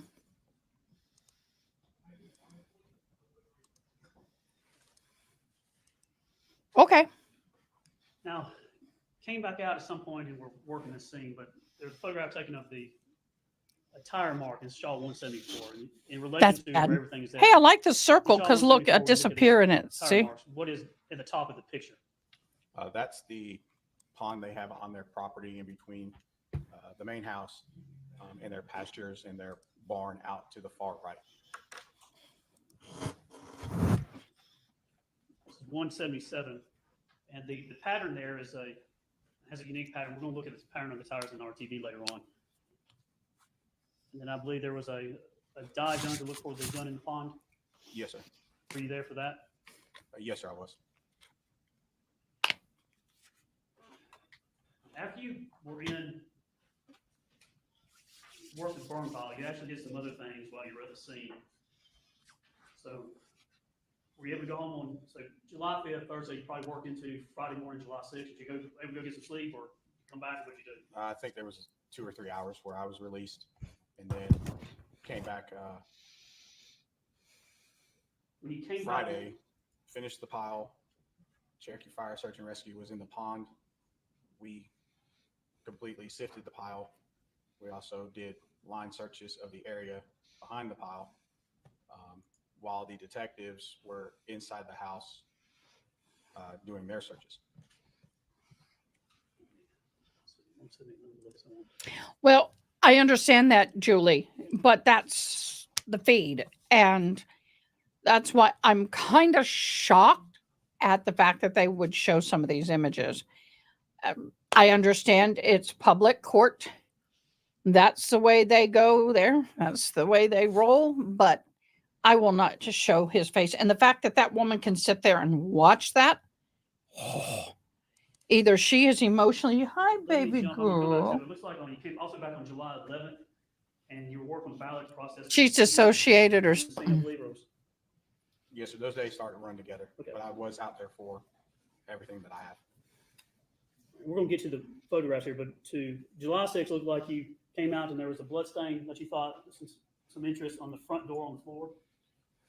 Yes, while we were still working the pile, and I had the fire investigator was collecting some items. I was asked to go in and assist CSI Thrasher and CSI with some stains that they had located. My command asked me to give it a second Oh, look y'all to must see know if I could she's take down this. here. She's down here. She's loving And on then you. you, She there was one smells stain, the there was actually a potato window, there's chips. 4 things that you looked at, but looks like She's you no field fool. tested the stain positions number 1 and 3. Do you remember doing that? Yes. And then I guess they were tested for mammalian blood using a obits test. Hexagon OBTIS test. OBTIS. Yes, sir. Okay. And did stain number 1, was that positive for blood, mammalian blood? I believe that one was, yes. And this test that you use, what is it, and what is the OBTIS test? Sensei, So it's up, what we call a field presumptive test. That's the baby. They wanted to a see you. stain that we're looking at, one is blood, and if it is blood, if it's mammalian blood. So we'll use these at a scene to eliminate certain stains and then prioritize collection of other stains. And then you also, on the 6th, I believe, found a dinner. There you go, Julie. You saw her.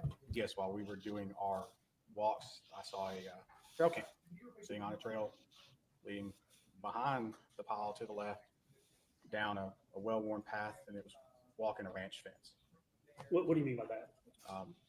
The post fence with the wire to keep cattle or horses separate. I call it a ranch fence. And did you collect that in a SIM card and things like that from the camera? Yes, I did. I believe on July 11th, 2018, you came back again, and this is where you were helping. Well, I guess this was at the sheriff's office. Y'all took some items back, and you helped Lieutenant Ballard process the shirt that we're looking at.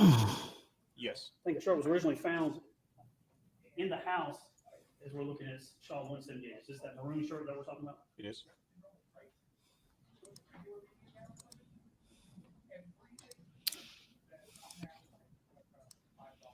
And then I believe for the sleeve, at some point y'all took that and had it sent off to the GBI. Is that right?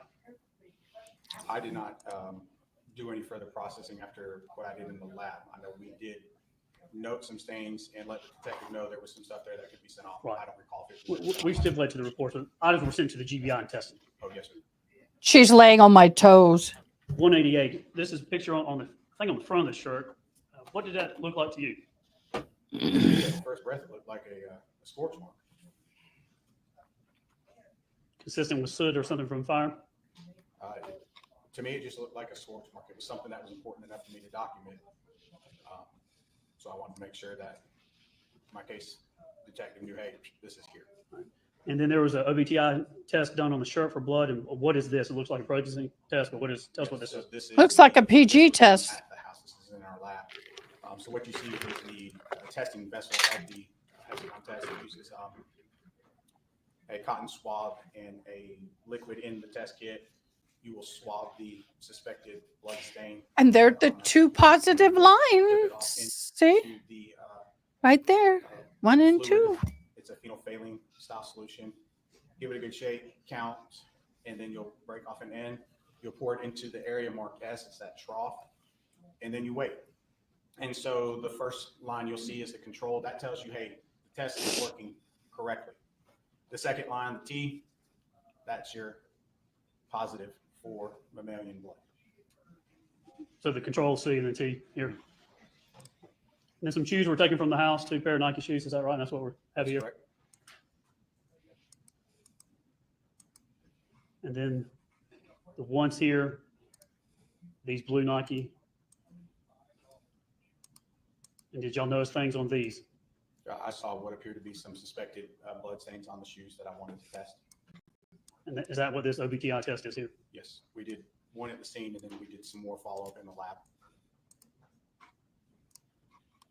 Whose shoes are those? Hers? Now, the Shaw 211, when you came back, I believe the 7th. Check my notes. You guys, you see this painting over here with them all kind of laying? Actually, it's a portrait. I used to do those things. I had a photography studio. So July 6th. I call that the family Roman pose. It's so 1990s. This is the front door here. So as we're standing here looking towards the kitchen table area, we're talking about this area on the floor here. Is that right? Yes.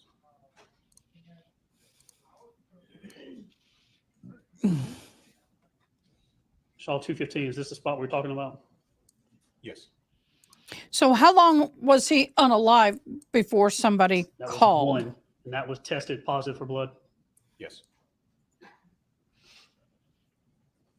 That's my question. Again, going back, I believe the 11th, we all bring evidence back to the sheriff's office, and we're going to be processing some evidence here. Where is this actually at in the sheriff's office? So this is at our headquarters building in the old section of our jail Oh. at 498 Chapman. Oh, all right. Karen Reed, Canton PD. Did you say that picture? That is a provident. That is an appropriate evidence bag. And it's not from the gas station. And it's sealed. And it's labeled before it even got to the PD office. So take note, Canton PD. Hello, Canton PD. Just want to point out the evidence. That's proper. Look and learn, idiots. So this is at our headquarters building in the old section of our jail at 498 Chapman Drive. We have the bottom section, which was our old staff dining, that we converted into our lab. Again, the shirt. What do we have here? And so I've put this shirt under an alternate 1, light 2, source. I'm 3, just looking at it. 4, This is 5. 232 for the record, sorry. I'm looking 6. at it under UV light. UV blood is the Nope. only.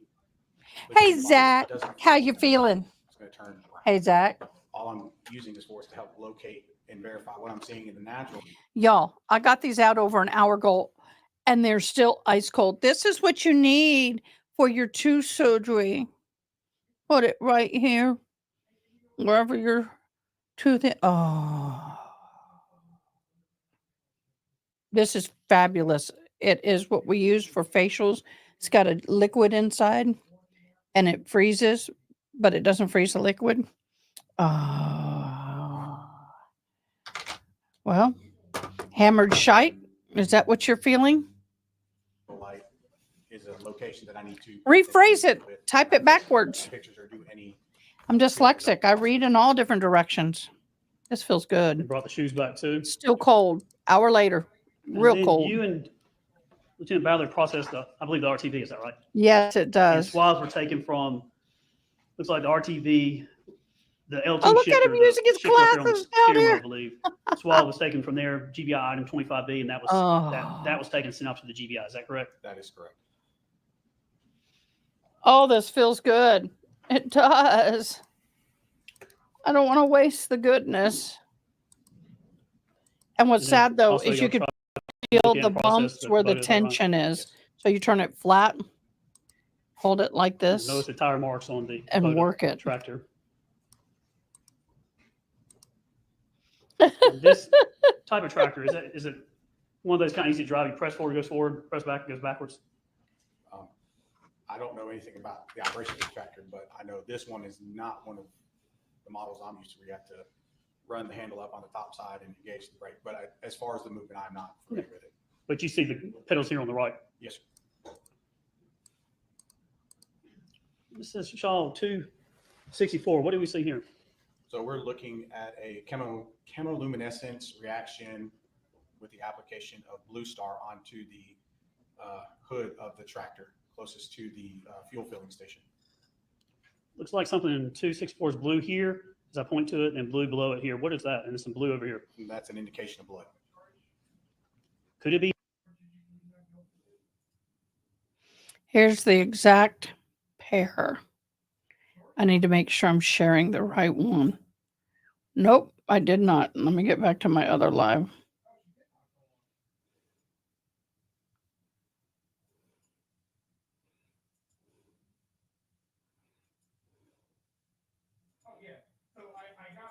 I hired some game guys to go start talking about people for it. How we build content up.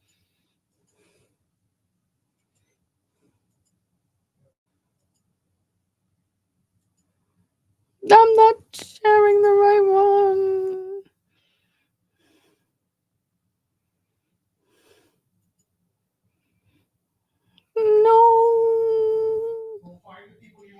No. know what I want to do.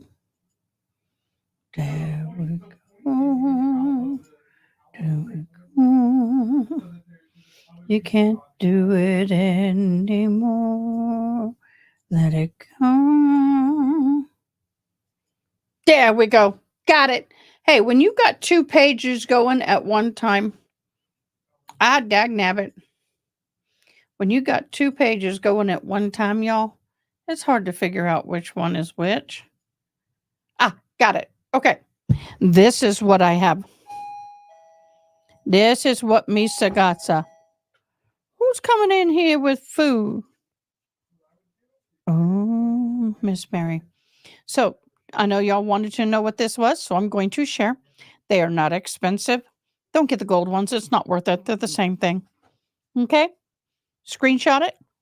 Got it? Get it. Got it. Ooh.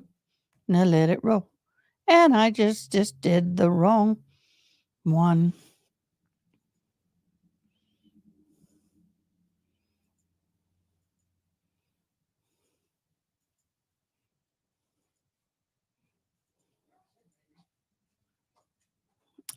So the bottom one is one I share here.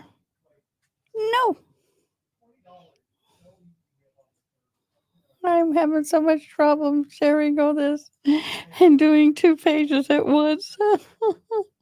Okay, good. All right, let's go. See something else? There are instances of false positives with Blue Star. However, Yep. when we see those, we'll see Protein those related. pop like fireworks and then fade away very quickly.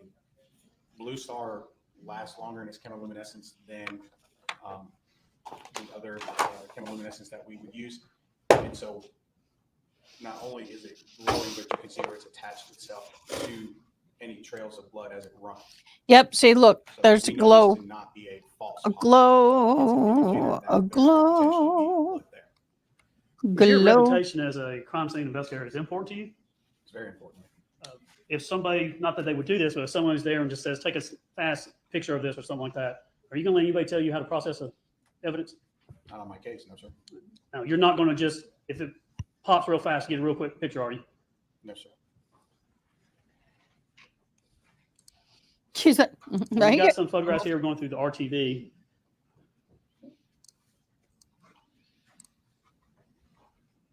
Yep.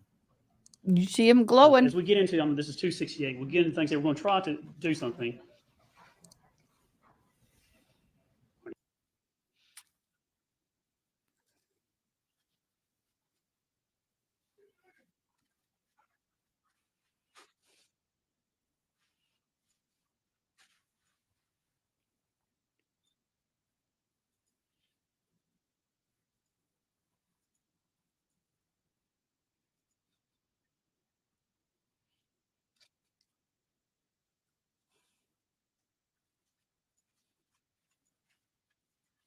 What?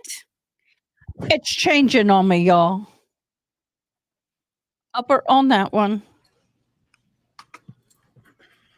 Lower. Upper.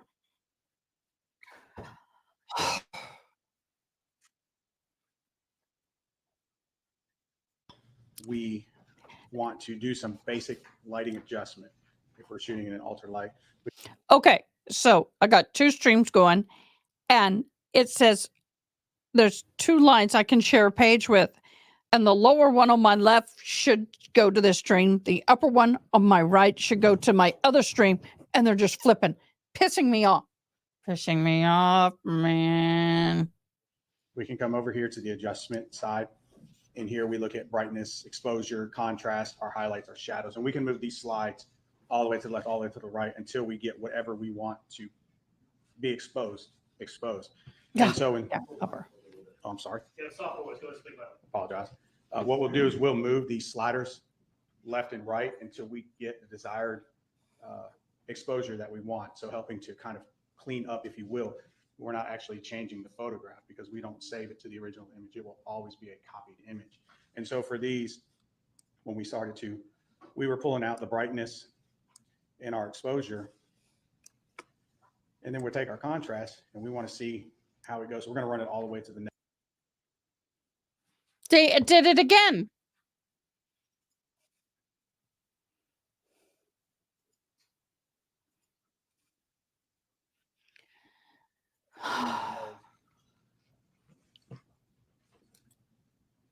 Your screen, you can't really see it, but there is.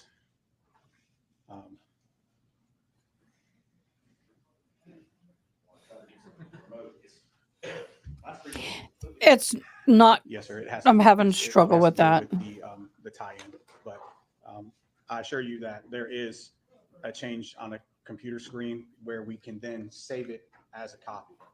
And so in this instance where you see parentheses and a number, that is a saved copy. And then we can. Oh, yeah, Zach. But that's how we do that in. That's why. I think if you have. Did you get me demonetized again? Jeez. Y'all, he keeps getting me demonetized. Show that in more, that's fine. Yes, sir. Oh, he keeps doing it.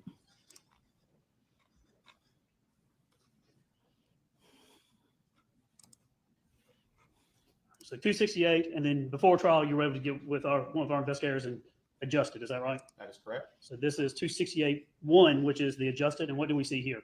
The chemoluminescent reaction of blue star on the towel that we located in the back of the RTV. And what is that indication of what it could be, possibly? An indicator of possibility of blood. That right there. 269, what do we see here at the bottom? The chemoluminescence reaction. And 269-1 with the adjustment, same thing? Same thing. 270, kind of right here. 270.1. Is that adjusted? Yes. So let's see if the so this is 270, and you just adjust the light. Is that what you would do? Yes. So as I go with brightness to the left, it gets dark. If I zoom over, you actually can see it. Yes, sir. And then Oh, again, so mija. it takes a dark picture when blue star Más on it. dinero. Oh, Gracias, mija. See the chemoluminescence reaction. Gracias, mija. Or mijo.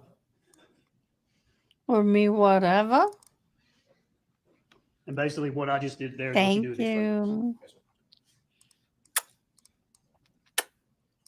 270, 270.1, same thing, adjusted, unadjusted, adjusted.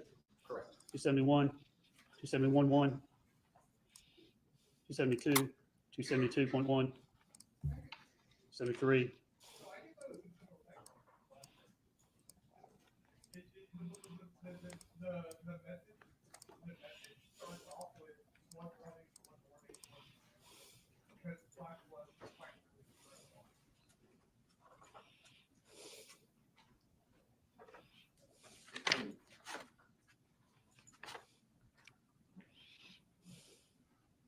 So off that towel,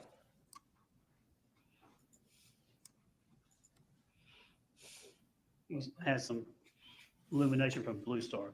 Did you process the RTV, the tractor, the shoes, the shirt,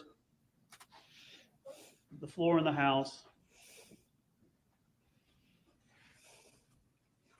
And we're going to probably talk about probably tomorrow, and we'll get in, but you also assisted with some other things in the case. Did you go back out when they were, went back out, and I think about a year later, look for some casings on the property or some, there was a shooting range or something like that on the property. Did you go back out and help with that? Yes, sir. Tell the jury what y'all were doing there. What were you trying to do? We went back out a year later. We flew the drone footage. We did some decibel meter testing, and there was an area on the lower, I believe it was the right side. It was down a pretty steep embankment where they had an old tree that they were using for target practice, as folks do out in that part of the county. So I went out there looking for projectiles to see if I could locate a projectile that I could send to the crime lab that possibly matched to the two projectiles that were located that night at the scene. And did y'all collect casings, bullets, things like that, and bring it back, and some of that was sent to the GBI? Yes, sir. I think we won't get into it tomorrow, but did you also come back out on July 18th, I believe, that year or the next year? I think it was the same year. and with the marshal's office, actually do some sound testing, That was July 18th of 2019. 2019. About a year later, I believe, and then y'all came back out and had some equipment to actually do a test fire and then measure the loudness of those gunshots. Is that right? I'm going to stop here, Judge. I'm not going to go into the test fire until tomorrow, probably. I'm just going to, can I tender it to them for their cost? I think it would be easier for me to do it all at once, if that's okay with the Let's do something for. Yeah, let's try to split it up into what he's testified about now, and then we can cover the stuff tomorrow. Okay. All right, turn the lights. You do the photographs or turn the lights back up? Oh, please.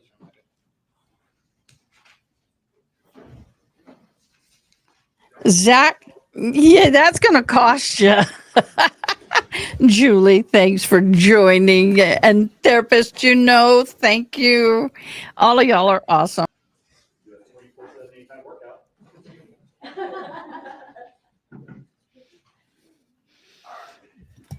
Oh, I hate it when I get chilled. Good afternoon. Because I know you're with the campus police now, right? Yes, sir. Is it Sergeant still or Officer? Just Officer Shaw? Yes, sir. Officer Shaw, my name's Michael Wade, representing. You haven't made detective yet, sir? I wonder why. People your age are Okay, detective let's by start now. here. So from what I gathered from Mr. Bogus, going over all of your was your state certified in crime scene investigation, right? Yes, sir. You also attended the National Forensic Academy. I send At kisses. this point on July the 5th, 2018, you were the lead crime scene investigator at the Purcell Lane House. Yes, sir. Okay. So in terms of crime scene investigation, the buck stops with you, right? So, and then the person above you would have been Lieutenant Bowden. Correct. Right. So the witnesses. Dang it.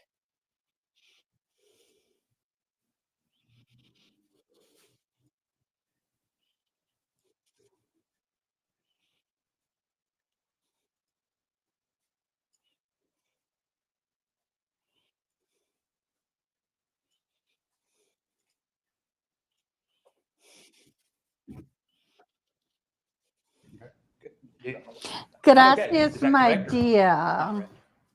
Well, if you notice it first. Gracias, Well, wouldn't he have notified gracias. you if he found it first? I guess here's my question. Who found the bullet in the rib? I was notified by investigator Olin. Investigator who? Olin. Olin. Yes, sir. Okay.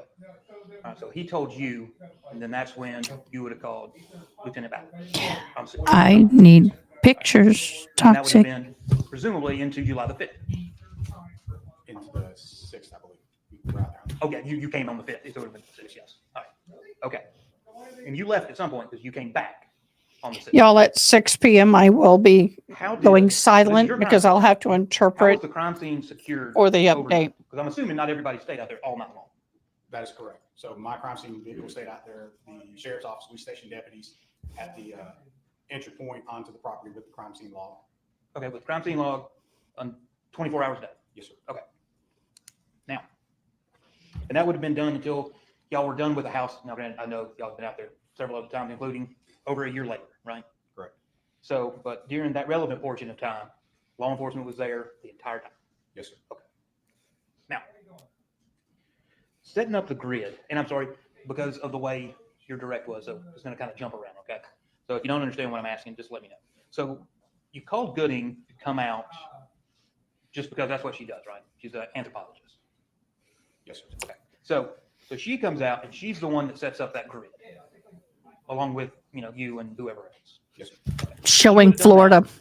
How long was it from the time you saw the body, made the determination, got the approval that Dr. Gooding showed up? Probably about 2.5 hours. Okay. Is it during that period of time, because you testified earlier that the fire was so hot when you got there that you didn't feel comfortable working in it, right? Correct. All right. So did it cool off in that 2.5 hours to be a comfortable temperature for you to work in? Yes, sir. Okay. What temperature did you let the fire get down to before you started working? I don't recall if we measured it when I went into it. I know it was comfortable enough that we all made the determination we were going to start working. Well, it was measured by Shane Gaddings, right? Yes, sir. With Cherokee Fire Investigator? Yes, sir. Okay.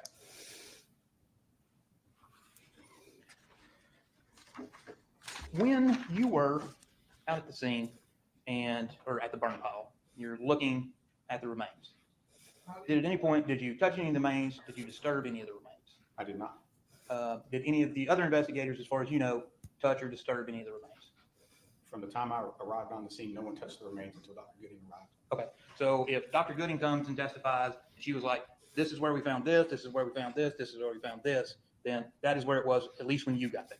That is correct. Okay. Have you heard anything about anybody moving anything around prior to you getting there? I was not made aware of anything. Okay.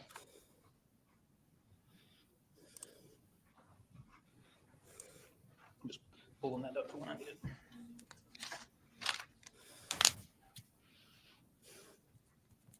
You had talked about this citronella smell and that you kept smelling around the burn pile, right?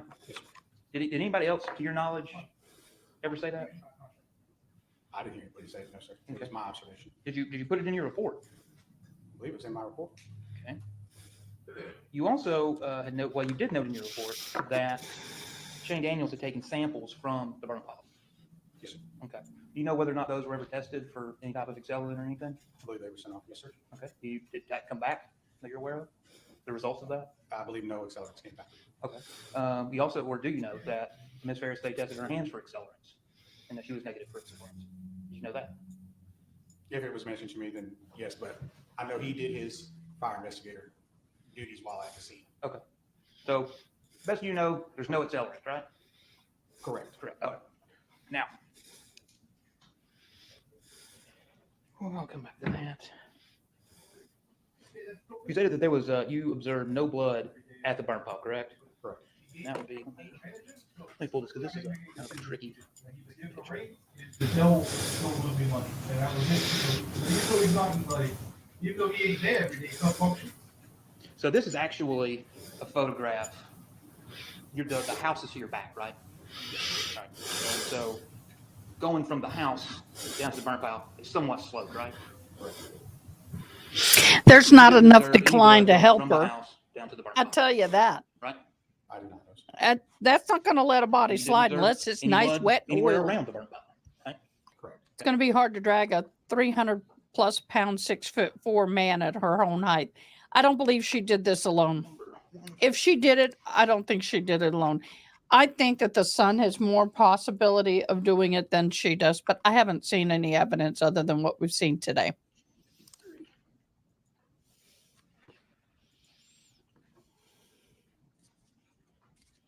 Okay. So that is the what Thank you you. had originally Love you. referred to as the eraser. That looked like an eraser. All right. When that was Yep. taken, I did agree. Dr. Gooding or the coroner take that in? Or all three. The coroner took the. They're having too much Okay, so fun Dr. behind Gooding her got in them court. from the pit, contained them somehow, and the coroner then took custody of it? The remains were cataloged in white disaster bags so that the coroner could seal those and take those with her. Okay. And as far I as you want to know why people are this still on the was beach sent and off to didn't get the hell out of there. Okay.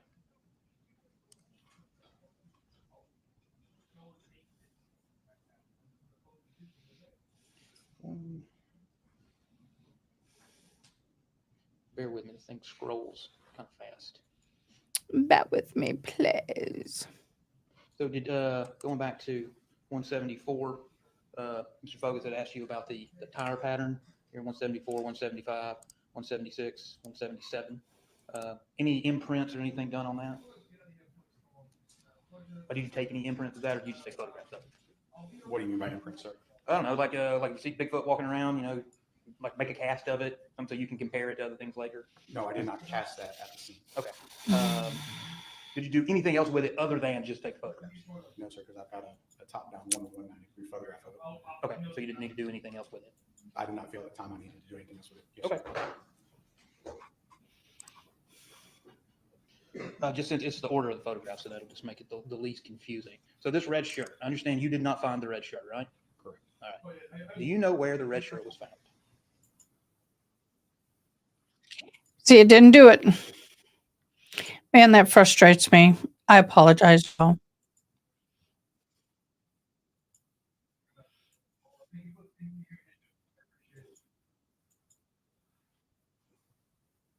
You go back to the picture with the OB the I'm sorry. ABFO square. Okay, I have to go live at the other one. I'll stay here so you see that I'm here, but I'll be interpreting. No sound will come across my lips. No, sir, go back one. Go back one. There. The big stain. Okay, this stain? Yes, sir. Okay. And I'm asking you because I don't know. Is that this stain? I'll flip between 186 and 187, okay? Is that the same stain? In the middle of the shirt? I believe it'd be the same thing, yes, sir. Okay. So if we go back to the whole shirt, we can get to it. So it's kind of right here, the right-hand side, almost directly below the logo. Fair enough? On the left-hand side, yes, sir. Okay. And that's what your testimony to this jury is that tested positive as being blood. If feel presumptive, yes. Okay. Feel presumptive for Yes, blood. Okay. For mammalian blood. Yes. Yes. And are you aware that this shirt was sent to the crime lab? Yes, sir. Okay. Are you aware that the test came back for this shirt? I know they did get test results back. Okay. Do you have any indication of what those test results were? I've been through several of them, so I don't recall right off the top of my head. Okay, that's fine. We've got those people will come in later.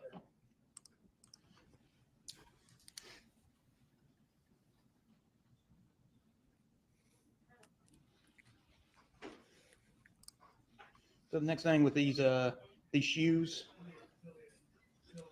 I believe then you tried to do a test on these shoes and it was negative. One shoe did show negative and one did show positive. Okay. And one of them was also sent to the crime lab as well, right? Yes. Okay. And on stage 209, at the top on the right-hand side of the shoe, that's the spot where you tested? Yes, the biggest thing, yes, sir. Okay.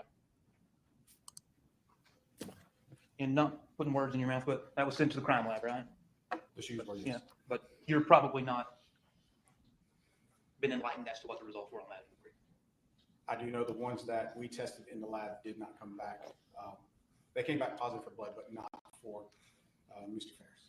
Came back with Mrs. Ferris's blood. Okay. But you don't know which shoe that refers to, right? The ones in 209. Right here? This one? Yes, sir. Those are Okay. the ones that we tested in the lab. Okay, so you tested the 209. We'll just call those the blue Nikes. So that had Miss Ferris's blood on it. I believe that's what the report said. I was made aware of that. Okay, you didn't do the testing. I did the field presumptive testing in our lab, but we sent it down to the crime lab. Okay, yeah, that's what I'm talking about. Did anybody tell you what the crime lab said about it? That I believe came back. It was not Mr. Ferris's blood. Okay, exactly. Thank you. All right, now this little spot. So I'm going to show you 213. So this little entryway between the front door and going into the dining room, there is that little spot right there. Did you field test that spot specifically? Yes, because it was a large one. Okay, so that is what you wrote in your report. That is stain 1. Yes. Okay, so that tested positive for blood. Yes. Okay. Did you then swab that and send it to the crime lab?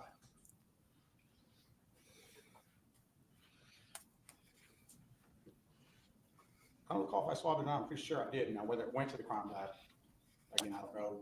I was never asked to complete that process and send it down. We already established that this is your investigation, right? So who do you got to ask to send evidence to the crime lab? So I conversate with the case detective. So it'd be Detective Hayes. Yes. I would Okay. not make assumptions on the directions of his case. So you would leave it up to him to decide what evidence you test and don't test while you're actually investigating the crime scene? The crime scene itself was already investigated. This is follow-up forensics investigation. And so No, this we would is never- this testing that you did right here, this spot, stage 217. That's on July 5th or 6th. That was tested at the scene and the field presumptive test positive for blood. And then what my question is, because your report says nothing about it, did you swab it, bag it, tag it, and send it off to the crime lab? It is not in my report that I did not swab it, nor did I collect it. Okay. So if it wasn't swabbed and sent to the crime lab, we have no idea whose blood that supposedly is, or even if it is actual human blood. Correct. Now, you also had talked about with Mr. Fogus, there was another stain. You called that stain 3, and it was negative, correct? Yes. Then there was also what you had reported being stains 2 and 4, but they were too small for testing. Correct. Okay.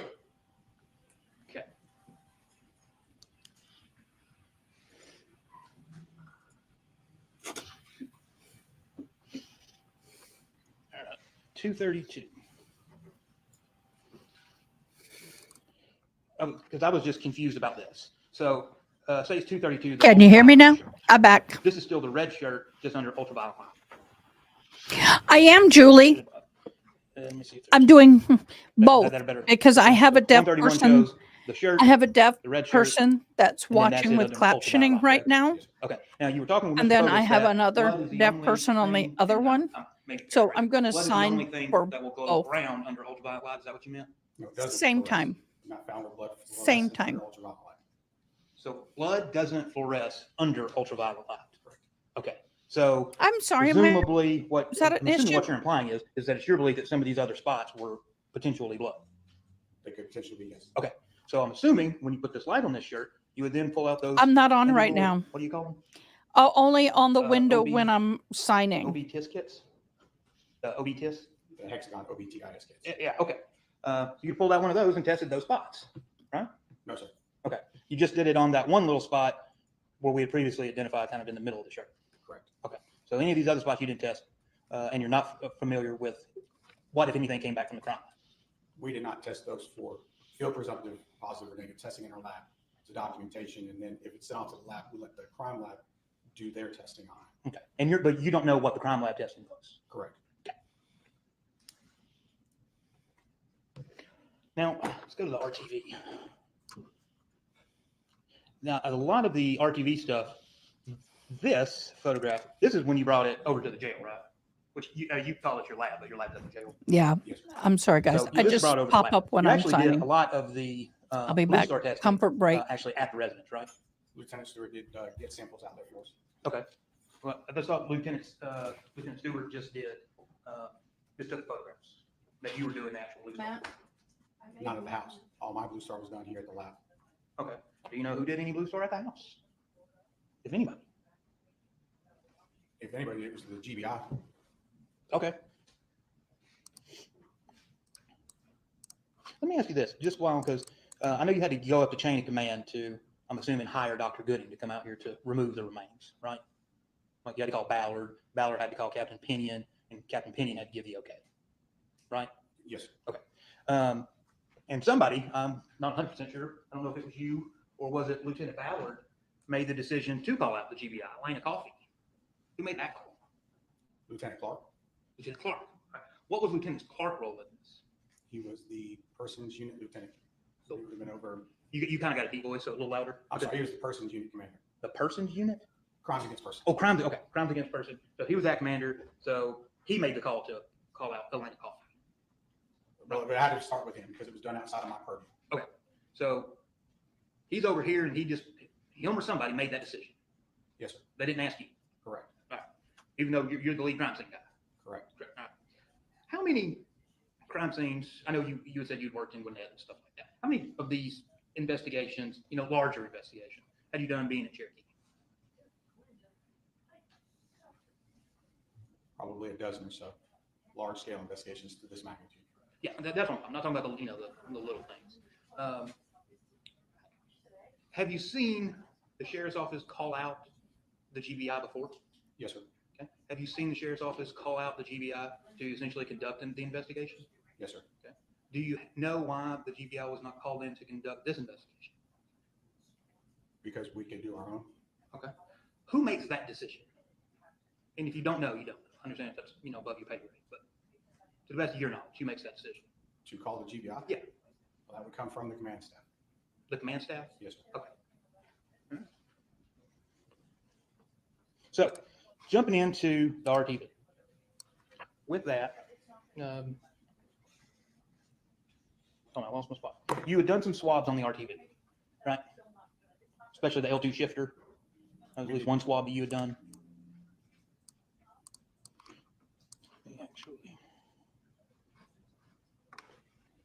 We actually don't have, there's no photographs of the R2 shifter, at least that are in evidence. So Mr. Fogus had put up what is 266.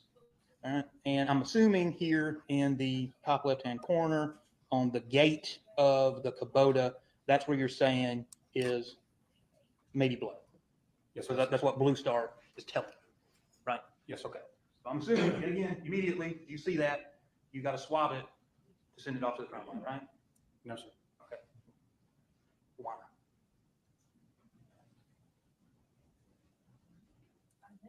Because those two particular little marks were not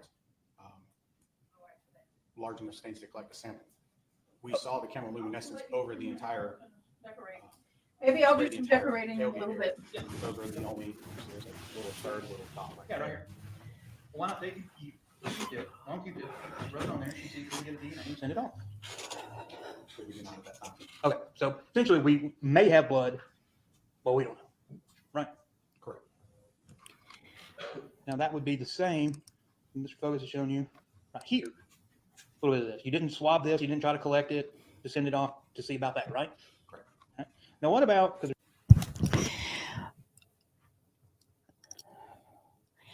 Okay, Kristen, I think I need to clarify this for the English speaking people. She says, are they expecting a lot of damage, Ada? Oh, yes. I caught the end of what you were signing, and I say you said DEAD, update every hour. That's all I caught. Okay.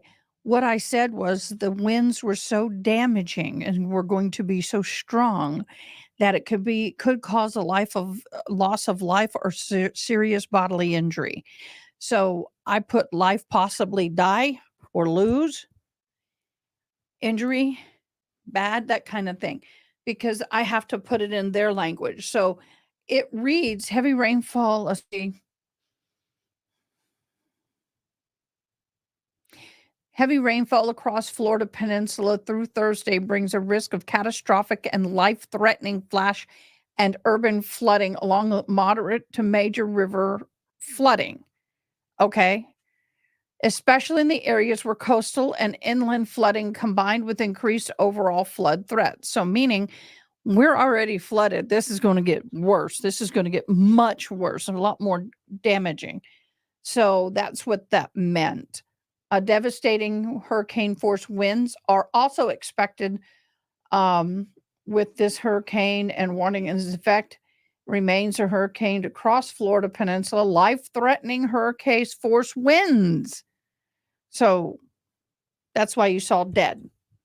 Is possible loss of life possibly lose, that kind of thing. So yes, you did. Good catch. So I will be back on. I'm going to try and do every hour on the hour. I may be here all night. We may be doing some fun things, just keep my butt awake. But as long as I have deaf people there's watching, no photographs and there's nothing in your report, what I about will the be actual live. bed of the RTV? There's no indication there was any testing done in that, right? You didn't do any testing in that. We did not. Okay. You essentially just sprayed the Blue Star around the bed, correct? Well, we had it. It goes into the bed as well. Okay. You didn't see any blood in there. We did not get any chemiluminescence reaction. Okay. From the bed of the RTV, just so the record's clear. Yes. Okay. So this tractor. Now, when you were doing this, because your report doesn't, at least your initial report that I have doesn't talk about getting super detailed. It's not bad. I'm not saying you wrote bad report. It's not bad. It's just not detailed. So like with this tractor, and so I mean, you're saying that this is a little bit of blood, or could be blood on the top of the tractor. When did y'all do this testing at the jail? I believe this was done several days after we finished our work at the actual house. Okay. So this is, y'all had to load up the tractor and the RTV, haul it over to the jail, and keep it there before, and then if you just tested it a couple days later. Well, I think we also had to get search warrants to do our processing, I believe. Okay. And yet again with this wasn't swabbed and collected and sent to the crime lab for identification, correct? Correct.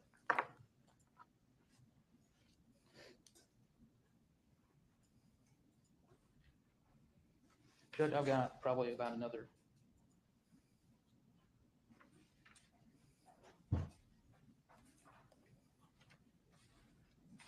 maybe another 10 minutes or so.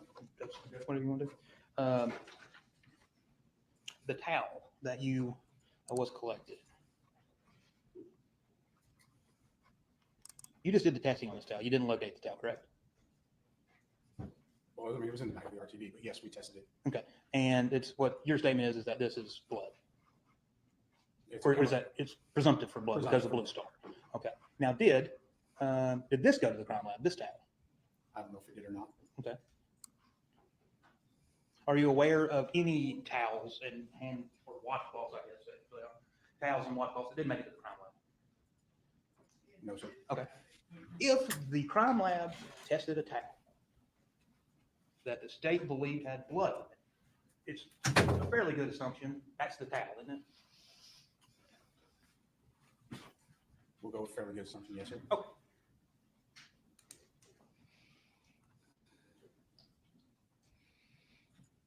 Now this changing things.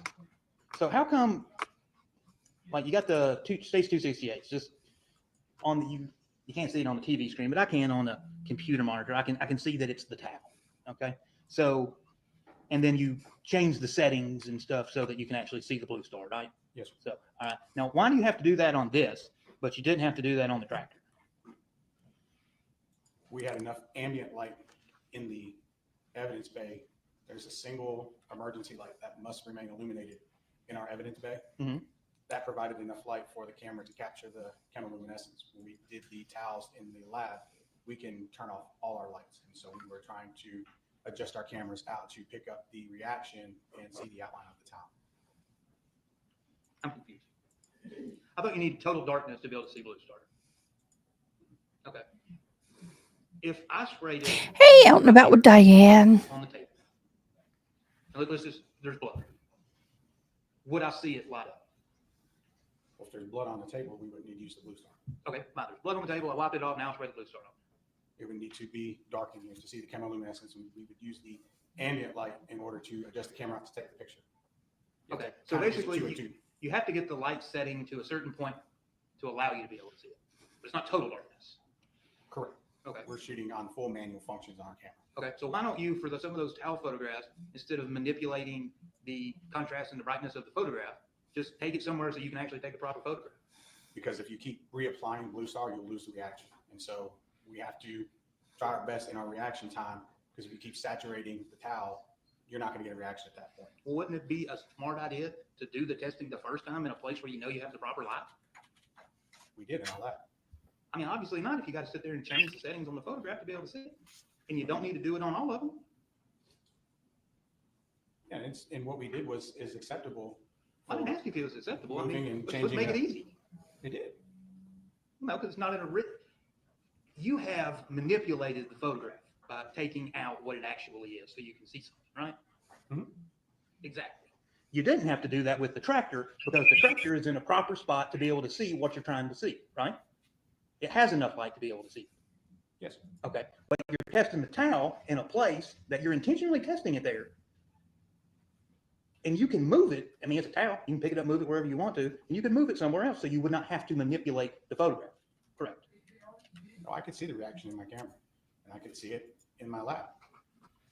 But we just can't see it in any of your non-manipulated photographs, right? Like 268. You see any luminescence? I do. Okay.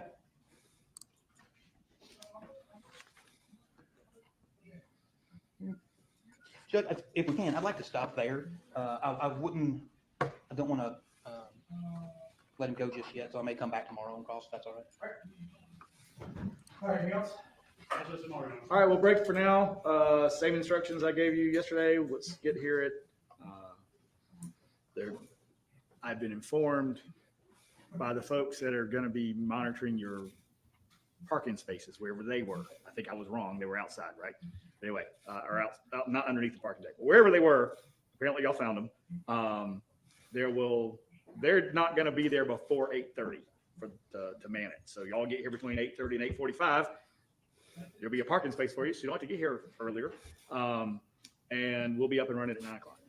Remember, don't look up anything about the case, anyone about the case, any people, witnesses. Don't Google any terms that you have heard in the case so far. Don't Google anything, because you're going to find stuff about this case if you do, because it's gaining traction and you don't really want to know anything about it, or you can't know anything about it. Y'all can look all that up when we're done, and there'll be a million hits on it by then. All right, with that, anything else? All right, y'all can be excused. So you're telling us that you, Your Honor, are watching us? Yay. I'll talk to the juror who sent me the note about I'll talk to the lawyers about it, but I have an appointment and I need to make an appointment too because I missed mine from last week. So I'm going to do the same day. So we may tell everybody to schedule all their things and we may take an extended lunch break that day. Right now we're looking for October 17th. Someone has an appointment that they can't change. So I'm going to schedule something that same day.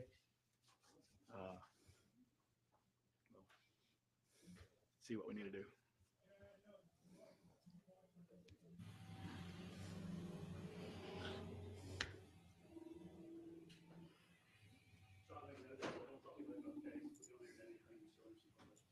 You can talk to the parties, you just can't talk to the people. All right, so as I just said, you can sit down. Juror has an appointment. They need to go get medications on the 17th, like I said, at noon. Like I said, I had to cancel an appointment, do the same thing. So we may take an extended lunch break that day. No, out and about by Diane. And everyone else can schedule their appointments. All right, anything else we need to take up before we break? That's not good. All right, I'll see y'all in the morning.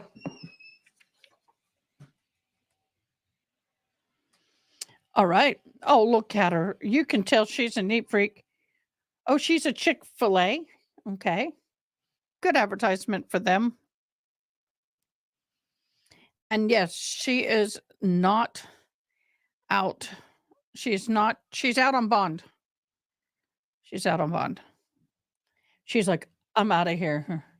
I'm done. Yep. That's it. Well, we are now going to go to the Lori Vallow. I am going to share this live. Hopefully I don't get in trouble. I hope I do not get in trouble. Yay, I did it right. Let's bring him on.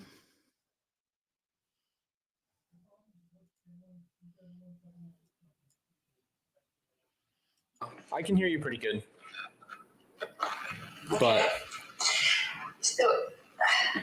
yeah, I just know you have your other questions and everything, but how are you doing? Are you okay? I'm better now, if I'm being honest with you. It's taken a long process to work through all this stuff. It's been a lot of years, but so who is this guy? I've definitely found my strength. So is this her son? I think that's where I'm at right now. But well, yeah. I know you've got to be busy with kids and everything, so that your life moves fast when you have little kids and you're doing your life. So, I didn't want any of this for you, as you know. Why is he recording this? Is he trying to screw his mama? You told me that Tylee had come to you in a dream. Right.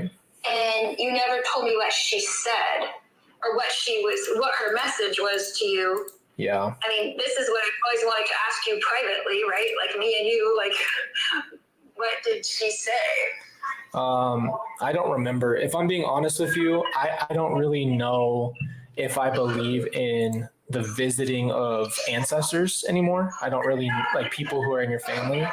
I don't think that's something that I've ever seen biblically where like you really get visitors from your family on behalf of Christ. I've dreamed a lot of things, if that's what you're asking. I've dreamed a lot of things about you and I've dreamed a lot of things about my family. Why is that going off? Sorry, something else was going on. I've What the hell never is fully that? dreamed. I can't remember exactly what you're referring to, if that's what you're asking me. Wow. Okay, yeah, but you called me, and so you knew something wasn't right, and you were questioning me, and you were asking, but this is before you knew anything, and you had a dream with Tylee. I'm not saying she actually visited you, but you had some kind of dream that had upset you, and I wondered, because she had passed away, if she had actually visited you and told you something, because she visited me and told me plenty of things, and the very first thing she told me was, I'm sorry, Mom, for being such a brat.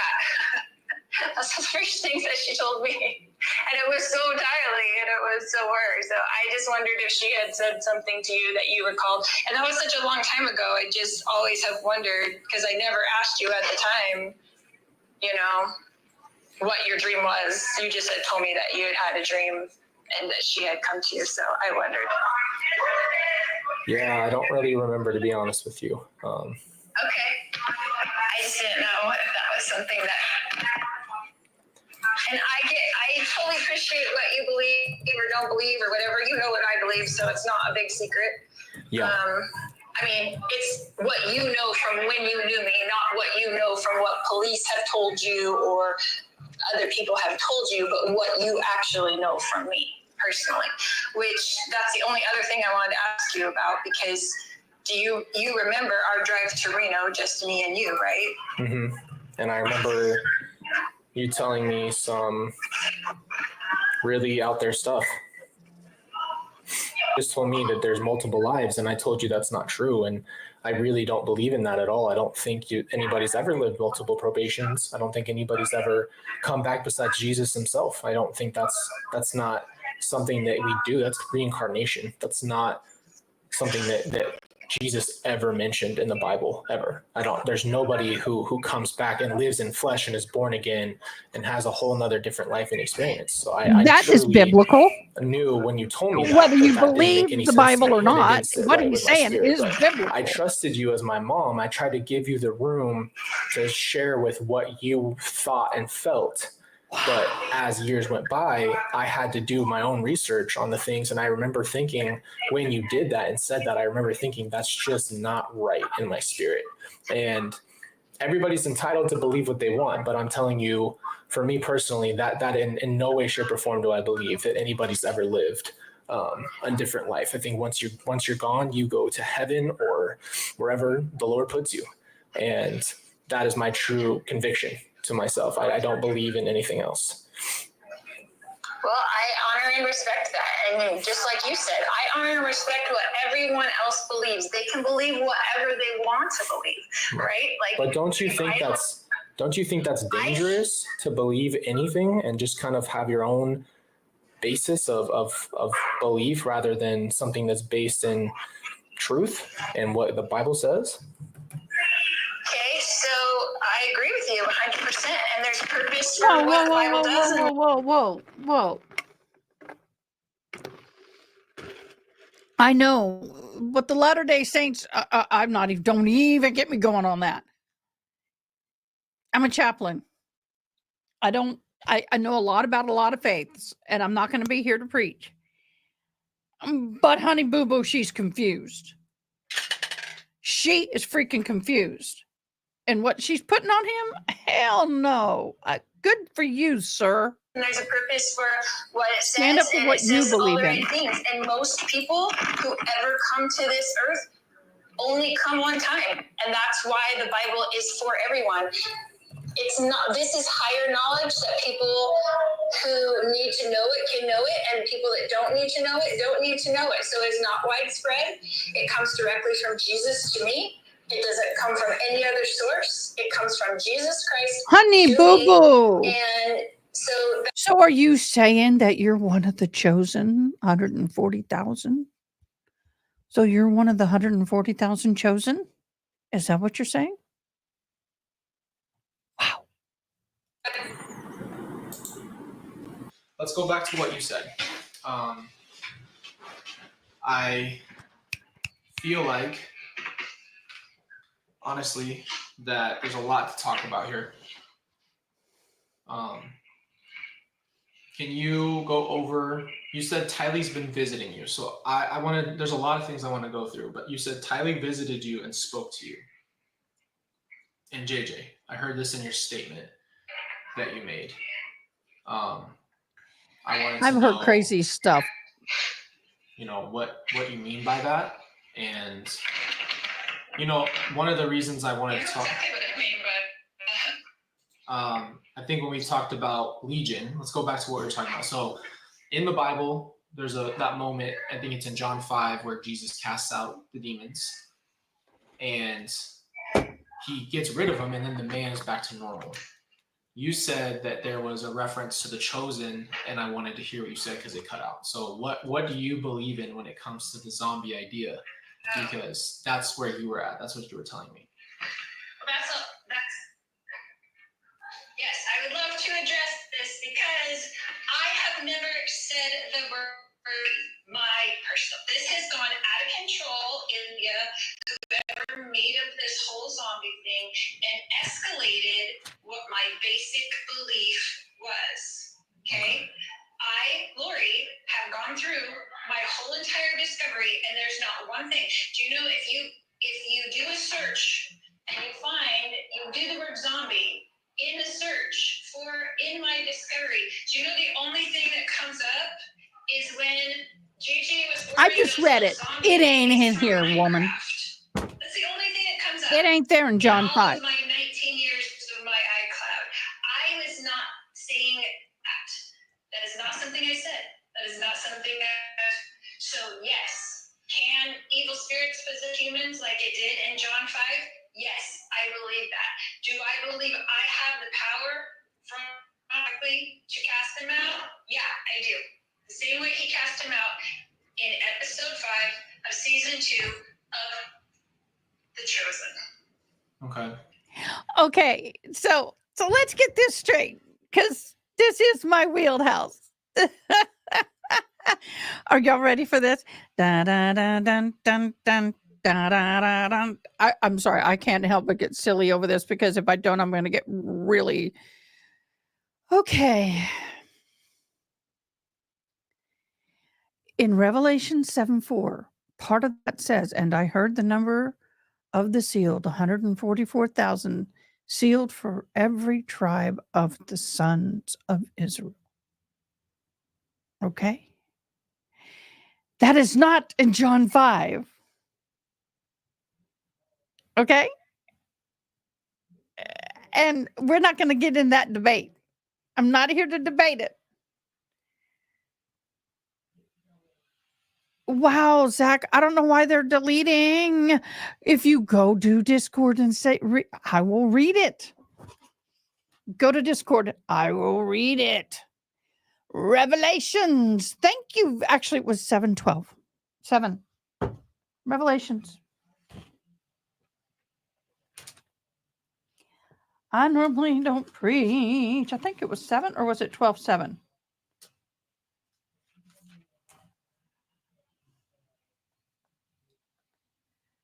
Maybe it was 12. But I mean, come on, y'all. Don't get me going on this. I'm not going to preach. No big. Well, I think it is. What did I just say? What did I just say? I just said it. But my thing is that what people don't realize is, well, I'll just say this. It ain't no John 5. So let's keep going, because I will go off. So yes, those are my You there? Just like with any church and any group, you got your bad apple. It just keeps cutting out. Sorry. Yeah, we can just go through it. So you were saying that you never said the word zombie. That was never used by you. Ever. Okay. So, I mean, I have a lot to ask you, honestly, but I wanted to give you the floor to really say your piece. And since we're cutting out so much, maybe it's just a good time. You told me one day you'd want to say it in our last phone call. You said that you wanted to tell me what has happened. So I'm going to just give you the floor real quick. Honey boo boo, you better move. She only got 15 minutes. Questions after that, but I want to go ahead, and I think you know what I'm referring to is what really happened then with my brother and my sister and this whole thing. And I know that we could talk about my dad, but I'm assuming that that's because of your case is a little not for right now. We can always follow up on that at some point, because I do have a lot of questions about it all, but I'm going to try to just keep it strictly to my brother and my sister. So I just want to give you the floor real quick, and I think we'll just kind of go from there. Does she know he's doing this? Well, it's obviously different than what everyone else thinks, and I don't know that if you knew the truth of what really actually happened if you would want it to be in public forum, Colby. I mean, I talked to you personally. I know that you are the only person on this planet, to me, who loved Kylie and JJ as much as I do. The only person. So in all of my 4 years or 5 years of going through this, because it's been 5 years now, Yeah. I have asked every one of my attorneys, how can you help me to talk to Colby in a way that I can let him know the truth of what happened, because he's the only person on this planet, not my mom, not my sister, not anybody else. Colby is the only person on this planet who loved JJ and Tylee like I did. He was the only person that truly cared. And in my opinion, he is the only person who deserves to know what really happened. So can you help me find a way where I can talk to Colby privately and tell him, because this is a horrible situation and I want to be able to talk to you, but I don't know that after you know what actually happened, if you would want that to be public. Okay. Well, basically, you said no one was murdered. That was your biggest statement. You said not one single person was murdered, but you said there were suicides and deaths, accidental deaths, and you said that there was drug overdoses, that no one was murdered. So that's what I'm going to ask you then. If you were willing to say it in your statement, then I'm asking you to say it to me. If you don't want to go into detail, that's your decision. But that's what I'm asking you today. Well, what I can tell you is that I wrote out what happened with those 38 pages, and that's what I was telling my attorneys. I need this to get to Colby. I don't care who else it has to go through, but I don't think it's fair to Colby to not have this information, since he is the only person I feel like was as close to that cared about JJ and Tylee like I did. Now, you are the only person, Colby, in the entire world that I don't like. I said, I want to talk to Colby and tell him, because he deserves to know. I don't care what anybody else knows. And I frankly don't care what anybody else thinks. It's not their children. They're my children, and they're your brother and sister. And we were the family. And we were the ones doing everything for them. And when you took care of JJ, when Tylee was in the hospital that time before we had to move to Hawaii, and you sat there with him as a 2-year-old before medication, before we knew he had autism, and he would just run like 100 miles an hour. And I remember, because when you picked us up at the airport, picked us up, and you were so mad at me when you picked me up with JJ, and you're like, what are you doing? And you're too old to be, you're a grandma age, and you're too old to have this baby, and what are you doing? And he's going to have so many problems, and you were really mad. And JJ came with his own love, and you fell in love with JJ.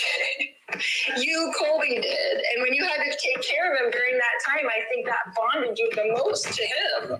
When you took care of him, and Tylee and I were in the hospital, and Charles was in Hawaii trying to set up the house, and we were trying to move out of that huge 5,000 square foot house, and we were just throwing everything in the dumpster because we couldn't move it. We didn't have time because we didn't expect Tylee to be with pancreatitis in the hospital, and I was in there with her.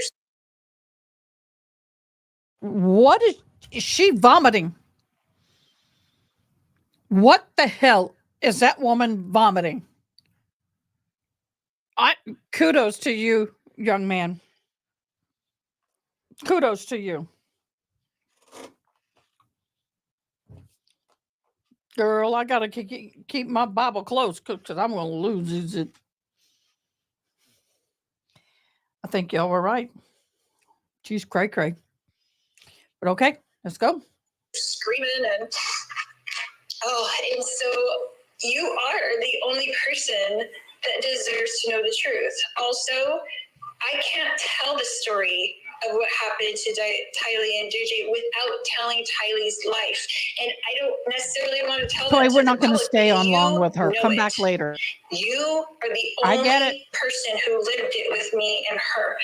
You lived it with me. You went with me and her to therapy every Thank you week. for everything, You Troy. were the Come back ones there later. where she was crying and screaming and throwing things in walls because they were forcing her to go to jail. You saw all of her moods. You knew how she had depression and anxiety attacks. And you and Kelsey were even coming over to mentor her during that time. You know, because you were there, and you were there with JJ. You were there with Tylee.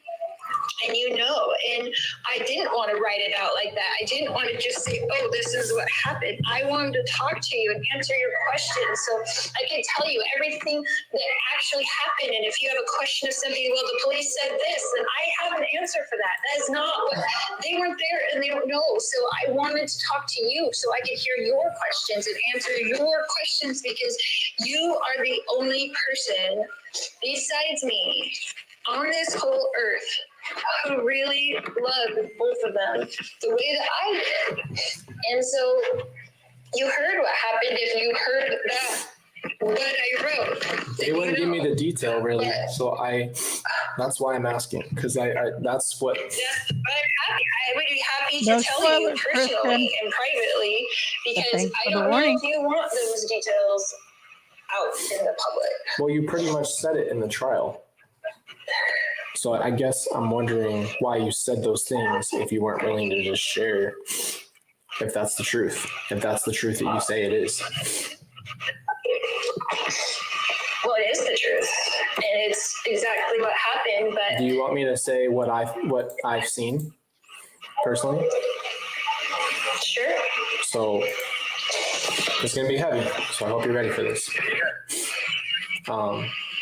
They found my little brother in a bag, tied up, buried, and then they found remnants of my sister. Remnants, not even a person anymore. Remnants of her. Can you imagine why that is? Do you have any reason to think that that would happen? No. So, did you know Tylee's desire of wanting to be cremated? That was your version of cremating her? That was It wasn't mine. Because that doesn't sound. It wasn't mine. But did you know that she had that desire? No. Well, so you don't know because you weren't there, but after Charles passed away, and Alex and I and Tylee were at our table in there at the house in Chandler, and we were going over Charles' wishes, and Charles had put all his stuff down saying he wanted to be cremated, and don't ever put me in a box or I'll come back and haunt you, because he was claustrophobic. He didn't like the idea of being in a box, and he had said all these funny things on his letter to me. This And man Tylee is strong, said but to I me gotta and tell you, he's gonna Alex fall at apart the at some time, point. she It's not gonna said, be good. don't you put me in a box either. She's like, whenever I'm out of here, I want to be cremated. That was her big thing. So why wasn't did she not want to be cremated put then? into a box. Why didn't you cremate her?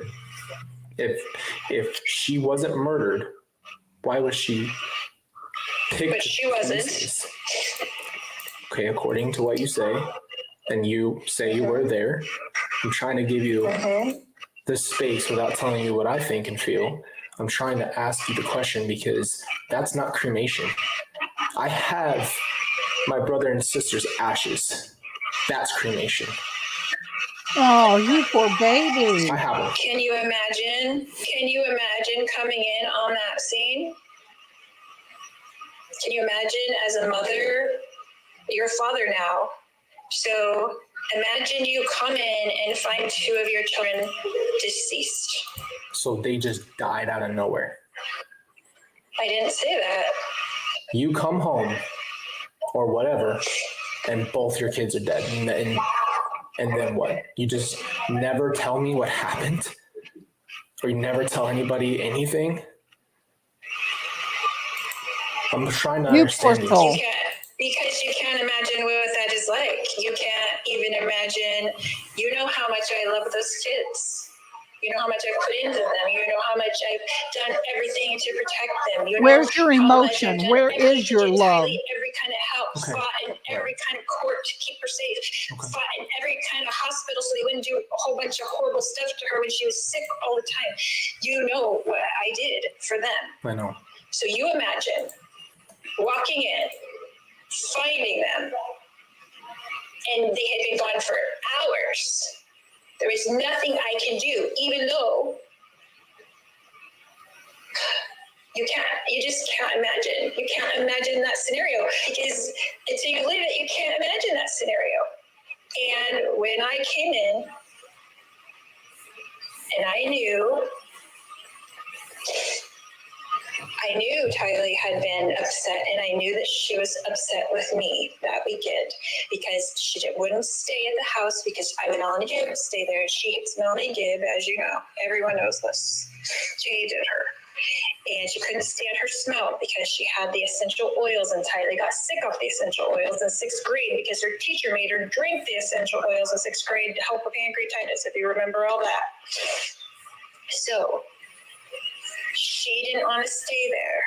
So I asked her to babysit JJ, put him to bed that night, which is what she always has done, right? She was going to sit in bed. I was going to do my podcast with stupid Melanie and Dave, right? So JJ wouldn't interrupt it. And then I was picking him up in the morning to get him ready and taking him to school. And when I came in on that scene, and they were gone, I thought Tylee did it to get back at me. I thought it was all my fault. I thought she was mad at me, and that's what had happened. And the reason why she visited me and why JJ visited me and came to me right after that is because to tell me that it wasn't my fault, because I was blaming myself 100%. 100%. Why didn't I get Tylee more help? Why did I let her get off of her meds? Why did I not do something different? Why did I let Melanie Gibb stay here? Why did I do any of these things that would lead to this? How could it possibly have happened? Why and how? Why and how? I mean, you can't even imagine what that is like. No one on the earth can imagine what that's like. You're telling me that Tylee took JJ's life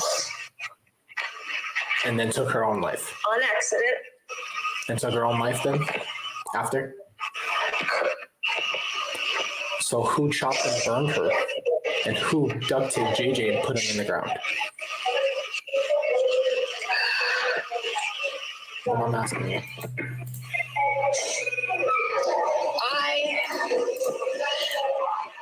You're saying what? So you told me. Sorry, you're just cutting out. I can't hear what your question is. So you're telling me Tylee took JJ's life, then took her own life, and then someone cremated her by dismembering her and burning her and throwing her in a pet cemetery, and then somebody bound JJ, put him in a trash bag, and threw him in the backyard. And that was it. That was the end of it. What I'm saying is I wasn't aware what happened to them after I left that scene. Okay, so you gave it to someone else. You gave the responsibility to someone else, is what you're saying. Correct. Okay. And then I didn't. I just ran out. okay. So you're saying someone else took care of the situation. Yes. Okay. I'm sorry, I didn't hear that. I said It's breaking up. I'm saying that you're saying to me that someone else took care of it. That's it. I don't have to go into more detail there. Somebody else took care of these things. So you correct. Okay. Okay. I'm telling you that their spirits were gone from their bodies at that time. They were gone. They were already in heaven. They were already gone. Okay. Correct. Okay. So you're saying that they were gone, and why if that's the case, then why wouldn't you just tell us? What was the secrecy for? Why didn't anybody know? There's a lot of reasons, Colby, and I've gone over that a million times, and I can tell you from the beginning, my thoughts then and my thoughts now obviously are different. I've had lots of therapy about it, to kind of work through it myself. But at the time, I didn't want anyone to know what Tylee had done to JJ, and I wanted to continue to protect Tylee as her mother, who has been trying to protect her whole life. Like, this is my scenario, Colby. What if Tylee holding JJ down for too long, trying to get him to not scream and be loud in the apartment, which she was always upset about. We weren't in a big house anymore. We were in these tiny little apartments, and he was loud. And what if she held him down too long and realized afterwards what she had done? What if she had come running to me and told me what she had done, right? That it was an accident? Do you not think that I would have told police that I did it to save Tylee? Because you know that I would have. I would have done anything to protect Tylee. And in my mind at that time, and some people might think it's not rational, but I wasn't rational at that time, because you can't imagine what it's like to find your children in that way. You can't imagine. So no, I was not being rational. However, I was still protecting Tylee in my mind, and I still am.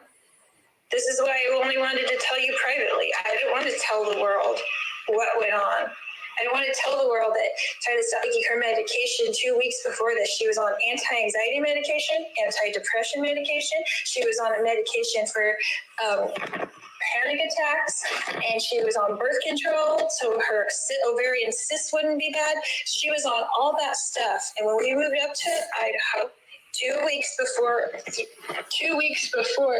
a week after we got there, she said she didn't want to take her meds anymore. And I said, honey, you can't go off meds cold turkey. You can't just you have to wean off of them.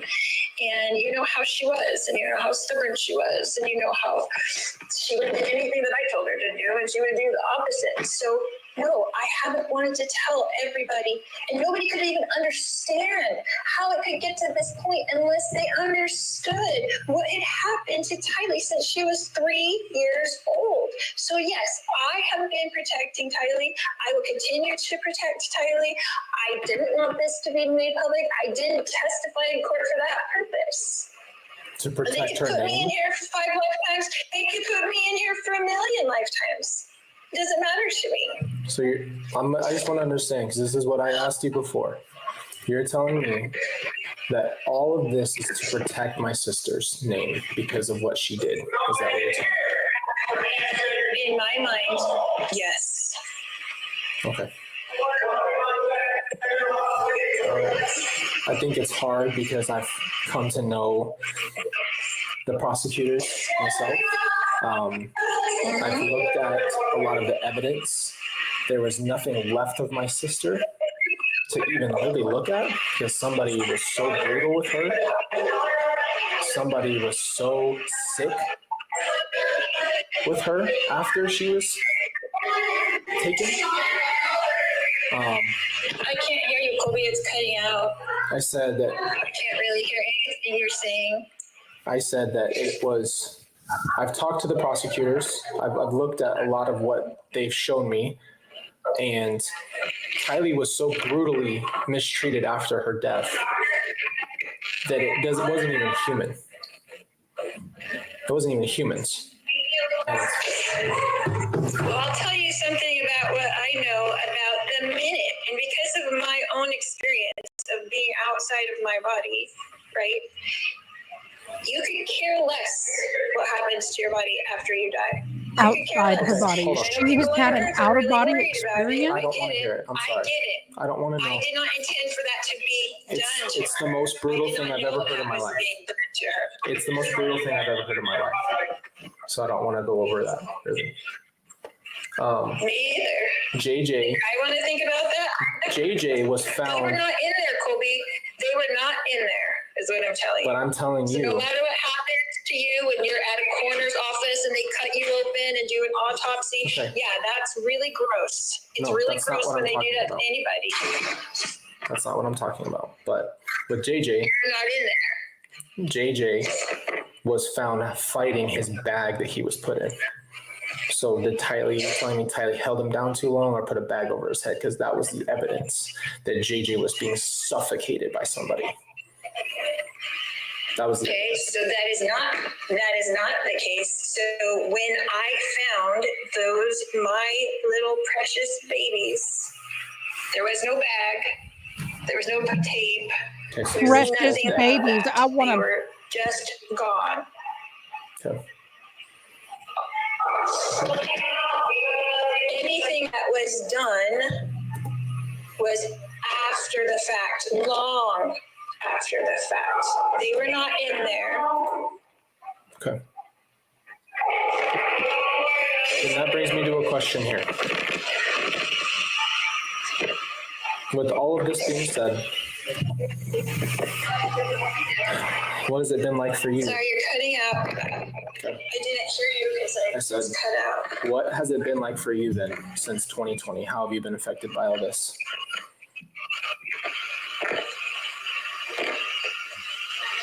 Can you hear me? Seriously? I'm sorry, He's did you hear asking that? for I said- this? No, I didn't hear that. Only part of it. Since that's what you're going to say, how have you been affected since 2020? How has this affected you?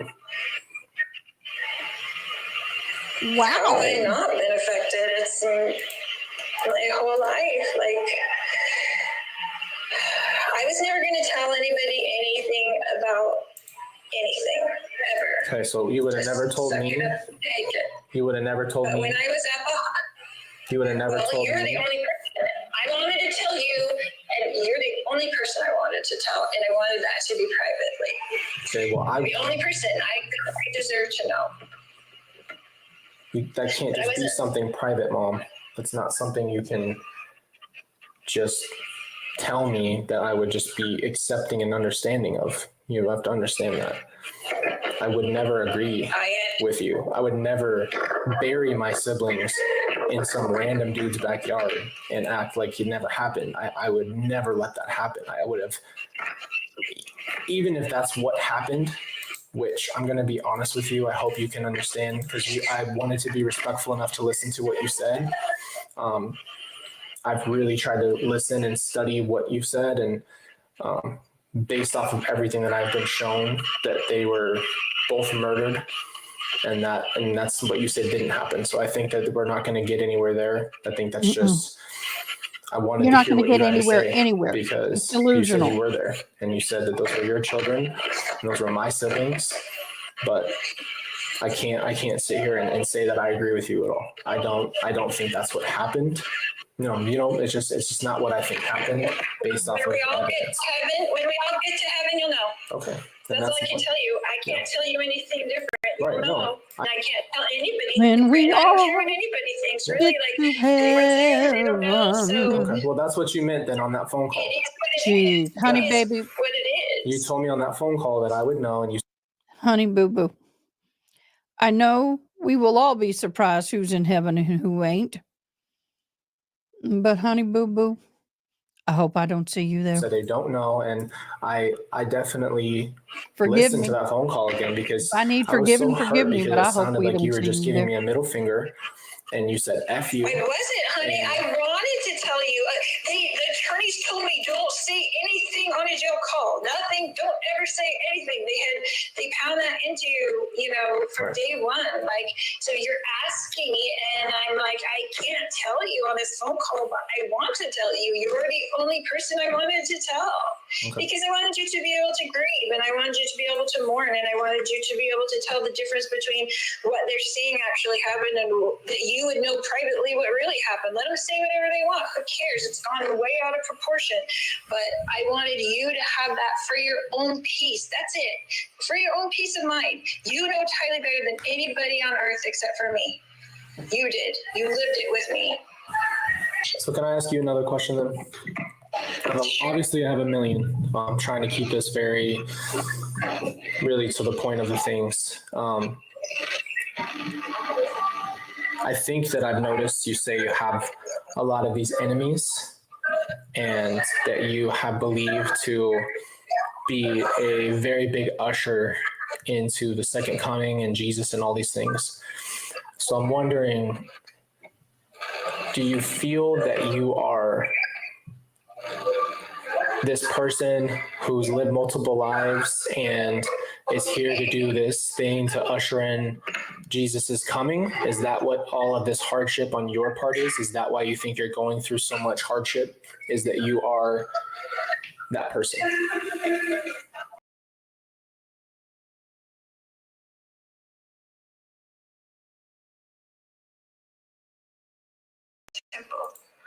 I told you personally. I only told a few people personally, and they've gone running wild with these stories. So I'm asking you what you remember, what I told you personally. All I remember is your biggest claim is that you had seen Jesus personally, and that he had talked to you, and that he was on your side. That was it. That's what I really remember. I mean, you did tell me about the whole multiple lives thing, but that's about the basis of what I remember you telling me. What? Right. And where did I tell you where that experience happened? Yeah, you said you're in the temple. That's what Okay. So I'll be back, y'all. Gotta sign again. I learned all these things that I know from Jesus personally. So when he came to me in the temple and he put his hands on my head and ordained me to do something for him, like a job, right? And he said, will you do this job if you lose everything? This was in 2017. Okay. And then he said, will you do this job if you become like Job? That's what he asked me. And at the time, when he was right there with me, and you have those wonderful, heavenly, peaceful feelings, I thought, sure, I'll do anything you want me to. Go to the ends of the earth. I'll follow you to the ends of the earth like Peter. And then you walk into that scene and you're on the ground like Peter. Like, what is this about? What do you mean? It was everything. I lost everyone, and including you, which was really the hardest loss of all to me, because you were my best friend for 24 years. And losing you over the past 4 years was harder on me than even losing the kids. But he asked me to do a job for him. Mm-hmm. And I said that I could, and he said it was going to be terrible. Now I'll tell you this. Okay. When you have a visit from Jesus, a personal visit, Right. then because there is opposition in all things, you will have a personal visit from Lucifer. Okay. So weeks after I had this visit with Jesus in the temple, I was in JJ's room at the big house where you got married. Okay. And Lucifer was standing right in front of me. Okay. And he said to me, I know who you are. I know exactly who you are, and I will stop you. Okay? So, Jesus gave me a job. Okay. Lucifer has done every single thing to get me to take my own life, because that is his goal. If I leave here, I cannot do my job for Jesus, right? The only thing I have to do for Jesus is stay here, right? He needs me here to help people. Right. Now, there's eight women in my pod right now facing the death penalty. Uh-huh. Okay, 8 women in this little jail. Okay. I help them every day. Okay. I help them doing their workouts. I help them doing all these things. I help them with their cases. Whether Jesus needs me to help him and serve him in primary or in prison, he asked me to do this for him. Now, the media flood that has come against me right? The media flood that has come against me is from Lucifer, right? He does not want this job done. He does not want me to help these women. He does not want me to uplift them and strengthen them and help them hold on until he comes again to rescue us all. Right. He doesn't want that. Okay. So he wants me in here. Okay. And he's taken everything away from me like he took away from Job. The only thing wasn't allowed to do to Job is what? Kill him. He wasn't allowed to kill Job himself, right? Yep. But he was allowed to do everything to make Job want to kill himself, right? Everything. Right. So it is a personal attack on my family because Jesus asked me to do a job for him. Okay. So that is my belief that he has taken every single thing I've ever said and twisted it. He's taken every truth and turned it into a lie, taken every lie and turned it into a truth. So yes, that is what I feel like is happening. Okay. I will continue to do my job, whether I have your support or not, although I would love that. And one day, everyone will know that that is true and that that's what happened. I hope you can listen to what I have to say as well. Sure. Yeah, I'll be honest with you. I've done a lot of praying. I've dreamed dreams of me delivering you from demons. In those dreams, every time I yelled at you and we screamed, and then I would perform a deliverance on you and I would call things out of you.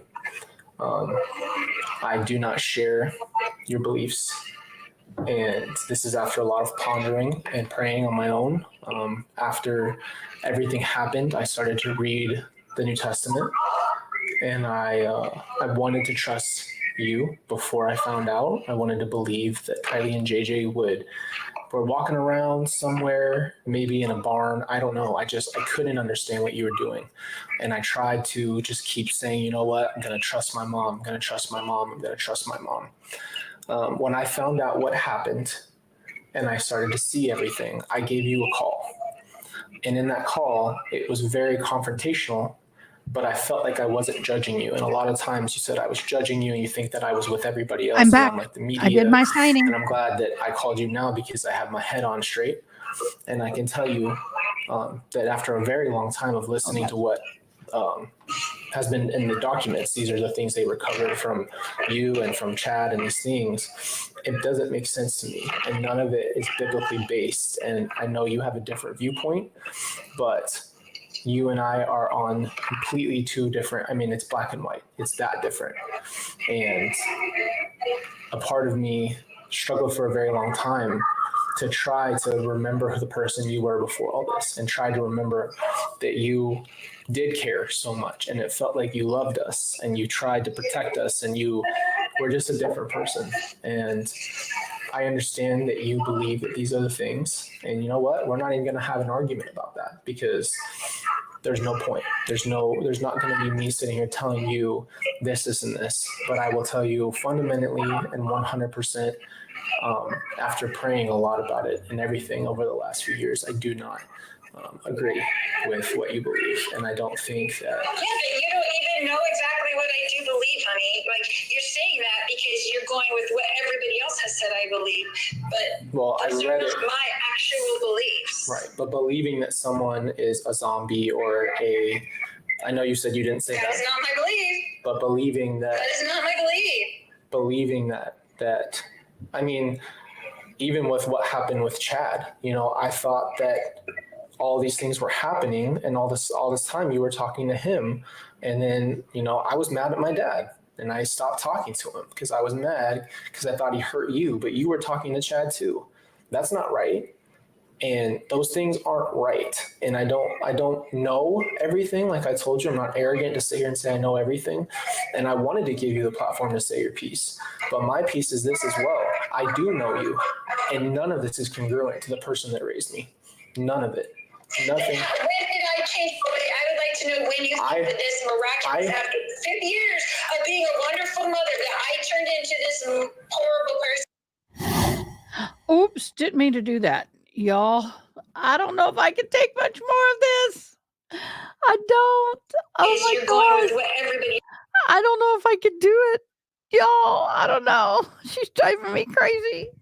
That voice alone. And guys, this is really kind of I'll be honest, it's a little triggering because that's what it used to sound like when I had to talk to my ex-husband in prison. I feel like I'm on a prison call. Oh.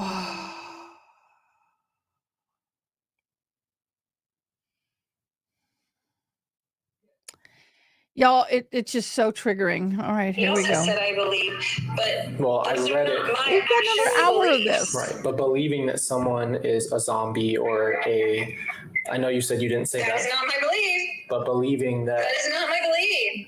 Believing that, I mean, even with what happened with Chad, I thought that I'm gonna let all this these run. things were I gotta make happening, a and all call. this, I'll be all right this time back. you were talking to him, and then I was mad at my dad, and I stopped talking to him because I was mad because I thought he hurt you, but you were talking to Chad too. That's not right.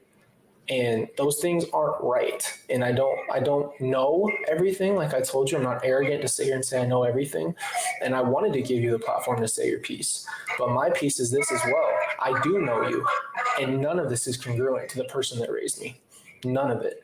Nothing. When did I change? I would like to know when you think that this miraculous, after 50 years of being a wonderful mother, that I turned into this horrible person. Like, what? No, I think. When do you think that happened? Can I be honest with you? I think you were beyond deceived. I think spiritually you were horribly deceived by a man who Do you saw. think that standing in the room with Jesus Christ, that he deceived me, that I could be deceived Hey, after being in the room I with wish I Jesus? could Do you use think that I could this, personally but I be can't. deceived? I don't think that this is a commission of Christ. So I'm gonna sorry have tell to you have that. you talking But I want above you to know a that little 'cause I bit. want this I to be- lost you. The commission of Lucifer, trying to make my life miserable. You're That's very what it soft. is. Okay.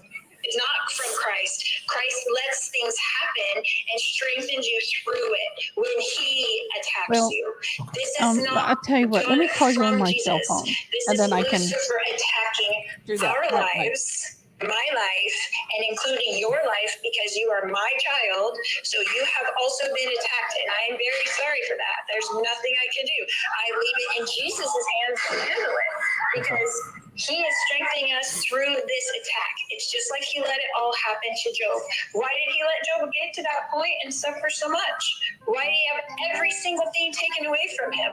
Why? Why did he let all those things happen? He has a purpose. Right. And he told me, this is what Jesus told me 20 days before I was arrested in Hawaii. Jesus came to me, and he has several times since I've been in jail, but he came to me 20 days before I was arrested, and he said this, Lori, Okay. there Mo is better. a purpose for your whole life. Yeah, and I don't have to hear her voice. So trust it. What do you think I thought That at woman's time? voice They is were driving me talking about crazy. And look at arresting me, her son's like, and I "Oh knew I God, hadn't Mom, hurt anybody. I knew I killing me, never would dude." hurt anybody. But so I didn't think I was going to get this. I- And he's going to make it known to the How are world you? what his Catch purpose me is up. in his due time. Whenever he feels like doing that, you will know. And I want you to know Things right getting now any better? that nothing is more important to me than you. I love you. I've always loved you and cherish our relationship as eternal. I understand you being upset with me. I get it 100%. I don't blame you. Well, I've But been I want worried. you to I've been know afraid I that might no lose matter you. what you've ever said about me or done or said on the media or anything negative, I forgive you. I don't hold it Do you know what's against you. interesting? I Is love you. I mean, and I don't even have And kids, you and I feel like will know I have a one day, newborn at Colby, home. and you know. And that's all. I love you more than anything. I kid you I not. miss being a part And of then, your life and my grandchildren's life. I know have you heard why anything you're from probably Braxton? doing I think that, I've but lost him. we have an eternal relationship, you know. Ava came to me the night before she was Okay. born. I didn't even know that Chelsea was due with the baby, and she came to me I'm the a little night before she was disheartened. born, and I I held went her to as the a baby analytical in the part, spirit and world, there's and a she section told that me there were that we comments have that I loved hadn't each other seen, for eons of time, and that and they she were loved me really so much, and the asking joy like that paragraphs filled how me horrible this when is, I held that I that can't. little baby What? You guys can hear me filled on the me. phone? Colby, she came to me because she knew that you wouldn't let me see her and you wouldn't let me talk to her, but she said our relationship is eternal, and she loved me, and I'm her grandma whether you like it or not. She said, I'm your grandma whether my parents like it or not. And so there is a purpose in all this, and I'm sorry it's been hard on you, honey. I love you so much, and I'm sorry this has been awful. I pray for you every minute. I was crying in church one day, and I was sitting there crying about you, and I was worried about you. And Jesus came next to me, and he said, why weepest thou? And I said, you know why I'm worried about Colby. I love Colby so much. And he said, you love him. Let me lead him. I've got this. I've got him. I know him like I know you. So I have left you in his capable hands, and I know he has taught you.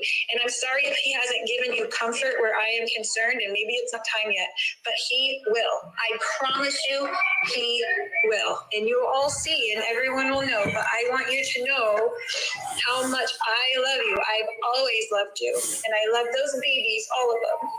And I'm sorry that you feel like you have to keep them from me. I would love to have a relationship with you and with them, but you would have to do what you have to do. But I promise you, you will know that all of this is his purpose. Okay. I'd like to give you my piece as well, because I don't know how much longer this is going to go. Can you hear me? Yeah, now I can. Okay. It was cutting out. I wish more than anything that I had my family. I prayed and was so grateful when my daughter's being born, Riley, that she was going to have a family and aunts and uncles and grandparents on both sides and people to love and support her. And then one day, everybody was gone and everything was gone. I also turned to Christ, but I believe that Christ was preparing me for what was going to happen. And you and I do not see eye to eye at all when it comes to belief in Jesus. We don't. I don't believe, and I've really searched. I didn't just make a conclusion. I'm not someone that does that. I really take my time. And I took my time. I read the New Testament, and I read Revelations, and nothing that I've seen is godly or connected to God. And people can say what they want to say. I always dig deeper. I know I'm not going to take someone's word for something. I'm going to go try to dig deeper and find things out. I based it off of what I knew about you, and none of it ever added up. And you used to ask me on the phone if I had received information or clarification or something of that nature, and I never did. And then all my dreams following that were dreams of me either delivering you from demons or me yelling at you at the top of my lungs. And you were not the same in my dreams. And you were not the same person. And I had to accept the fact that I lost my mom too. I had to accept that. But with that being said, with you being there, I need to tell you this. You did raise me. You took care of me, you took care of my needs. You tried to protect me the best you could. And I'm grateful for what you did for me when I was a child. But I will tell you this situation does put us at odds. And I can't sit here and say that I agree with you. I can't even really understand where this side's coming from. I don't wish pain or anything on you. I have no malice towards you. Zero. But I do want you to find comfort. You don't have malice towards anyone. No, and I won't. And I do 100% forgive you. I forgive you. And I'm not going to hold you in a jail cell of my heart, but you cannot be a part of my children's lives. And I think you need to understand why. Because you and I can't even be a part of each other's lives. Because I don't feel like I know you anymore. And I don't want to hurt you by telling you that, but I don't want to lead you on. Well, how is that forgiveness? How is that Forgiveness is a choice of forgiving. It doesn't mean you keep going. It doesn't mean that. And if you and I are this different on our beliefs of what happened to my family, then how could we ever even conversate? I can't sit here and pretend like this isn't what it is. And I hate all of it. And I hate that you are still suffering in some way. But at the same time, I understand it. You and I do not agree. And I can't say, even listening to you, I don't feel that conviction in my heart that that's what happened. But that's what you think happens. That's what you say happens. And you know what? I wasn't there, but I know what I feel. And I have my own spiritual intelligence. And I have my own ability to search and ponder. And I guess this leaves us to a place where all I can ever know is that I will find out one day in heaven. And that's all I could ever say about it, because you and I cannot agree on these things. I do not wish harm on you. I saw you in that courtroom and I wish I could have talked to my mom. I wish I had my mom there. I wish I had my brother and my sister to look at all my kids. I wish my dad was here and being a part of it.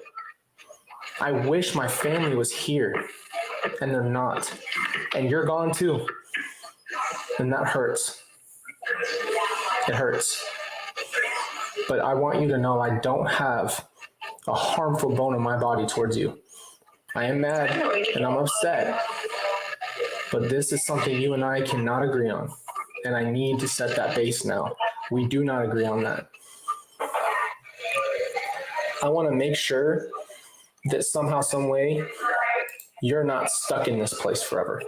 Because I don't know what you think. People have said that you have a delusional disorder of hyper-religiosity.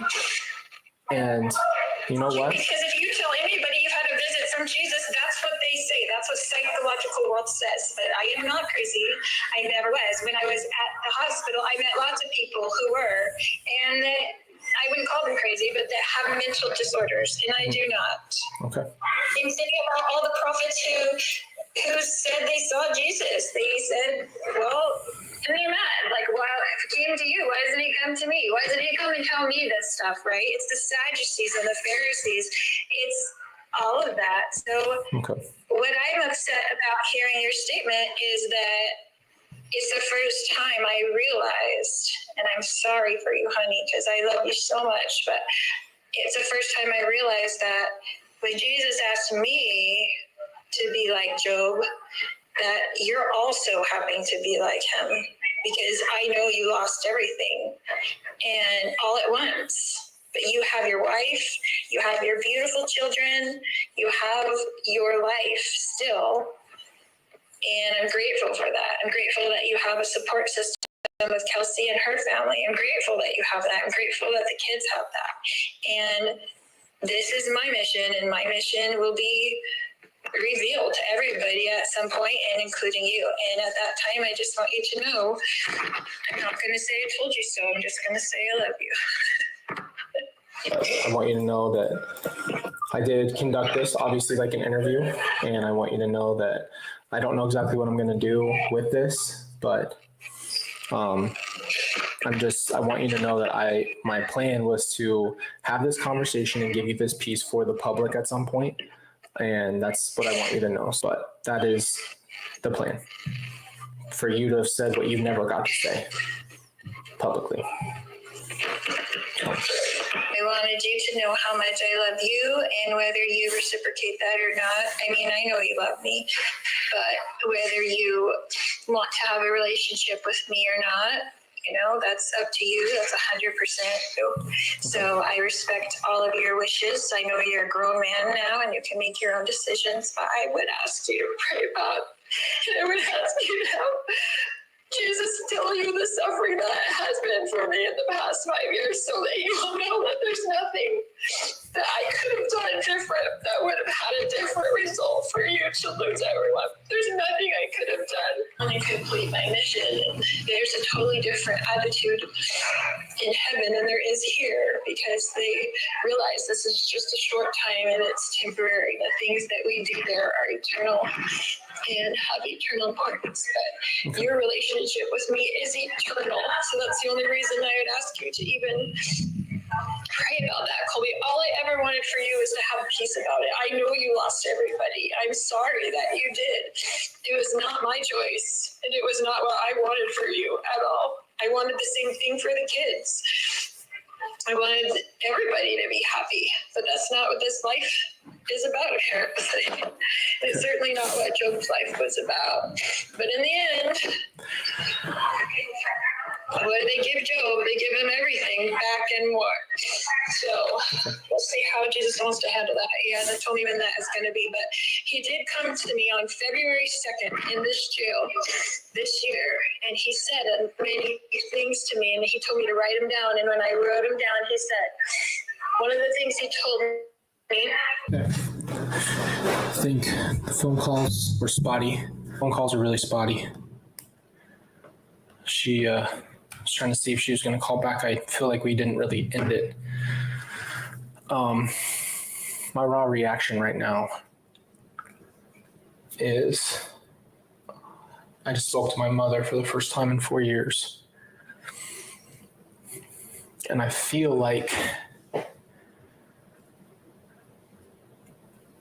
that was the hardest I've ever fought to not respond. I made a decision in the beginning before I interviewed her that I would not try to rebuttal her. And the reason being because there's no point. It would have been just a defense mechanism thrown up. There would have been no conversation. It would have been chaos, and it wouldn't have been a conversation. I can't tell you how shocking that is. I don't think I'll ever have an interview with someone that was harder than that. I'll tell you that right now. I would have rebutted everything that she said. I'm still shaky and emotional. I'm just going to give this to you guys really raw, because this is what we need in life, is more of real stuff, not just edited and cut. That was the really hard conversation.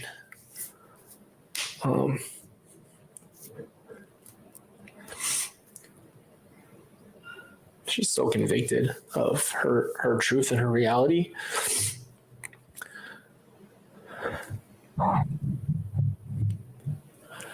She truly believes what she says.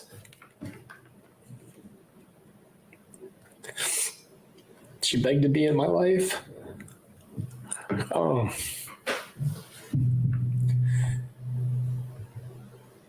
It's so hard, bro, because she's, that's your mom. You just want to trust someone. You want to love them. You can't do it. I can't explain it to her the way I wish I could.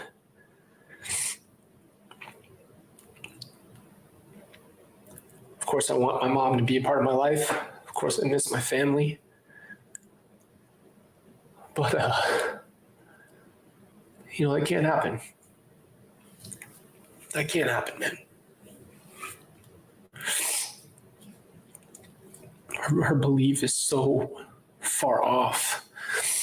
I didn't even get to really ask the questions I had for her. It just turned into a conversation. I was very organized before, tried to keep it very clear, and it just didn't work out that way. This is one of the hardest things I've had to do, is have that conversation.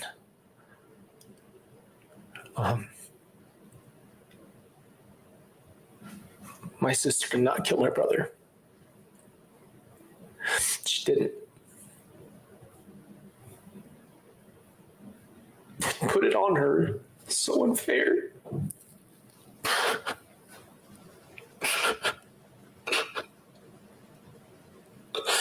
It's so unfair to Tylee. She would never do that.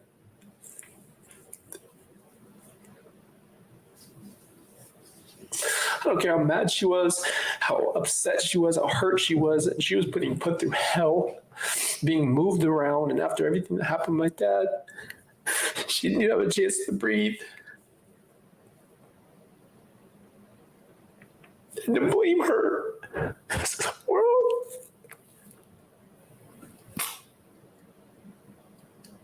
This isn't Tylee's fault. Damn, Boone. All right, let me pull myself together here. This This isn't Tyler's fault. She didn't do that. She didn't hurt JJ.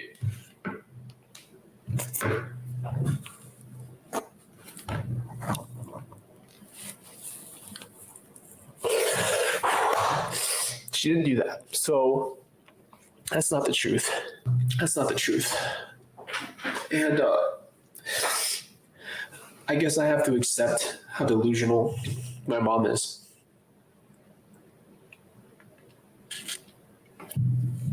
This is not real. There's no even slight evidence that Tylee did that. And it just hurts to blame her after she was brutally taken. Who knows exactly how. JJ was taken, Tammy was taken, Charles was taken. They were taken. It wasn't an accident. I'm going to have to process this, obviously.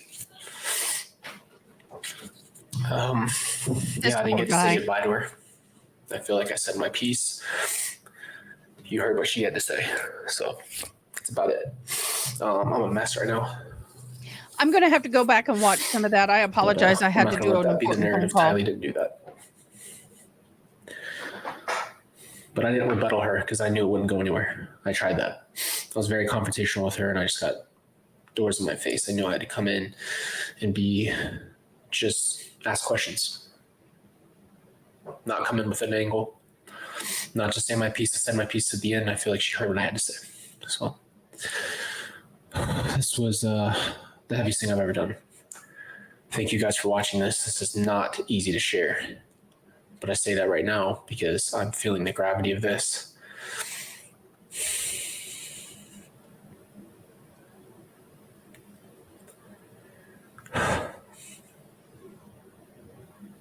I'm feeling the gravity of this fully.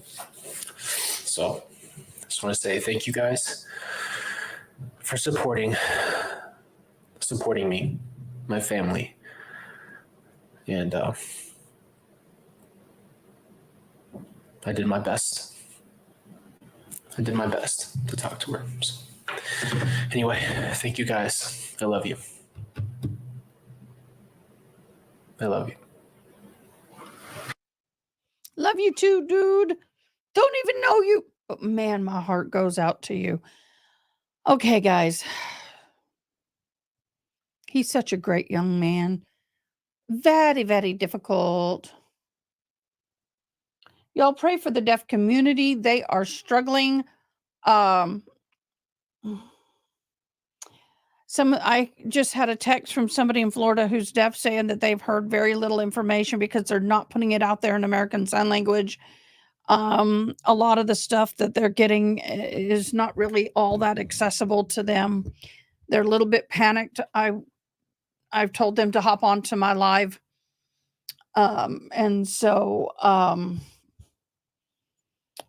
just keep praying for them. Hold on.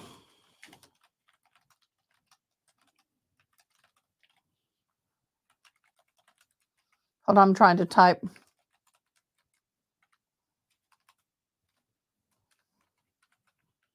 Come on, my typing sucks. STA. Why can't I put that?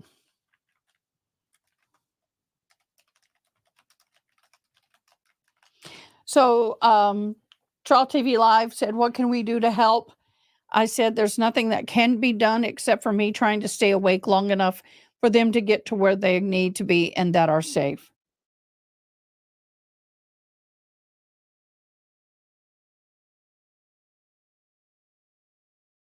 New kitty litter. Yep. I don't know. Ask Matt. Oh, look under the bathroom sinks like his and mine, or in that cabinet in that little coffee room. So, yeah, hurricane update is it's headed that way. They are expecting it to make landfall.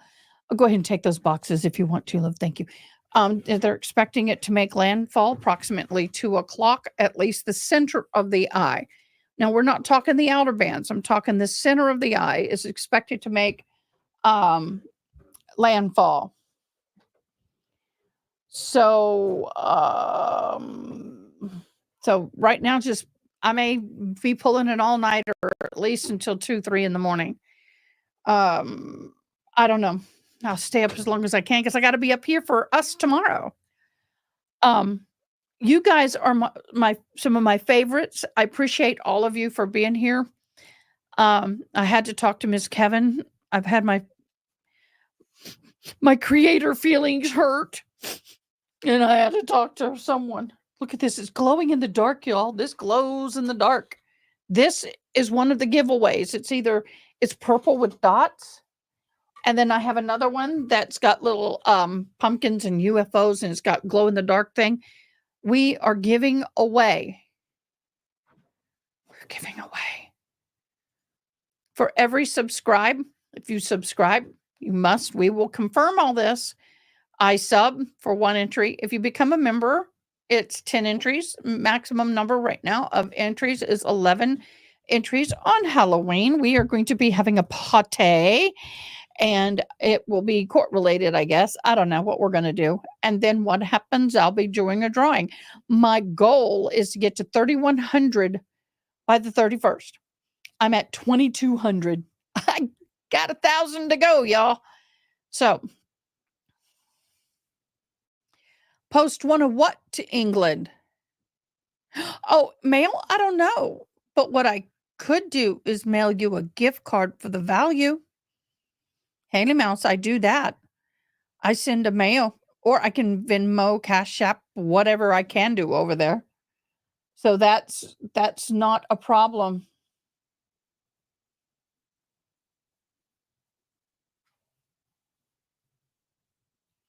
Eddie, I have another question. Is there any way that you can say at Trio TV Live or at the Squeegee Definition Narration?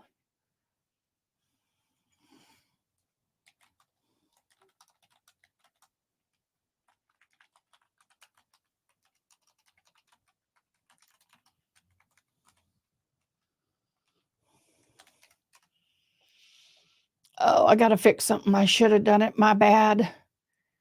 Let me fix this.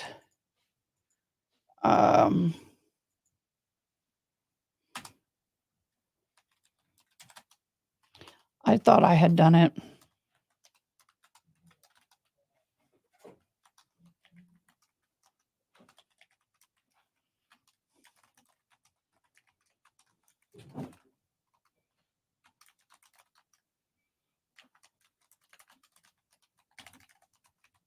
There, I did it.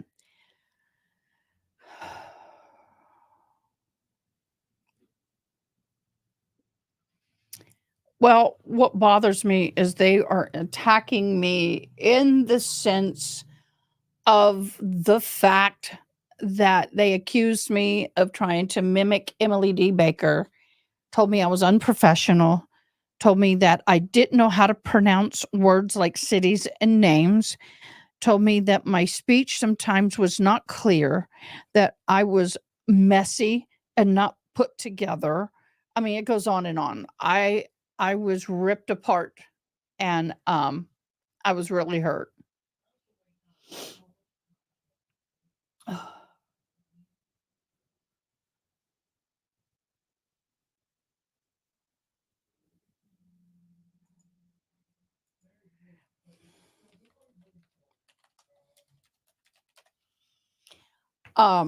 Yeah, that was very difficult for me to take. I went into analytics because it said I had an update, and I never really checked out the comment section before, and they were upset that I was playing different voices and said it was uneasy and uncomfortable to listen to, and that I shouldn't be eating while I'm live, and that if I can't stay at the camera that I shouldn't be live.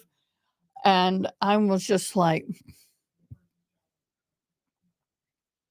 how many of you? I've been live for 10 hours, y'all. 10 hours, 7 minutes, and 55 seconds. I have been live. My average live is 6 hours. Average. Okay. I have another live that's been live for 3 hours. Now, this one I'm going to keep up 24 until this hurricane passes. But I'm just absolutely pissed And it's like they have no idea how hard this is, especially for a dyslexic person like myself. Guys, for me to sit here and be able to read like I have been reading is phenomenal.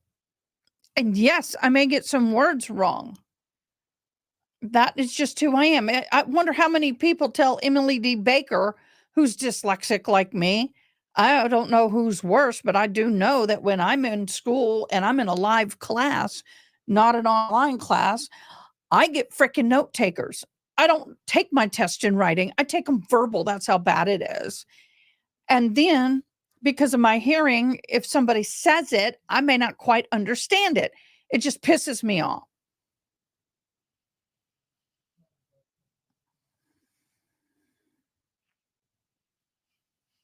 And I have pretty thick skin, and then someone says I look like a flailing fish when I do sign language, and they're not even deaf.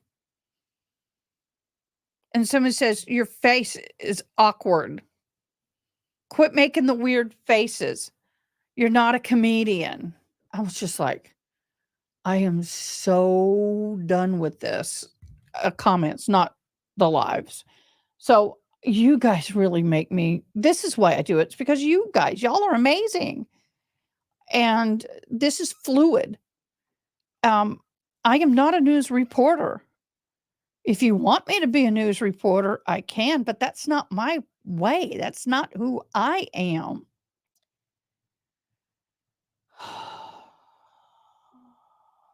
Oh, yeah. I'm here to share the information, to glean information where I can, to share with you what little I know. Who's talking to me, future?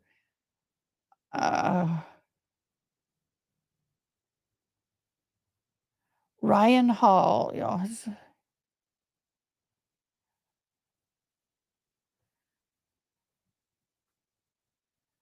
Thank you, future. I will not go live with all that information, but as I'm being contacted, I will share that information.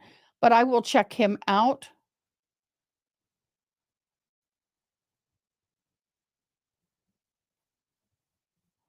Ryan Hall, y'all, Discord. Let me see if I can find him so I can. Let's see what I can find. Where is his Discord? How do I find his Discord? Search. Oh.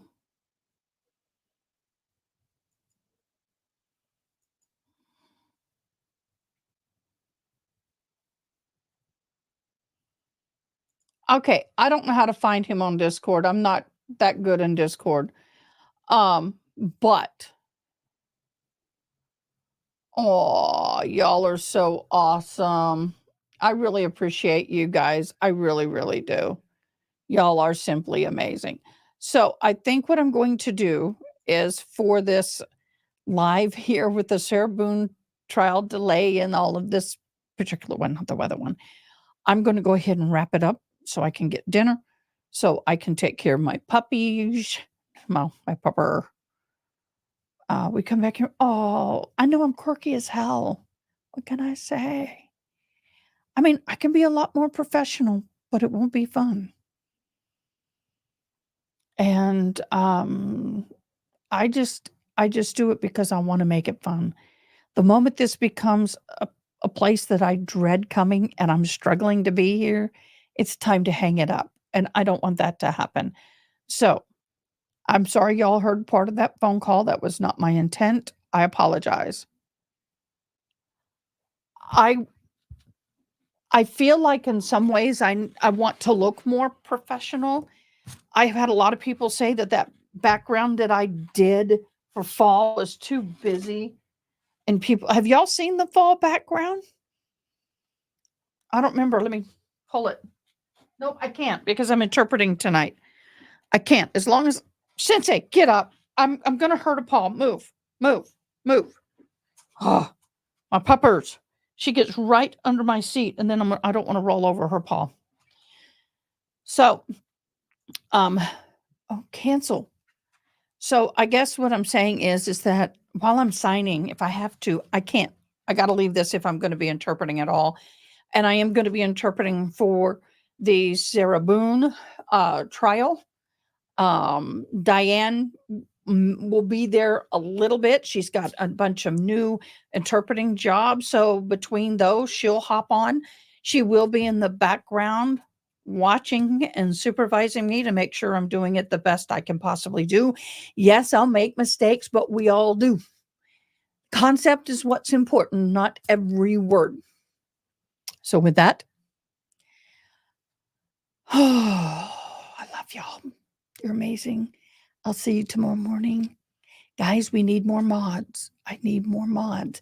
And I need a mod who can be a bullet point note taker of all the witnesses and get it to me as soon as the trial's over for that day, because we've got some new things happening with the way the streams are going to go. And I really need a note taking mod. So if you are interested in being a note taking mod and being part of the team, get a hold of Miss Kevin and she will be happy to discuss things with you and get you connected. No, I won't let them get to you. It just sucks when you're tired and it's the end of the day. And it's like, bitch, please get your ass up and spend the time I do in this chair and tell me you can do better. And if you can, so be it. Otherwise, we're going to keep having fun. So we'll see you guys tomorrow morning. I will be starting at 8 o'clock. Okay. In the meantime, love somebody. Be kind to somebody. Call somebody you hadn't seen in a while. Cheer up somebody. We all need it. But I thank you for being here. We will be back tomorrow for more trial and weather watching. But y'all be in prayer. It's going to be a very rough night for Florida. Rougher than it was the last time around. And I pray for everybody there. I did set up in our Discord. If you live in Florida, please, we have a hurricane check-in or weather check-in part in Discord. Please let us know you're okay, because that would be a great place for us to communicate. And if you have needs, please communicate them there. In the meantime, have a great night. I will see you tomorrow morning.